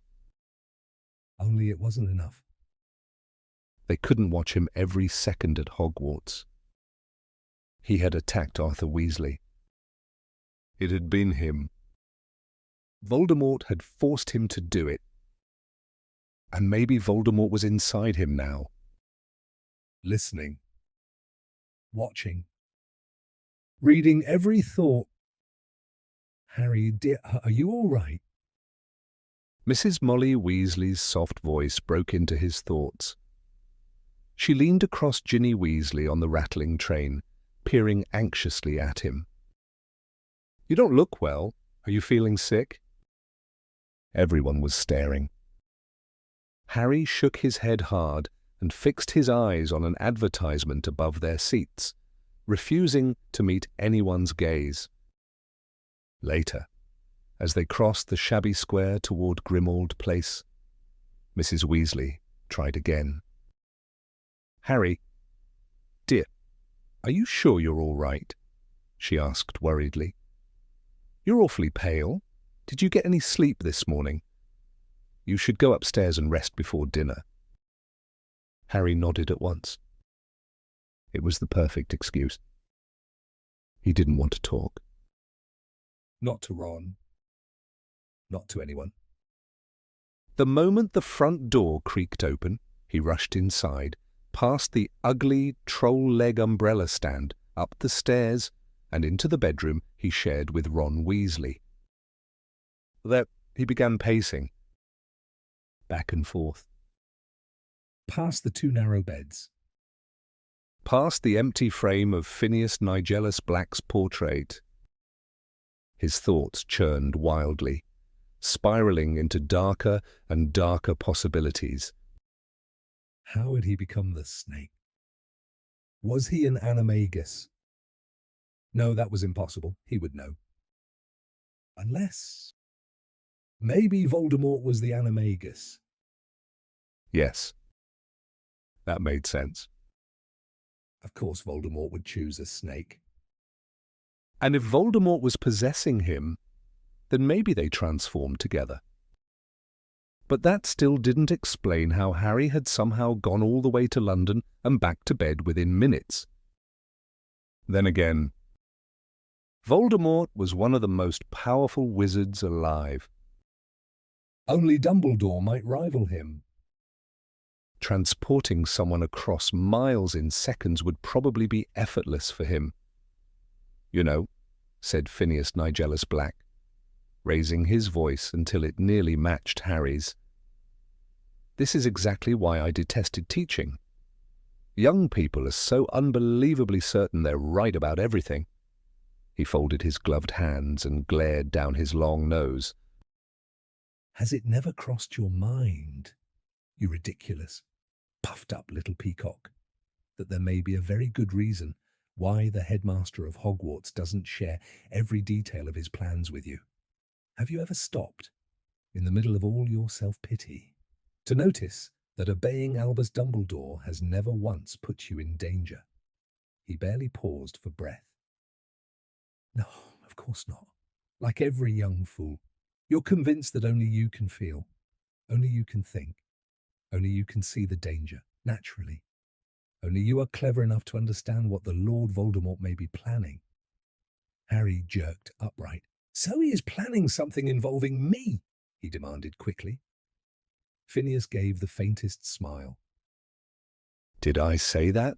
He asked lazily, brushing imaginary dust from his silk gloves. "Now, if you'll excuse me, I have more important things to do than listen to teenage melodrama. Good day." And with that, he strolled out of sight. Harry stared at the empty frame. "Fine," he shouted after him. "Go! Then, and tell Dumbledore thanks for nothing." The blank canvas gave no reply. Still seething, Harry dragged his trunk back to the foot of his bed, then threw himself face down onto the worn, moth-eaten blankets. Every part of him ached. He felt as though he had travelled for miles and miles. It seemed impossible that less than a day ago Cho Chang had been standing beneath the mistletoe, moving closer to kiss him. Now all of that felt like it belonged to another life. He was exhausted, but he was afraid to sleep. And yet he didn't know how much longer he could keep himself awake. Dumbledore had told him to stay. Surely that meant he was safe enough to sleep. But what if it happened again? His thoughts blurred. Darkness crept over him. He was sinking. It felt as though some hidden film inside his mind had begun to play. He was walking down a deserted corridor. Cold stone walls hemmed him in. Torches flickered in iron brackets. To his left stood an open doorway leading to a flight of stone steps descending into darkness. Ahead, the plain black door. He moved toward it, reached it, tried to open it. It wouldn't budge. He stood, staring at it, filled with desperate longing. Something he wanted more than anything lay beyond it, a prize beyond imagination. If only the scar on his forehead would stop prickling. Then he could think. Then he could understand Harry. Ron's voice broke through the darkness, distant and muffled. "Mum says dinner's ready, but she'll save you some if you want to stay here." Harry's eyes flew open. The dream vanished. The room was dim and cold, but Ron Weasley had already gone. Harry lay still, staring at the ceiling. He doesn't want to be alone with me. Not after hearing what Alastair Moody had said. Harry swallowed hard. Maybe none of them wanted him anymore. Not now. Not after learning what might be inside him. Harry refused to join them for dinner. He couldn't bear the thought of forcing his presence on anyone, rolling onto his side. He shut his eyes and eventually drifted back into a restless sleep. He awoke sometime in the dead of night, his stomach twisting painfully with hunger. Across the room, Ron's steady snores filled the silence. In the dimness, Harry could just make out the dark silhouette of Phineas Nigellus in his portrait frame. At once, a grim thought struck him. Perhaps Dumbledore had stationed Phineas there to keep watch over him, in case he lost control and attacked someone. The sensation of filth and corruption inside him only deepened. For a moment, Harry almost regretted obeying Dumbledore. If this was what life at Grimmauld Place was going to be from now on, perhaps returning to Privet Drive would be easier after all. The next day, the house buzzed with preparations for Christmas. Harry had never seen Sirius so cheerful. He was practically overflowing with excitement at the thought of having company for the holidays. His voice echoed up through the floors as he sang Christmas carols in the chilly drawing room below. Harry sat alone upstairs, staring out at the pale sky beyond the window as it grew whiter and heavier with the threat of snow. At the same time, a bitter satisfaction gnawed at him. He imagined the others downstairs talking about him, whispering about what he had become. When he heard Mrs. Weasley softly calling his name from the staircase around lunchtime, he slipped farther away and stayed silent. At around 6 that evening, the doorbell rang, immediately setting Mrs. Black's portrait into another furious shrieking fit, assuming it was only Mundungus or another member of the Order arriving. Harry stayed where he was, in Buckbeak's room, leaning against the wall and feeding the hippogriff dead rats while trying to ignore the hunger clawing at his insides. A few minutes later, there was a sharp knock at the door. "I know you're in there," came Hermione's voice. "Please come out. I need to talk to you." Startled, Harry opened the door. Buckbeak resumed scratching through the straw-covered floor behind him, searching for scraps of rat. "What are you doing here?" Harry asked in surprise. "Weren't you supposed to be skiing with your parents?" Hermione brushed snow from her hair, her cheeks pink from the cold. "To be honest," she admitted, "skiing isn't really my thing, so I came here for Christmas instead." She lowered her voice. "But don't tell Ron. I told him skiing was brilliant because he laughed so much when I said I hated it. Mum and Dad are a bit disappointed, but I told them everyone serious about exams was staying at Hogwarts to study. They want me to do well, they'll understand." Then, in her usual practical tone, she added, "Come on, let's go to your room." Ron's mum lit a fire, and she sent up sandwiches. Harry followed Hermione back upstairs to the second floor, but when he stepped into the bedroom, he stopped short. Ron and Ginny were already there, sitting side by side on Ron's bed. Hermione pulled off her coat and spoke breezily before Harry could ask anything else. "I came on the night bus," she said. "Dumbledore told me what happened first thing this morning, but I had to wait until term officially ended before leaving. Umbridge is furious that you all disappeared under her nose, even though Dumbledore told her Mr. Weasley was in St. Mungo's and gave you permission to visit. So..." Hermione moved over and settled herself beside Ginny.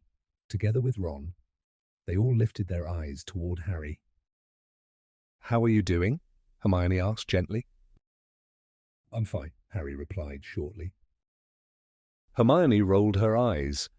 "Oh, honestly, Harry, don't lie. Ron and Ginny told me you've been avoiding everyone ever since we got back from St. Mungo's." "They told you that, did they?" Harry shot back, glaring at them. Ron quickly dropped his gaze to the floor, but Ginny looked completely unbothered. "Well, it's true," she said firmly. "You've been hiding, and you won't even look at any of us." Harry's temper flared. "That's rich, you lot are the ones avoiding me." Hermione's lips twitched. "Maybe you're all sneaking glances at different times and missing each other." "Very funny," Harry muttered bitterly, turning back toward the snow-filled window. Hermione's tone sharpened. "Stop acting like nobody understands you. Ron and Ginny told me what you overheard last night with those extendable ears." "Oh, right," Harry snapped, shoving his hands deeper into his pockets. "So you've all been discussing me behind my back. I'm starting to get used to it." "We wanted to talk to you," Ginny said, sounding annoyed. "But you've been hiding since we came back." "I didn't want to talk," Harry muttered stubbornly. Ginny folded her arms. "Well, that was pretty stupid, because I'm the only person here who actually knows what it's like to be possessed by you-know-who." Harry froze. Those words struck him so hard that he spun around instantly. "I forgot," he admitted quietly. "Lucky for you," Ginny replied coolly. Harry swallowed. "I'm sorry," he said sincerely. "So, do you think Ginny studied him carefully. "Can you remember everything you've been doing? Have there been hours where you suddenly realize you don't know where you've been or what you've done?" Harry searched his memory. "No," he answered at last. "Then he hasn't possessed you," Ginny said simply. "When he controlled me, I'd lose hours. I'd come to somewhere and have no idea how I'd gotten there." Harry hardly dared to trust her words, but despite himself, he felt a weight lifting from his chest. "But that dream about your dad and the snake," he said uncertainly. "Harry, you've had dreams like that before," Hermione reminded him. Last year, you kept getting glimpses of what Voldemort was doing. This wasn't the same. Harry insisted in shaking his head. I was inside the snake. It felt like I was the snake. What if Voldemort somehow brought me to London? Hermione sighed in frustration. One day, she said dryly. Hogwarts? A history. And remember that you can't apparate. Ron nodded. You never left your bed? Mate, I watched you tossing around for at least a minute before we woke you. Harry began pacing again, deep in thought. What they were saying was comforting, but more importantly, it made sense. Without even realizing it, he reached for one of the sandwiches on the bed and stuffed it hungrily into his mouth. Harry lay awake for a while, staring into the dimness, the weight that had crushed him for days finally beginning to lift. So I'm not the weapon? The thought pulsed through him again and again, warm and unreal, filling him with a fierce kind of joy he had almost forgotten existed. Relief spread through his chest until it felt too full to contain. Outside the bedroom, heavy footsteps echoed along the corridor as Sirius stomped toward Buckbeak's room, bellowing, "God rest ye!" merry hippogriffs in a voice so loud and off-key that Harry nearly laughed aloud. How had he ever imagined spending Christmas back at Privet Drive? Grim Old Place had transformed in every possible way. Sirius, whose bitterness had once seemed to seep from the walls themselves, had changed with Harry's return. The dark moods of summer had vanished, replaced by restless energy and an almost desperate determination to make the holiday unforgettable. He seemed intent on proving that Hogwarts had nothing on Christmas at number 12. For days he barely stopped moving, with Harry, Ron, Hermione, Ginny, Fred, George, Lupin, and Mrs. Weasley all dragged into helping. The gloomy old house was scrubbed, polished, and enchanted until it became nearly unrecognizable. By Christmas Eve, the shadows had retreated. The dusty chandeliers overhead no longer sagged beneath thick webs. Instead, they shimmered with silver streamers, golden ribbons, and thick ropes of holly. Enchanted snow lay sparkling across the worn carpets in glittering drifts that never melted. A towering Christmas tree procured through one of Mundungus's mysterious business deals stood proudly in the hall, its branches twinkling with candles and fluttering with live fairies. It was so enormous it completely hid the Black family tapestry. Even the shrunken elf heads mounted on the walls had been dressed in tiny red hats and cottony white beards. For once, number 12, Grim Old Place looked almost cheerful. Harry woke on Christmas morning to pale winter light slipping through the curtains and to a mountain of presents piled at the foot of his bed. Ron was already deep into his own much larger stack, wrapping paper everywhere. Not bad this year, Ron said happily, through a mouthful of something he was chewing. He waved a strange brass instrument in Harry's direction. Cheers for the broom compass, it's brilliant, better than Hermione's gift. She gave me a homework planner. He sounded deeply offended. Harry laughed and began opening his own presents. One parcel, wrapped neatly in brown paper, bore Hermione's unmistakable handwriting. Inside was a book that looked like a diary, though every page barked nagging instructions at him. Why do it tomorrow when you can suffer today? Harry shut it quickly. From Sirius and Lupin came a handsome boxed set of practical defensive magic and its use against the dark art.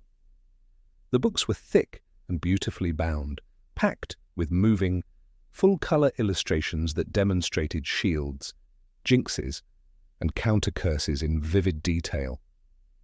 Harry flipped through the pages eagerly, already imagining how useful they would be for the DA.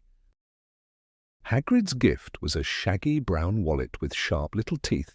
It snapped viciously at Harry's fingers every time he tried to put money inside, which rather defeated the purpose.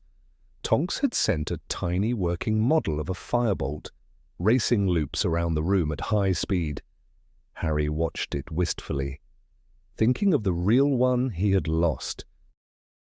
Ron had given him an enormous box of Bertie Bott's every flavour beans. Mr. and Mrs. Weasley had sent the usual hand-knitted jumper, along with a packet of mince pies, and Dobby had presented Harry with a truly awful painting, crooked, lopsided, and so badly done that Harry turned it upside down to check whether it improved. It didn't. At that exact moment, 2 loud cracks shattered the quiet. Fred and George apparated suddenly at the foot of the bed. "Merry Christmas," said George brightly. "Don't come downstairs yet," Fred added. Ron frowned. "Why?" The twins exchanged a look. "Mum's crying," George said, his tone darkening. Again, Fred muttered. He sent it back. George explained. Ron's ears went red. "Percy," Fred nodded grimly. "The Christmas jumper. And no letter," George added. "Didn't ask about Dad, didn't visit, nothing." For a second, the room felt colder. "We tried cheering her up," Fred said, stepping closer and squinting at Dobby's portrait in Harry's hands. George snorted, told her Percy's basically a giant heap of rat droppings. Fred nodded solemnly. "Didn't seem to help." "Didn't work," said George, helping himself to a chocolate frog. "So Lupin took over. Best let him cheer her up before we go down for breakfast, I reckon." "What's that supposed to be?" "Anyway," asked Fred, squinting at Dobby's painting. "Looks like a gibbon with 2 black eyes." "It's Harry," said George, pointing at the back of the picture. "Says so on the back." "Good likeness," said Fred, grinning. Harry threw his new homework diary at him. It hit the wall opposite and fell to the floor, where it said happily, "If you've dotted the I's and crossed the T's, then you may do whatever you please." They got up and dressed. They could hear the various inhabitants of the house calling Merry Christmas to one another. On their way downstairs, they met Hermione. "Thanks for the book, Harry," she said happily. "I've been wanting that new theory of numerology for ages, and that perfume's really unusual." Ron. "No problem," said Ron. "Who's that for, anyway?" he added, nodding at the neatly wrapped present she was carrying. "Creature," said Hermione brightly. "It had better not be clothes," Ron warned her. "You know what Sirius said. Creature knows too much. We can't set him free." "It isn't clothes," said Hermione. "Although if I had my way, I'd certainly give him something to wear other than that filthy old rag.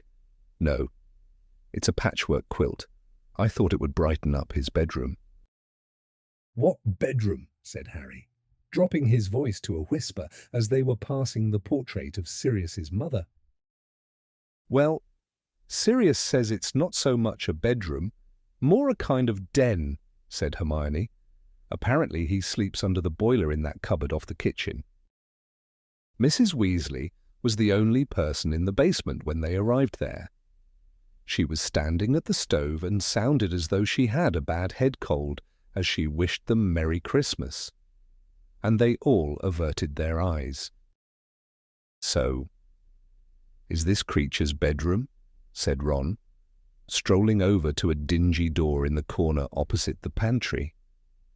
Harry had never seen it open. "Yes," said Hermione, now sounding a little nervous. I think we'd better knock." Ron rapped on the door with his knuckles, but there was no reply.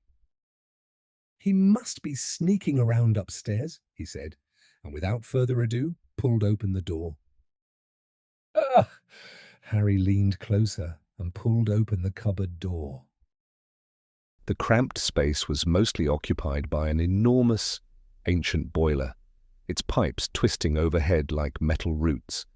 Beneath them, in the narrow patch of floor left empty, Creature had built himself a miserable little den. A heap of filthy rags and threadbare blankets had been arranged into something like a nest, with a hollow in the center where he clearly slept, curled up every night.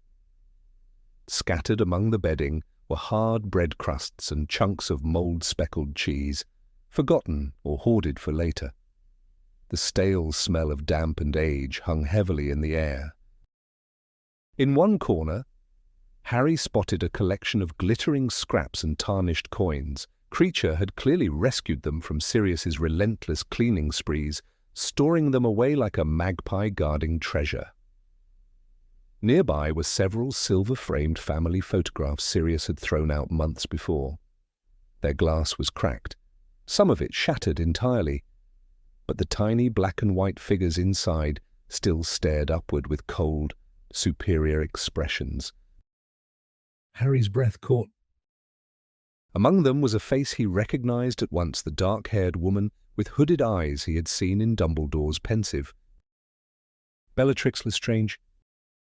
Her photograph had been placed carefully at the very front, as though it were the most precious thing Creature owned. The broken glass over it had been clumsily patched with spellotape. "I think I'll leave his present here," Hermione said softly. She bent down and set the parcel neatly in the middle of the nest before gently shutting the cupboard door. "He'll find it later." At that moment, Sirius emerged from the pantry, carrying a massive roast turkey in both arms. "Come to think of it," he said, glancing around, "has anyone seen Creature recently?" "I haven't since the first night we got back," Harry answered. "You were shouting at him to get out of the kitchen." Sirius frowned. "Yeah, I think that's the last I saw him too. He's probably sulking somewhere upstairs." Harry hesitated. "He couldn't have actually left, could he? Maybe when you said get out, he thought you meant leave the house." Sirius snorted. "No chance. House elves can't leave unless they're freed with clothes. They're bound to the family home." Harry shook his head. "They can if they really want to. Dobby left the Malfoys' house to warn me. He had to punish himself afterward, but he still managed it." Sirius looked unsettled for a second. "Well, I'll check later. I'll probably find him upstairs sobbing over one of my mother's old dresses." He smirked darkly. "Or maybe he's crawled into a cupboard and died." He paused. "But I shouldn't get my hopes up." "Fred, George," and Ron burst out laughing. Hermione did not. She shot Sirius a look sharp enough to cut glass. After Christmas lunch, the plan was to visit Mr. Weasley again at St. Mungo's Hospital for magical maladies and injuries. Mad-Eye, Moody, and Lupin were set to accompany them. Mundungus arrived just in time for Pudding, breathless and triumphant, announcing that he had borrowed a car for the trip since the Underground wasn't running on Christmas Day. Harry had serious doubts the owner knew anything about it. The vehicle had clearly been enchanted, much like the old Ford Anglia once owned by the Weasleys. From the outside it looked perfectly ordinary, but somehow it managed to fit 10 people inside with Mundungus at the wheel. Mrs. Weasley lingered beside the open door, visibly torn. Harry knew exactly what was troubling her. Her dislike of Mundungus battling with her hatred of travelling without magic. In the end, the bitter cold and a chorus of pleading children won. With admirable dignity, she climbed into the back seat and wedged herself between Fred and Bill. The roads were nearly empty, and the journey was quick. When they arrived, only a thin stream of witches and wizards could be seen moving cautiously along the otherwise deserted street toward the hospital. Mundungus dropped them off, then drove around the corner to wait. Harry and the others walked casually toward the department store window, where the blank-faced dummy in lime green nylon stood frozen in place. One by one, they stepped straight through the glass and disappeared inside. The entrance hall of St. Mungo's Hospital for Magical Maladies and Injuries had been transformed for Christmas. The glowing crystal lamps suspended from the ceiling had been enchanted into enormous red and gold ornaments, casting warm, festive light over the room. Sprigs of holly framed every doorway, and in each corner stood glittering white Christmas trees dusted with magical snow, their icy branches sparkling beneath golden stars. Despite the decorations, the hospital was quieter than the last time they had visited. Harry had barely crossed half the room before he was shoved sideways by a flustered witch clutching her face. A walnut was firmly lodged in one nostril. The blonde receptionist behind the desk barely looked up. "Family row," she said with a smirk. "You're the third today. Spell damage. 4th floor." They found Mr. Weasley sitting up in bed, looking far healthier than before. A tray holding the remains of a large turkey dinner rested across his knees, though the guilty look on his face suggested all was not entirely well. "Arthur, dear, are you all right?" Mrs. Weasley asked after everyone had crowded in, hugged him, and handed over their presents. "Perfectly fine," Mr. Weasley said a little too quickly. His eyes darted toward the door. "You haven't happened to see Healer Smethwick, have you?" Mrs. Weasley narrowed her eyes instantly. "No," she said slowly. "Why?" "Oh, nothing. Nothing at all," said Mr. Weasley, brightly. Far too brightly. He began unwrapping presents at once, clearly desperate to change the subject. "Did everyone have a nice Christmas, oh Harry?" He had just opened Harry's gift, a bundle of fuse wire and a set of screwdrivers. "This is marvelous." Mrs. Weasley, however, was not distracted. As Mr. Weasley leaned over to shake Harry's hand, she caught sight of the fresh bandages peeking from beneath his nightshirt. Her voice snapped like a trap closing. "Arthur." Everyone froze. "You've had your dressings changed." Mr. Weasley visibly paled. "Well, yes, but..." They were not due to be changed until tomorrow. Mr. Weasley instinctively pulled the blankets higher. No, it's nothing really, Under Mrs. Weasley's stare, he wilted. "Well, don't get upset, Molly." That was the wrong opening. A young trainee healer, Augustus Pye, had an idea. Mr. Weasley rushed on. "Lovely fellow. Very interested in, alternative methods." Mrs. Weasley folded her arms. Alternative methods. "Well, Muggle methods," Mr. Weasley admitted weakly. "There's this thing called stitches." Mrs. Weasley made a sound somewhere between a scream and a growl. At once, the room began to empty. Remus Lupin drifted casually toward the lonely werewolf patient nearby, who was watching the Weasley family with wistful curiosity. Bill Weasley muttered something about tea. Fred Weasley and George Weasley sprang up instantly to follow him, trying and failing not to laugh.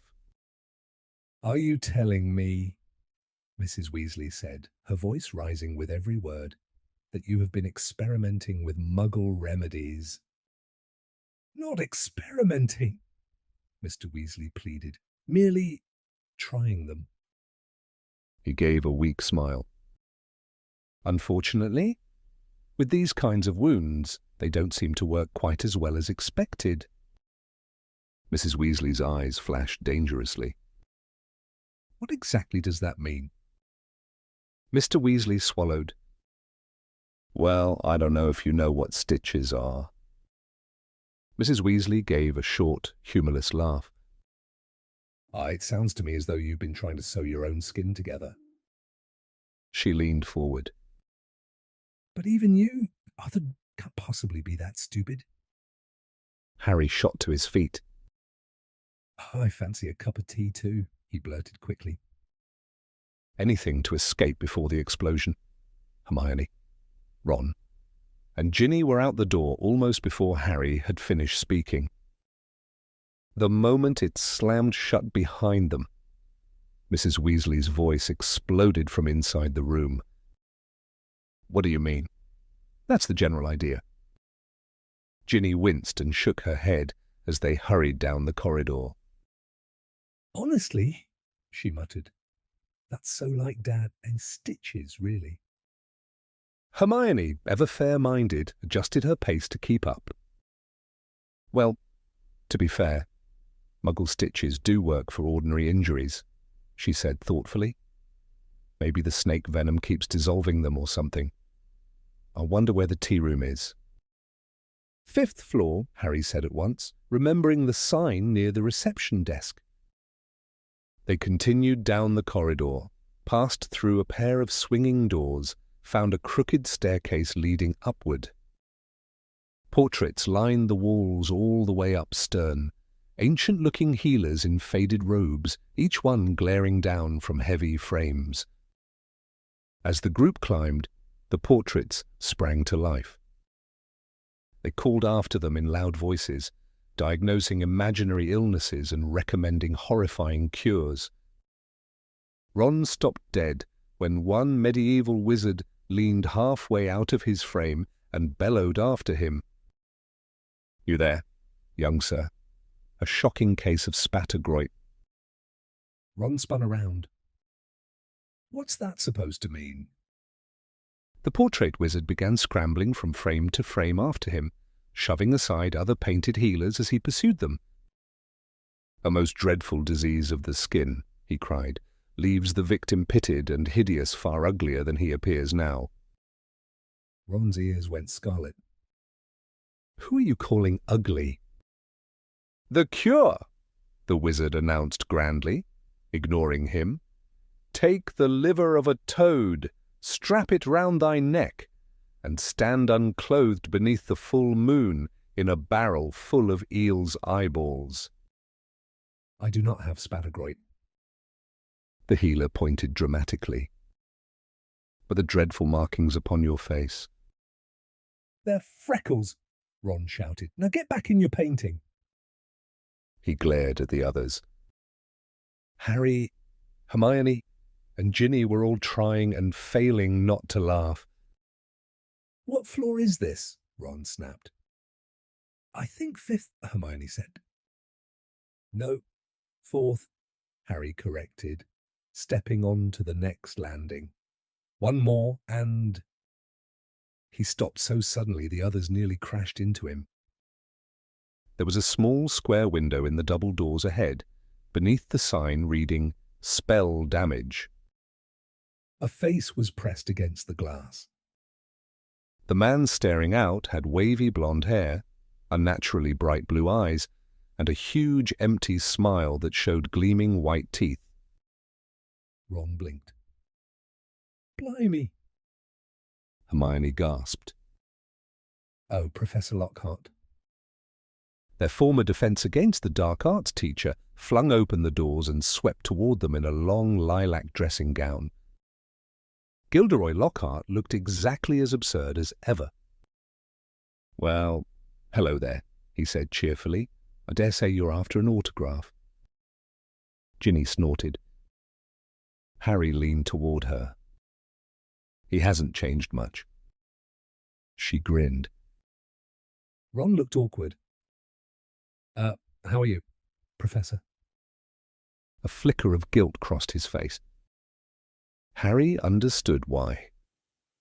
It had been Ron's broken wand that had backfired and destroyed Lockhart's memory in the Chamber of Secrets, though considering Lockhart had been trying to erase Harry and Ron's memories at the time. Harry found it hard to feel too sorry for him. Lockhart beamed. "Wonderful. Simply wonderful." He rummaged in his pocket and produced a rather bent peacock feather quill. "How many autographs shall I make out?" He smiled proudly. I can do joined-up writing now. You know, we're all right for autographs. Thanks, Ron said quickly, exchanging a look with Harry. Harry stepped forward. Professor, should you really be out here? Aren't you supposed to be in your ward? The bright, practiced smile slipped slowly from Gilderoy Lockhart's face. He stared at Harry for several long seconds, frowning as though trying to drag a memory from somewhere deep and unreachable. Then he said quietly, "Do I know you?" Harry shifted awkwardly. Yeah, you taught us at Hogwarts." Taught, Lockhart repeated blankly. He blinked. Me. For a moment he looked almost frightened. Then, as suddenly as it had vanished, the grin snapped back into place. Well, of course, he said brightly. Taught you everything you know, did I? He flourished his quill. So, autographs. How many? 12. Nice round number. You can share them among your little friends. Before anyone could answer, a door at the far end of the corridor opened. A woman's voice rang out. Gilderoy, you naughty boy, where have you got to now? A plump, motherly healer hurried toward them, a wreath of tinsel perched crookedly in her hair. She smiled warmly at the group. Oh, visitors, on Christmas Day too. She clasped her hands together. How lovely. His poor dear never gets visitors, and I can't imagine why he's such a sweetheart, isn't he? We're signing autographs, Lockhart announced proudly. They begged for them, simply wouldn't leave without any. The healer laughed indulgently and patted his arm as though he were a mischievous toddler. Listen to him, she said fondly. Lowering her voice, she leaned toward Harry and the others. He used to be very famous. You know, we're hoping this obsession with autographs means some of his memory may be returning. She lowered her voice further. He's in a closed ward. Must have slipped out while I was delivering Christmas presents. She gave them a reassuring smile. Don't worry, he's not dangerous. Then she whispered. Mostly just dangerous to himself. Poor lamb forgets who he is. Wanders off and can't find his way back. She straightened. It's very kind of you to visit. Ron pointed weakly toward the staircase. Actually, we were just on our way to get some tea. But the healer was already ushering them along with an expectant smile. Ron's protest died halfway out. The four of them exchanged resigned looks and followed. Let's not stay long, Ron muttered under his breath. The healer stopped outside a door marked Janus Thicky Ward. She tapped it with her wand. Alohomora. The lock clicked and the door swung inward. She guided Lockhart inside, keeping a firm grip on his sleeve until she had settled him safely into an armchair beside his bed. Turning to the others, she lowered her voice. This is our long-term ward, she explained, for permanent spell damage. Harry glanced around. Unlike Mr. Weasley's temporary ward, this room looked lived in. The beds were surrounded by books, blankets, framed photos, and little personal treasures, signs of lives that had settled here for good. The healer continued softly. With enough potions, charms, and a little luck, we sometimes see improvement. She nodded toward Lockhart. Gilderoy's beginning to show signs of recovering some awareness. Then she pointed toward another bed. And Mr. Bode has made remarkable progress. He seems to be speaking again. She smiled uncertainly. Though unfortunately, not in any language we know. With that, she excused herself to continue distributing presents. Harry looked back at Lockhart. The wall above his bed was covered in photographs of himself. Every version of Lockhart smiling, waving, dazzling, grinned down at them with... Chapter 24. Occlumency. As it turned out, Creature had been hiding in the attic all along. Sirius claimed he had discovered the house elf up there, buried in dust and cobwebs, no doubt scavenging for more old black family treasures to stash away in his cupboard nest. Sirius seemed content with that explanation. Harry wasn't. Something about Creature's return unsettled him. The elf seemed different. He was quieter now. The constant stream of muttered insults had lessened, and he obeyed commands with unusual meekness, but every now and then Harry caught Creature watching him with a strange, hungry intensity. Each time their eyes met, Creature snapped his gaze away. Harry said nothing.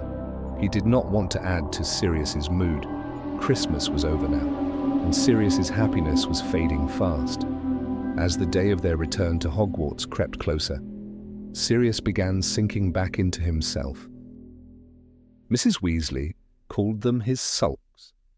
Harry thought of them as something darker. Sirius would grow silent for hours. Called them his sulks. Harry thought of them as something darker. Sirius would grow silent for hours, then irritable and sharp over the smallest things. He often disappeared into Buckbeak's room and stayed there alone for most of the day. His gloom seemed to spread through Grimmauld Place like poisonous smoke. It slipped under doors and down staircases until everyone felt it. Harry dreaded leaving him. The idea of Sirius alone in that dark house with only Creature for company made his stomach twist for the first time in his life. Harry wasn't eager to go back to Hogwarts. Returning meant facing Dolores Umbridge again. She had probably spent the holidays inventing more educational decrees. There would be no Quidditch now. Harry had been banned. Exams were looming. Homework would only get worse. And Albus Dumbledore remained distant and unreachable. If it hadn't been for the DA, Harry thought he might actually have begged Sirius to let him stay behind at Grimmauld Place. Then on the final day of the holidays, something happened that made returning to school seem even worse. Harry, dear. Mrs. Weasley's head appeared around the bedroom door. Harry and Ron were hunched over a game of wizard chess, while Hermione, Ginny, and Crookshanks watched. One of Harry's castles had pinned one of Ron's pawns and was battering it mercilessly. Harry leaned forward eagerly. Crush him! He's only a pawn! The rook slammed the piece flat. Harry looked up. Sorry, what did you say? Mrs. Weasley smiled. Professor Snape is downstairs. Harry stared blankly. In the kitchen. He wants to spin the piece flat. Harry looked up. Sorry, what did you say? Mrs. Weasley smiled. Professor Snape is downstairs. Harry stared blankly. In the kitchen. He wants to speak to you. For a moment, Harry simply froze. Then horror washed over his face. Ron's jaw dropped. Hermione looked alarmed. Ginny blinked. Even Crookshanks seemed to sense the shift in mood. Hermione had been holding the cat back for the last 15 minutes, but now Crookshanks sprang gleefully onto the board, the chess pieces scattered in shrieking panic. Snape, Harry repeated faintly. Professor Snape. Mrs. Weasley corrected firmly. She stepped back from the doorway. Come along now, he says he hasn't got much time. Harry's pulse lurched, defending the mind against intrusion. But they had already decided he wasn't being possessed, hadn't they? Why do I need to learn Occlu, whatever it is? Harry asked. Stumbling over the word, Severus Snape folded his hands together because the headmaster believes it necessary. His voice was smooth and infuriatingly calm. You will attend private lessons once a week. He fixed Harry with a cold stare. And you will tell no one. He paused. Least of all, Dolores Umbridge. Harry swallowed. Yes. Then another horrible thought struck him. Who's teaching me? Snape lifted one eyebrow. I am... Harry felt as though his stomach had dropped through the floor. Private lessons with Snape every week. He turned instinctively towards Sirius Black. Sirius looked furious. Why can't Dumbledore teach him? Sirius demanded. Why you? Snape's mouth curled. Perhaps because the headmaster prefers to delegate unpleasant duties. He rose smoothly to his feet. I can assure you I did not volunteer. He swept his cloak. Why you? Snape's mouth curled. Perhaps because the headmaster prefers to delegate unpleasant duties. He rose smoothly to his feet. I can assure you I did not volunteer. He swept his cloak around himself. Monday, 6 o'clock. His eyes flicked to Harry. My office. He paused by the door. If anyone asks, you were taking remedial potions. His lip curled further. Given your performance in class, no one will question it. He turned to leave. Hold on. Sirius snapped. Snape stopped. Slowly. He turned back. I am rather busy. Black. His voice dripped contempt. Unlike you. I don't have endless hours to waste. Sirius stood. He was taller than Snape. Broader too. Harry noticed Snape's hand tightening inside his cloak pocket around his wand. Sirius stepped forward. I'll make this simple. His voice was low and dangerous. If I hear you're using these lessons to torment Harry, he leaned in, you'll answer to me. Snape gave a thin, mocking smile. How touching. His eyes glittered. But surely you've noticed Potter resembles his father. Sirius's face changed. Yes. And there was pride in it. Snape's sneer sharpened. Then you'll know criticism has no effect, he said softly. He's every bit as arrogant. Sirius shoved his chair aside so hard it scraped across the floor. In one stride, he was around the table. His wand was in his hand. Snape's flashed out, instantly in response. They faced each other, wands raised, Sirius blazing with rage. Snape cold and calculating. His eyes flicked between Sirius's wand tip and his face. Sirius, Harry shouted. Neither man moved. I've warned you. Sirius, Harry shouted. Neither man moved. I've warned you. Snivelous, Sirius hissed, his face inches from Snape's. I don't care what Dumbledore thinks. I know what you are. Snape's voice dropped to a whisper. Then why not tell him? His smile was venomous. Or are you afraid he won't value advice from a man hiding in his mother's house for 6 months? Sirius's face turned scarlet. He shot back instantly. How's Lucius Malfoy these days? His eyes blazed, happy to know his lapdog's teaching at Hogwarts. Snape's face twitched. Then he smiled. Speaking of dogs, his voice was soft and deadly. Did you know Lucius recognized you the last time you took a little outing? Sirius froze. Very clever, Snape murmured. Getting spotted on a station platform. His eyes glittered. A perfect excuse to stay safely hidden from now on. Sirius's wand jerked upward. No! Harry launched himself across the table and shoved between them. Sirius, don't! Sirius tried to push him aside. Harry planted his feet. Are you calling me a coward? Sirius roared. Harry held his ground. Snape answered for him. Why, yes. His voice was barely above a whisper. I believe I am. Harry, move! Snarled Sirius Black, shoving him aside with one hand. At that exact moment, the kitchen door burst open. The entire Weasley family poured in, along with Hermione. They were all smiling. And at the centre of them stood Arthur Weasley, looking triumphant in striped pyjamas beneath a raincoat. Cured, he declared proudly. He spread his arms. Completely proudly. He spread his arms. Completely cured. Then everyone stopped. The room froze. Mr. Weasley's grin vanished. Before them stood a bizarre tableau. Snape and Sirius with wands raised inches from each other's faces. Harry jammed between them, one arm stretched toward each man in a desperate attempt to keep them apart. "Merlin's beard," Mr. Weasley muttered. What's happening here? For a second, no one moved. Then both men lowered their wands. Harry glanced between them. Each looked furious. Each looked disgusted. But with a room full of witnesses staring, neither seemed willing to continue. Severus Snape tucked his wand away sharply, turned on his heel, and swept toward the door. He passed the Weasleys without a word. At the threshold, he paused. He looked back at Harry. Monday, 6 o'clock. His eyes narrowed. "Don't be late, Potter." Then he was gone. Sirius glared after him, still breathing hard. Mr. Weasley tried again. What on earth was going on? "Nothing," Sirius said quickly. Too quickly. He forced out a laugh.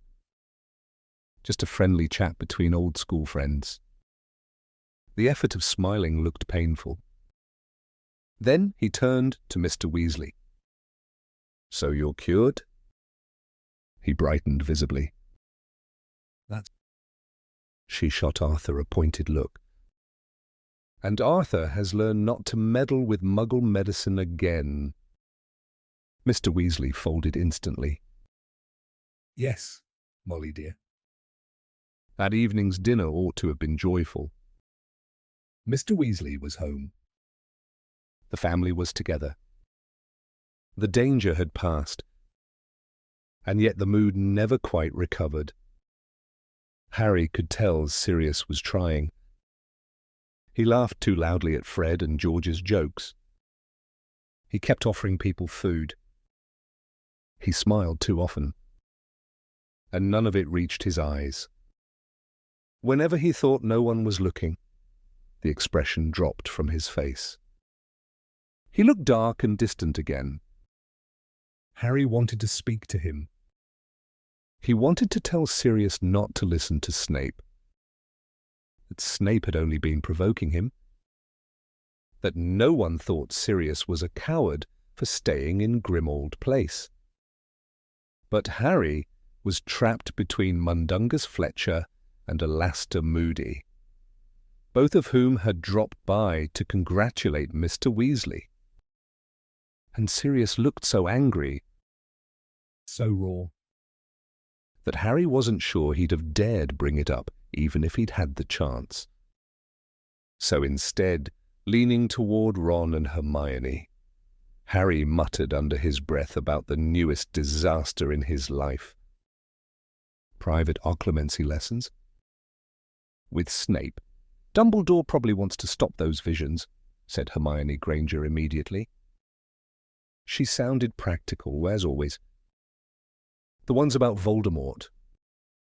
She gave Harry a pointed look. "Private lessons with Snape." He shuddered dramatically. "I'd keep the nightmares." The next morning, they were due back at Hogwarts by night bus. Their escorts this time were Nymphadora Tonks and Remus Lupin. Both were already in the kitchen when Harry, Ron, and Hermione came downstairs. They had clearly been speaking in low voices. The moment the door opened, all conversation stopped. Every head turned. Silence fell too quickly. Harry noticed. So did Hermione. No one said anything. Breakfast was rushed. Soon, everyone was wrapping scarves around their necks and shrugging into heavy coats against the cold, grey January morning. Harry's chest felt tight. He didn't want to leave. More than that, he didn't want to leave Sirius. A dark, twisting feeling had settled in his stomach. He didn't know when he would see his godfather again. And after Snape's taunts last night, Harry feared Sirius might do something reckless. Something desperate. He kept trying to think of what to say. Something that might stop Sirius from making a foolish trip beyond Grimmauld Place. Before Harry could gather the words, Sirius Black beckoned him over. I want you to have this. He shoved a poorly wrapped parcel into Harry's hands. It was about the size of a small book. Harry looked down. What is it? Sirius, who was currently trying to force knitted mittens onto Fred and George. Not here.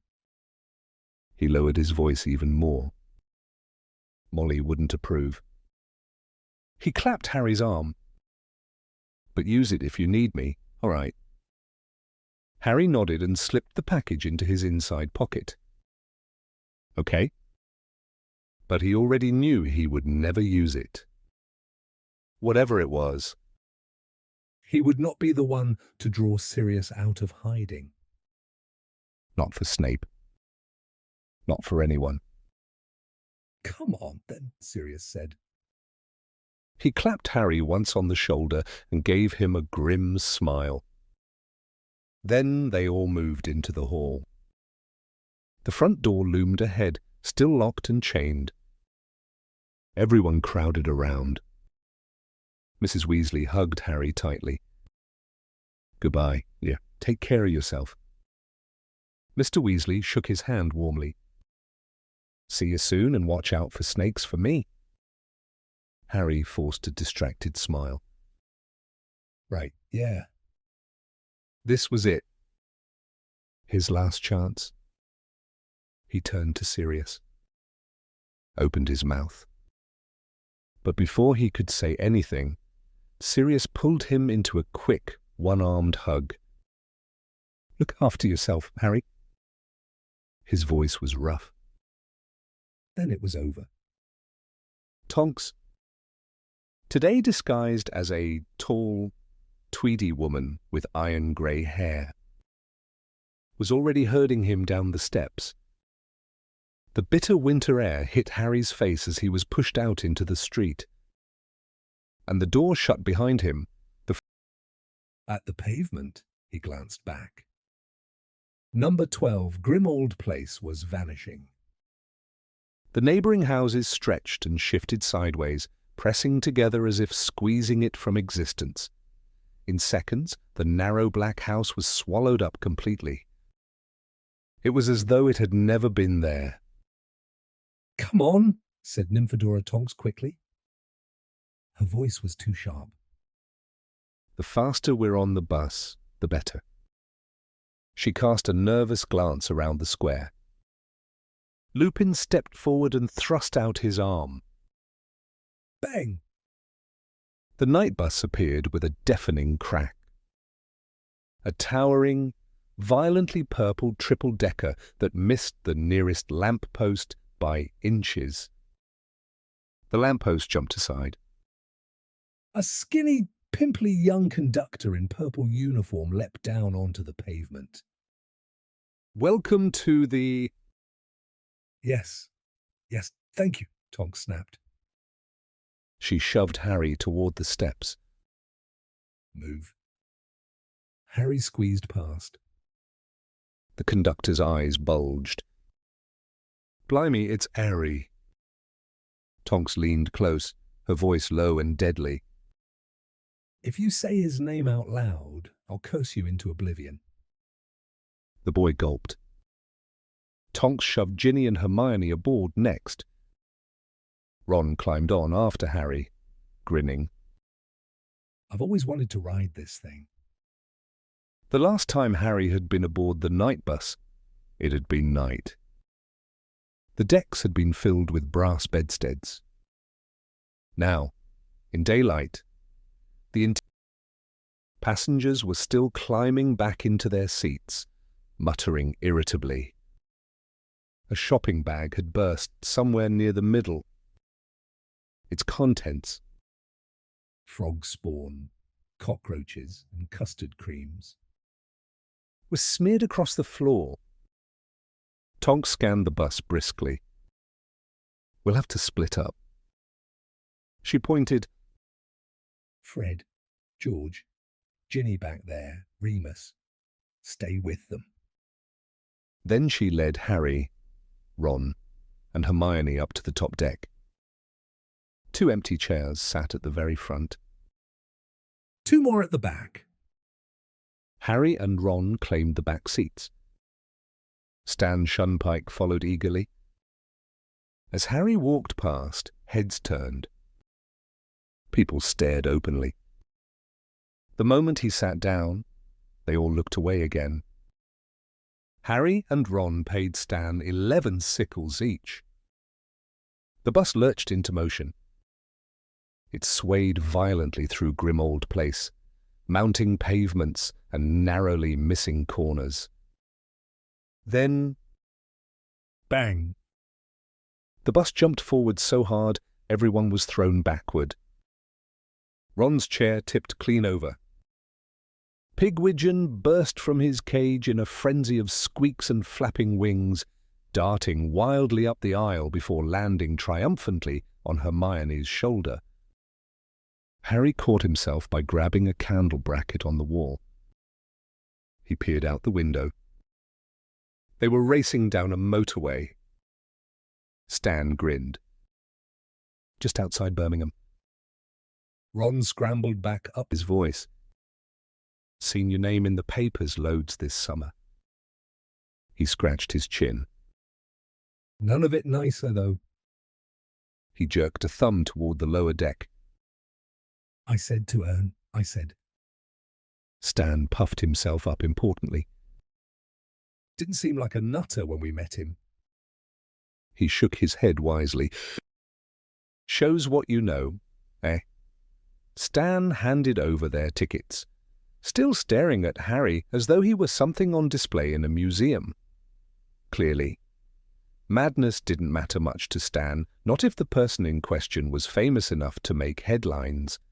The night bus swerved violently, squeezing past a row of cars on the inside.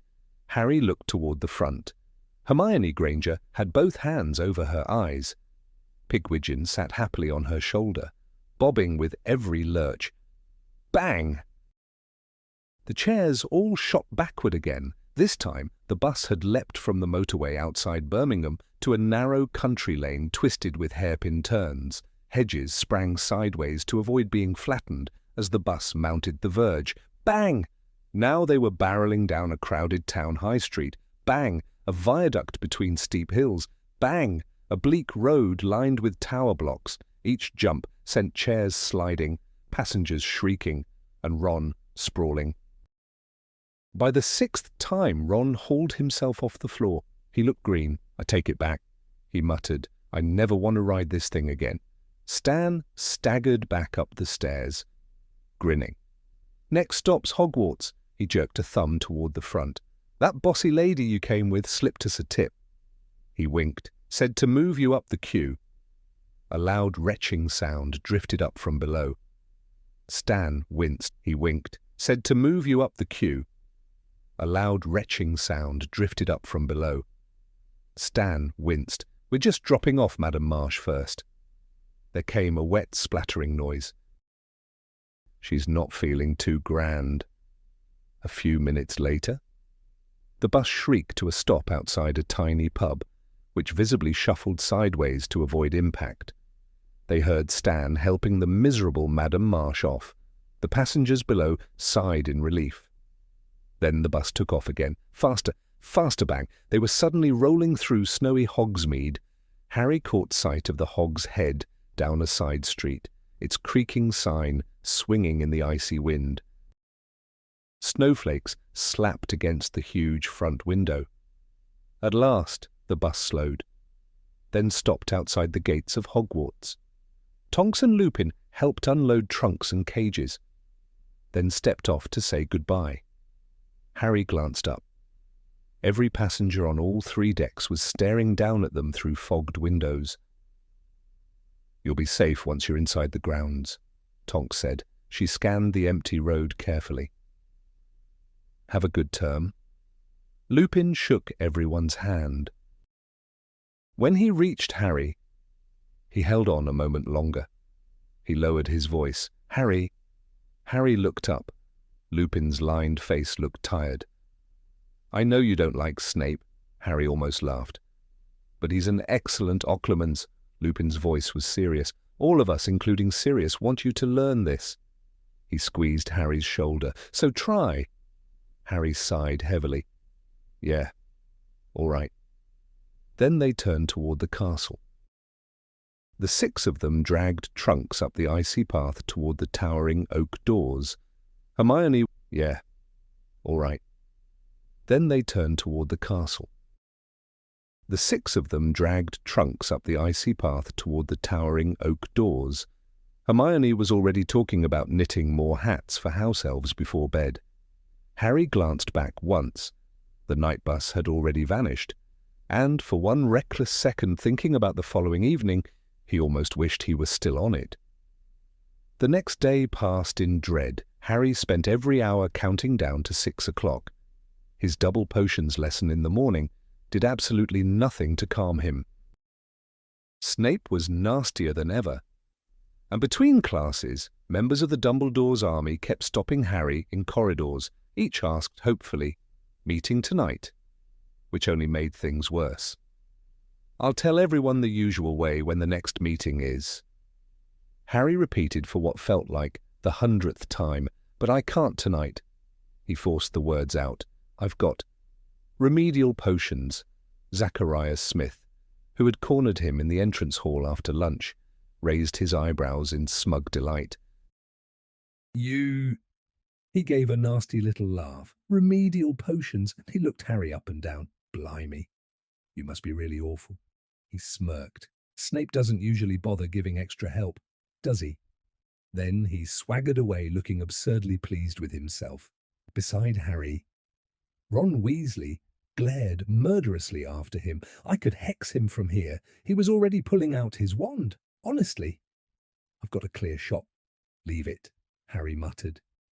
He watched Smith disappear. "That's what everyone's going to think now," he scowled. "That I'm completely useless. Hi, Harry." Harry spun around. His stomach flipped. "That I'm completely useless. Hi, Harry." Harry spun around. His stomach flipped. Cho Chang was standing there. Oh, he swallowed. "Hi." Cho smiled awkwardly. "Had a nice Christmas?" "Yeah, it was okay." Harry shoved his hands in his pockets. "You..." Cho looked down. Quiet. She seemed strangely nervous. She glanced up at him. "There's another Hogsmeade trip next month." Harry blinked. "Oh, right." He hadn't looked at the notice board. "No, I didn't know." Cho nodded quickly. "It's on Valentine's Day." Harry frowned. "Okay." He waited. Why was she telling him this? "Well," he said slowly, "I suppose you want to. Only if you do," she said quickly. Harry stared. His brain screeched to a halt. He had been about to say no when the next DA meeting is, but that was clearly not what she meant. Aya Cho's face fell. Oh, she went bright red. "It's okay." She backed away. "Doesn't matter, I'll see you." She turned and hurried off. Harry stood rooted to the spot. His thoughts crashed together wildly, then suddenly clicked. Cho! He bolted after her. "Cho!" He caught up halfway up the marble staircase. Breathless, he blurted, "Do you want to go to Hogsmeade with me on Valentine's Day?" Cho's face lit up. "Oh, yes." She flushed scarlet. "Definitely." Harry grinned stupidly. "Right." He nodded. "Good." He had no idea what else to say, so that's sorted. He turned away feeling absurdly light. The whole day suddenly seemed brighter. The whole day suddenly seemed brighter. He headed toward the library to find Ron and Hermione before afternoon classes, walking with a noticeable bounce in his step. But by 6 o'clock even Cho Chang couldn't save him. With every step toward Severus Snape's office, the dread returned. By the time Harry reached the door, his stomach felt like stone. He stopped outside. For one last moment, he considered running. Anywhere. Then he drew a deep breath, knocked and stepped inside. The room was dim and oppressive. Shadows clung to the walls. Shelves stretched from floor to ceiling, crowded with hundreds of glass jars. Inside them floated grotesque fragments of animals and plants, suspended in potions of every imaginable color. The air smelled sharp, cold, and faintly rotten. In one corner stood the familiar cupboard of ingredients, the same one Snape had once accused Harry of stealing from. Not unfairly, but Harry barely noticed it. His eyes locked on the desk. There, glowing in a pool of candlelight, sat a shallow stone basin carved with twisting runes and strange symbols. Harry froze. He knew it instantly. The pensieve, Albus Dumbledore's pensieve, what was it doing here? Shut the door. Potter. Snape's voice sliced through the darkness. Harry jumped. He turned quickly and obeyed, the click of the latch sounding far too final, as if he had locked himself in. When he faced the room again, Severus Snape had stepped into the candlelight. He pointed silently to the chair opposite the desk. Harry sat. Snape lowered himself into his own chair. His black eyes were fixed on Harry, unblinking cold filled with unmistakable dislike. Well, Potter. His voice was smooth and unpleasant. Snape lowered himself into his own chair. His black eyes were fixed on Harry, unblinking cold filled with unmistakable dislike. Well, Potter. His voice was smooth and unpleasant. You know why you are here. Harry said nothing. The headmaster has asked me to teach you occlumency. Snape curled his lip. I can only hope you prove more capable at this than you are at potions. Right, Harry said, shortly. Snape's eyes narrowed. This may not be a normal lesson, his tone sharpened. But I am still your teacher, he leaned slightly forward. You will address me as Sir or Professor at all times. Harry clenched his jaw. Yes, Sir. Snape studied him for another long moment, then began occlumency. He spoke as though the word itself were distasteful. As I explained in your dear godfather's kitchen, it is the magical art of closing the mind against intrusion and influence. Harry hesitated, then asked carefully, And why does Professor Dumbledore think I need it, sir? He met Snape's gaze, wondering whether he would answer. Snape stared back, then sneered. Surely even you have worked that out by now. Potter. His voice dripped contempt. The Dark Lord is highly skilled in legilimency. Harry frowned. Oh, what's that? Sir? Snape looked disgusted. The ability to extract emotions and memories from another person's mind. Harry's stomach dropped. He can read minds. Snape's lip curled. You have no subtlety? Potter. His eyes glittered. You never understand fine distinctions. He paused, savouring the insult. It is one of the many failings that make you such a have no subtlety. Potter. His eyes glittered. You never understand fine distinctions. He paused, savouring the insult. It is one of the many failings that make you such a miserable potion maker. Harry's fists clenched in his lap. Snape continued smoothly. Only muggles speak of mind reading. He spoke the word as though it offended him. The mind is not a book to be opened and read at leisure. He steepled his fingers. Thoughts are not carved inside the skull for any intruder to inspect. His voice dropped. The mind is complex. He smirked.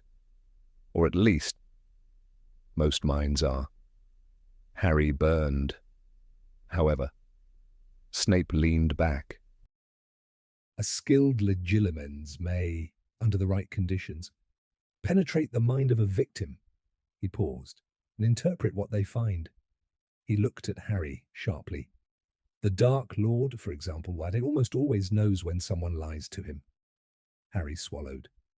Only a wizard skilled in occlumency can conceal feelings and memories that betray the lie. Snape's eyes bored into him, and therefore speak falsehoods in his presence without being discovered. Whatever Severus Snape called it, legilimency sounded an awful lot like mind-reading to Harry, and he hated the idea. "So," Harry said slowly, "he could know what we're thinking right now." He added grudgingly, "Sir?" Snape looked irritated. "The Dark Lord is far away," he spoke with clipped precision, "and the walls and grounds of Hogwarts are protected by ancient enchantments designed to safeguard those within." He leaned back. "Time and distance matter in magic. Potter." His eyes narrowed. "And utter in magic. Potter." His eyes narrowed. "And eye contact is often necessary for legilimency." Harry frowned. "Then why do I need to learn occlumency?" Snape was silent for a moment. He studied Harry. One long, pale finger traced thoughtfully across his own lips. "The usual rules," he said at last, "do not seem to apply to you." Harry's stomach tightened. "The curse that failed to kill you." Snape's voice dropped. "Appears to have created some sort of connection between you and the Dark Lord." Harry sat perfectly still. "The evidence suggests that at times when your mind is relaxed." Snape paused. "Or vulnerable?"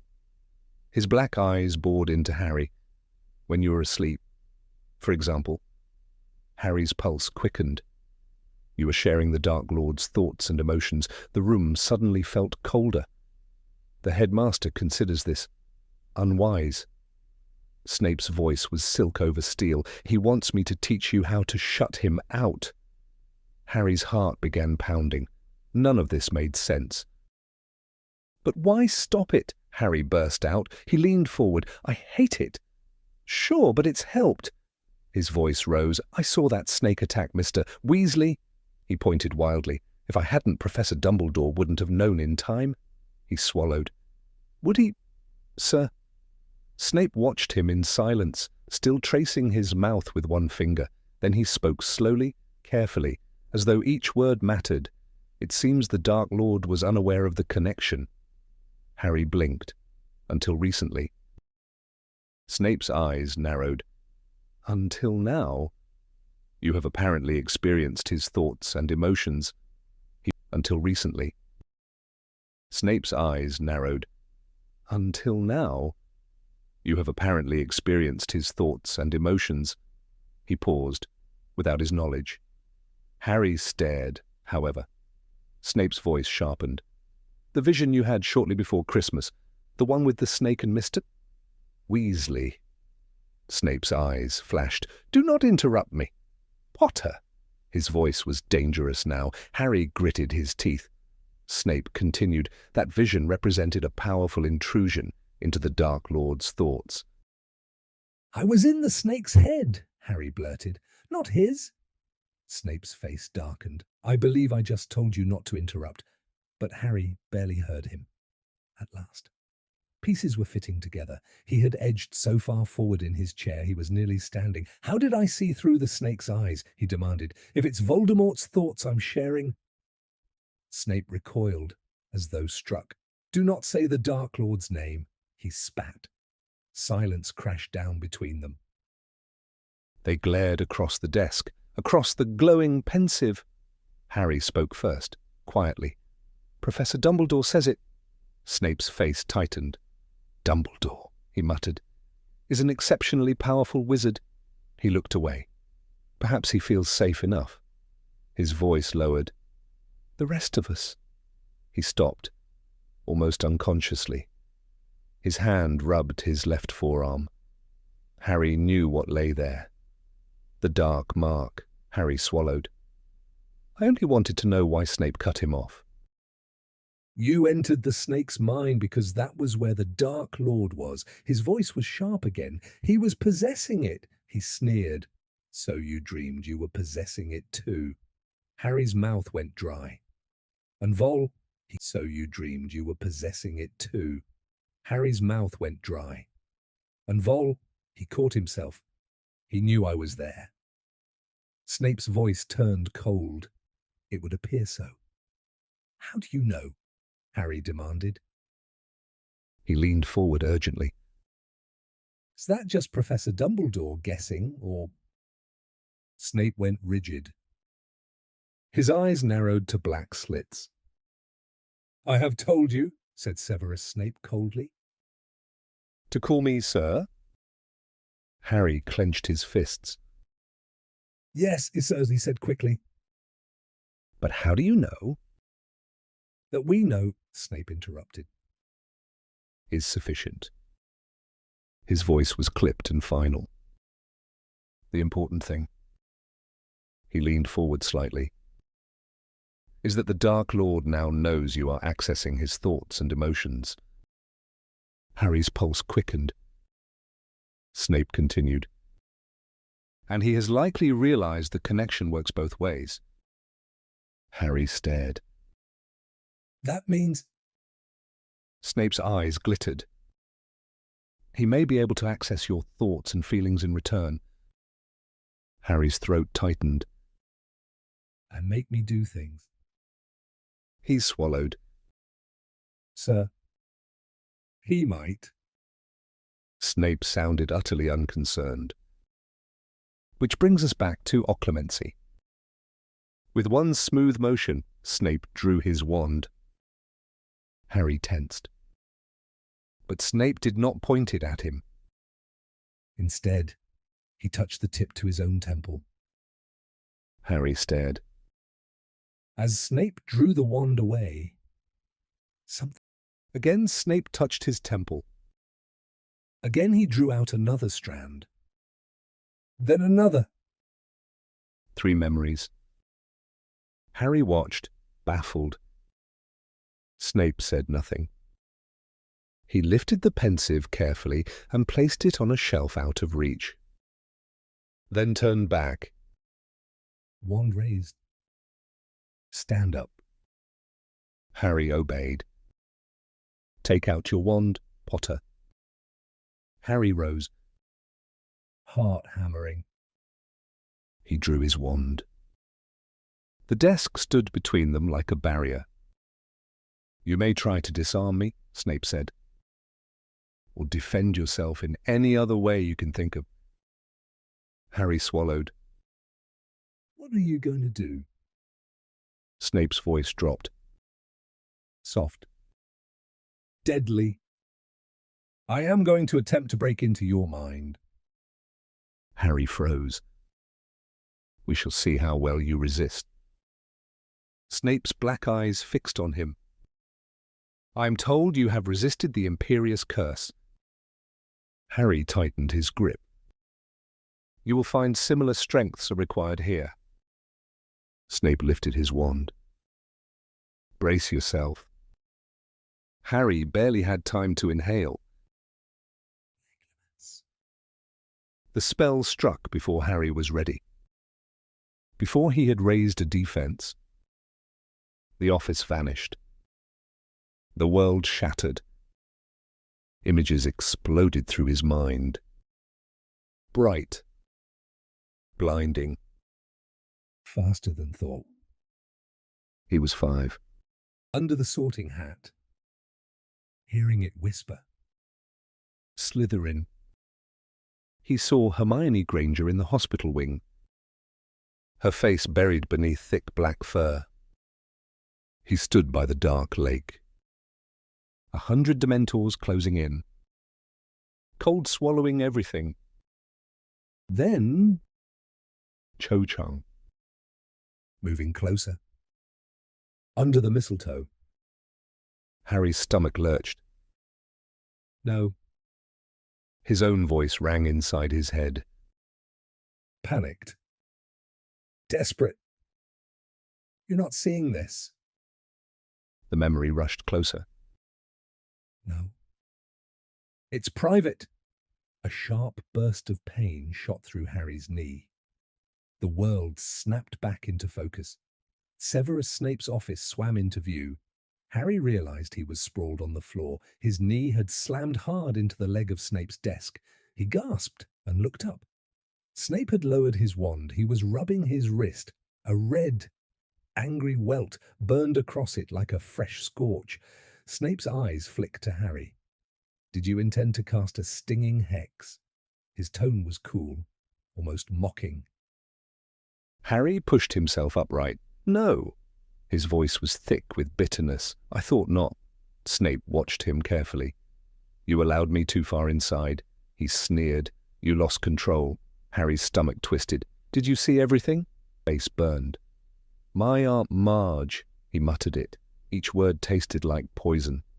Snape looked faintly amused. For a first attempt, he lifted his wand again. You were not entirely hopeless, Harry glared. You stopped me eventually. Snape's eyes narrowed. But you wasted time and energy shouting. He tapped his temple lightly. You must remain focused. His voice sharpened. Repel me with your mind. He sneered. Then you will not need your wand. I'm trying, Harry snapped. He took a step forward. But you're not telling me how... Snape's face hardened instantly. Manners, Potter.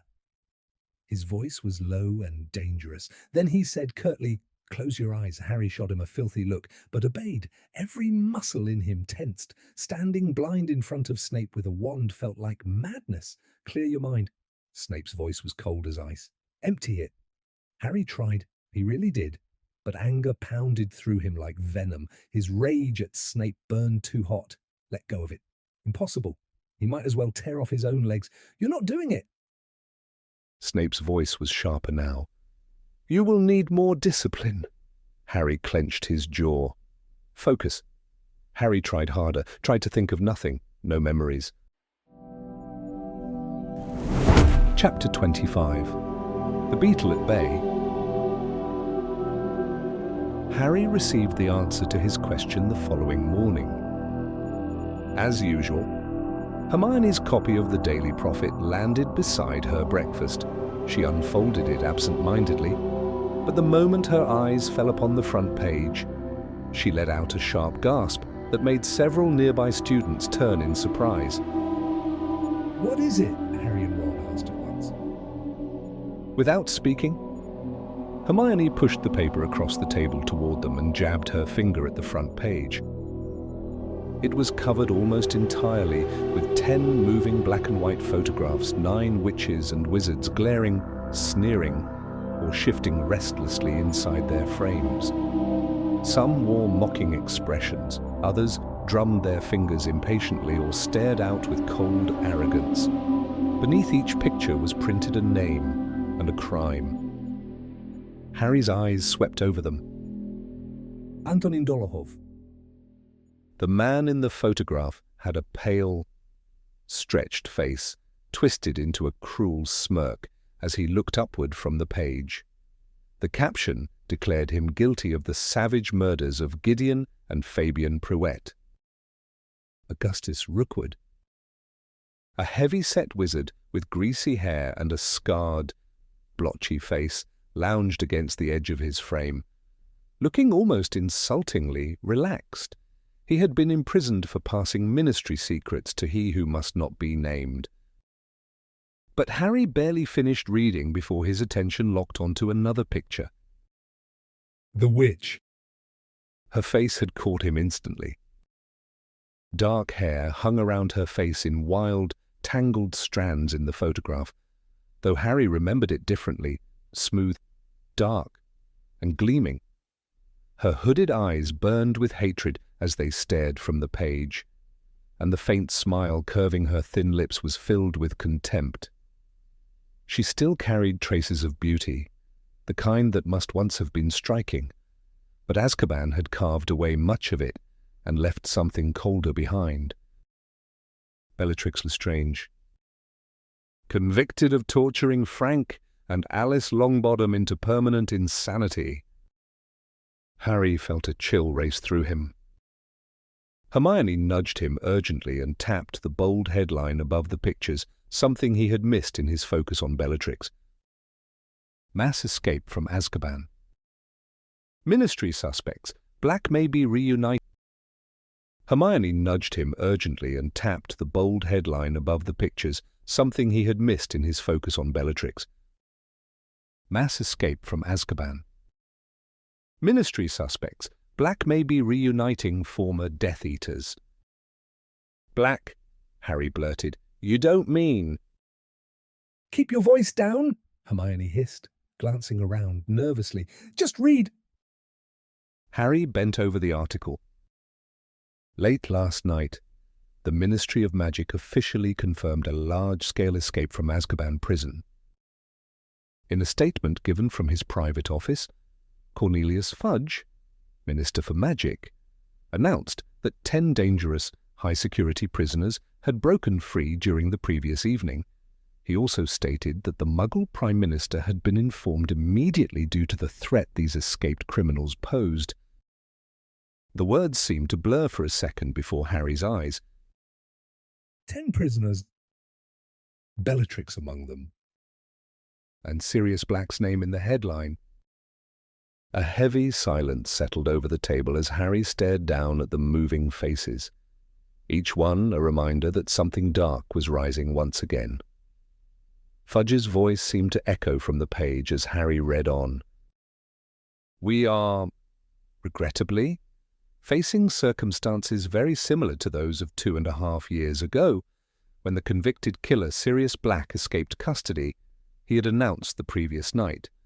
We do not believe these two incidents are unrelated. A prison break on this scale strongly implies assistance from outside, and Black, being the only wizard ever known to escape Azkaban unaided, would be in a unique position to guide others. It is our belief that these had ever known to escape Azkaban unaided would be in a unique position to guide others.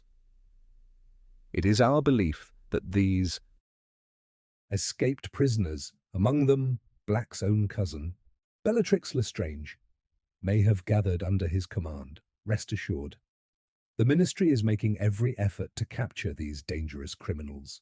We urge all witches and wizards to stay vigilant. Under no circumstances should any member of the public attempt to confront them. There, Harry, Ron muttered, staring at the article with wide eyes. That explains why Sirius was in such a good mood last night.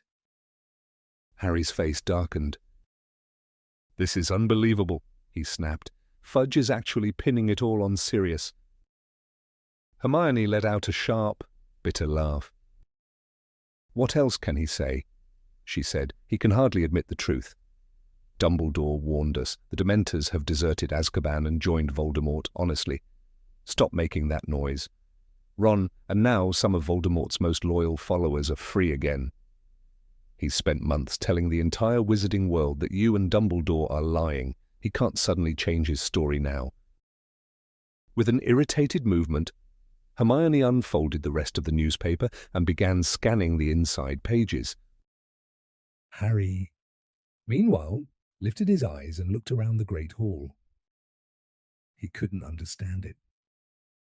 The hall buzzed with ordinary life. Students laughed, argued over homework, discussed Quidditch results, and passed toast across the tables as though nothing had happened. Nobody looked frightened. Nobody even seemed aware that 10 more Death Eaters had escaped to join Voldemort beyond the castle walls.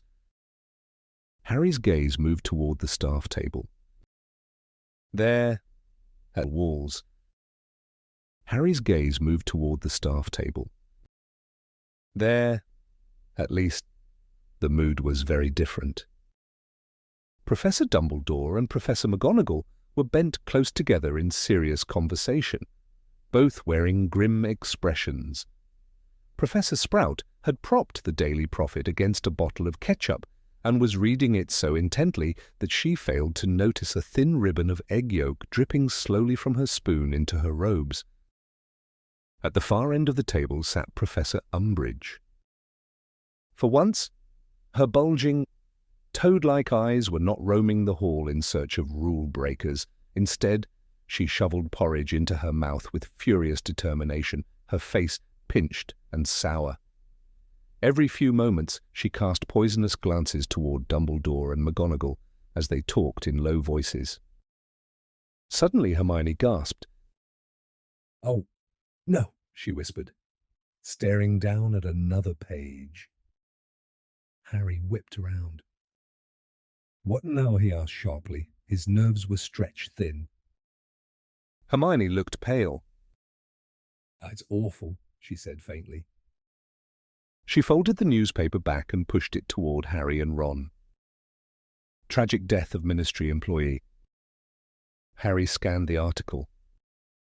St. Mungo's Hospital announced late last night that a full investigation had been launched after ministry employee Broderick Bode, 49, was found dead in his hospital bed after being strangled by a potted devil's snare plant. Healers who rushed to assist were unable to revive Mr. Bode, who had been recovering from serious injuries sustained in an accident at work several weeks earlier. Healer Miriam Strout, the witch responsible for Mr. Bode's care during the incident, has been placed on suspension with full pay and declined to comment. A hospital spokesperson released the following statement. St. Mungo's expresses its deepest sorrow over the death of Mr. Bode, whose condition had shown marked improvement before this tragic and unforeseen accident. Harry felt another cold wave wash over him. Bode was dead. And somehow, Harry was certain it hadn't been an accident at all. The article continued in cold, formal language. Although strict regulations govern what decorations and gifts may be placed in hospital wards, it appears that Healer Strout, overwhelmed during the Christmas season, failed to notice the true nature of the plant beside Mr. Bode's bed. As his speech and movement began to return, she had encouraged him to care for it himself, believing it to be a harmless flitter bloom. In reality, it was a clipping of devil's snare, which attacked and strangled Mr. Bode the moment he touched it. St. Mungo's has not yet determined how the plant came to be on the ward and urges anyone with information to come forward immediately. Bode, Ron murmured, frowning. Why do I know that name? Hermione's eyes widened. We saw him, she whispered, at St. Mungo's. Don't you remember? He was lying in the bed across from Lockhart, just staring blankly at the ceiling. And we saw the plant being delivered. The healer said it was a Christmas gift. Harry, just staring blankly at the ceiling. And we saw the plant being delivered. The healer said it was a Christmas gift. Harry's stomach twisted. He lowered his eyes to the page again, nausea creeping up his throat. How didn't we recognize it? He said hoarsely. We've dealt with devil's snare before. We might have stopped this. Ron rounded on him at once. How were we supposed to know? He said fiercely. Who expects devil's snare in a hospital, pretending to be some innocent little plant? This isn't on us, it's on whoever sent it. Honestly, what kind of idiot even buys something like that without checking? Hermione shot him an incredulous look. Ron, think, she said, her voice trembling. Nobody accidentally sends devil's snare as a gift. Whoever did it knew exactly what it was. This was murder, planned murder, and clever, too.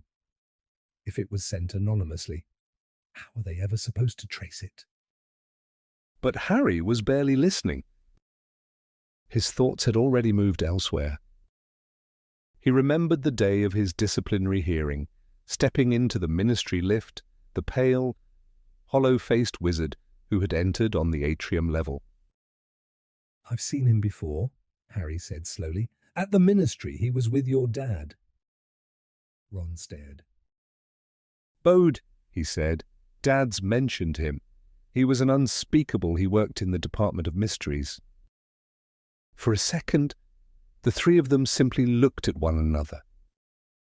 Then Hermione suddenly snatched the paper back, folded it with a snap, glared briefly at the grim faces of the escaped Death Eaters on the front page, and jumped to her feet. Where are you going? Ron asked, startled. To write a letter, Hermione said quickly, slinging her bag over her shoulder. She hesitated. I'm not sure if it'll help, but it's worth trying, and I'm the only one who can do it. Before either Harry or Ron could stop her, she hurried away. Ron scowled after her as he and Harry stood up and headed more slowly toward the doors. "I hate it when she does that," he muttered. "Why can't she just tell us what she's thinking for once? It'd take her 10 seconds, oh. Hey, Hagrid." Hagrid was standing near the great oak doors of the entrance hall, waiting for a stream of Ravenclaws to pass. He looked dreadful. The bruises from his return from the giants had not faded, and a fresh cut ran across the bridge of his nose. He tried to smile at them, but it came out as more of a painful wince. "All right, you two?" he asked gruffly. "Are you okay, Hagrid?" Harry asked at once, falling into step beside him as he lumbered after the Ravenclaws. "Fine, fine," Hagrid said quickly, forcing a careless tone that fooled nobody. He gave a vague wave of one enormous hand and nearly knocked over a startled-looking Septima Vector who was hurrying past. "Just busy. That's all. Got lessons to sort out. A couple of salamanders have got scale rot." He trailed off, then muttered, almost too quietly to hear, "And I'm on probation." "You're on probation?" Ron blurted so loudly that several students nearby turned to stare. He flushed. "Sorry, He lowered his voice to a whisper. "You're on probation." "Yeah," Hagrid admitted heavily. "Can't say I'm surprised. That inspection. Well, it didn't exactly go brilliant, did it? Anyway," he sighed. "Better go rub some more chili powder on them salamanders, or they'll be losing their tails next. See ya, Harry? Ron?" With slumped shoulders, Hagrid headed out through the great front doors and down the wet stone steps toward his hut. Harry watched him disappear into the misty grounds, feeling the weight of yet another piece of bad news settle on him. Over the next few days, word spread quickly through Hogwarts that Hagrid had been placed on probation. To Harry's fury, very few people seemed bothered. Some, like Draco Malfoy, appeared delighted.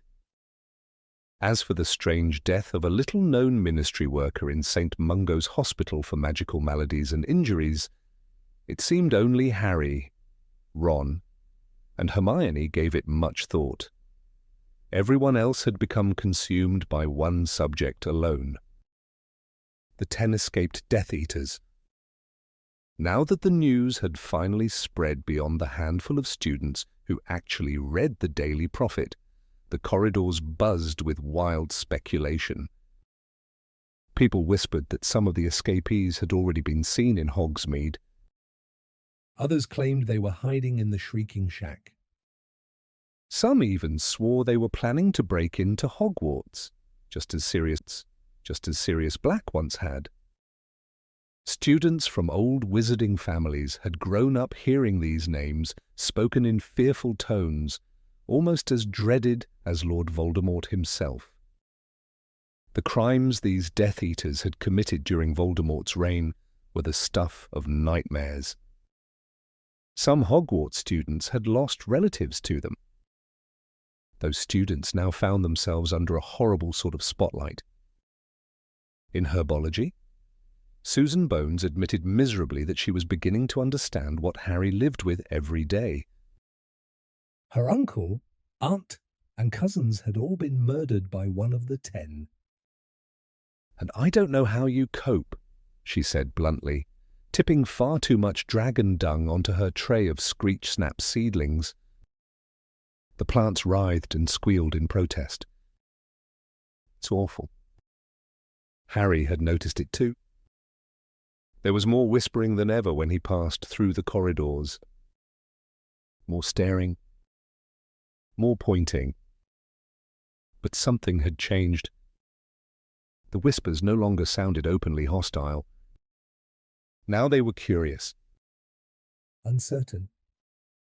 Once or twice, Harry caught fragments of conversation suggesting that not everyone believed the Daily Prophet's version of how 10 Death Eaters had escaped from Azkaban. Fear and confusion were making people question. And when they questioned, there was only one other explanation left to consider. The one Harry and Albus Dumbledore had been trying to tell everyone since the year before. It wasn't only the students who seemed different. Teachers, too, were acting strangely. It had become increasingly common to see small groups of them gathered in corridors, speaking in low, urgent voices only to stop abruptly the moment students came near.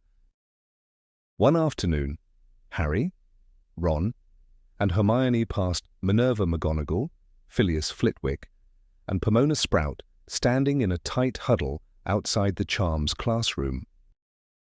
"They obviously can't talk openly in the staff room anymore," Hermione murmured, glancing back, not with Dolores Umbridge there. "Do you think they know something new?" Ron asked, craning his neck for one last look. "If they know anything, they're hardly going to share it with us now, are they?" Harry said bitterly. "What number are we up to now?" He was referring to the newest decree pinned to every common room notice board the morning after the Azkaban escape had become public knowledge. By order of the High Inquisitor of Hogwarts, teachers are forbidden from discussing with students any matter not directly connected to the subjects they are employed to teach. This ruling falls under Educational Decree number 26. Signed, Dolores Umbridge, High Inquisitor. The decree had quickly become a source of amusement among the students. Lee Jordan had been the loudest to mock it. He had cheerfully informed Umbridge that, according to her own rules, she had no right to scold Fred Weasley and George Weasley for playing Exploding Snap at the back of class. Exploding Snap has absolutely nothing to do with Defense Against the Dark Arts. "Professor," Lee had protested innocently, "that's not relevant information." The next time Harry saw Lee, the back of his hand had been cut open and bleeding badly. "That's not relevant information." The next time Harry saw Lee, the back of his hand had been cut open and bleeding badly. Harry advised him to use some essence of murtlap. Harry had secretly hoped the Azkaban breakout might shake Umbridge's confidence a little. Surely even she would feel embarrassed that such a disaster had happened under the nose of her precious Cornelius Fudge. But, if anything, it seemed to have made her worse. She had become even more obsessed with controlling every corner of life at Hogwarts.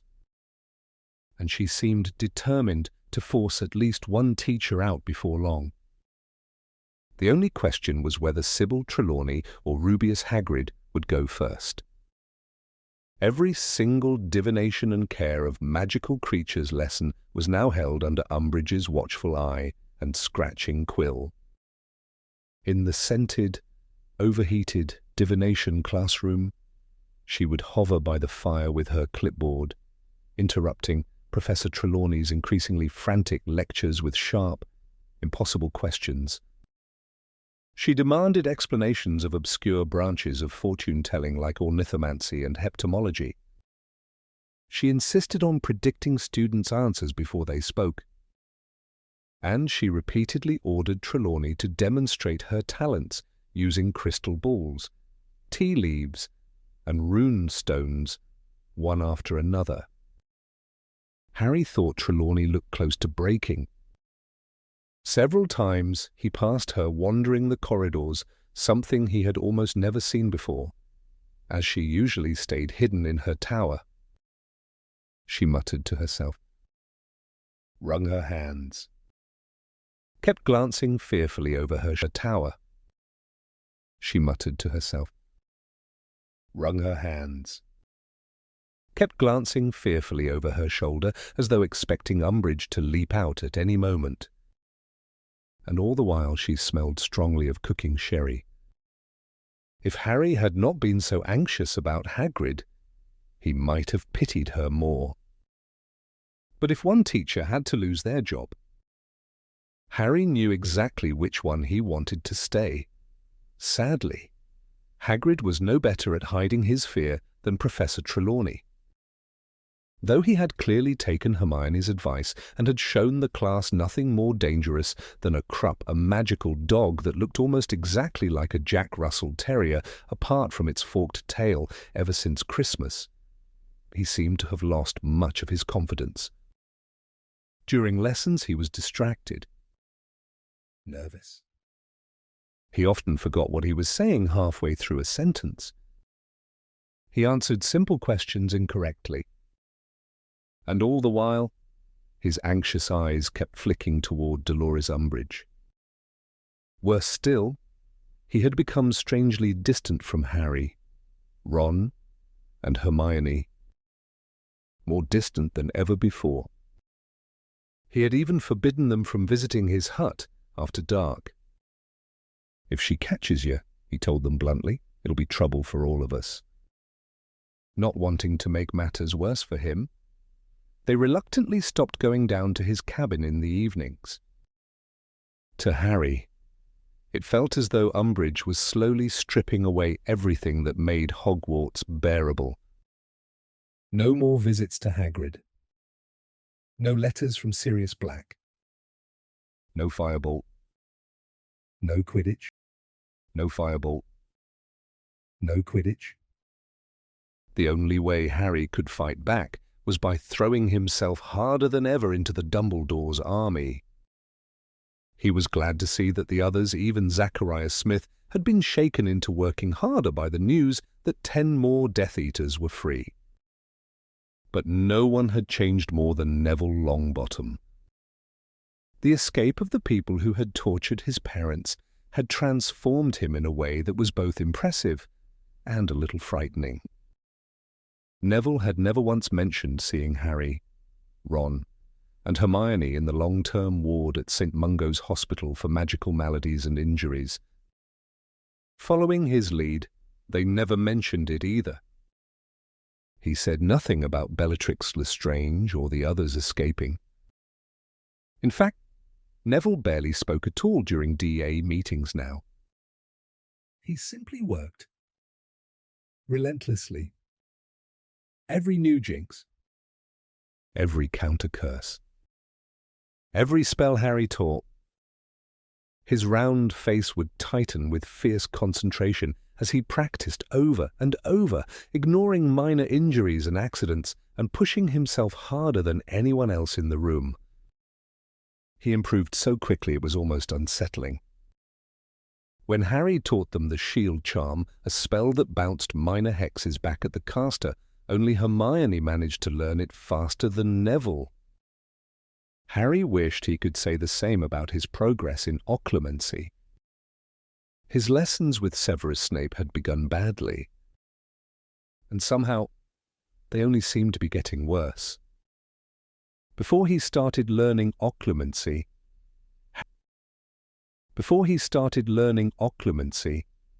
Harry's scar had only prickled now and then, usually at night, or after one of those strange flashes into Lord Voldemort's thoughts or emotions. Now it almost never stopped hurting. He would suddenly feel bursts of anger or wild happiness that made no sense at all, emotions that weren't his, always followed by a sharp stab of pain in his scar. It gave Harry the sickening feeling that he was becoming some sort of receiver, an aerial tune to Voldemort's moods. And Harry was certain it had all become worse after his very first occlumency lesson with Snape. as if that wasn't enough. He had started dreaming almost every night. In the dream, he walked endlessly down a long corridor. Closer. Closer. Toward the entrance of the Department of Mysteries. And each time, the dream ended the same way. With Harry standing before a plain black door, yearning to open it. Maybe it's like being ill. Hermione said thoughtfully when Harry finally told her and Ron about his worsening dreams and the constant pain in his scar. Sometimes things get worse before they start getting better. Harry snorted. The lessons with Snape are making everything worse, he said bluntly. My scar hurts all the time now, and I'm sick of dreaming about that corridor every night. He rubbed his forehead irritably. And I'm fed up with that door, he added. I just want it to open. I'm tired of standing there staring at it. Hermione's expression sharpened instantly. That's not funny. Harry blinked. Dumbledore doesn't want you dreaming about that corridor at all, she said sternly. If he did, he wouldn't have asked Snape to teach you occlumency. You're going to have to try harder. I am trying, Harry snapped. Stung. Why don't you have a go? See how easy it is with Snape trying to break into your mind. Ron, who had been unusually quiet, frowned. Maybe, he said slowly. Hermione turned on him at once. Maybe what? Ron lowered his voice. Maybe it's not Harry's fault he can't shut Voldemort out. Harry and Hermione both stared at him. Ron glanced from one to the other, then leaned in slightly. Maybe Snape's not really trying to help, he muttered darkly. Maybe he's trying to make things worse, open Harry's mind even more, make it easier for you-know-who to get in. Don't be ridiculous, Hermione said furiously. How many times have you accused Snape of something and been wrong? He used to be a Death Eater, Ron argued stubbornly. He works for the Order, Hermione shot back. Dumbledore trusts him. We've never actually seen proof he changed sides. Hermione's face hardened. Dumbledore trusts him, she repeated firmly, and if Dumbledore can't be trusted, then nobody can.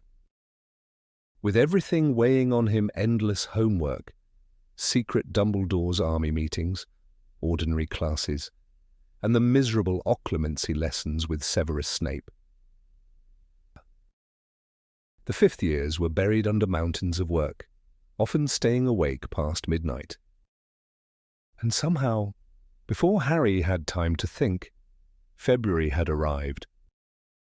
The weather grew warmer and wetter, and with it came the second Hogsmeade visit of the year. Harry had barely spoken properly to Cho Chang since they had agreed to go together. Now he found himself facing the prospect of spending Valentine's Day entirely in her company. On the morning of the 14th, Harry took extra care getting dressed. He and Ron reached breakfast just as the post owls swooped into the great hall. Hedwig was not among them, though Harry hadn't expected her. Across from him, Hermione Granger was tugging a letter from the beak of an unfamiliar brown owl. And about time, she muttered. She tore open the envelope eagerly and unfolded the parchment inside. Her eyes raced across the page. As she read, a grim but satisfied look spread over her face. Harry, she said suddenly, looking up, this is really important. Can you meet me in the Three Broomsticks around midday? Harry hesitated. I don't know. Cho might expect me to spend the whole day with her. We never really planned anything. Bring her if you have to, Hermione said impatiently. Just come. All right, Harry said slowly. But why? Hermione stood up at once. No time now, she said quickly. I've got to answer this straight away. Clutching the letter in one hand and a piece of toast in the other, she hurried from the great hall, leaving Harry and Ron. Are you coming? Harry asked Ron as they stood to leave. Ron shook his head miserably. Can't. Angelina wants us training all day. He stabbed gloomily at his breakfast. Like it'll make any difference. We're rubbish, honestly. This is the worst team I've ever played on. You should see Sloper and Kirk. They're hopeless, probably worse than I am." He sighed heavily. "I don't know why Angelina won't just let me quit." Harry frowned. "It's because when you're good, you're really good," he said shortly. It was hard for him to feel much sympathy. Harry would have traded almost anything to be flying in the upcoming match against Hufflepuff Quidditch team. Ron seemed to hear the edge in Harry's voice because he didn't bring up Quidditch again. When they said goodbye a few minutes later, there was a slight chill between them. Ron headed toward the Quidditch pitch. Harry lingered behind for a moment, trying unsuccessfully to flatten his hair by using the curved back of a spoon as a mirror. Then, alone and increasingly nervous, he made his way to the entrance hall to meet Cho Chang. She was waiting just to one side of the great oak doors. She looked very pretty.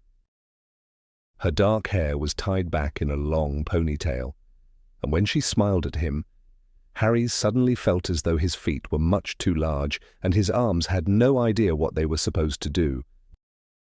"Hi," Cho said, a little breathlessly. "Hi," Harry replied. For a moment, they simply looked at each other. Then Harry blurted, "Shall we go?" "Oh, yes." They joined the line of students waiting to be signed out by Argus Filch. Every so often they caught each other's eye and smiled awkwardly, but neither quite knew what to say. Harry was relieved when they finally stepped out into the open air.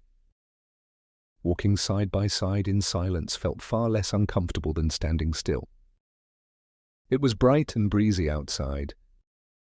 As they passed the Quidditch stadium, Harry glanced toward the stands and saw Ron and Ginny Weasley darting through the air on their brooms.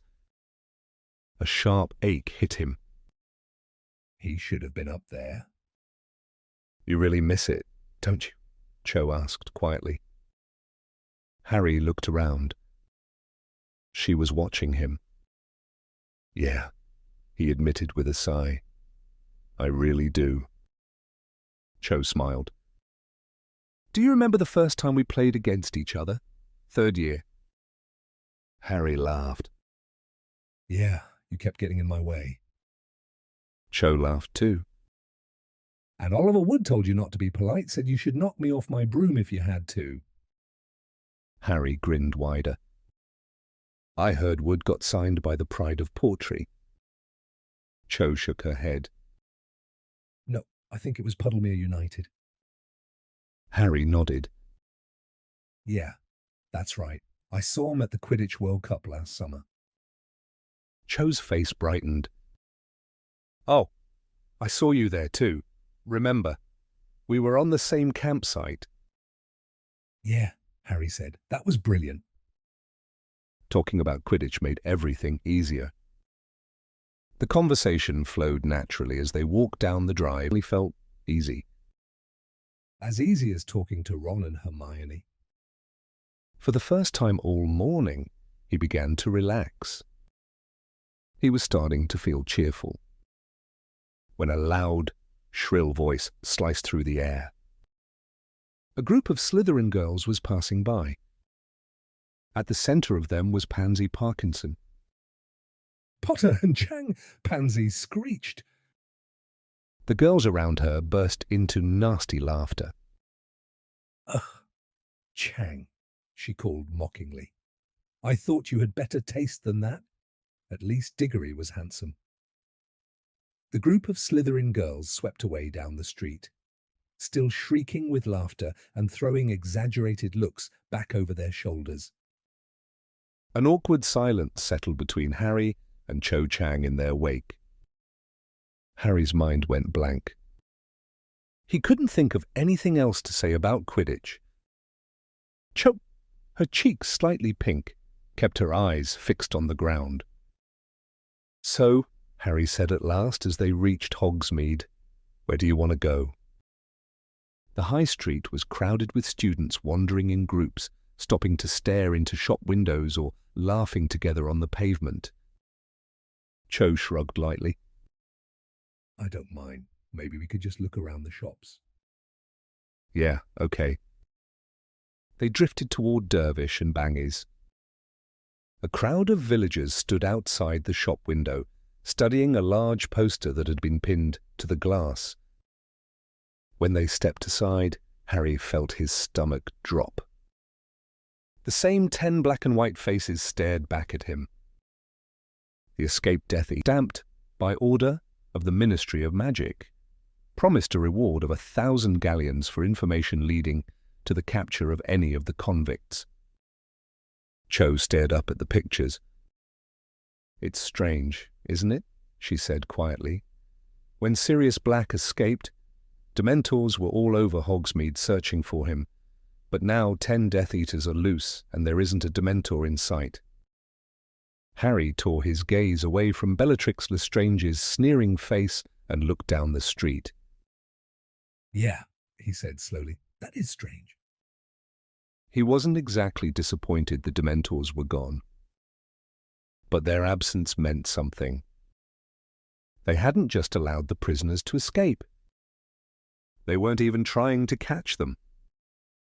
It looked more and more as though the Dementors were no longer under Ministry control. As Harry and Cho moved on, the same wanted posters seemed to glare from every other shop window. They passed Scrivenshaft's quill shop just as the rain began. Cold, heavy drops splashed against Harry's face and slipped down the back of his neck. Cho glanced up at the sky. "Do you want to get a coffee?" she asked. Harry looked around. Yeah, sure. Where? Cho brightened. "There's a lovely place just up here. Haven't you ever been to Madame Puddifoot's tea shop?" She led him down a side street and into a tiny tea shop Harry had somehow never noticed before. The place was hot and cramped. Steam clouded the windows. Everything was covered in lace, bows or frills. It immediately reminded Harry, unpleasantly, of Dolores Umbridge's office. Cute. Umbridge's office. Cute, isn't it? Cho said happily. Yeah, Harry lied. Cho pointed upward. "Look, they've decorated for Valentine's Day." Golden cherubs floated above the little round tables, occasionally tossing pink confetti onto the people sitting below. Right, Harry muttered. They squeezed into the last free table near the misty window. Only then did Harry notice that every single table in the tea shop was occupied by couples. All of them were sitting close together. All of them were holding hands. Harry's stomach lurched. A few feet away sat Roger Davies, the Ravenclaw Quidditch captain, with a pretty blonde girl. They were holding hands too. Harry suddenly became very aware of his own hands. Was Cho expecting him to take hers? Before he could panic further, a plump woman with shiny black hair twisted into a bun squeezed between their table and Roger Davies's. "What can I get you about, my dears?" asked Madame Puddifoot warmly. "2 coffees, please," said Cho. By the time their coffees arrived, Roger Davies and his girlfriend had progressed from holding hands to kissing enthusiastically over the sugar bowl. Harry wished they wouldn't. Davies seemed to be setting some sort of impossible example. An example Harry was certain Cho would soon expect him to follow. His face grew hotter. He fixed his eyes on the window, but the glass was so fogged with steam he couldn't see outside. He looked up at the ceiling, pretending to inspect the paintwork, and immediately got a faceful of pink confetti from the hovering cherub above. After several more agonizing minutes, Cho Chang mentioned Dolores Umbridge. Harry grabbed the subject gratefully. For a few blessed minutes, they talked happily about how awful she was. But there was only so much left to say. They had covered Umbridge thoroughly in Dumbledore's army meetings. Soon the conversation died again. Silence returned. Harry became horribly aware of the loud kissing and slurping noises coming from the next table. Desperate, he blurted out the first thing he could think of. Do you want to come with me to the Three Broomsticks at lunchtime? I'm meeting Hermione Granger there. Cho's eyebrows lifted. You're meeting Hermione Granger today? Yeah, she asked me to. Harry swallowed. I thought I'd go. You can come too, run if you want. She said she wouldn't mind. Oh, said Cho. Her voice had changed. Well, that was nice of her. But she didn't sound as though she thought it was nice. Her tone turned cool. Her expression hardened. Harry immediately knew he had said the wrong thing. The silence that followed felt even worse. He drank his coffee too quickly, as though emptying the cup would somehow help. At the next table, Roger Davies and the blonde girl seemed permanently attached at the mouth. Cho's hand rested on the table beside her cup. Harry stared at it. A pressure began building inside him. Take it. Just take it. Snitch in midair at top speed. Surely reaching 12 inches across a table couldn't be harder than that. Slowly, painfully, he began to move his hand toward hers. But at that exact moment, Cho lifted her hand away. She was watching Roger Davies kissing his girlfriend. He asked me out, you know, she said quietly. Harry froze. Roger, she added, a couple of weeks ago I said no. Harry, who had lunged so awkwardly that he ended up grabbing the sugar bowl to disguise it, couldn't think why she was telling him this. Did she wish she'd said yes?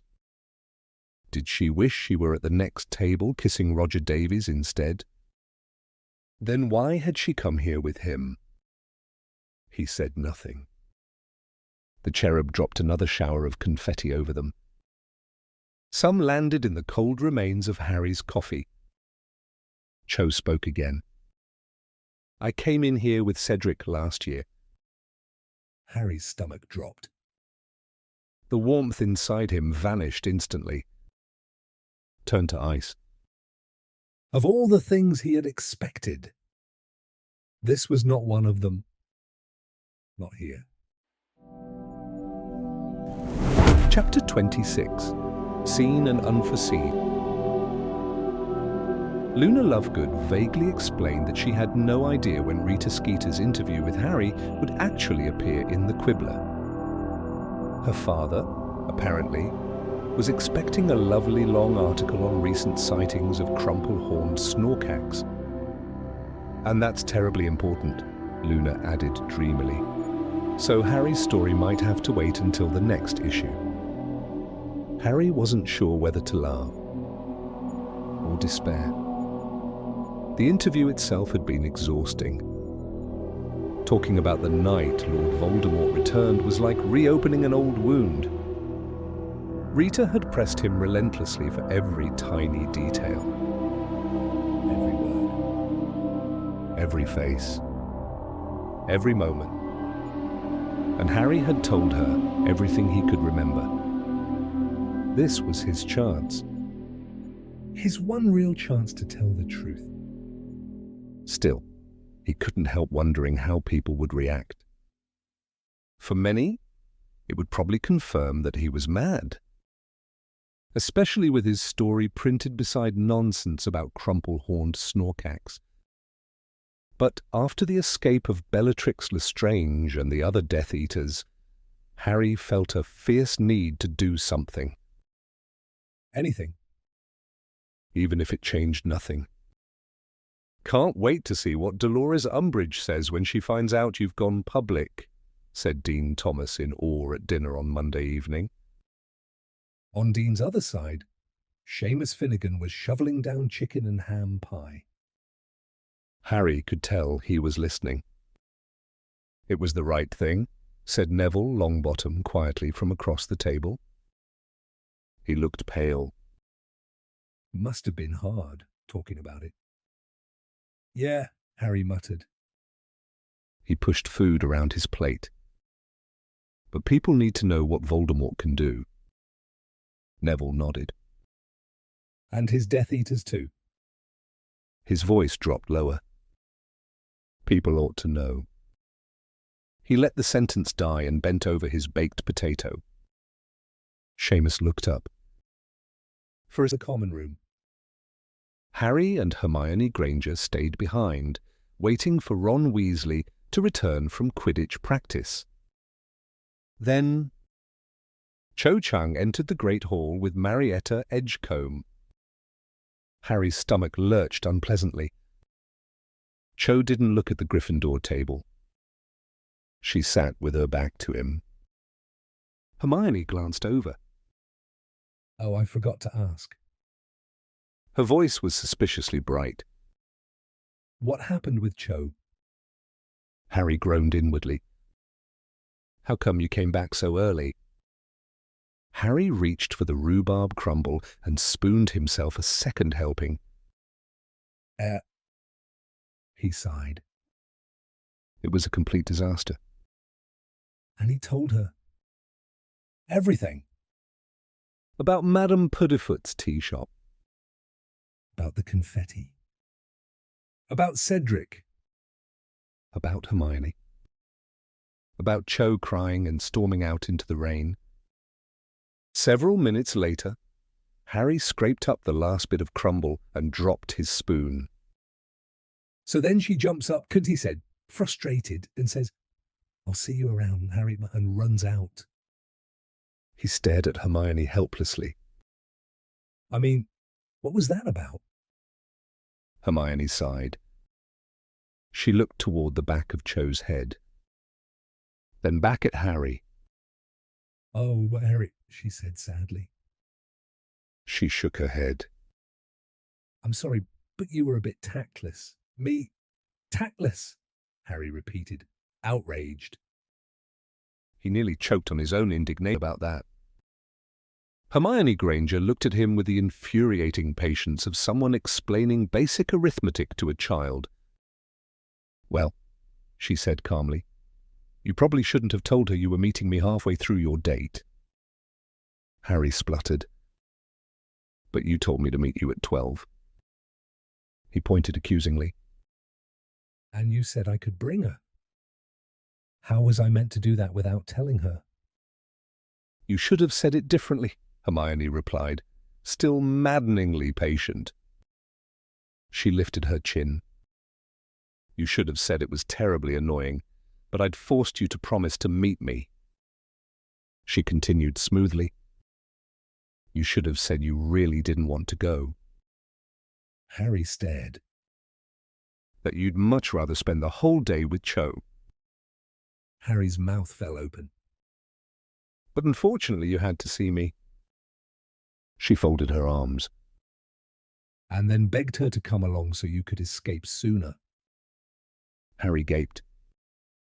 Hermione added thoughtfully, "And it might have helped to mention how ugly you think I am." Harry blinked. "But I don't think you're ugly." Hermione burst out laughing. "Harry," she said, shaking her head. "You're nearly as bad as Ron Weasley." She sighed. "No, actually, not quite." At that exact moment, Ron stomped into the Great Hall, splattered with mud and scowling. He dropped onto the bench opposite and dragged every dish within reach toward himself. Hermione nodded toward him. "See?" Then she turned back to Harry. "When you said you were Davies and Cedric stuff was about." Hermione nodded. She wanted to know how much you liked her. Harry stared. Was that what she was doing? He sounded astonished. He shook his head. Wouldn't it have been easier if she'd just asked whether I liked her better than you? Girls don't usually ask things like that, Hermione said. Harry scowled. Well, they should. He spoke with conviction. Then I could have just told her I fancy her. He gestured helplessly. And she wouldn't have got all upset about Cedric again. I'm not saying she handled it well, Hermione said. Just then Ginny Weasley arrived, as muddy and annoyed-looking as Ron. I'm just trying to explain how she felt. You should write a book, Ron said, through a mouthful of potatoes. He jabbed his fork at Hermione. Translate all the mad things girls do so boys can understand. Yeah, Harry said fervently. He glanced over at the Ravenclaw table. Cho had just stood up. Without looking at him once, she walked out of the great hall. Harry's heart sank. He turned back to Ron and Ginny. So, how was Quidditch practice? It was awful, Ron muttered darkly. Hermione looked at Ginny. Oh, I'm sure it wasn't that bad. Yes, it was, Ginny cut in flatly. She looked furious. Angelina was practically crying by the end. After dinner, Ron and Ginny headed off for Bath. Wrestling with a new star chart for astronomy. Then, Fred Weasley and George Weasley appeared. Ron and Ginny here? Fred asked, looking around as he pulled up a chair. Harry shook his head. Good, Fred said grimly. We watched practice. George sat beside him. They're going to be slaughtered. Fred nodded. They're rubbish without us. Oi, said Harry. Ginny's not bad. George shrugged fairly. No, she's all right. He looked thoughtful. Actually, I don't know how she got so good. Fred frowned. We never let her play with us. She's been sneaking into your broom shed since she was 6, said Hermione Granger from behind a dangerously swaying tower of ancient runes books. Her voice was muffled. And taking your brooms out one by one whenever nobody was looking. George Weasley looked mildly impressed. Oh. He nodded thoughtfully. That explains it. Hermione peered over the top of magical hieroglyphs and logograms. Has Ron saved anything yet? Fred Weasley rolled his eyes. He can save goals, he admitted. He smirked. As long as he doesn't know anyone's watching. George snorted. So all we need is for the crowd to turn around and chat whenever the quaffle gets near him. Fred stood and wandered restlessly to the window. He stared out over the dark grounds of Hogwarts. You know, his voice sounded unusually serious. WTS. He grinned. The skiving snack boxes are ready. George yawned. We worked out the boils. Fred nodded. Couple of drops of Murtlap essence fixes them. He added, Lee told us. George stared gloomily at the cloudy night sky. I don't even know if I want to watch. He sighed dramatically. If Zacharias Smith beats us, I may have to kill myself. Kill him? More like, Fred corrected firmly. Hermione then bent over her translation again, spoke absent-mindedly. That's the trouble with Quidditch. Everyone looked around. It causes all this tension and resentment between houses. She looked up for her copy of Spellman's syllabary. And froze. Harry, Fred, and George were staring at her in open disbelief. Well, it does, Hermione snapped. She looked irritated. It's only a game. Harry shook his head solemnly. Hermione. He sighed. You're brilliant about feelings and stuff. He paused. But you don't understand Quidditch. Maybe not, Hermione muttered darkly. She bent over her work. But at least my happiness doesn't depend on Ron's goalkeeping. Harry said nothing. But privately, he knew she was wrong. By the time he watched the match the following Saturday, he would have paid any amount not to care about Quidditch. The best thing about the game, Jack Sloper missing the bludger and smashing Angelina Johnson in the mouth with his bat. Or Andrew Kirk shrieking and falling backward off his broom when Zacharias Smith charged at him with the quaffle. The miracle was that Gryffindor only lost by 10 points. Ginny Weasley managed to seize the snitch from right under Cadwallader Somerby's nose. Final score: 240 to 230. Back in the Gryffindor common room, the atmosphere felt like a funeral. A good catch, Harry told Ginny quietly. Ginny shrugged. Lucky. She sank into a chair. It wasn't a fast snitch. She smirked faintly. And Somerby's got a cold. Harry blinked. He sneezed and shut his eyes at exactly the wrong moment. She shrugged again. Anyway. She looked at Harry. Once you're back on the team. Ginny, Harry interrupted. He gave a hollow laugh. I've got a lifelong ban. You're banned as long as Dolores Umbridge is at school, Ginny Weasley corrected him. There's a difference. She took a sip of butterbeer and added casually. Anyway, once you're back, I'm thinking of trying out for Chaser. Harry looked at her. Angelina and Alicia are leaving next year. She shrugged. And I like scoring more than seeking. Harry glanced across the room. Ron Weasley was slumped in a corner, staring miserably at his knees, a bottle of butterbeer hanging limply from one hand. She says she knows he's got it in him. Harry liked Angelina Johnson for believing in Ron, but part of him thought it would be kinder to let Ron leave. He'd walked off the pitch to another thunderous chorus of Weasley is Our King sung gleefully by the Slytherins, who were now favourites to win the Quidditch Cup. Fred Weasley and George Weasley drifted over. Fred looked at Ron's miserable, crumpled shape. I haven't even got the heart to make fun of him. He paused. Though, a wicked grin twitched across his face. when he missed the 14th... Fred suddenly began flailing his arms wildly, imitating someone doggy-paddling upright. George snorted. Fred straightened. I'll save that for parties. Ron trudged upstairs not long afterward. Harry stayed in the common room a while longer.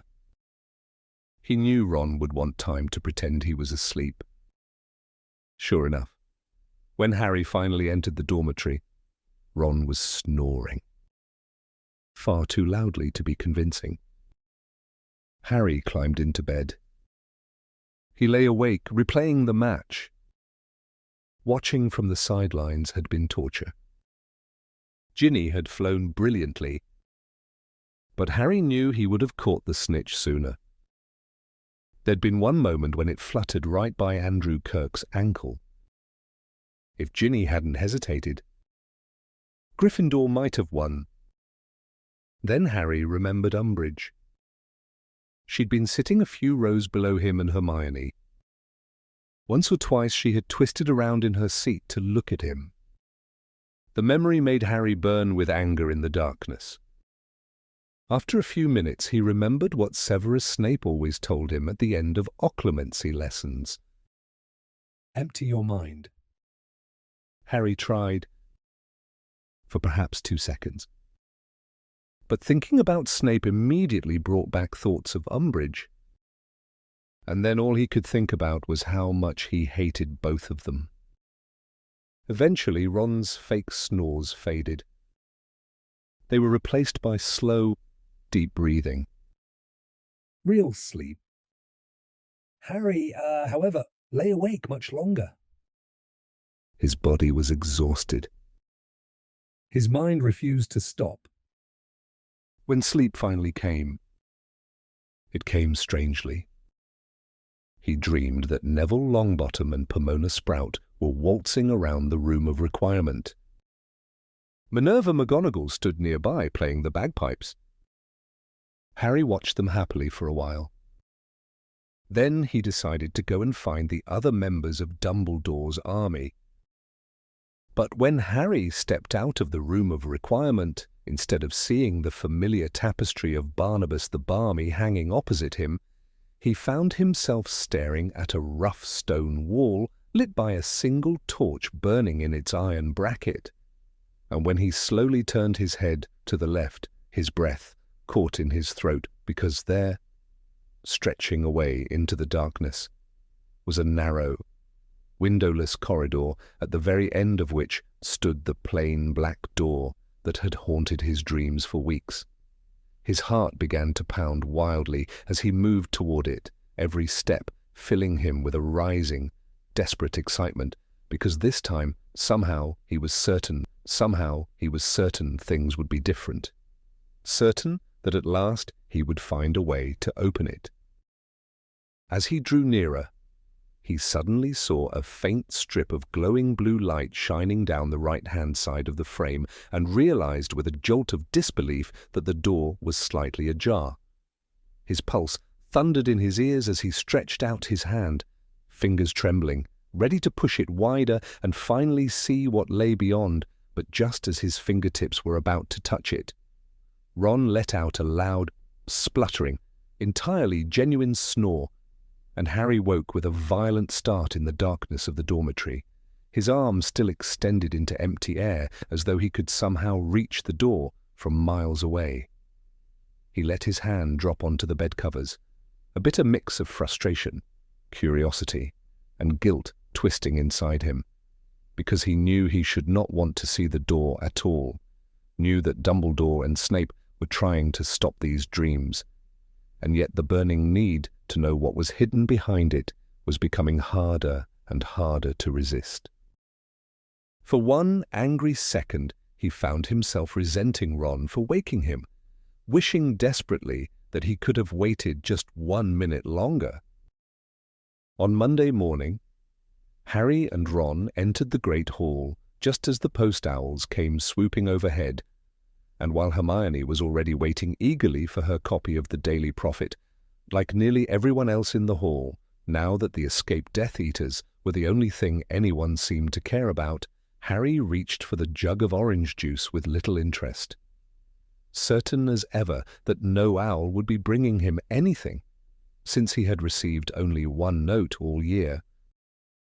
So when the first owl landed with a heavy thump right in front of him, jug of orange juice with little interest. Certain as ever that no owl would be bringing him anything, since he had received only 1 note all year. So when the first owl landed with a heavy thump right in front of him, he blinked in surprise and frowned, assuming it had made some sort of mistake. He moved his drink out of the way and leaned closer to read the address tied to its leg. Harry Potter, Great Hall, Hogwarts School. He had barely reached out to take the letter when 3 more owls swooped down beside the first, then another, until the table was a chaos of flapping wings, hooting, screeching, and scrambling claws trampling through butter dishes and knocking over salt cellars as each bird fought to thrust its letter into Harry's hands. Ron stared in amazement while the entire Gryffindor table leaned in to watch. And then 7 more owls descended in a feathery storm. Hermione suddenly gave a breathless cry, plunged both hands into the chaos, and pulled out a tiny screech owl carrying a long cylindrical package. Her eyes widened with excitement as she shoved it at Harry and exclaimed that she thought she knew what it was and that he should open it first. Harry ripped away the brown wrapping, and a tightly rolled magazine slid out onto the table. He uncurled it and froze. Staring back at him from the front cover of the March issue of the Quibbler was his own face, wearing an awkward, sheepish grin, and splashed across the page in enormous scarlet letters were the words, "Speaks out at last, the truth about he who must not be named, and the night I saw him return." "It's brilliant, isn't it?" said Luna Lovegood dreamily. In enormous scarlet letters were the words, "Speaks out at last, the truth about he who must not be named, and the night I saw him return." "It's brilliant, isn't it?" said Luna Lovegood dreamily. Drifting over to the Gryffindor table and squeezing herself onto the bench between Fred Weasley and Ron Weasley. "It came out yesterday. I asked Dad to send you a complimentary copy. I suppose all these—" She waved vaguely at the flock of owls still fluttering and clawing at the breakfast table in front of Harry. "Must be letters from readers." "That's exactly what I was thinking," said Hermione Granger eagerly. "Harry, do you mind if we open them?" "Go ahead," said Harry, still staring around in confusion. At once Ron and Hermione began tearing open envelopes as fast as they could. "This one's from some bloke who says you're completely mental," Ron announced after a quick glance. "Well, that's nice."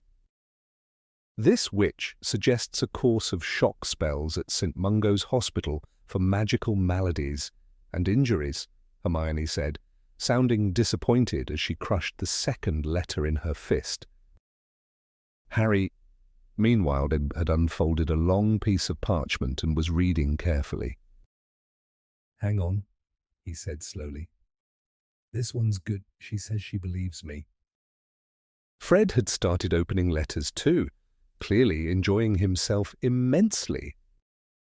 "This one can't make up his mind," he said cheerfully. "Says you don't sound mad, but he really doesn't want to believe you know who's back. So now he's confused." He snorted, honestly. "What a waste of perfectly good parchment." "Confused," he snorted, honestly. "What a waste of perfectly good parchment." "Harry!" Hermione cried excitedly, waving another letter. "Here's someone else you've convinced. Having read your account, I'm forced to conclude the Daily Prophet has treated you appallingly. Although I dread the thought of you-know-who's return, I now believe you're telling the truth." "Harry, this is amazing." Ron gave a bark of laughter. "Here's another one calling you barking mad," he said, tossing the letter behind him. "But this one says you've made her see the truth and that she thinks you're a hero now. She even sent a photograph, blimey." "What?" said a sickly, sweet voice behind them. "Is going on here?" Harry looked up sharply, his hands still full of envelopes. Dolores Umbridge stood behind Fred and Luna, her wide, bulging, toad-like eyes sweeping over the swarm of owls and the mountain of letters scattered across the table. Beyond her, Harry could see students from every house craning their necks to watch. "Why?" Umbridge asked slowly, in a dangerously sugary tone. "Have you received all these letters, Mr. Potter?" "Is getting post against the rules now?" Fred called loudly. Umbridge's eyes narrowed. "Watch your tone, Mr. Weasley," she said sharply, "or I may be forced to give you detention." Then she turned back to Harry. "Well, Mr. Potter?" Harry hesitated only for a second. There was no point hiding it now. "Sooner or later," Harry said steadily, "because I gave an interview." Umbridge's eyes narrowed further. "An interview?" she repeated softly. Harry lifted his chin. "Yes," he said, about what happened to me last June for reasons he could not explain. Harry glanced instinctively toward the staff table as he said it.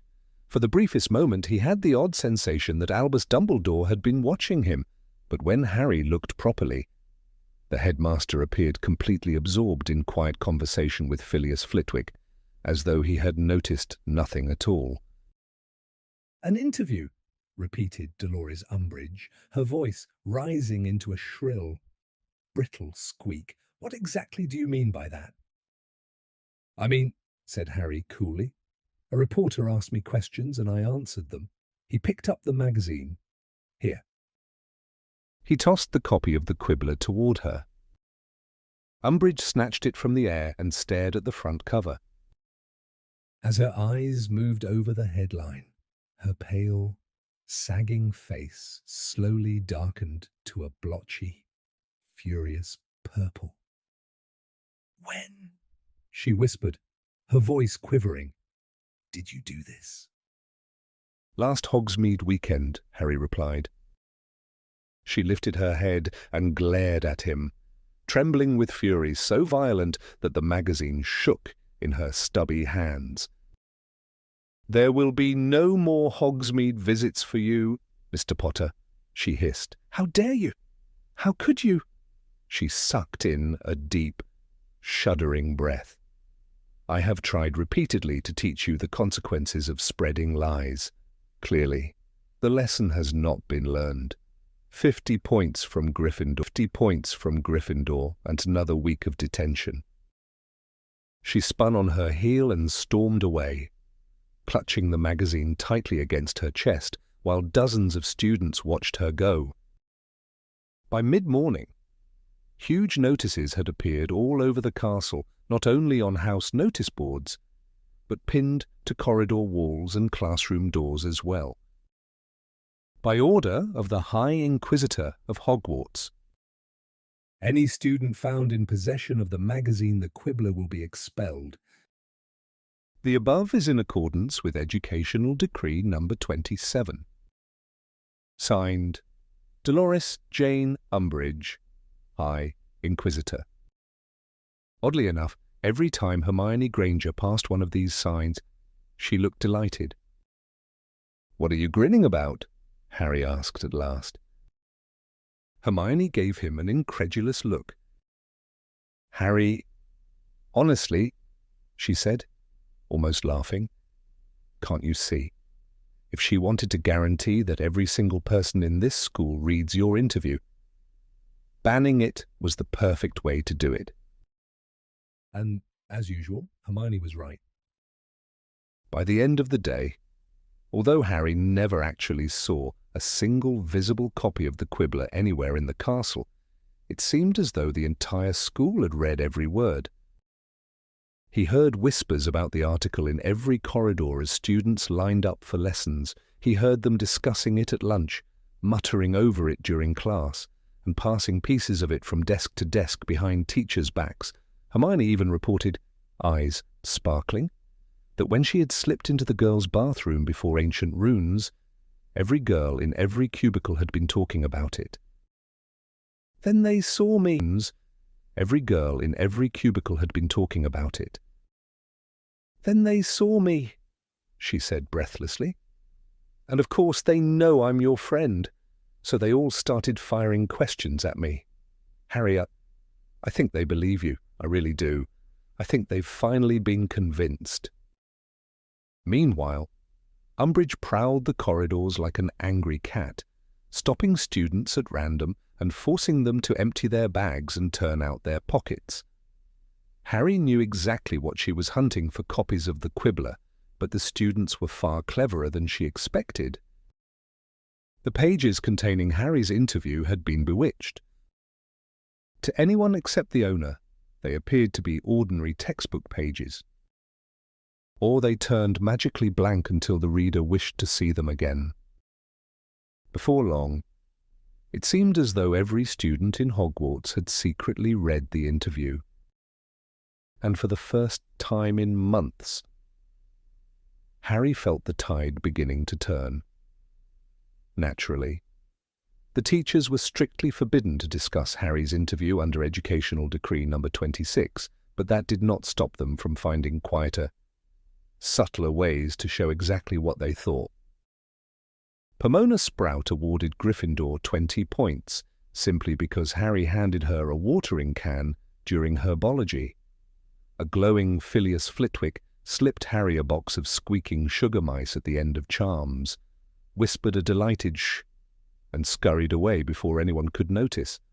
And during divination, Sybil Trelawney burst into dramatic tears and loudly proclaimed, much to the horror of both the class and a deeply offended Dolores Umbridge, that Harry would not die young after all, but would live to an old. Loudly proclaimed, much to the horror of both the class and a deeply offended Dolores Umbridge, that Harry would not die young after all, but would live to an old age and become Minister for Magic and father 12 children. Yet, what pleased Harry most happened the following day as he hurried toward Transfiguration. Out of nowhere, Cho Chang caught up with him. Before he had time to react, she had slipped her hand into his and leaned close enough for her breath to brush his ear. "I'm really, really sorry," she whispered. "That interview was so brave. It made me cry." Harry was not exactly thrilled to hear that his article had caused yet more tears, but he was enormously relieved that they were speaking again, and even happier when she quickly kissed him on the cheek before hurrying away down the corridor. As if that were not enough, something almost as surprising happened moments later outside Transfiguration. Seamus Finnegan stepped awkwardly out of line and approached him. "I just wanted to say," he muttered, staring stubbornly at Harry's knee rather than his face, "I believe you, and I sent a copy of that magazine to my mum."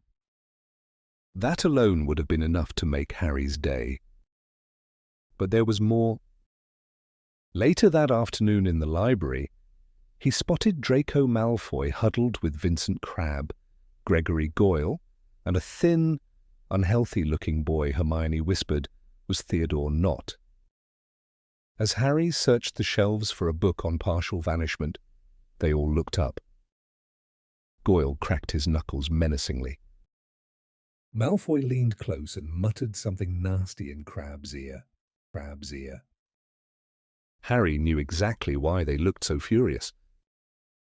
He had named all their fathers as Death Eaters. "And the best part," Hermione whispered gleefully as they left the library, "is they can't deny it because then they'd have to admit they read the article." To top it all off, Luna announced over dinner that no issue of the Quibbler had ever sold so quickly. "Dad's printing more," Luna Lovegood said excitedly, her eyes bulging with delight. "Can't believe it. He says people are even more interested in this than in the crumple-horned Snorkax." That night, Harry was treated like a celebrity in the Gryffindor common room. In a spectacular act of rebellion, Fred and George had magically enlarged the front cover of the Quibbler and pinned it to the wall, so that Harry's enormous face looked down over the room. Every so often it bellowed things like, "The Ministry are morons," and "Eat dung, Umbridge," in a thunderous voice. Hermione, however, was not amused. She complained that the shouting ruined her concentration and eventually stormed upstairs in irritation.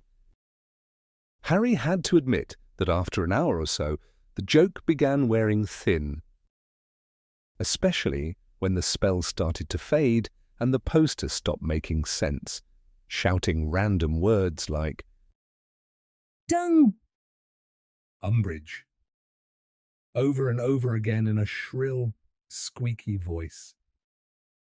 The noise began to pound inside Harry's skull. Worse still, his scar started prickling painfully again. Ignoring the disappointed Graham, who kept begging him to repeat the story of the interview for what felt like the 100th time, Harry finally stood up and announced that he was going to bed early The dormitory was deserted when Harry finally climbed the stairs. The silence was a relief after the constant noise of the common room. He paused beside his bed and pressed his forehead against the cool window pane. The chill soothed the sharp prickling in his scar for a moment, though it did nothing for the pounding headache behind his eyes. He still felt faintly sick. Moving slowly, he changed into his pajamas and slipped beneath the covers, hoping sleep would wash the pain away. He rolled onto his side, shut his eyes, and was asleep almost instantly. He was standing in a dimly lit room draped in heavy black curtains. A single branch of candles burned nearby, casting a pale, trembling light across the floor. His hands gripped the back of a chair in front of him. They were not his own hands. They were long, unnaturally white, and thin-fingered, like huge, pale spiders resting on the dark velvet. Their skin looked bloodless, as though sunlight had never touched it. Beyond the chair, kneeling in the pool of candlelight, was a man in black robes. "I have been badly advised," said Harry, yet it was not Harry's voice. It was cold. High. Cruel. It vibrated with fury. "Master, I beg forgiveness," croaked the kneeling wizard. His bald head shone faintly in the candlelight. His whole body trembled. Croaked the kneeling wizard. His bald head shone faintly in the candlelight. His whole body trembled. "I do not blame you." "Rookwood," Harry heard himself say in that icy voice. He released the chair and moved around it, gliding closer to the man until he stood towering over him. Harry felt strange and monstrous, taller than he should have been, looking down from a frightening height. "You are certain," he whispered, "certain of your facts, Rookwood?" "Yes, my lord, yes," gasped Rookwood. "I worked there, in the department, after all. Avery told me Bode would remove it." Bode could never have taken it. "Master," said Rookwood quickly. He would have known he could not. That is why he fought Malfoy's imperious curse so fiercely. "Stand!" whispered Harry. Rookwood scrambled upright so quickly he nearly tripped. His pockmarked face was twisted in terror, the scars standing out sharply in the candlelight. Even standing, he remained bent, as though afraid to straighten fully. His eyes kept flicking up toward Harry's face and then away again. "You have done well," said Harry in the cold, soft voice. "Very well. It seems I have wasted months on useless plans." There was a pause. Then the voice became silky, dangerous. "But no matter, we begin again, starting now." Rookwood's breath caught. "You have Lord Voldemort's gratitude." "My lord, yes. Thank you, my lord." Rookwood gasped, sounding dizzy with relief. "I will require your assistance," said Harry. "Your assistance," said Harry. "I will need every scrap of information you possess." "Anything, master, anything." "Good." The red-eyed voice softened to a whisper. "You may leave. Send Avery to me." Rookwood backed away hurriedly, bowing over and vanished through a door. The room fell silent. "Harry, no—" Voldemort turned slowly toward the wall. There, half hidden in shadow, hung a cracked and spotted mirror. He moved toward it. The reflection sharpened. Larger. Clearer. A face like bleached bone. A flat, snake-like nose. Eyes glowing scarlet. With slit pupils. "No!" Harry screamed. He thrashed wildly in the darkness, tangled in his bed hangings, and fell hard onto the floor.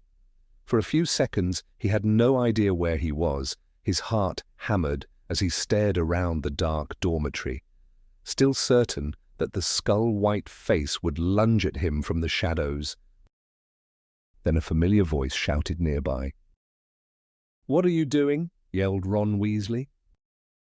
Harry struggled harder, wrapped hopelessly in curtains and blankets. Ron swore loudly. "Will you stop acting like a lunatic?" he snapped, "so I can get you out of there." Harry jolted awake with a violent start, tangled in the bed curtains and gasping for breath. For one terrifying moment, he had no idea where he was. The image of the cracked mirror and the skull-like face with glowing red eyes, scar blazed with unbearable pain, as though someone had pressed a hot iron against his forehead. "Will you stop acting like a maniac so I can get you out of here?" Ron's voice burst through the darkness.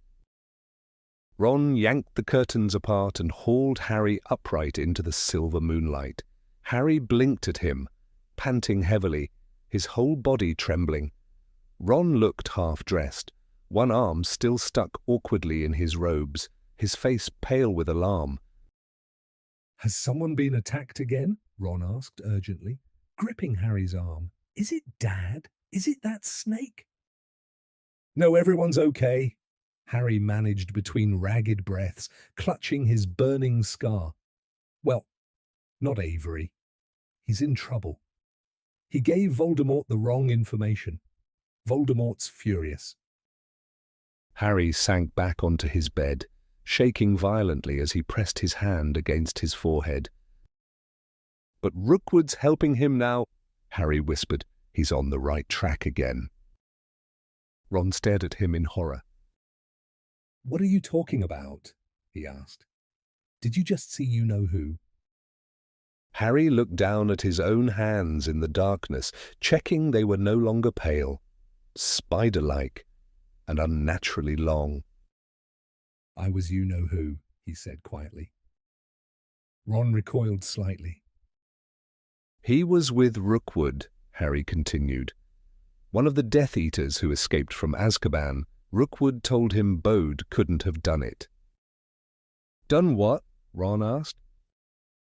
"Take something," Harry said, his voice low and strained. "He said Bode would have known he couldn't do it. Bode was under the Imperius curse. I think Malfoy's dad put it on him." Ron's eyes widened. "Bode was bewitched to steal something," he whispered. Harry nodded grimly. "The weapon?" he said.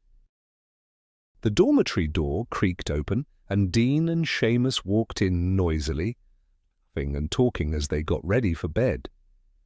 Harry quickly swung his legs under the blankets. He didn't want them to think anything strange was happening, especially now that Seamus had only just begun to believe him. Ron leaned closer, pretending to pour himself water from Harry's bedside jug. "Did you say," he murmured, "that you were you-know-who?" "Yeah," Harry whispered. Ron took a huge gulp of water, spilling some of it down his front. "Harry," he said urgently, "you've got to tell." "I don't have to tell anyone," Harry snapped.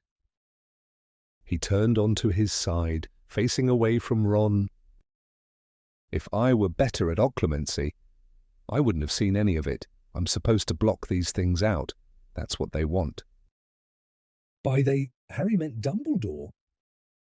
After a moment, Ron climbed back into bed, though Harry could hear him tossing restlessly. Harry bit down hard on his pillow as his scar burned even more fiercely.